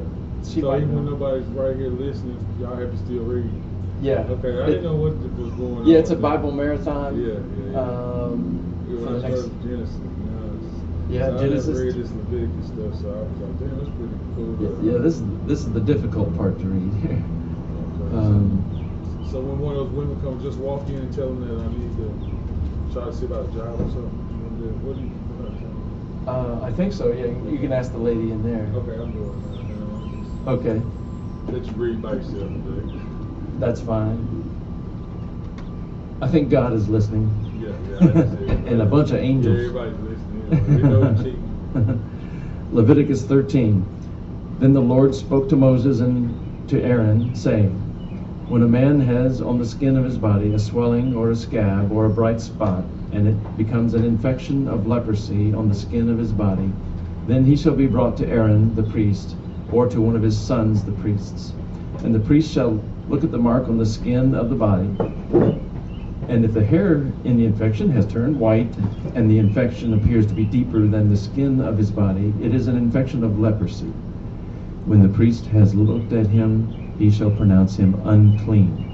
But if the bright spot is white on the skin of his body, and it does not appear to be deeper than the skin, and the hair on it has not turned white, then the priest shall isolate him who has the infection for 7 days. And the priest shall look at him on the 7th day, and if in his eyes the infection has not changed, and the infection has not spread on the skin, then the priest shall isolate him for 7 more days. And the priest shall look at him again on the 7th day, and if the infection has faded, and the mark has not spread on the skin, then the priest shall pronounce him clean. It is only a scab, and he shall wash his clothes and be clean. But if the scab spreads farther on the skin, after he has shown himself to the priest for his cleansing, he shall appear again to the priest. And the priest shall look, and if the scab has spread on the skin, then the priest shall pronounce him unclean. It is leprosy. When the infection of leprosy is on a man, then he shall be brought to the priest. The priest shall then look, and if there is a white swelling in the skin, and it has turned the hair white, and there is quick raw flesh in the swelling, it is a chronic leprosy on the skin of his body, and the priest shall pronounce him unclean. He shall not isolate him, for he is unclean. And if the leprosy breaks out farther on the skin, and the leprosy covers all the skin of him who has the infection from his head even to his feet, as far as the priest can see, then the priest shall look, and behold, if the leprosy has covered all his body, he shall pronounce him clean who has the infection. It has all turned white, and he is clean. But whenever raw flesh appears on him, he shall be unclean. And the priest shall look at the raw flesh, and he shall pronounce him unclean. The raw flesh is unclean. It is leprosy. Or if the raw flesh turns again and is changed to white, then he shall come to the priest, and the priest shall look at him, and behold, if the infection has turned to white, then the priest shall pronounce him clean who has the infection. He is clean. And when the body has a boil on its skin, and it is healed, and in the place of the boil there is a white swelling or a reddish white bright spot, then it shall be shown to the priest. And the priest shall look, and behold, if it appears to be lower than the skin, and the hair on it has turned white, then the priest shall pronounce him unclean. It is the infection of leprosy. It has broken out in the boil. But if the priest looks at it, and behold, there are no white hairs in it, and it is not lower than the skin, and is faded, then the priest shall isolate him for 7 days. And if it spreads farther on the skin, then the priest shall pronounce him unclean. It is an infection. But if the bright spot remains in its place and does not spread, it is only the scar of the boil, and the priest shall pronounce him clean. Or if the body sustains in its skin a burn by fire, and the raw flesh of the burn becomes a bright spot, reddish white, or white, then the priest shall look at it, and if the hair in the bright spot has turned white, and it appears to be deeper than the skin, it is leprosy. It has broken out in the burn. Therefore the priest shall pronounce him unclean. It is an infection of leprosy. But if the priest looks at it, and indeed there is no white hair in the bright spot, and it is no deeper than the skin, but is dim, then the priest shall isolate him for 7 days. And the priest shall look at him on the 7th day. If it spreads farther in the skin, then the priest shall pronounce him unclean.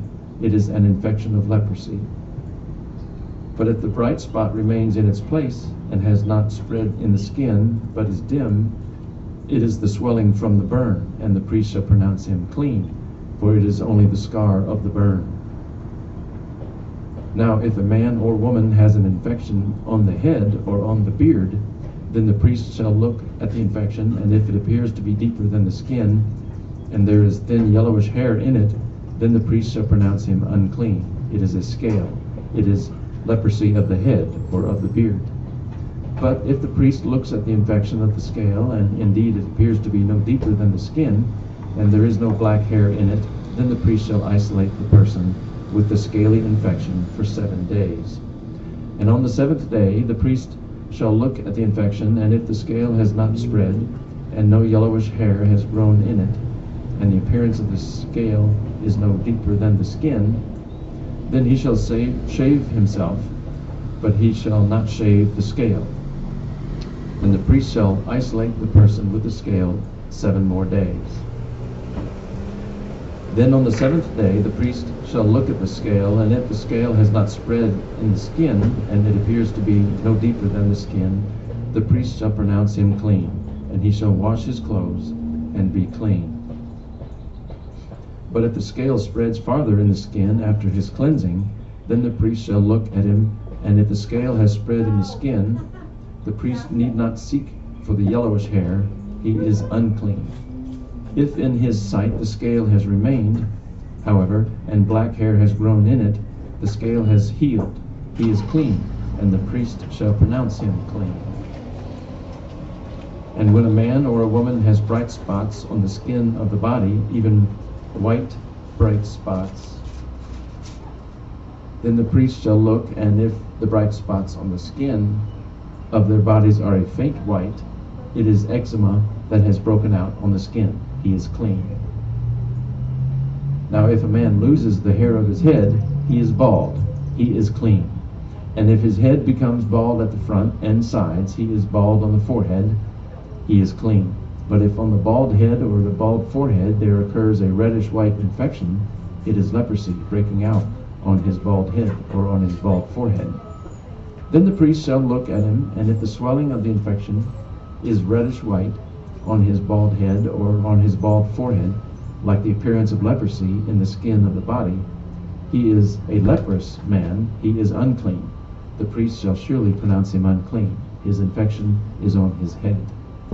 As for the leper who has the infection, his clothes shall be torn, and the hair of his head shall be uncovered, and he shall cover his mustache and cry, unclean, unclean. He shall remain unclean all the days during which he has the infection. He is unclean. He shall live alone. His dwelling shall be outside the camp. When a garment has a mark of leprosy in it, whether it is a wool garment or a linen garment, whether in warp or woof, or linen or of wool, whether in leather or in any article made of leather, if the mark is greenish or reddish in the garment, or in the leather, or in the warp, or in the woof, or in any article of leather, it is a leprous mark, and shall be shown to the priest. Then the priest shall look at the mark, and shall quarantine the article with the mark for 7 days. He shall then look at the mark on the 7th day. If the mark has spread in the garment, whether in the warp or in the woof or in the leather, whatever the purpose for which the leather is used, the mark is a leprous malignancy, it is unclean. So he shall burn the garment, whether the warp or the woof, in wool or in linen, or in any article of leather in which the mark occurs, for it is a leprous malignancy. It shall be burned in the fire. But if the priest shall look, and indeed the mark has not spread in the garment, either in the warp or in the woof, or in any article of leather, then the priest shall order them to wash the thing in which the mark occurs, and he shall quarantine it for 7 more days. After the article with the mark has been washed, the priest shall again look, and if the mark has not changed its appearance, even though the mark has not spread, it is unclean. You shall burn it in the fire. Whether an eating away has produced bareness on the top or on the front of it. Then if the priest shall look, and if the mark has faded after it has been washed, then he shall tear it out of the garment, out of the leather, whether from the warp or from the woof. And if it appears again in the garment, whether in the warp or in the woof or in any article of leather, it is an outbreak. The article with the mark shall be burned in the fire. And the garment, whether the warp or the woof or any article of leather from which the mark has departed, when you washed it, it shall then be washed a second time and shall be clean. This is the law for the mark of leprosy in a garment of wool or linen, whether in the warp or in the woof or in any article of leather, for pronouncing it clean or unclean. Leviticus chapter 14. Then the Lord spoke to Moses, saying, This shall be the law of the leper in the day of his cleansing. Now he shall be brought to the priest, and the priest shall go out to the outside of the camp. Thus the priest shall look, and if the infection of leprosy has been healed in the leper, then the priest shall give orders to take 2 live clean birds, and cedar wood, and a scarlet string, and hyssop for the one who is to be cleansed. The priest shall also give orders to slay the one bird in an earthenware vessel over running water. As for the live bird, he shall take it together with the cedar wood and the scarlet string and the hyssop, and shall dip them and the live bird in the blood of the bird that was slain over the running water. He shall then sprinkle 7 times the one who is to be cleansed from the leprosy, and shall pronounce him clean, and shall let the live bird go free over the open field. Then the one to be cleansed shall then wash his clothes and shave off all his hair, and bathe in water and be clean. Now afterward he may enter the camp, but he shall stay outside his tent for 7 days. And it will be on the 7th day that he shall shave off all his hair. He shall shave his head and his beard and his eyebrows, even all his hair. He shall then wash his clothes and bathe his body in water and be clean. Now on the 8th day he is to take 2 male lambs without defect, and a yearling ewe lamb without defect, and 3/10 of an ephah of fine flour mixed with oil for a grain offering, and 1 log of oil. And the priest who pronounces him clean shall present the man to be cleansed and the aforesaid before the Lord at the doorway of the tent of meeting. Then the priest shall take the 1 male lamb and bring it for a guilt offering with the log of oil, and present them as a wave offering before the Lord. Next he shall slaughter the male lamb in the place where they slaughter the sin offering and the burnt offering, at the place of the sanctuary, for the guilt offering, like the sin offering, belongs to the priest. It is most holy. The priest shall then take some of the blood of the guilt offering, and the priest shall put it on the lobe of the right ear of the one to be cleansed, and on the thumb of his right hand, and on the big toe of his right foot. The priest shall also take some of the log of oil and pour it into his left palm. The priest shall then dip his right hand finger into the oil that is in the left palm, and with his finger sprinkle some of the oil 7 times before the Lord. And of the remaining oil which is in the palm, the priest shall put some on the right ear lobe of the one to be cleansed, and on the thumb of his right hand, and on the big toe of his right foot, on the blood of the guilt offering. While the rest of the oil that is in the priest's palm he shall put on the head of the one to be cleansed. So the priest shall make atonement on his behalf before the Lord. The priest shall next offer the sin offering and make atonement for the one to be cleansed from his uncleanness. Then afterward he shall slaughter the burnt offering. And the priest shall offer up the burnt offering and the grain offering on the altar. Thus the priest shall make atonement for him, and he shall be clean. But if he is poor, and his means are insufficient, then he is to take 1 male lamb for a guilt offering as a wave offering to make atonement for him, and 1/10 of an ephah of fine flour mixed with oil for a grain offering, and a log of oil, and 2 turtle doves or 2 young pigeons, which are within his means. The one shall be a sin offering, and the other a burnt offering. Then the 8th day he shall bring them for his cleansing to the priest, at the doorway of the tent of meeting before the Lord. And the priest shall take the lamb of the guilt offering and the log of oil, and the priest shall offer them for a wave offering before the Lord. Next he shall slaughter the lamb of the guilt offering, and the priest is to take some of the blood of the guilt offering and put it on the lobe of the right ear of the one to be cleansed, and on the thumb of his right hand, and on the big toe of his right foot. The priest shall also pour some of the oil into his left palm, and with his right hand finger the priest shall sprinkle some of the oil that is in his left palm 7 times before the Lord. The priest shall then put some of the oil that is in his palm on the lobe of the right ear of the one to be cleansed, and on the thumb of his right hand, and on the big toe of his right foot, on the place of the blood of the guilt offering. Moreover, the rest of the oil that is in the priest's palm he shall put on the head of the one to be cleansed, to make atonement on his behalf before the Lord. He shall then offer one of the turtle doves or young pigeons which are within his means. He shall offer what he can afford, the one for a sin offering and the other for a burnt offering, together with the grain offering. So the priest shall make atonement before the Lord on behalf of the one to be cleansed. This is the law for him in whom there is an infection of leprosy, whose means are limited for his cleansing. The Lord further spoke to Moses and to Aaron, saying, When you enter the land of Canaan, which I give you for a possession, and I put a mark of leprosy on a house in the land of your possession, then the one who owns the house shall come and tell the priest, saying, Something like a mark of leprosy has become visible to me in the house. The priest shall then order that they empty the house before the priest goes in to look at the mark, so that everything in the house need not become unclean. And afterward the priest shall go in to look at the house. So he shall look at the mark, and if the mark on the walls of the house has greenish or reddish depressions, and appears deeper than the surface, then the priest shall come out of the house to the doorway, and quarantine the house for 7 days. And the priest shall return on the 7th day, and make an inspection. If the mark is indeed spread in the walls of the house, then the priest shall order them to tear out the stones with the mark in them, and throw them away at an unclean place outside the city. And he shall have the house scraped all around inside, and they shall dump the plaster that they scrape off at an unclean place outside the city.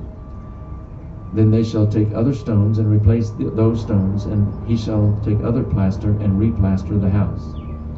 If, however, the mark breaks out again in the house, after he has torn out the stones and scraped the house, and after it has been replastered, then the priest shall come in and make an inspection. If he sees the mark has indeed spread in the house, it is a malignant mark in the house, it is unclean. He shall therefore tear down the house, its stones, and its timbers, and all the plaster of the house, and he shall take them outside the city to an unclean place. Moreover, whoever goes into the house during the time that he has quarantined it becomes unclean until evening. Likewise, whoever lies down in the house shall wash his clothes, and whoever eats in the house shall wash his clothes. If, on the other hand, the priest comes in and makes an inspection, and the mark has not indeed spread in the house after the house has been replastered, then the priest shall pronounce the house clean, because the mark has not reappeared. To cleanse the house, then, he shall take 2 birds, and cedar wood, and a scarlet string, and hyssop, and he shall slaughter the one bird in an earthenware vessel over running water.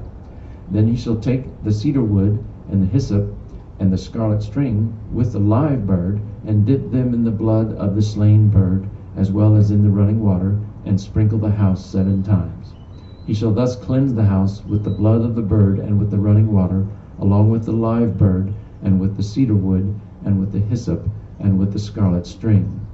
However, he shall let the live bird go free outside the city into the open field. So he shall make atonement for the house, and it shall be clean.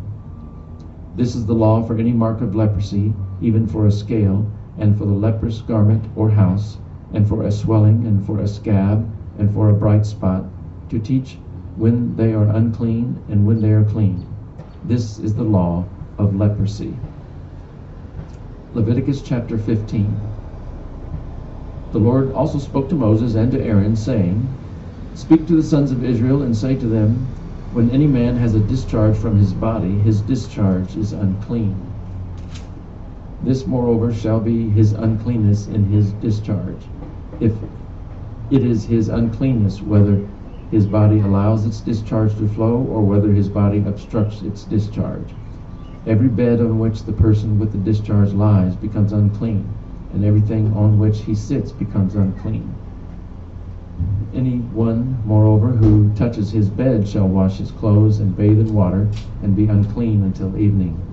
And whoever sits on the thing on which the man with the discharge has been sitting shall wash his clothes and bathe in water and be unclean until evening.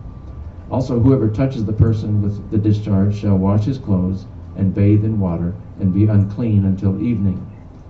Or if the man with the discharge spits on one who is clean, he too shall wash his clothes and bathe in water and be unclean until evening. And every saddle on which the person with the discharge rides becomes unclean. Whoever then touches any of the things which were under him shall be unclean until evening. And he who carries them shall wash his clothes and bathe in water and be unclean until evening. Likewise, whomever the one with the discharge touches without having rinsed his hands in water shall wash his clothes and bathe in water and be unclean until evening. However, an earthenware vessel which the person with the discharge touches shall be broken, and every wooden vessel shall be rinsed in water.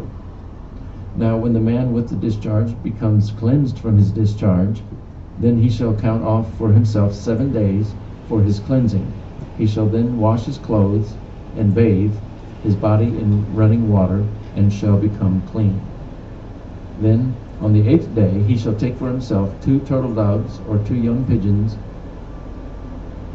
and come before the Lord to the doorway of the tent of meeting, and give them to the priest. And the priest shall offer them, one for a sin offering and the other for a burnt offering. So the priest shall make atonement on his behalf before the Lord because of his discharge. Now if a man has a seminal emission, he shall bathe all his body in water and be unclean until evening. As for any garment or any leather on which there is seminal emission, it shall be washed with water and be unclean until evening. If a man lies with a woman so that there is a seminal emission, they shall both bathe in water and be unclean until evening.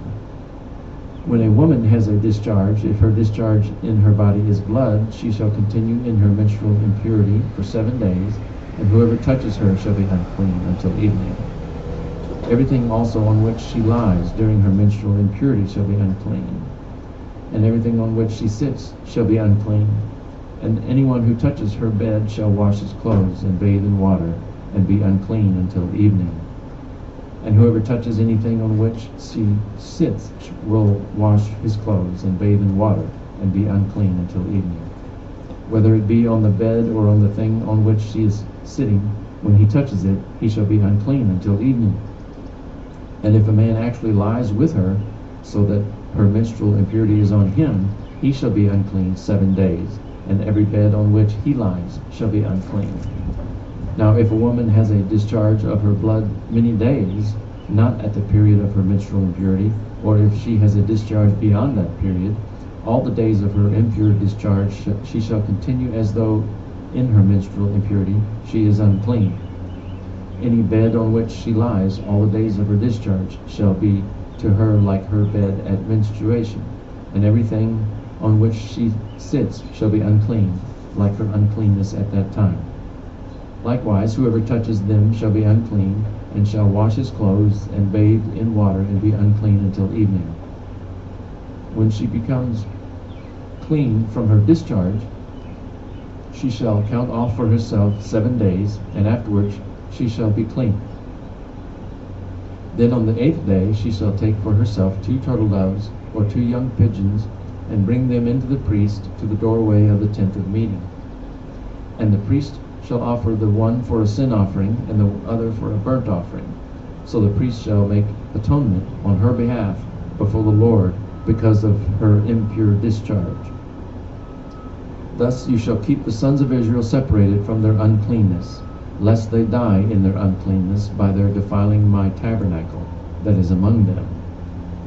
This is the law for the one with a discharge, and for the man who has a seminal emission, so that he is unclean by it, and for the woman who is ill because of menstrual impurity, and for the one who has a discharge, whether a male or a female, or a man who lies with an unclean woman.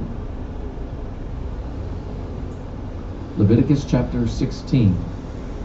Now the Lord spoke to Moses after the death of the 2 sons of Aaron, when they had approached the presence of the Lord and died.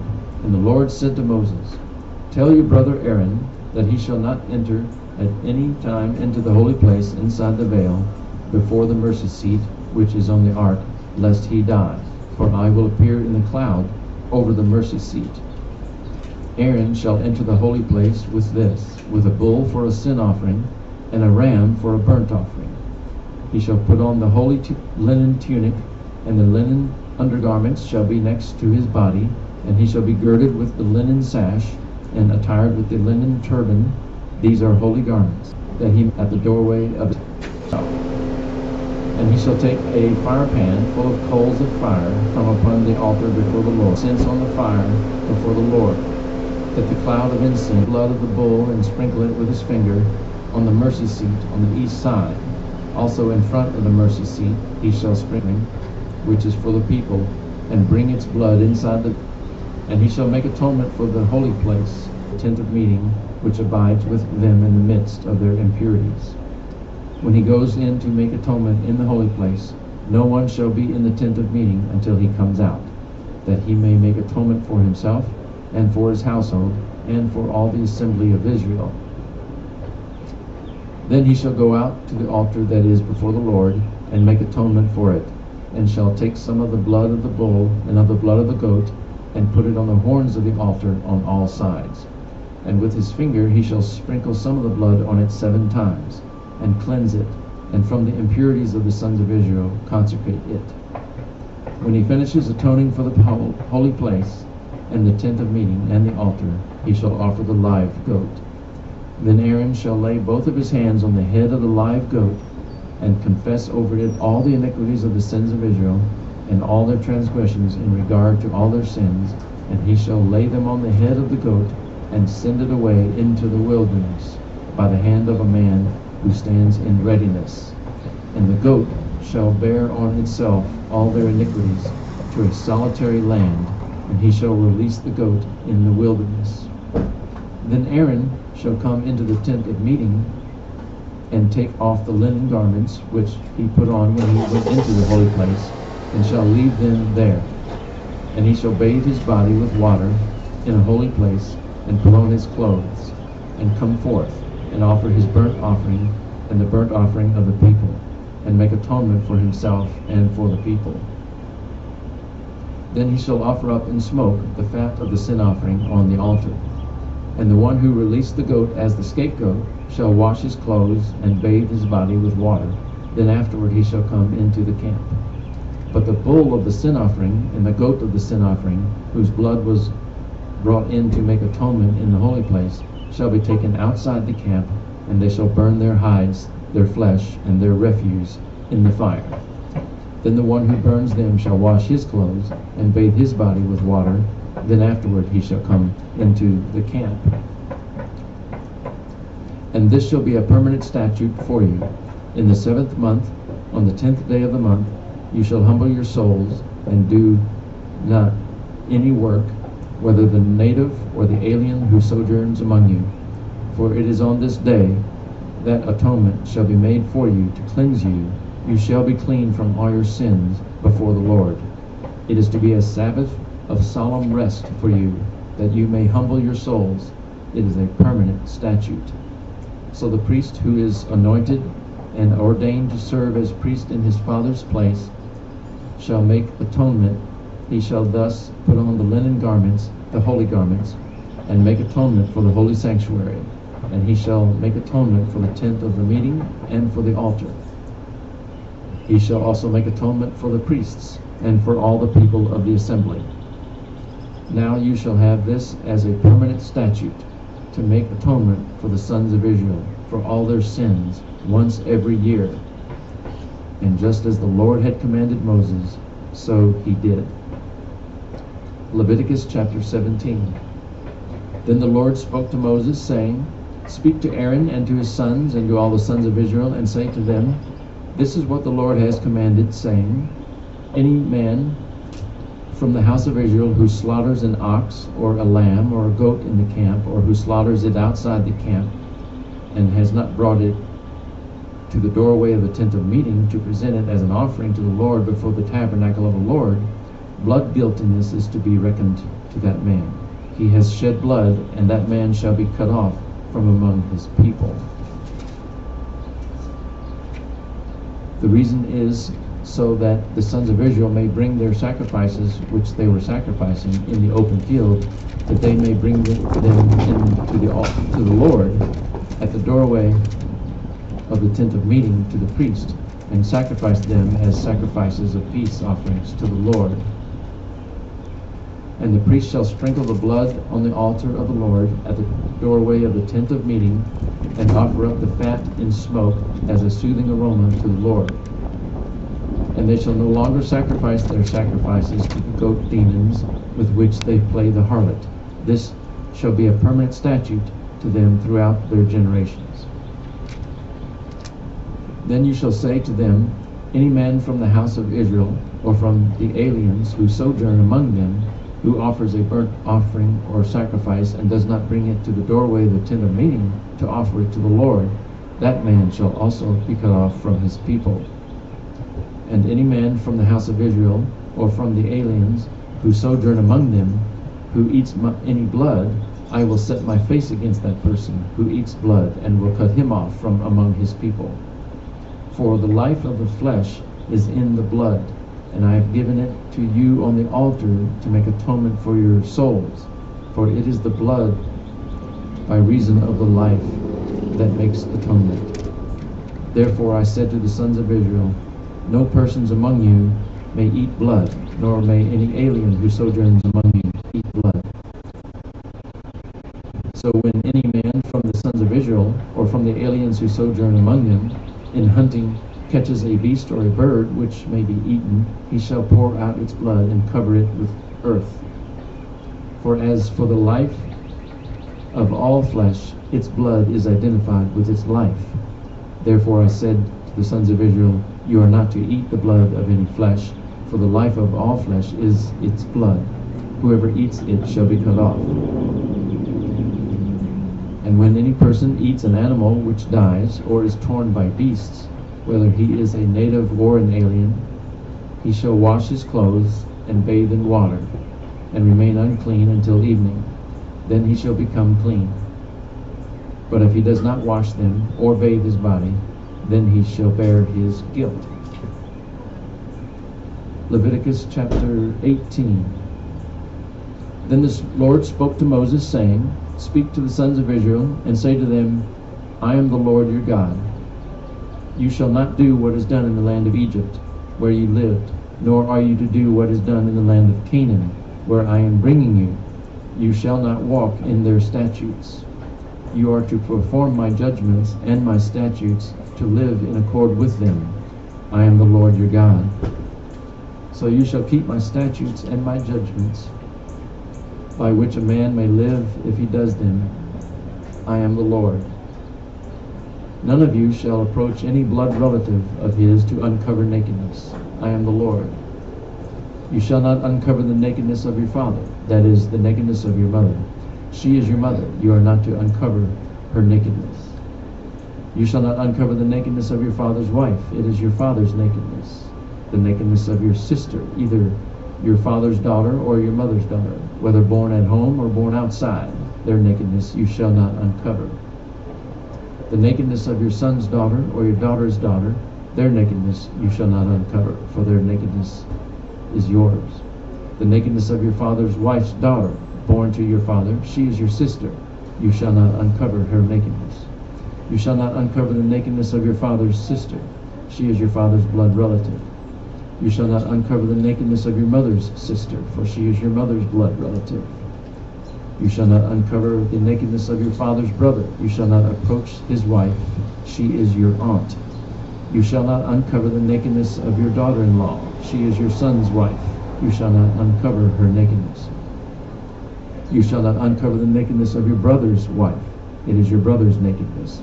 You shall not uncover the nakedness of a woman and of her daughter, nor shall you take her son's daughter or her daughter's daughter to uncover her nakedness. They are blood relatives. It is lewdness. And you shall not marry a woman in addition to her sister as a rival while she is alive, to uncover her nakedness. And you shall not approach a woman to uncover her nakedness during her menstrual impurity. And you shall not have intercourse with your neighbor's wife to be defiled with her. Neither shall you give any of your offspring to offer them to Molech, nor shall you profane the name of the Lord your God. I am the Lord. You shall not lie with a male as one lies with a female. It is an abomination. And you shall not have intercourse with any animal to be defiled with it, nor shall any woman stand before an animal to mate with it. It is a perversion. Do not defile yourselves by any of these things, for by all these the nations which I am casting out before you have become defiled. For the land has become defiled. Therefore I have visited its punishment upon it, so the land has spewed out its inhabitants.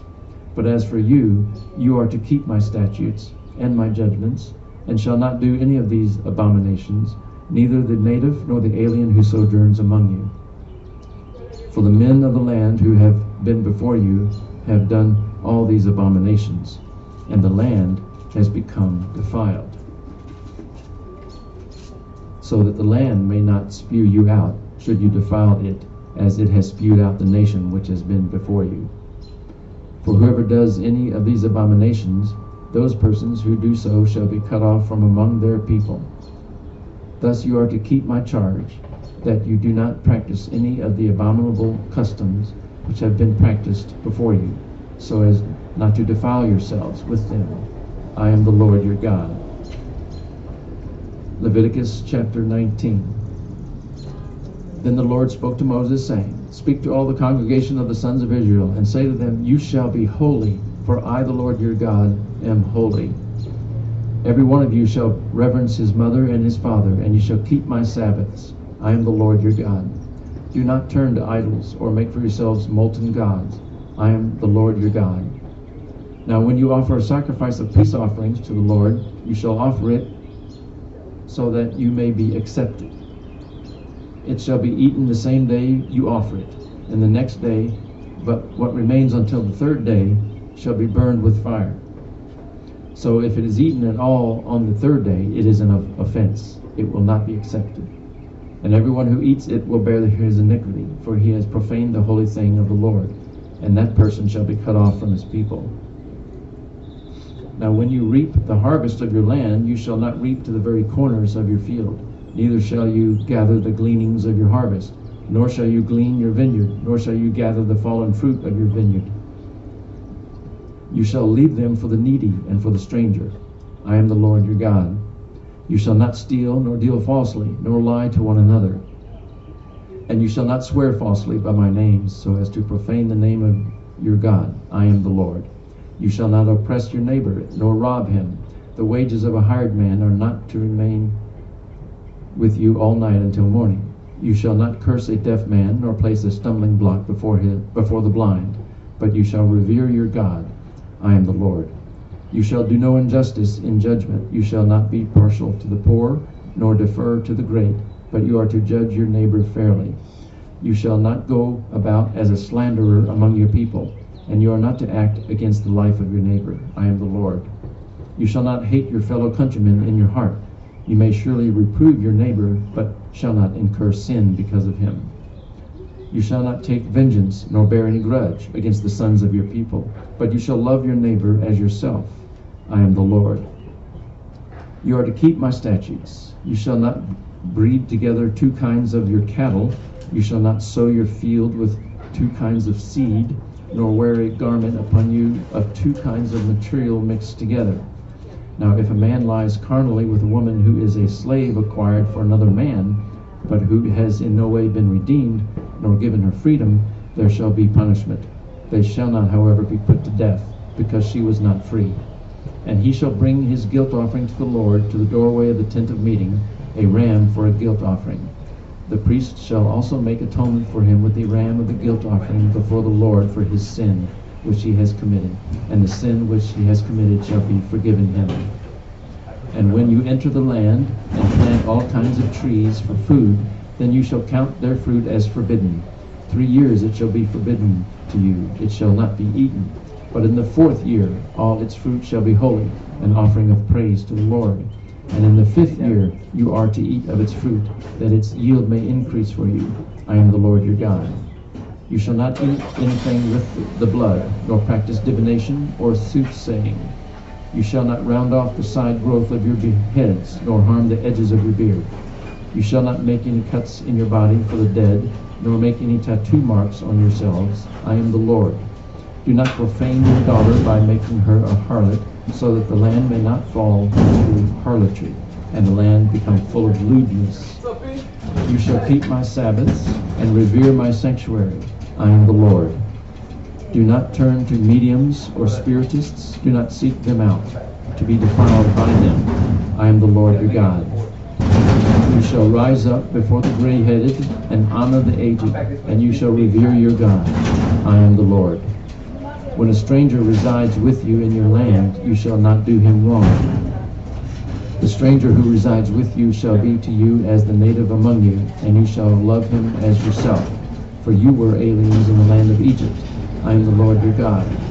You shall do no wrong in judgment, in measurement of weight or capacity. You shall have just balances, just weights, a just ephah, and a just hin. I am the Lord your God, who brought you out from the land of Egypt. You shall thus observe all my statutes and all my ordinances, and do them. I am the Lord.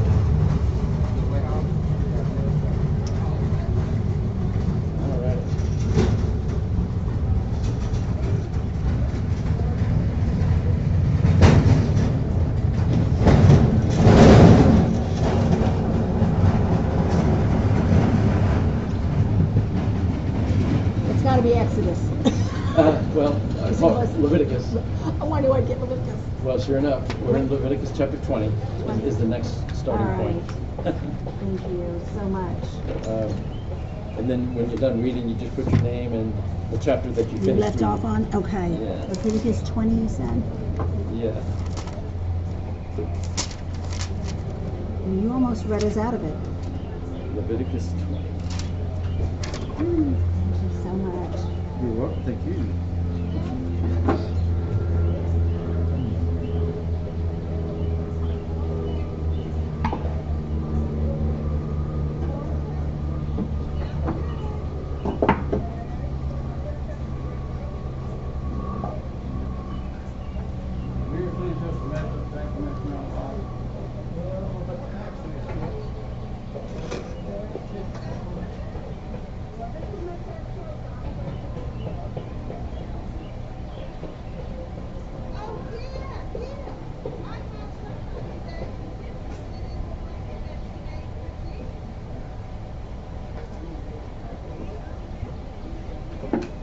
The Lord said to Moses, "Say to the Israelites, any Israelite or any foreigner residing in Israel who sacrifices any of his children to Moloch is to be put to death. The member of the communities are to stone him. I myself will set my face against him and will cut him off from his people. For by sacrificing his children to Moloch, he has defiled my sanctuary and profaned my holy name. If the members of the community close their eyes when the man sacrifices one of his children to Moloch, and if they fail to put him to death, I myself will set my face against him and his family, and will cut them off from their people together with whom follow him in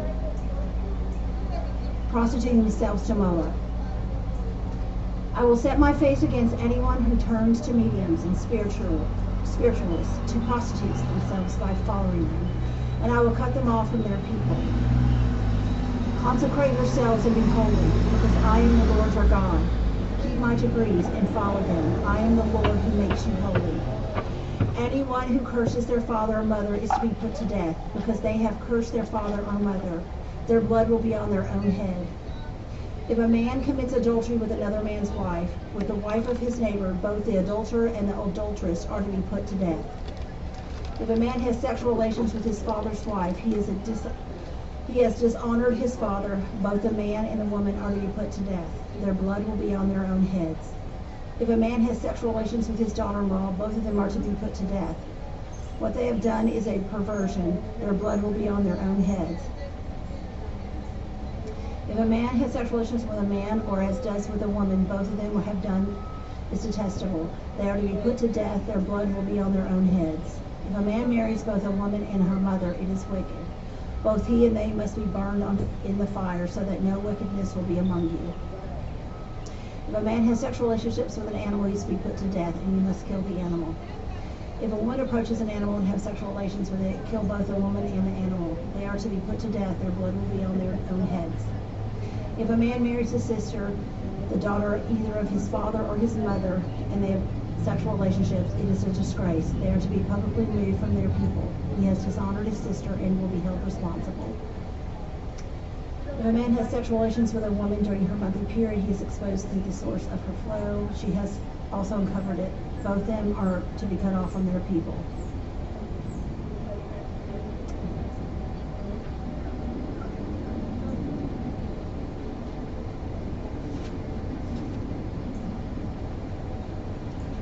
If a man has sexual relationship with his aunt, he has dishonored his uncle. They will be held responsible and will die childless. If a man marries his brother's wife, it is an act of impurity. He has dishonored his brother. They will be childless. Keep all my decrees and laws and follow them, so that the land where I am bringing you to live may not vomit you out. You must not live according to the customs of nations. I'm going to drive out before you, because they did all of these things. I abhorred them. But I said to you, you will possess their land. I will give it to you as an inheritance, a land flowing with milk and honey. I am the Lord your God, who has set you apart from other nations. You must therefore make a distinction between clean and unclean animals, and between unclean and clean birds. Do not defile yourself by any animal or bird or anything that moves along the ground. Those that I have set apart as unclean for you. You are holy to me, because I, the Lord, am holy, and I have set you apart from the nations to be my own. A man or woman who is a medium or spiritualist among you must be put to death. You are to stone them. Their blood will be on their own heads.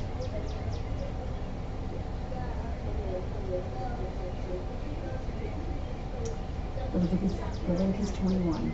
Rules for priests. The Lord said to Moses, speak to the priests, the sons of Aaron, and say to them, a priest must not make himself ceremonially unclean for any of his people who die, except for a close relative, such as his mother or father, his son or daughter, his brother, or an unmarried sister, and who is dependent on him since she has no husband, for he may make himself unclean. He must not make himself unclean for people related to him by marriage, and so defile himself. Priests must not shave their heads or shave off their edges of their beards or cut their bodies. They must be holy to their God and must not profane the name of their God, because they present food offerings to the Lord and the food of their God. They are to be holy. They must not marry women defiled by prostitution or divorced from their husbands, because priests are holy to their God. Regard them as holy because they offer up the food of your God. Consider them holy because I, the Lord, am holy. I who make you holy. If a priest's daughter defiles herself by becoming a prostitute, she disgraces her father, she must be burned in the fire. The high priest, the one among us, is his brothers who has had the anointing oil poured on his head and who has been ordained to wear priestly garments, must not let their hair become unkempt or tear the clothes. He must not enter a place where there is a dead body. He must not take himself unclean even for his father or mother, nor leave the sanctuary of God or desecrate it, because he has been dedicated by the anointing oil of his God. I am the Lord. The woman he marries must be a virgin. He must not marry a widow, a divorced woman, or a woman defiled by prostitution, but only a virgin from his own people, so that he will not defile his offspring among his people. I am the Lord who makes him holy. The Lord said to Moses, say to Aaron, for the generations to come, none of your descendants who has a defect may come near to offer the food of his God. No man who has any defect may come near. No man who is blind or lame, disfigured or deformed. No man with a crippled foot or hand, or who is a hunchback or a dwarf, who has an eye defect, or who has been festering or running sores or damaged testicles. No descendants of Aaron, the priest who has any defect, is to come near to present the food offerings to the Lord. He has a defect, he must not come near to offer the food to his God. He may eat the most holy food of his God as well as the holy food. Yet because of his defect, he must not go near the curtain or approach the altar and desecrate my sanctuary. I am the Lord who makes them holy. So Moses told this to Aaron and to all Israelites.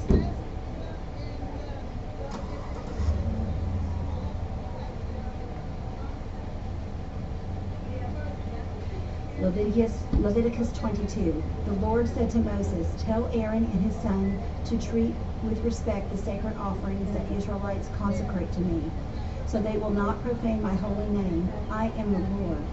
Say to them, for this generation to come, if any of your descendants is ceremonially unclean, and that comes near the sacrifice offerings of the Israelites,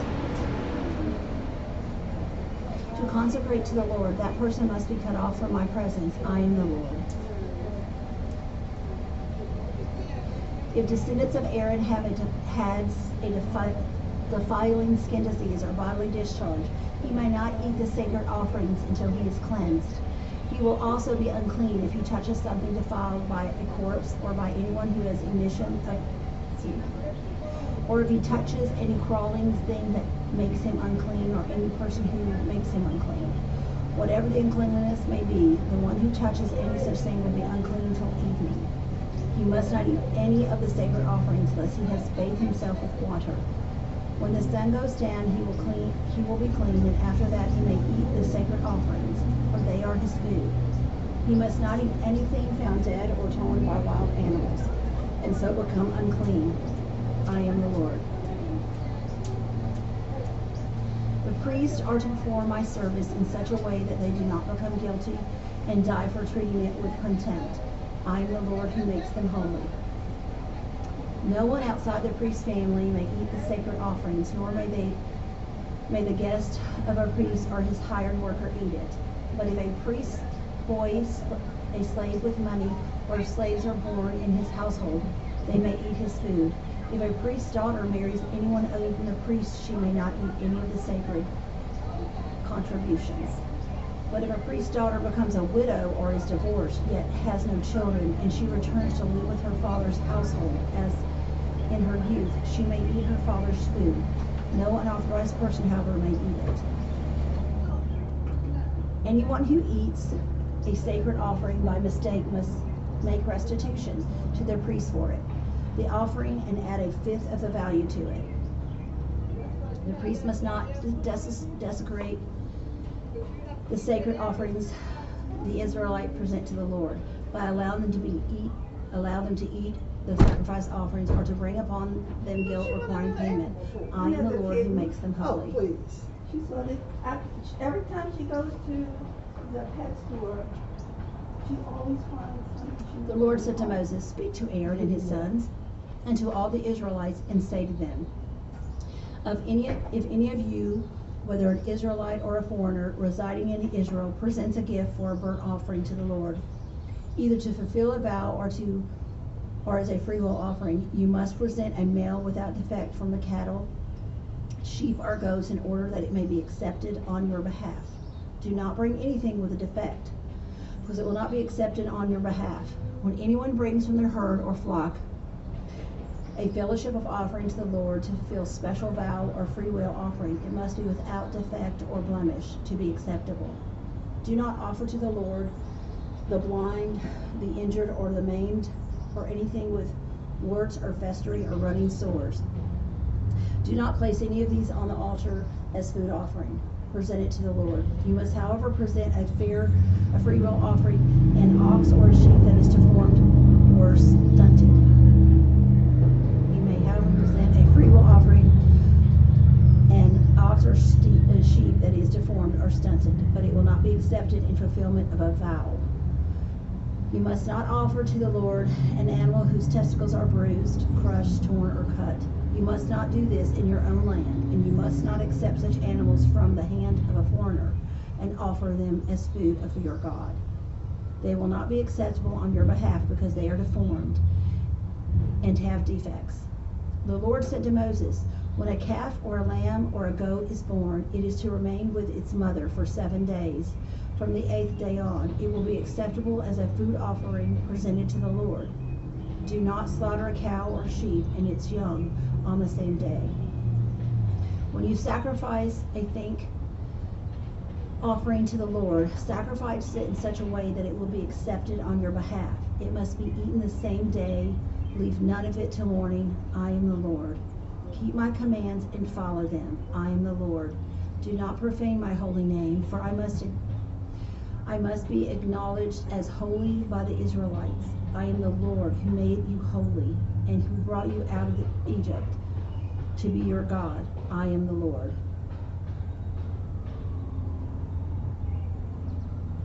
Leviticus 23, the appointed festivals. The Lord said to Moses, speak to the Israelites and say to them, these are my appointed festivals, the appointed festivals of the Lord, which you are to proclaim as sacred assemblies, the Sabbath. There are 6 days when you may work, but the 7th day is a day of Sabbath rest, a day of sacred assembly. You are not to do any work wherever you live. It is a Sabbath to the Lord. The Passover and the festival of unleavened bread. These are the Lord's appointed festivals, the sacred assemblies you are to proclaim at their appointed times. The Lord's Passover begins at twilight on the 14th day of the first month. On the 15th day of that month, the Lord's festival of unleavened bread begins for 7 days, and you must eat bread made without yeast. On the first day, hold a sacred assembly and do no regular work. For 7 days, present a food offering. For 7 days, present a food offering to the Lord. And on the 7th day, hold sacred assembly and do no regular work. Offering of first fruits. The Lord said to Moses, speak to the Israelites and say to them, when you enter the land I'm going to give you and reap its harvest, bring to the priest a sheaf of the first grain you harvest. He is to wear the sheaf before the Lord so it will be accepted on behalf. The priest is to wave it on the day after the Sabbath. On the day you wave the sheaf, you must sacrifice a burnt offering to the Lord. A lamb to the Lord, a lamb a year old without defect, together with its grain offering of 2/10 of an ephah of the finest flour mixed with olive oil, a food offering, presented to the Lord, a pleasing aroma, and its drink offering of a quarter of a hin of wine. You must not eat any bread or roasted or new grain until the very day you bring this offering to your God. This is to be the lasting ordinance of the generations to come wherever you live.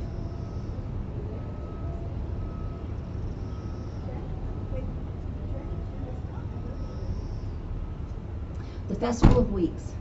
From the day after the Sabbath, the day you brought the sheaf of the wave,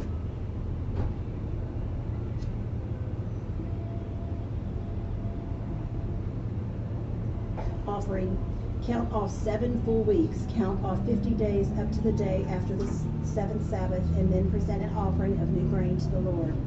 From wherever you live, bring 2 loaves made of 2/10 of an ephah, the finest flour, baked with yeast, as a wave offering of first fruits to the Lord. Present with this bread 7 male lambs, each a year old and without defect, 1 young bull and 2 rams. They will be a burnt offering to the Lord, together with their grain offerings and drink offerings, a food offering and aroma pleasing to the Lord. Then sacrifice 1 male goat for a sin offering and 2 lambs, each a year old, for a fellowship offering. The priest is to wave the 2 lambs before the Lord as a wave offering, together with the bread of the first fruits. They are a sacred offering to the Lord for the priest. And on that same day you are to proclaim a sacred assembly and do no regular work. This is to be a lasting ordinance for the generations to come, wherever you live. When you reap the harvest of your land,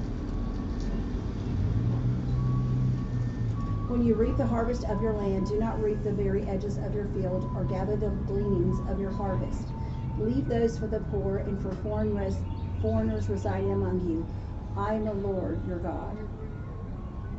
The festival of trumpets.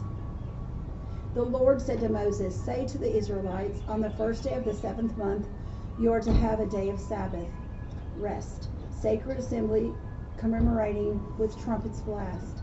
Do no regular work, but present food offerings to the Lord. The Day of Atonement. The Lord said to Moses, the 10th day of this 7th month is the Day of Atonement. Hold a sacred assembly and deny yourselves present a food offering to the Lord. Do not do any work on that day, because it is the Day of Atonement. When atonement is made for you before the Lord your God, those who do not deny themselves on that day must be cut off from their people. I will destroy from among the people anyone who does any work on that day. You shall do no work at all. This is to be a lasting ordinance for the generations to come, wherever you live. It is a day of Sabbath rest for you, and you must deny yourselves. From the evening of the 9th day of the month until the following evening, you are to observe your Sabbath. The Festival of Tabernacles. The Lord said to Moses, say to the Israelites, on the 15th day of the 7th month, the Lord's Festival of Tabernacle begins, and it lasts for 7 days. The first day is a sacred assembly. Do no regular work. For 7 days, present food offerings to the Lord, and on the 8th day, hold a sacred assembly and present a food offering to the Lord. It is the closing special assembly. Do no regular work. These are the Lord's appointed festivals, which are to be proclaimed as sacred assemblies for bringing food offerings to the Lord. The burnt offerings and grain offerings, sacrifices and drink offerings required for each day. These offerings are in addition to those for the Lord's Sabbath, and in addition to your gifts and whatever you have vowed, all the farewell offerings you give to the Lord. So beginning with the 15th day of the 7th month, after you have gathered the crops of the land, celebrate the festival to the Lord for 7 days. The first day is a day of Sabbath rest, and the 8th day is also the day of Sabbath rest. On the first day, you are to take branches from luxurious trees, from palms, willows, and other leafy trees, and rejoice before the Lord your God for 7 days. Celebrate this as a festival to the Lord for 7 days each year. This is to be lasting ordinance of generations to come. Celebrate it in the 7th month. Live in temporary shelters for 7 days. All native-born Israelites are to live in such shelters. So your descendants will know that I am the Israelites. Live in temporary shelters when I brought them out of Egypt. I am the Lord your God. So Moses announced to the Israelites.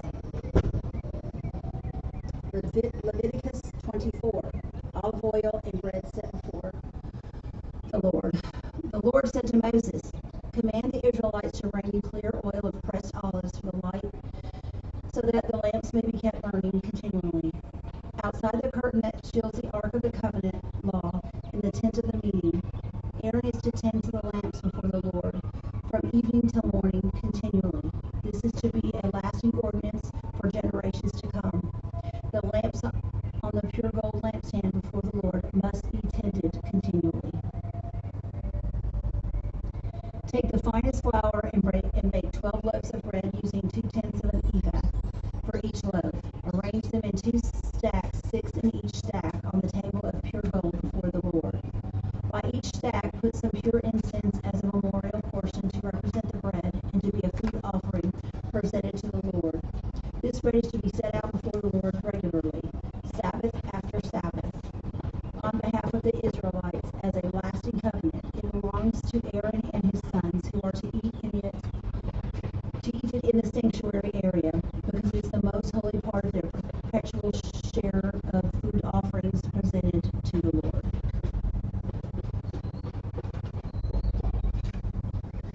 Now the son of an Israelite mother and Egyptian father went out among the Israelites, and a fight broke out in the camp between him and an Israelite. The son of the Israelite woman blasphemed the name with a curse, so they brought him to Moses. His mother's name was Shelomith, the daughter of Dibri the Dananite. They put him in custody until the will of the Lord should be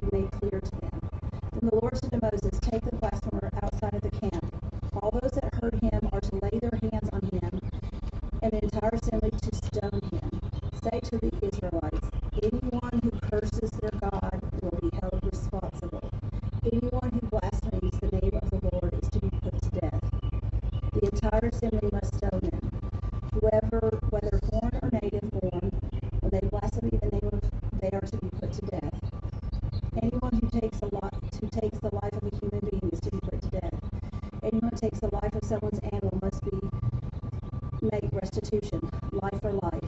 Anyone who injures their neighbor is to be injured in the same manner. Fracture for fracture, eye for eye, tooth for tooth. One who has inflicted the injury must suffer the same injury. Whoever kills an animal must make restitution. Whoever kills a human being is to be put to death. You are to have the same law for the foreign and the native born. I am the Lord your God. Then Moses spoke to the Israelites, and they took the blasphemer outside the camp and stoned him. The Israelites did as the Lord commanded Moses. Leviticus 25, the Sabbath year. The Lord said to Moses at Mount Sinai, "Speak to the Israelites and say to them, when you enter the land I am going to give you, the land itself must observe a Sabbath to the Lord. For 6 years sow your fields, and for 6 years prune your vineyards and gather their crops. But in the 7th year the land is to have a year of Sabbath rest, a Sabbath to the Lord. Do not sow your fields or prune your vineyards. Do not reap what grows of itself or harvest the grapes of your untended vines. The land is to have a year of rest. Whatever the land yields during the Sabbath year will be food for you, for yourself, for your male and female servants, and for hired worker and temporary resident who lives among you, as well as for your livestock and the wild animals in your land. Whatever the land produces may be eaten." The year of Jubilee. Count off 7 Sabbath years, 7 times 7 years, so that the 7 Sabbath years amount to a period of 49 years. Then have the trumpet sounded everywhere on the 10th day of the 7th month. On the day of the atonement, sound the trumpet throughout your land. Consecrate the 50th year and proclaim liberty throughout the land to all its inhabitants.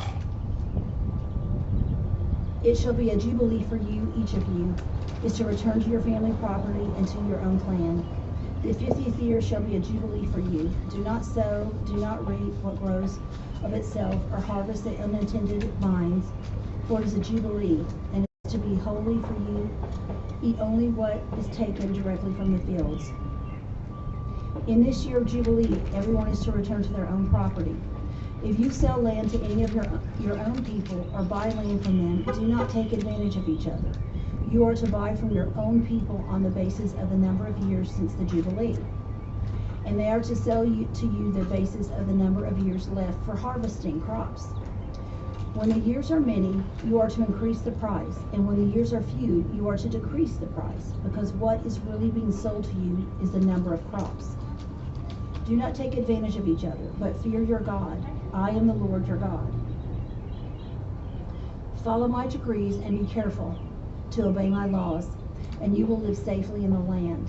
The land will yield its fruit, and you will eat your fill and live there in safety. You may ask, what will we eat in the 7th year if we do not plant or harvest our crops? I will send such a blessing in the 6th year that the land will yield enough for 3 years. While you plant during the 8th year, you will eat from the old crop, and you will continue to eat from it until the harvest of the 9th year comes in. The land must not be sold permanently, because the land is mine, and you reside in my land as foreigners and strangers. Throughout the land that you hold as a possession, you must provide for the redemption of the land. If one of your fellow Israelites becomes poor and sells some of their property, their nearest relative is to come and redeem what they have sold. If you, however, there is no one to redeem it for them, but later on they prosper and acquire sufficient means to redeem it themselves, they are to determine the value of the years since they sold it and refund the balance to the one whom they sold it. They can then go back to their own property, but if they do not acquire the means to repay, what is sold will remain in the possession of the buyer until the year of Jubilee. Until the year of Jubilee, it will be returned to in the Jubilee, and they can then go back to their property. Anyone who sells a house in a walled city retains the right of redemption a full year after its sale. During that time, the seller may redeem it. If it is not redeemed before a full year has passed, the house in the walled city shall belong permanently to the buyer and the buyer's descendants. It is not to be returned in the Jubilee. But houses and villages without walls around them are to be considered as a belonging to the open country. They can be redeemed, and they are to be returned in the Jubilee. The Levites always have the right to redeem their houses in the Levitical towns which they possess. So the property of the Levites is redeemable. That is, a house sold in any town they hold, and is to be returned to the Jubilee, because these houses in the towns of the Levites are their property among the Israelites. But the pasture land belonging to their towns must not be sold. It is their permanent possession.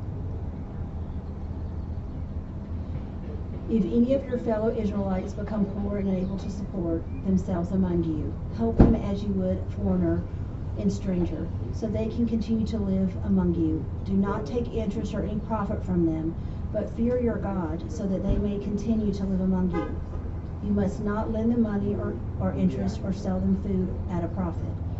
I am the Lord your God, who brought you out of Egypt to give you the land of Canaan, and to be your God. If any of your fellow Israelites become poor and sell themselves to you, do not make them work as slaves. They are to be treated as hired workers or temporary residents among you. They are to work for you until the year of Jubilee. Then they and their children are to be released, and they will go back to their own clans, to their own property of their ancestors. Because the Israelites are my servants and I brought out of Egypt, they must not be sold as slaves. Do not rule over them ruthlessly, but fear your God. Your male and female slaves are to come from the nations around you. From them you may buy slaves. You may also buy some temporary residents living among you and members of their clan, born in your country. They will become your property. You can bequeath them to your children as inherited property and can make them slaves for life, but you must not rule over your fellow Israelites ruthlessly. If a foreigner residing among you becomes rich, and any of your fellow Israelites become poor and sell themselves to the foreigner or to a member of the foreign clan, they must retain the rights of redemption after they have sold themselves. Let me finish this Leviticus out so we can start. The year of Jubilee. The price of their release is to be based on the rate paid to a hired worker or for the number of years. If many years remain, they must pay for their redemption a larger share of the price paid for them. If only a few years remain until the year of Jubilee, they are to compute that and pay for their redemptions accordingly.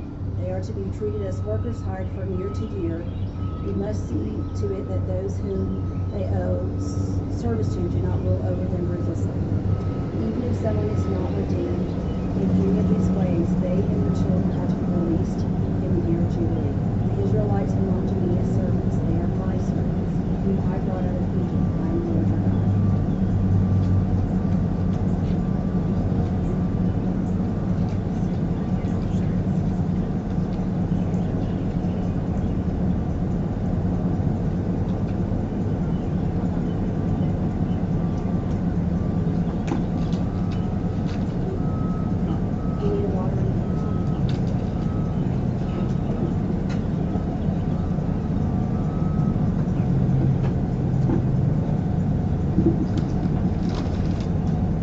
Leviticus 26, reward for obedience. Do not make idols or set up an image of sacred stone for yourselves, and do not place a carved stone in your land to bow down before it. I am the Lord your God. Observe my Sabbaths and have reverence for my sanctuary. I am the Lord. If you follow my decrees and are careful to obey my commands, I will send you rain in its season, and the ground will yield its crops and the trees their fruit. Your threshing will continue until great harvest, and great harvest will continue until planting. And you will eat all the food you want and live in the safety of your land. I will grant peace in the land, and you will lie down, and no one will make you afraid. I will remove wild beasts from the land, and the sword will not pass through your country. You will pursue your enemies, and they will fall by the sword before you. 5 of you will chase 100, and 100 of you will chase 10,000. and your enemies will fall by the sword before you. I will look on you with favor and make you fruitful and increase your numbers, and I will keep my covenant with you. You will still be eating last year's harvest when you will have to move it out to make more room. I will put my dwelling place among you, and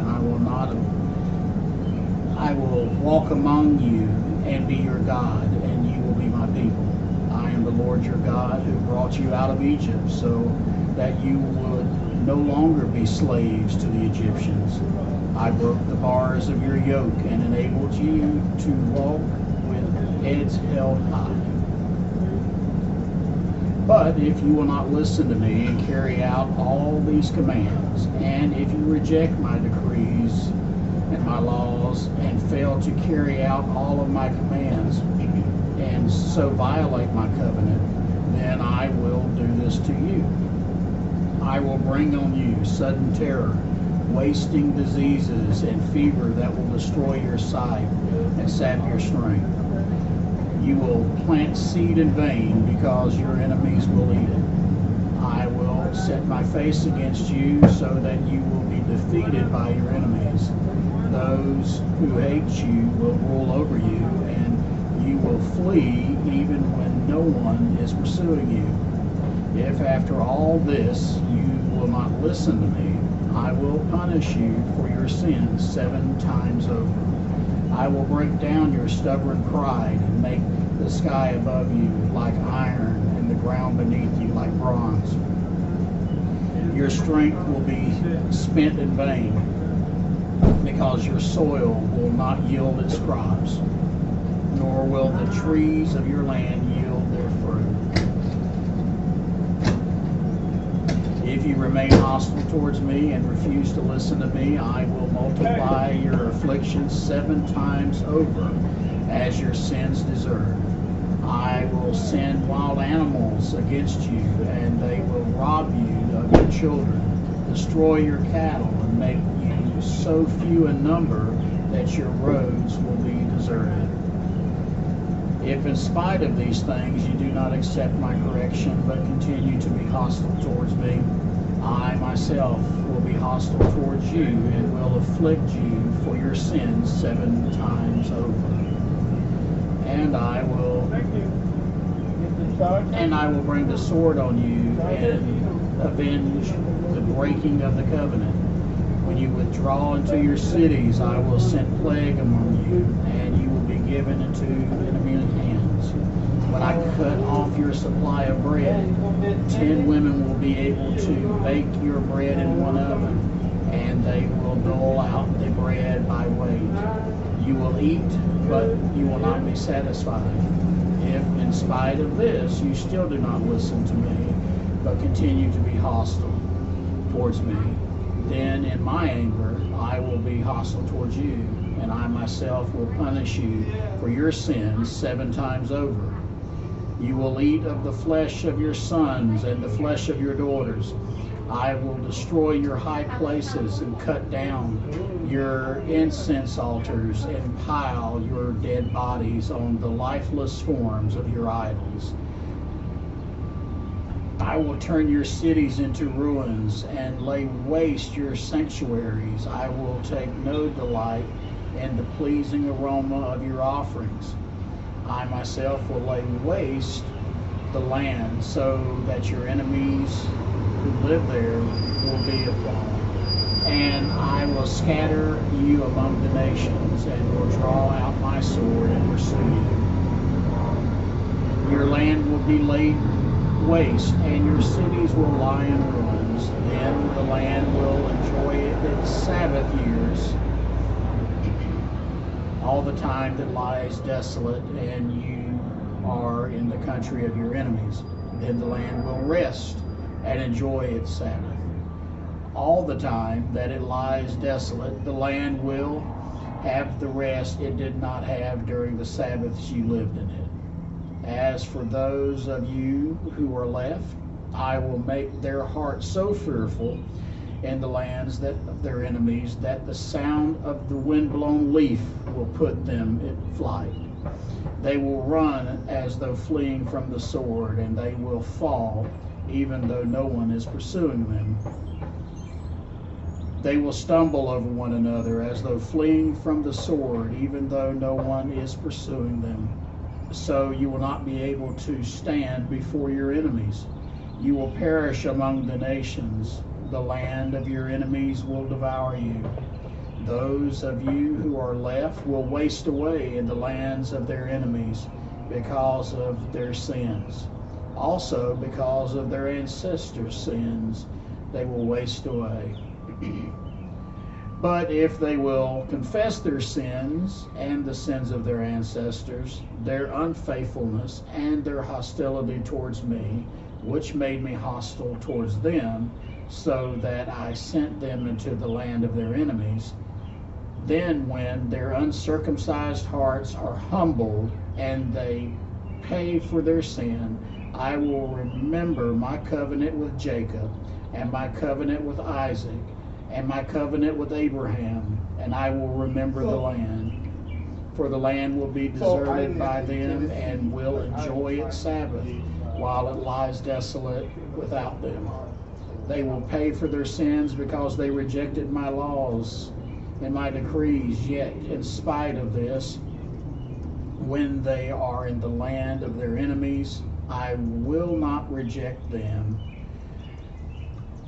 so as to destroy them completely, breaking my covenant with them. I am the Lord their God, but for their sake I will remember the covenant with their ancestors whom I brought out of Egypt in the sight of the nations as to be their God. I am the Lord.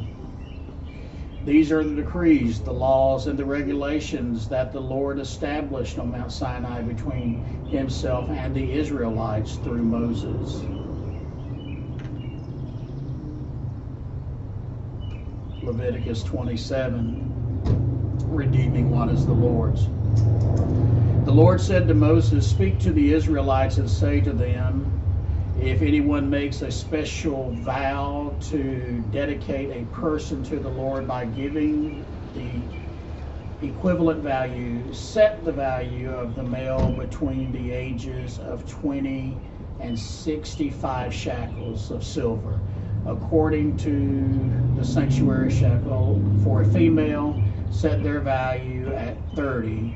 For a person between ages 5 and 20, set the value of a male at 20 and a female at 10. For a person between 1 month and 5 years, set their value of a male at 5 and that of the female at 3. For a person of 60 years old or more, set their value of the male at 15 and the female at 10. If anyone making the vow is too poor to pay the specified amount, the person being dedicated is to be presented to the priest, who will set the value according to what the one making the vow can afford. If what they vowed is an animal that is acceptable as an offering to the Lord, such an animal given to the Lord becomes holy. They must not exchange it or substitute a good one for a bad one, or a bad one for a good one. If they should substitute one animal for another, both it and the substitute become holy. If what they vowed is a ceremonial unclean animal, one that is not acceptable as an offering to the Lord, the animal must be presented to the priest, who will judge the quality as good or bad. Whatever value the priest then sets, that is what it will be. If the owner wishes to redeem the animal, a fifth must be added to its value. If anyone dedicates their house as something holy to the Lord, the priest will judge the quality as good or bad. Whatever value the priest sets, so it will remain. If the one who dedicates their house wishes to redeem it, they must add a fifth to its value. and the house will again become theirs. If anyone dedicates to the Lord part of their family land,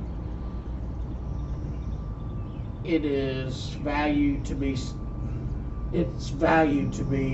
set according to the amount of seed required for it. 50 shekels of silver to homer, or barley seed, if they dedicate a field during the year of Jubilee. The value of it has to be, the value that has been set remains.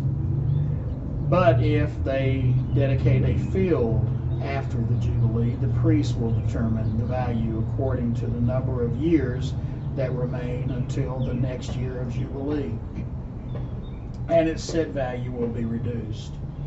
If the one who dedicates the field wishes to redeem it, they must add a fifth to its value, and the field will again become theirs. If, however, they do not redeem the field, or if they have sold it to someone else, it can never be redeemed.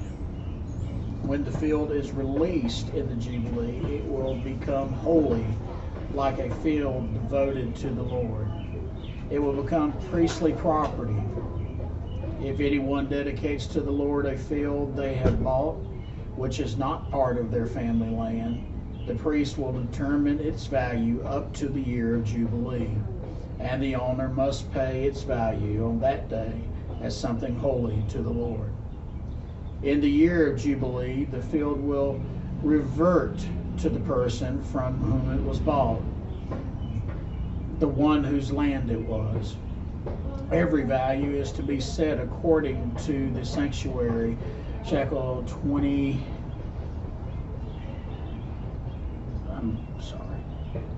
Okay. And no one, however, may dedicate the firstborn of an animal, since the firstborn already belongs to the Lord, whether an ox or a sheep, it is the Lord's. If it is one of the unclean animals, it may be bought back at its set value, adding a fifth of the value to it. If it is not redeemed, it is to be sold at its set value. But nothing that a person owns and devotes to the Lord, whether a human being or an animal or family land, may be sold or redeemed. Everything so devoted is most holy to the Lord. No person devoted to destruction may be ransomed.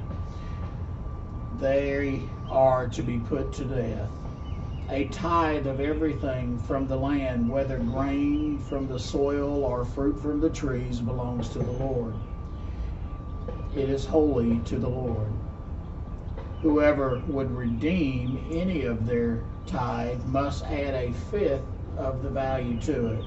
Every tithe of herd and flock, every 10th animal that passes under the shepherd's rod, will be holy to the Lord. No one may pick out the ground from the bad and make any substitution. If anyone does make a substitution, both the animal and its substitute become holy and cannot be redeemed. These are the commands the Lord gave Moses at Mount Sinai for the Israelites.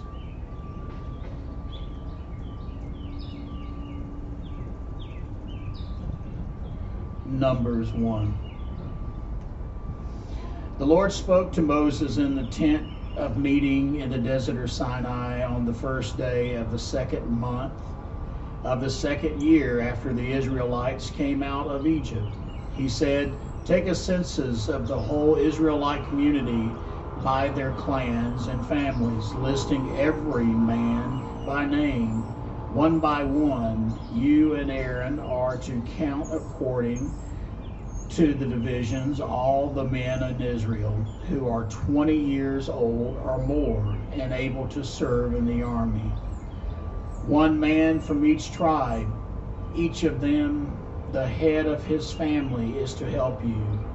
These are the names of the men who are to assist you: from Reuben, Elzor, son of Shedur. From Simeon, Shamuel, I'm bad at these names, son of Jersadia. From Judah, Nashon, son of Aminadab. There we go. From Issachar, Nathaniel, son of Zur. From Zebulun, Elib, son of Helon. From the sons of Joseph, from Ephraim, Eslamim, son of Ammihud. From Manasseh, Gamaliel, son of Pedzor. I know I'm mispronouncing just about all these, but you know what. From Benjamin, Abidan, son of Gideon. From Dan, Ezra, son of Amashadai. From Asher, Pagel, son of Okran. From God, Epsala, son of Duel. From Naphtali, Era, son of Enan. I apologize for all that horrible mispronouncing. These were the men appointed from the community, the leaders of their ancestral tribes. They were the heads of the clans of Israel. Moses and Aaron took these men whose names have been specified, and they called the whole community together on the first day of the second month. The people registered their ancestry by their clans and their families, and the men 20 years old or more were listed by name, one by one, as the Lord commanded Moses. And so he counted them in the desert of Sinai. From the descendants of Reuben, the firstborn son of Israel, all the men 20 years of old or more who were able to serve in the army were listed by name, one by one, according to the records of their clans and families. The number from that tribe was 46,500. From the descendants of Simeon, all the men 20 years or more who were able to serve in the army were counted and listed by name, one by one, according to the records of their clans and families. The number from the tribe of Simeon was 59,300. From the descendants of God, all the men 20 years old or more who were able to serve in the army were listed by name according to the records of their clans and families, and the number from that tribe was 45,650. From the descendants of Judah, all the men 20 years old or more who were able to serve in the army were listed by name and according to their records of their clans and families. Their numbers from the tribe of Judah was 74,600. From the descendants of Issachar, all the men 20 years old or more who were able to serve in the army were listed by name according to the records of their clans and their families. The number from their tribe was 54,400. From the descendants of Zebulun, all the men 20 years old or more who were able to serve in the army were listed by name according to the records of their clans and families. The number from the tribe was 57,400. From the sons of Joseph, from the descendants of Ephraim, all men 20 years old or more who were able to serve in the army were listed by name according to their records of their clans and families. The numbers from that tribe were 40,500. All the men 20 years old or more who were able to serve in the army were listed by name according to the records of their clans and families. And the numbers of that tribe was 32,200. From the descendants of Benjamin, all the men 20 years old or more who were able to serve in the army were listed by name according to the records of their clans and families. The numbers from the tribe of Benjamin was 35,400. From the descendants of Dan, all the men 20 years old or more who were able to serve in the army were listed by name according to the records of their clans and families.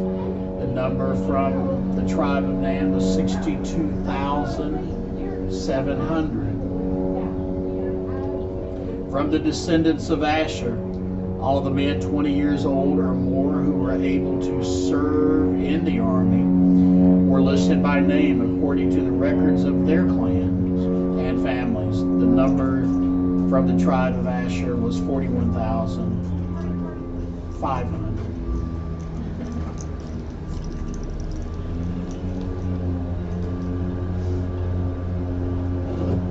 Do you want a bar? Do you want one of these bars? Oh, these are different. Look. And all the men 20 years old or more who were able to serve in the army were listed by name according to their records of their clans and their families. The number from that tribe was 53,400.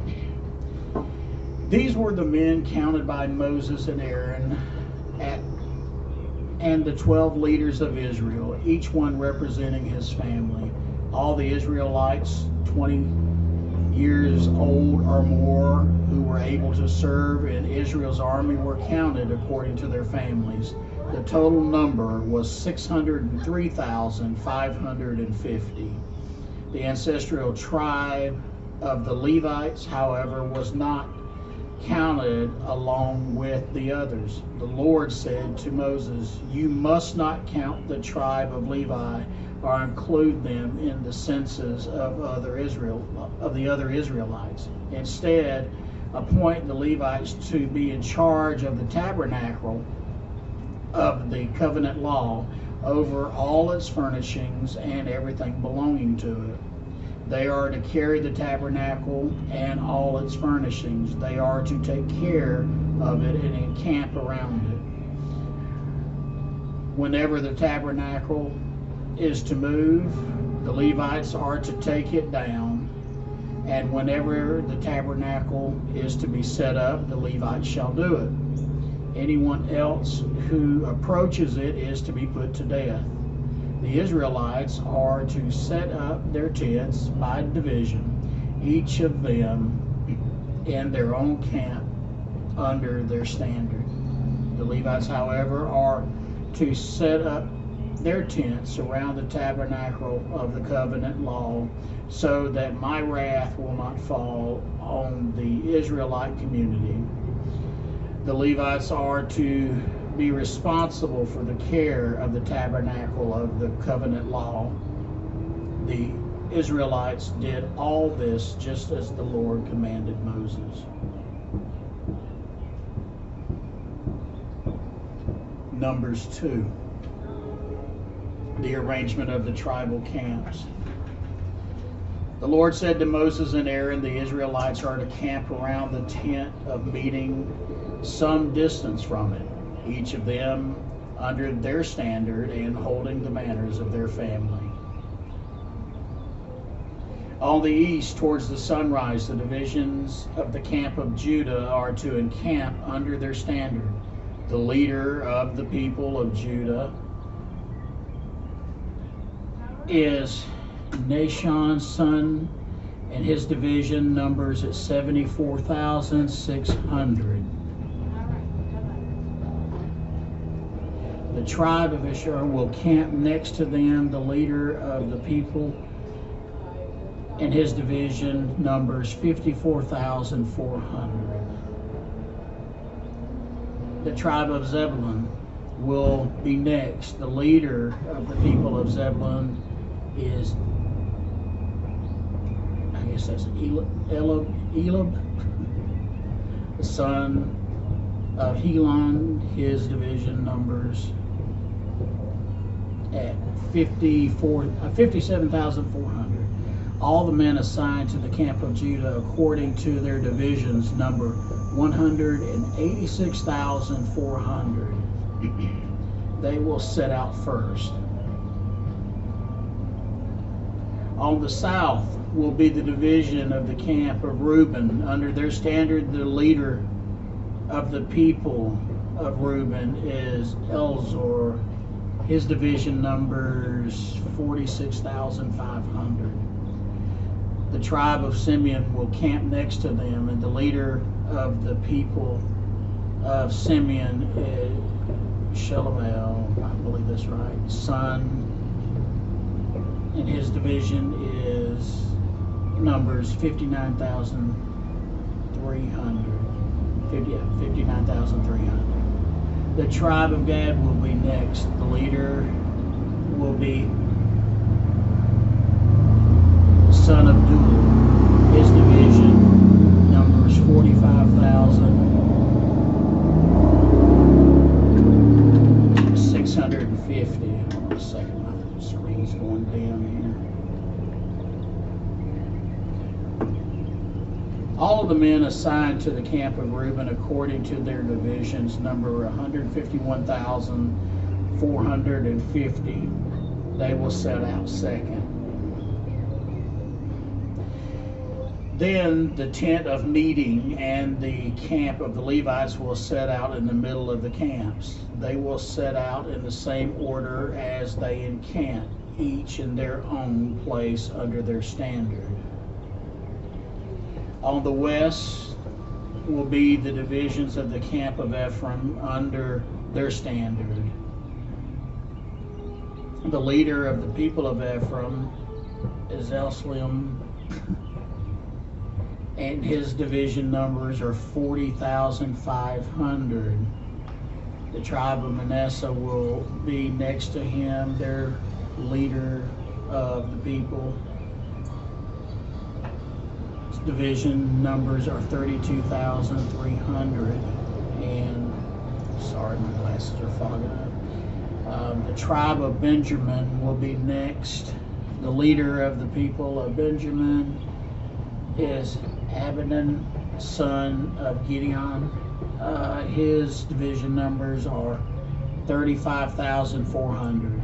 All the men assigned to the camp of Ephraim according to their divisions number 108,100.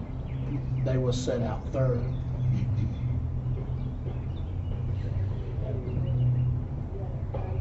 On the north will be the division in the camp of Dan under their standard.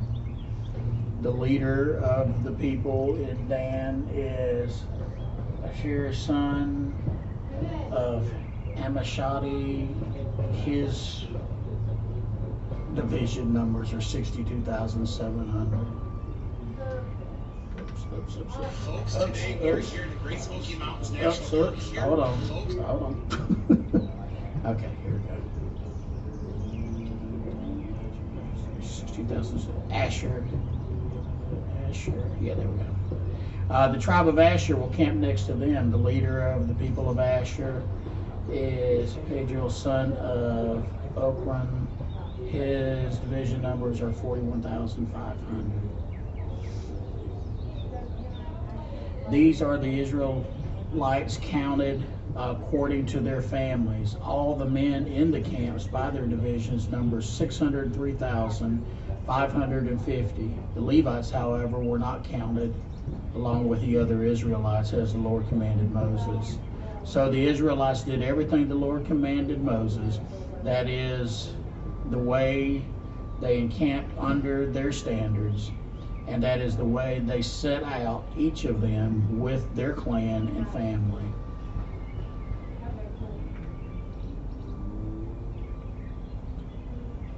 Numbers 3. This is the account of the family of Aaron and Moses at the time the Lord spoke to Moses at Mount Sinai. The names of the sons of Aaron were Nadab, the firstborn. Those were the names of Aaron's sons, the anointed priests who were ordained to serve as priests. Before the Lord, when they made the offering with the unauthorized fire before him in the desert of Sinai, they had no sons. So Eleazar and Ithamar served as priests during the lifetime of their father Aaron. The Lord said to Moses, "Bring the tribe of Levi and present them to Aaron the priest to assist him. They perform duties for him and for the whole community at the tent of meeting before doing the work of the tabernacle. They are there to take care of all the furnishings of the tent of meeting, fulfilling the obligations of the Israelites by doing the work of the tabernacle. Give the Levites to Aaron and his sons. They are the Israelites who are to be given wholly to him. Appoint Aaron and his sons to serve as priests. Everyone else who approaches the sanctuary is to be put to death." The Lord also said to Moses, "I have taken the Levites from among the Israelites in a place of the first male offspring of every Israelite woman. The Levites are mine. When I struck down all the firstborn of Egypt, I set apart myself every firstborn in Israel, whether human or animal. They are to be mine. I am the Lord." The Lord said to Moses in the desert of Sinai, "Count the Levites by their families and clans. Count every male a month old or more." So Moses counted them as he was commanded by the Lord. You good? Huh? You good? Yeah.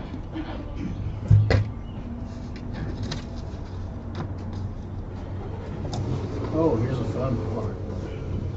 These were the names of the sons of Levi. These are going to be butchered. Yeah, it's all good. Read with confidence. Yes. That was me this morning. Okay, the sons of Levi: Gershon, Kohath. These were the names of the Gershonite clans: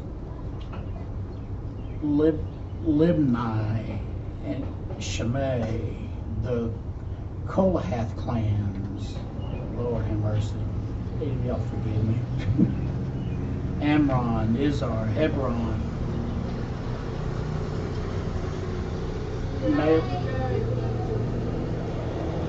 Malai Mushi. To the Gershon belonged the clans of the Libnites and the Shamites. These were the Gershonite clans. The number of all males a month old or more who were counted was 7,500. The clans were to camp at the west behind the tabernacle. The leader of the families of the Gershonites was Absalom, son of Lyle. Excuse me. At the tent of meeting, the Gershonites were responsible for the care of the tabernacle and the tent, its covering, the curtain at the entrance to the tent of meeting, the curtains of the courtyard, the curtain at the entrance of the courtyard surrounding the tabernacle and the altar, and the ropes and everything related to their use.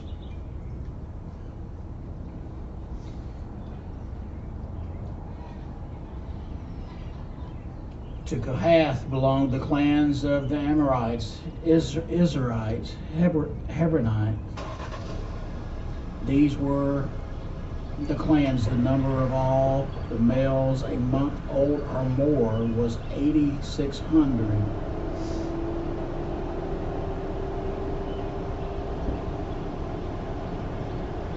The Kohathites, I'm sorry, Lord forgive me, were responsible for the care of the sanctuary to camp on the south side of the tabernacle. The leader of the families of the Kohath clan was Elizaphan, son of Uzziel. They were responsible for the care of the ark, the table, the lampshade, the altars, the articles of the sanctuary used in the mainstream ministering, the curtain, and everything related to their use. The chief leader of the Levites was Eleazar, son of Aaron, the priest, who was appointed over those who were responsible for the care of the sanctuary.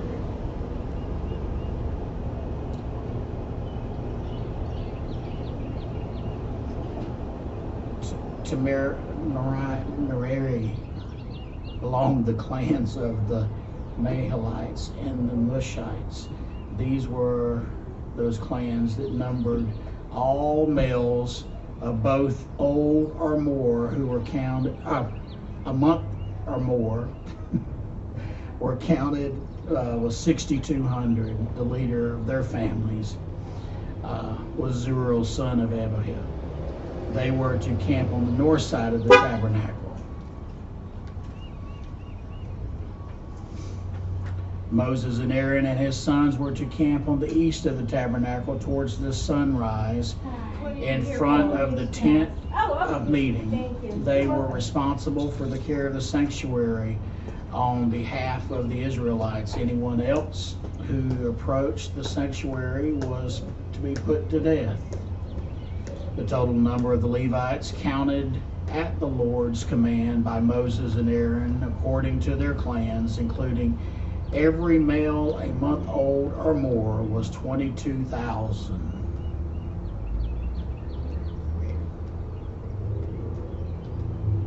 Numbers 3.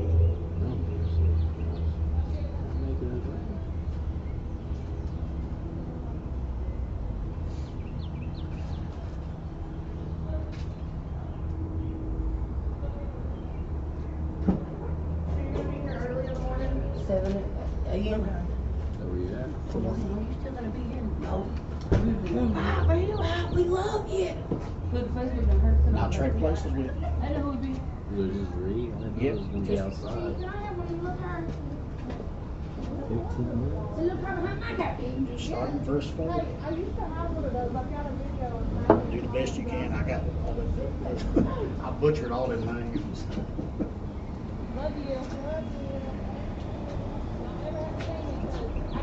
Hey. Right or wrong? I tell you wrong in the car.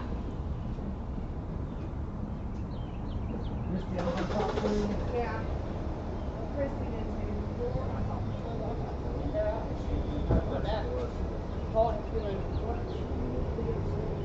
She didn't know that they were born.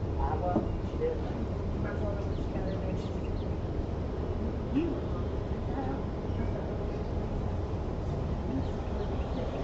As a substitute for all the Israelite firstborn children and animals, as all of them are mine, take all the Levites and all the Levites' animals, which shall belong to me. But because there are 273 more Israelite firstborn children than there are Levites, you shall pay a substitute price, 5 shekels for each, calculated by the sanctuary weight, which is 35 pounds to the shekel. And give that money as a substitute price to Aaron and Aaron's sons. So Moses did all that concerning the substitute price, just as the Eternal commanded. And it amounted to 47,775 pounds of metal. The Eternal One spoke to Moses and Aaron. From among the Levite clans, organized height men by their extended families between the ages of 30 and 50 who served in the congregation of that temple. They are the ones who shall deal with the most sacred objects associated with the congregation tent. When it's time to break camp, follow these instructions. Aaron and his sons shall take down the screen curtain and cover the covenant chest. Over that they shall lay a sea cow skin, and over that a pure blue cloth.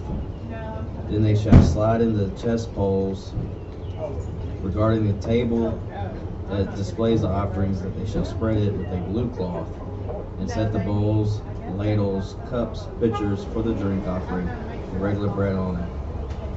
Then they shall cover with a crimson cloth, and cover that a sea cow skin, and they shall slide its poles too. Regarding the 7-branched lampstand, they shall cover it, the lamps, tongs, fire pans, and all the oil receptacles used with it, with a blue cloth. They shall put it in all its furnishings in a sea cow skin, and set that one frame for carrying. Concerning the golden altar for incense, they shall cover it first with a blue cloth, and over that with a sea cow skin. They shall insert its poles, likewise all the furnishings used in sanctuary service should go into a blue cloth, be covered with a sea cow skin, and set on a carrying frame. They will need to empty the fat ashes from the burnt offering altar before spreading a purple cloth over it. Then load all the things used with it, the fire pans, long forks, spatulas, and basins, and cover the whole with a sea cow skin. And they shall slide in the poles. When Aaron and his sons are done covering all the holy objects and furnishings, and only then the Kohathites can approach. They are the ones who shall transport these items on the congregation tent. Aaron's sons, Eleazar, shall be responsible for the oil used for light, the fragrance incense, the regular grain offering, the oil used for anointing, the whole congregation tent, and every holy thing within it, including each and every furnishing. Take special care to pack everything well, so that the people of the Kohathite clans are not killed on account of touching the most sacred things when they shouldn't. Aaron and his sons can direct each person's role and in the transportation of the items. The Kohathites should never look on the sacred things for even a moment, or else they'll die. Add up to the Gershonites, ages 30 to 50 by the extended families and clans. These are the ones who shall perform the following specific tasks required for the congregation tent. They shall be responsible for transporting the tent curtains, the congregation tent with its covering and sea cow skin over that, as well as the screen for the tent entrance, the hangings for the courtyard area, the screen at the entrance gate of the designated area around the tent and altar, the ropes and everything they need for service. They shall do whatever is needed to maintain and care for these things. They shall answer to Aaron and the priest and his sons with respect to what exactly they should carry and do. You shall assign into their care and what they need to carry. This is what the Gershonite clan are to do concerning the congregation tent. Number the Merarites in the same way, those ages 30 to 50 by extended families and clans. Whoever qualifies to work for the good of the congregation tent, they are to carry the following things, and that's all they need to do for the congregation tent. The tent framework with its bars, pillars, and foundations. The pillars of the courtyard are along with their base, pegs, ropes, and all the furnishing and related items. Specify each object that each one must carry. That is the Merari clan that needs to do for the congregation tent. They'll answer specifically to Ahithamar, son of Aaron the priest. So Moses, Aaron, and all the heads of the community did as the Lord had instructed them. They organized the Kohathites by the clans and the extended families ages 30 to 50 who were eligible to work on behalf of the congregation tent, and found that there were 2,750. The Gershonites, who Moses and Aaron organized by each clan and extended family, numbered 2,630.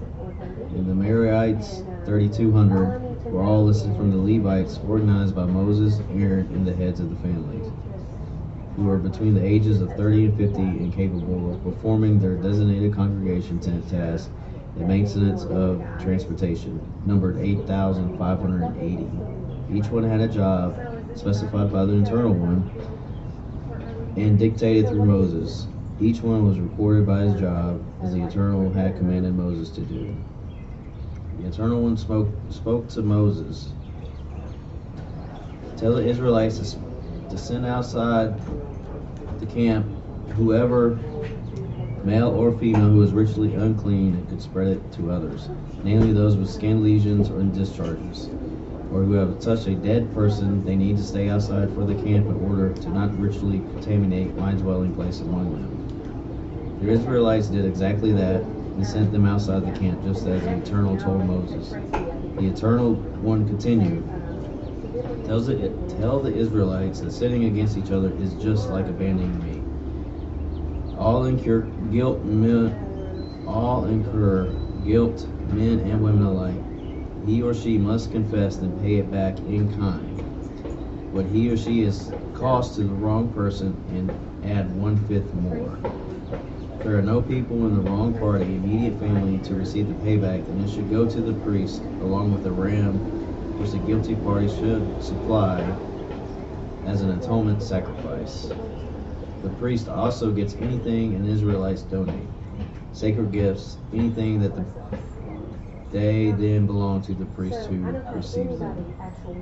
Tell the Israelites that if a married woman sneaks off to commit adultery, that is, if a man has sexual relations with her, but her husband does not know, even no one can say for certain that she tarnished herself because no one saw or caught her, and her husband feels suspicious and becomes jealous whether she is guilty or not, then he should bring his wife to the priest along with the requisite offering, 2 quarts of barley flour, because it is an offering for this particular purpose.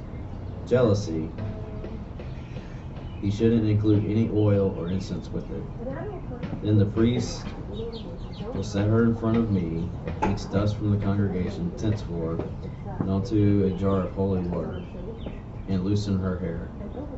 He'll make her take an oath and hold the grain offering of jealousy while he holds the curse-causing bitter water and says, if you are innocent of this charge, if no man has sexual relations with you, if you did not reject your husband's authority and tarnish yourself, then let this bitter water have no curse on you.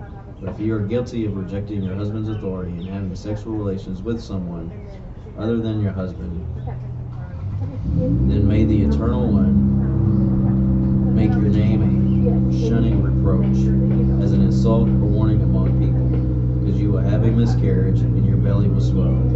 If you are guilty, may this curse cause water run through you, bowels, make your belly swell, and will miscarry. And the woman shall say, Amen, let it be so. The priest will write these curses on the scroll and wash the words into a bitter water. He'll then make the woman drink the bitter water, and will run right through her, causing terrible pain. The priest will take a barley flour jealousy offering that she was holding, raise it up for the high before me, bring it to the altar, burn a handful of it into smoke on the altar, then make the woman drink the water. The effect, or lack thereof, will show whether or not she's guilty of marital unfaithfulness. If guilty, her name will be a curse on the Israelites. If innocent and pure, she'll be free from the water's effects, and she'll be able to have children.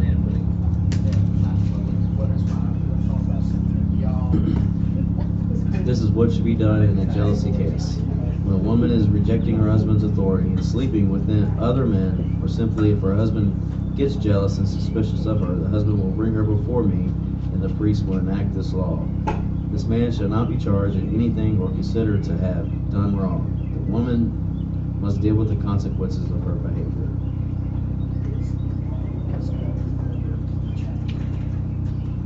Tell the Israelites that when any one of them, man or woman, takes a special Nazirite vow which distinguishes the Israelite as apart from me, he shall abstain from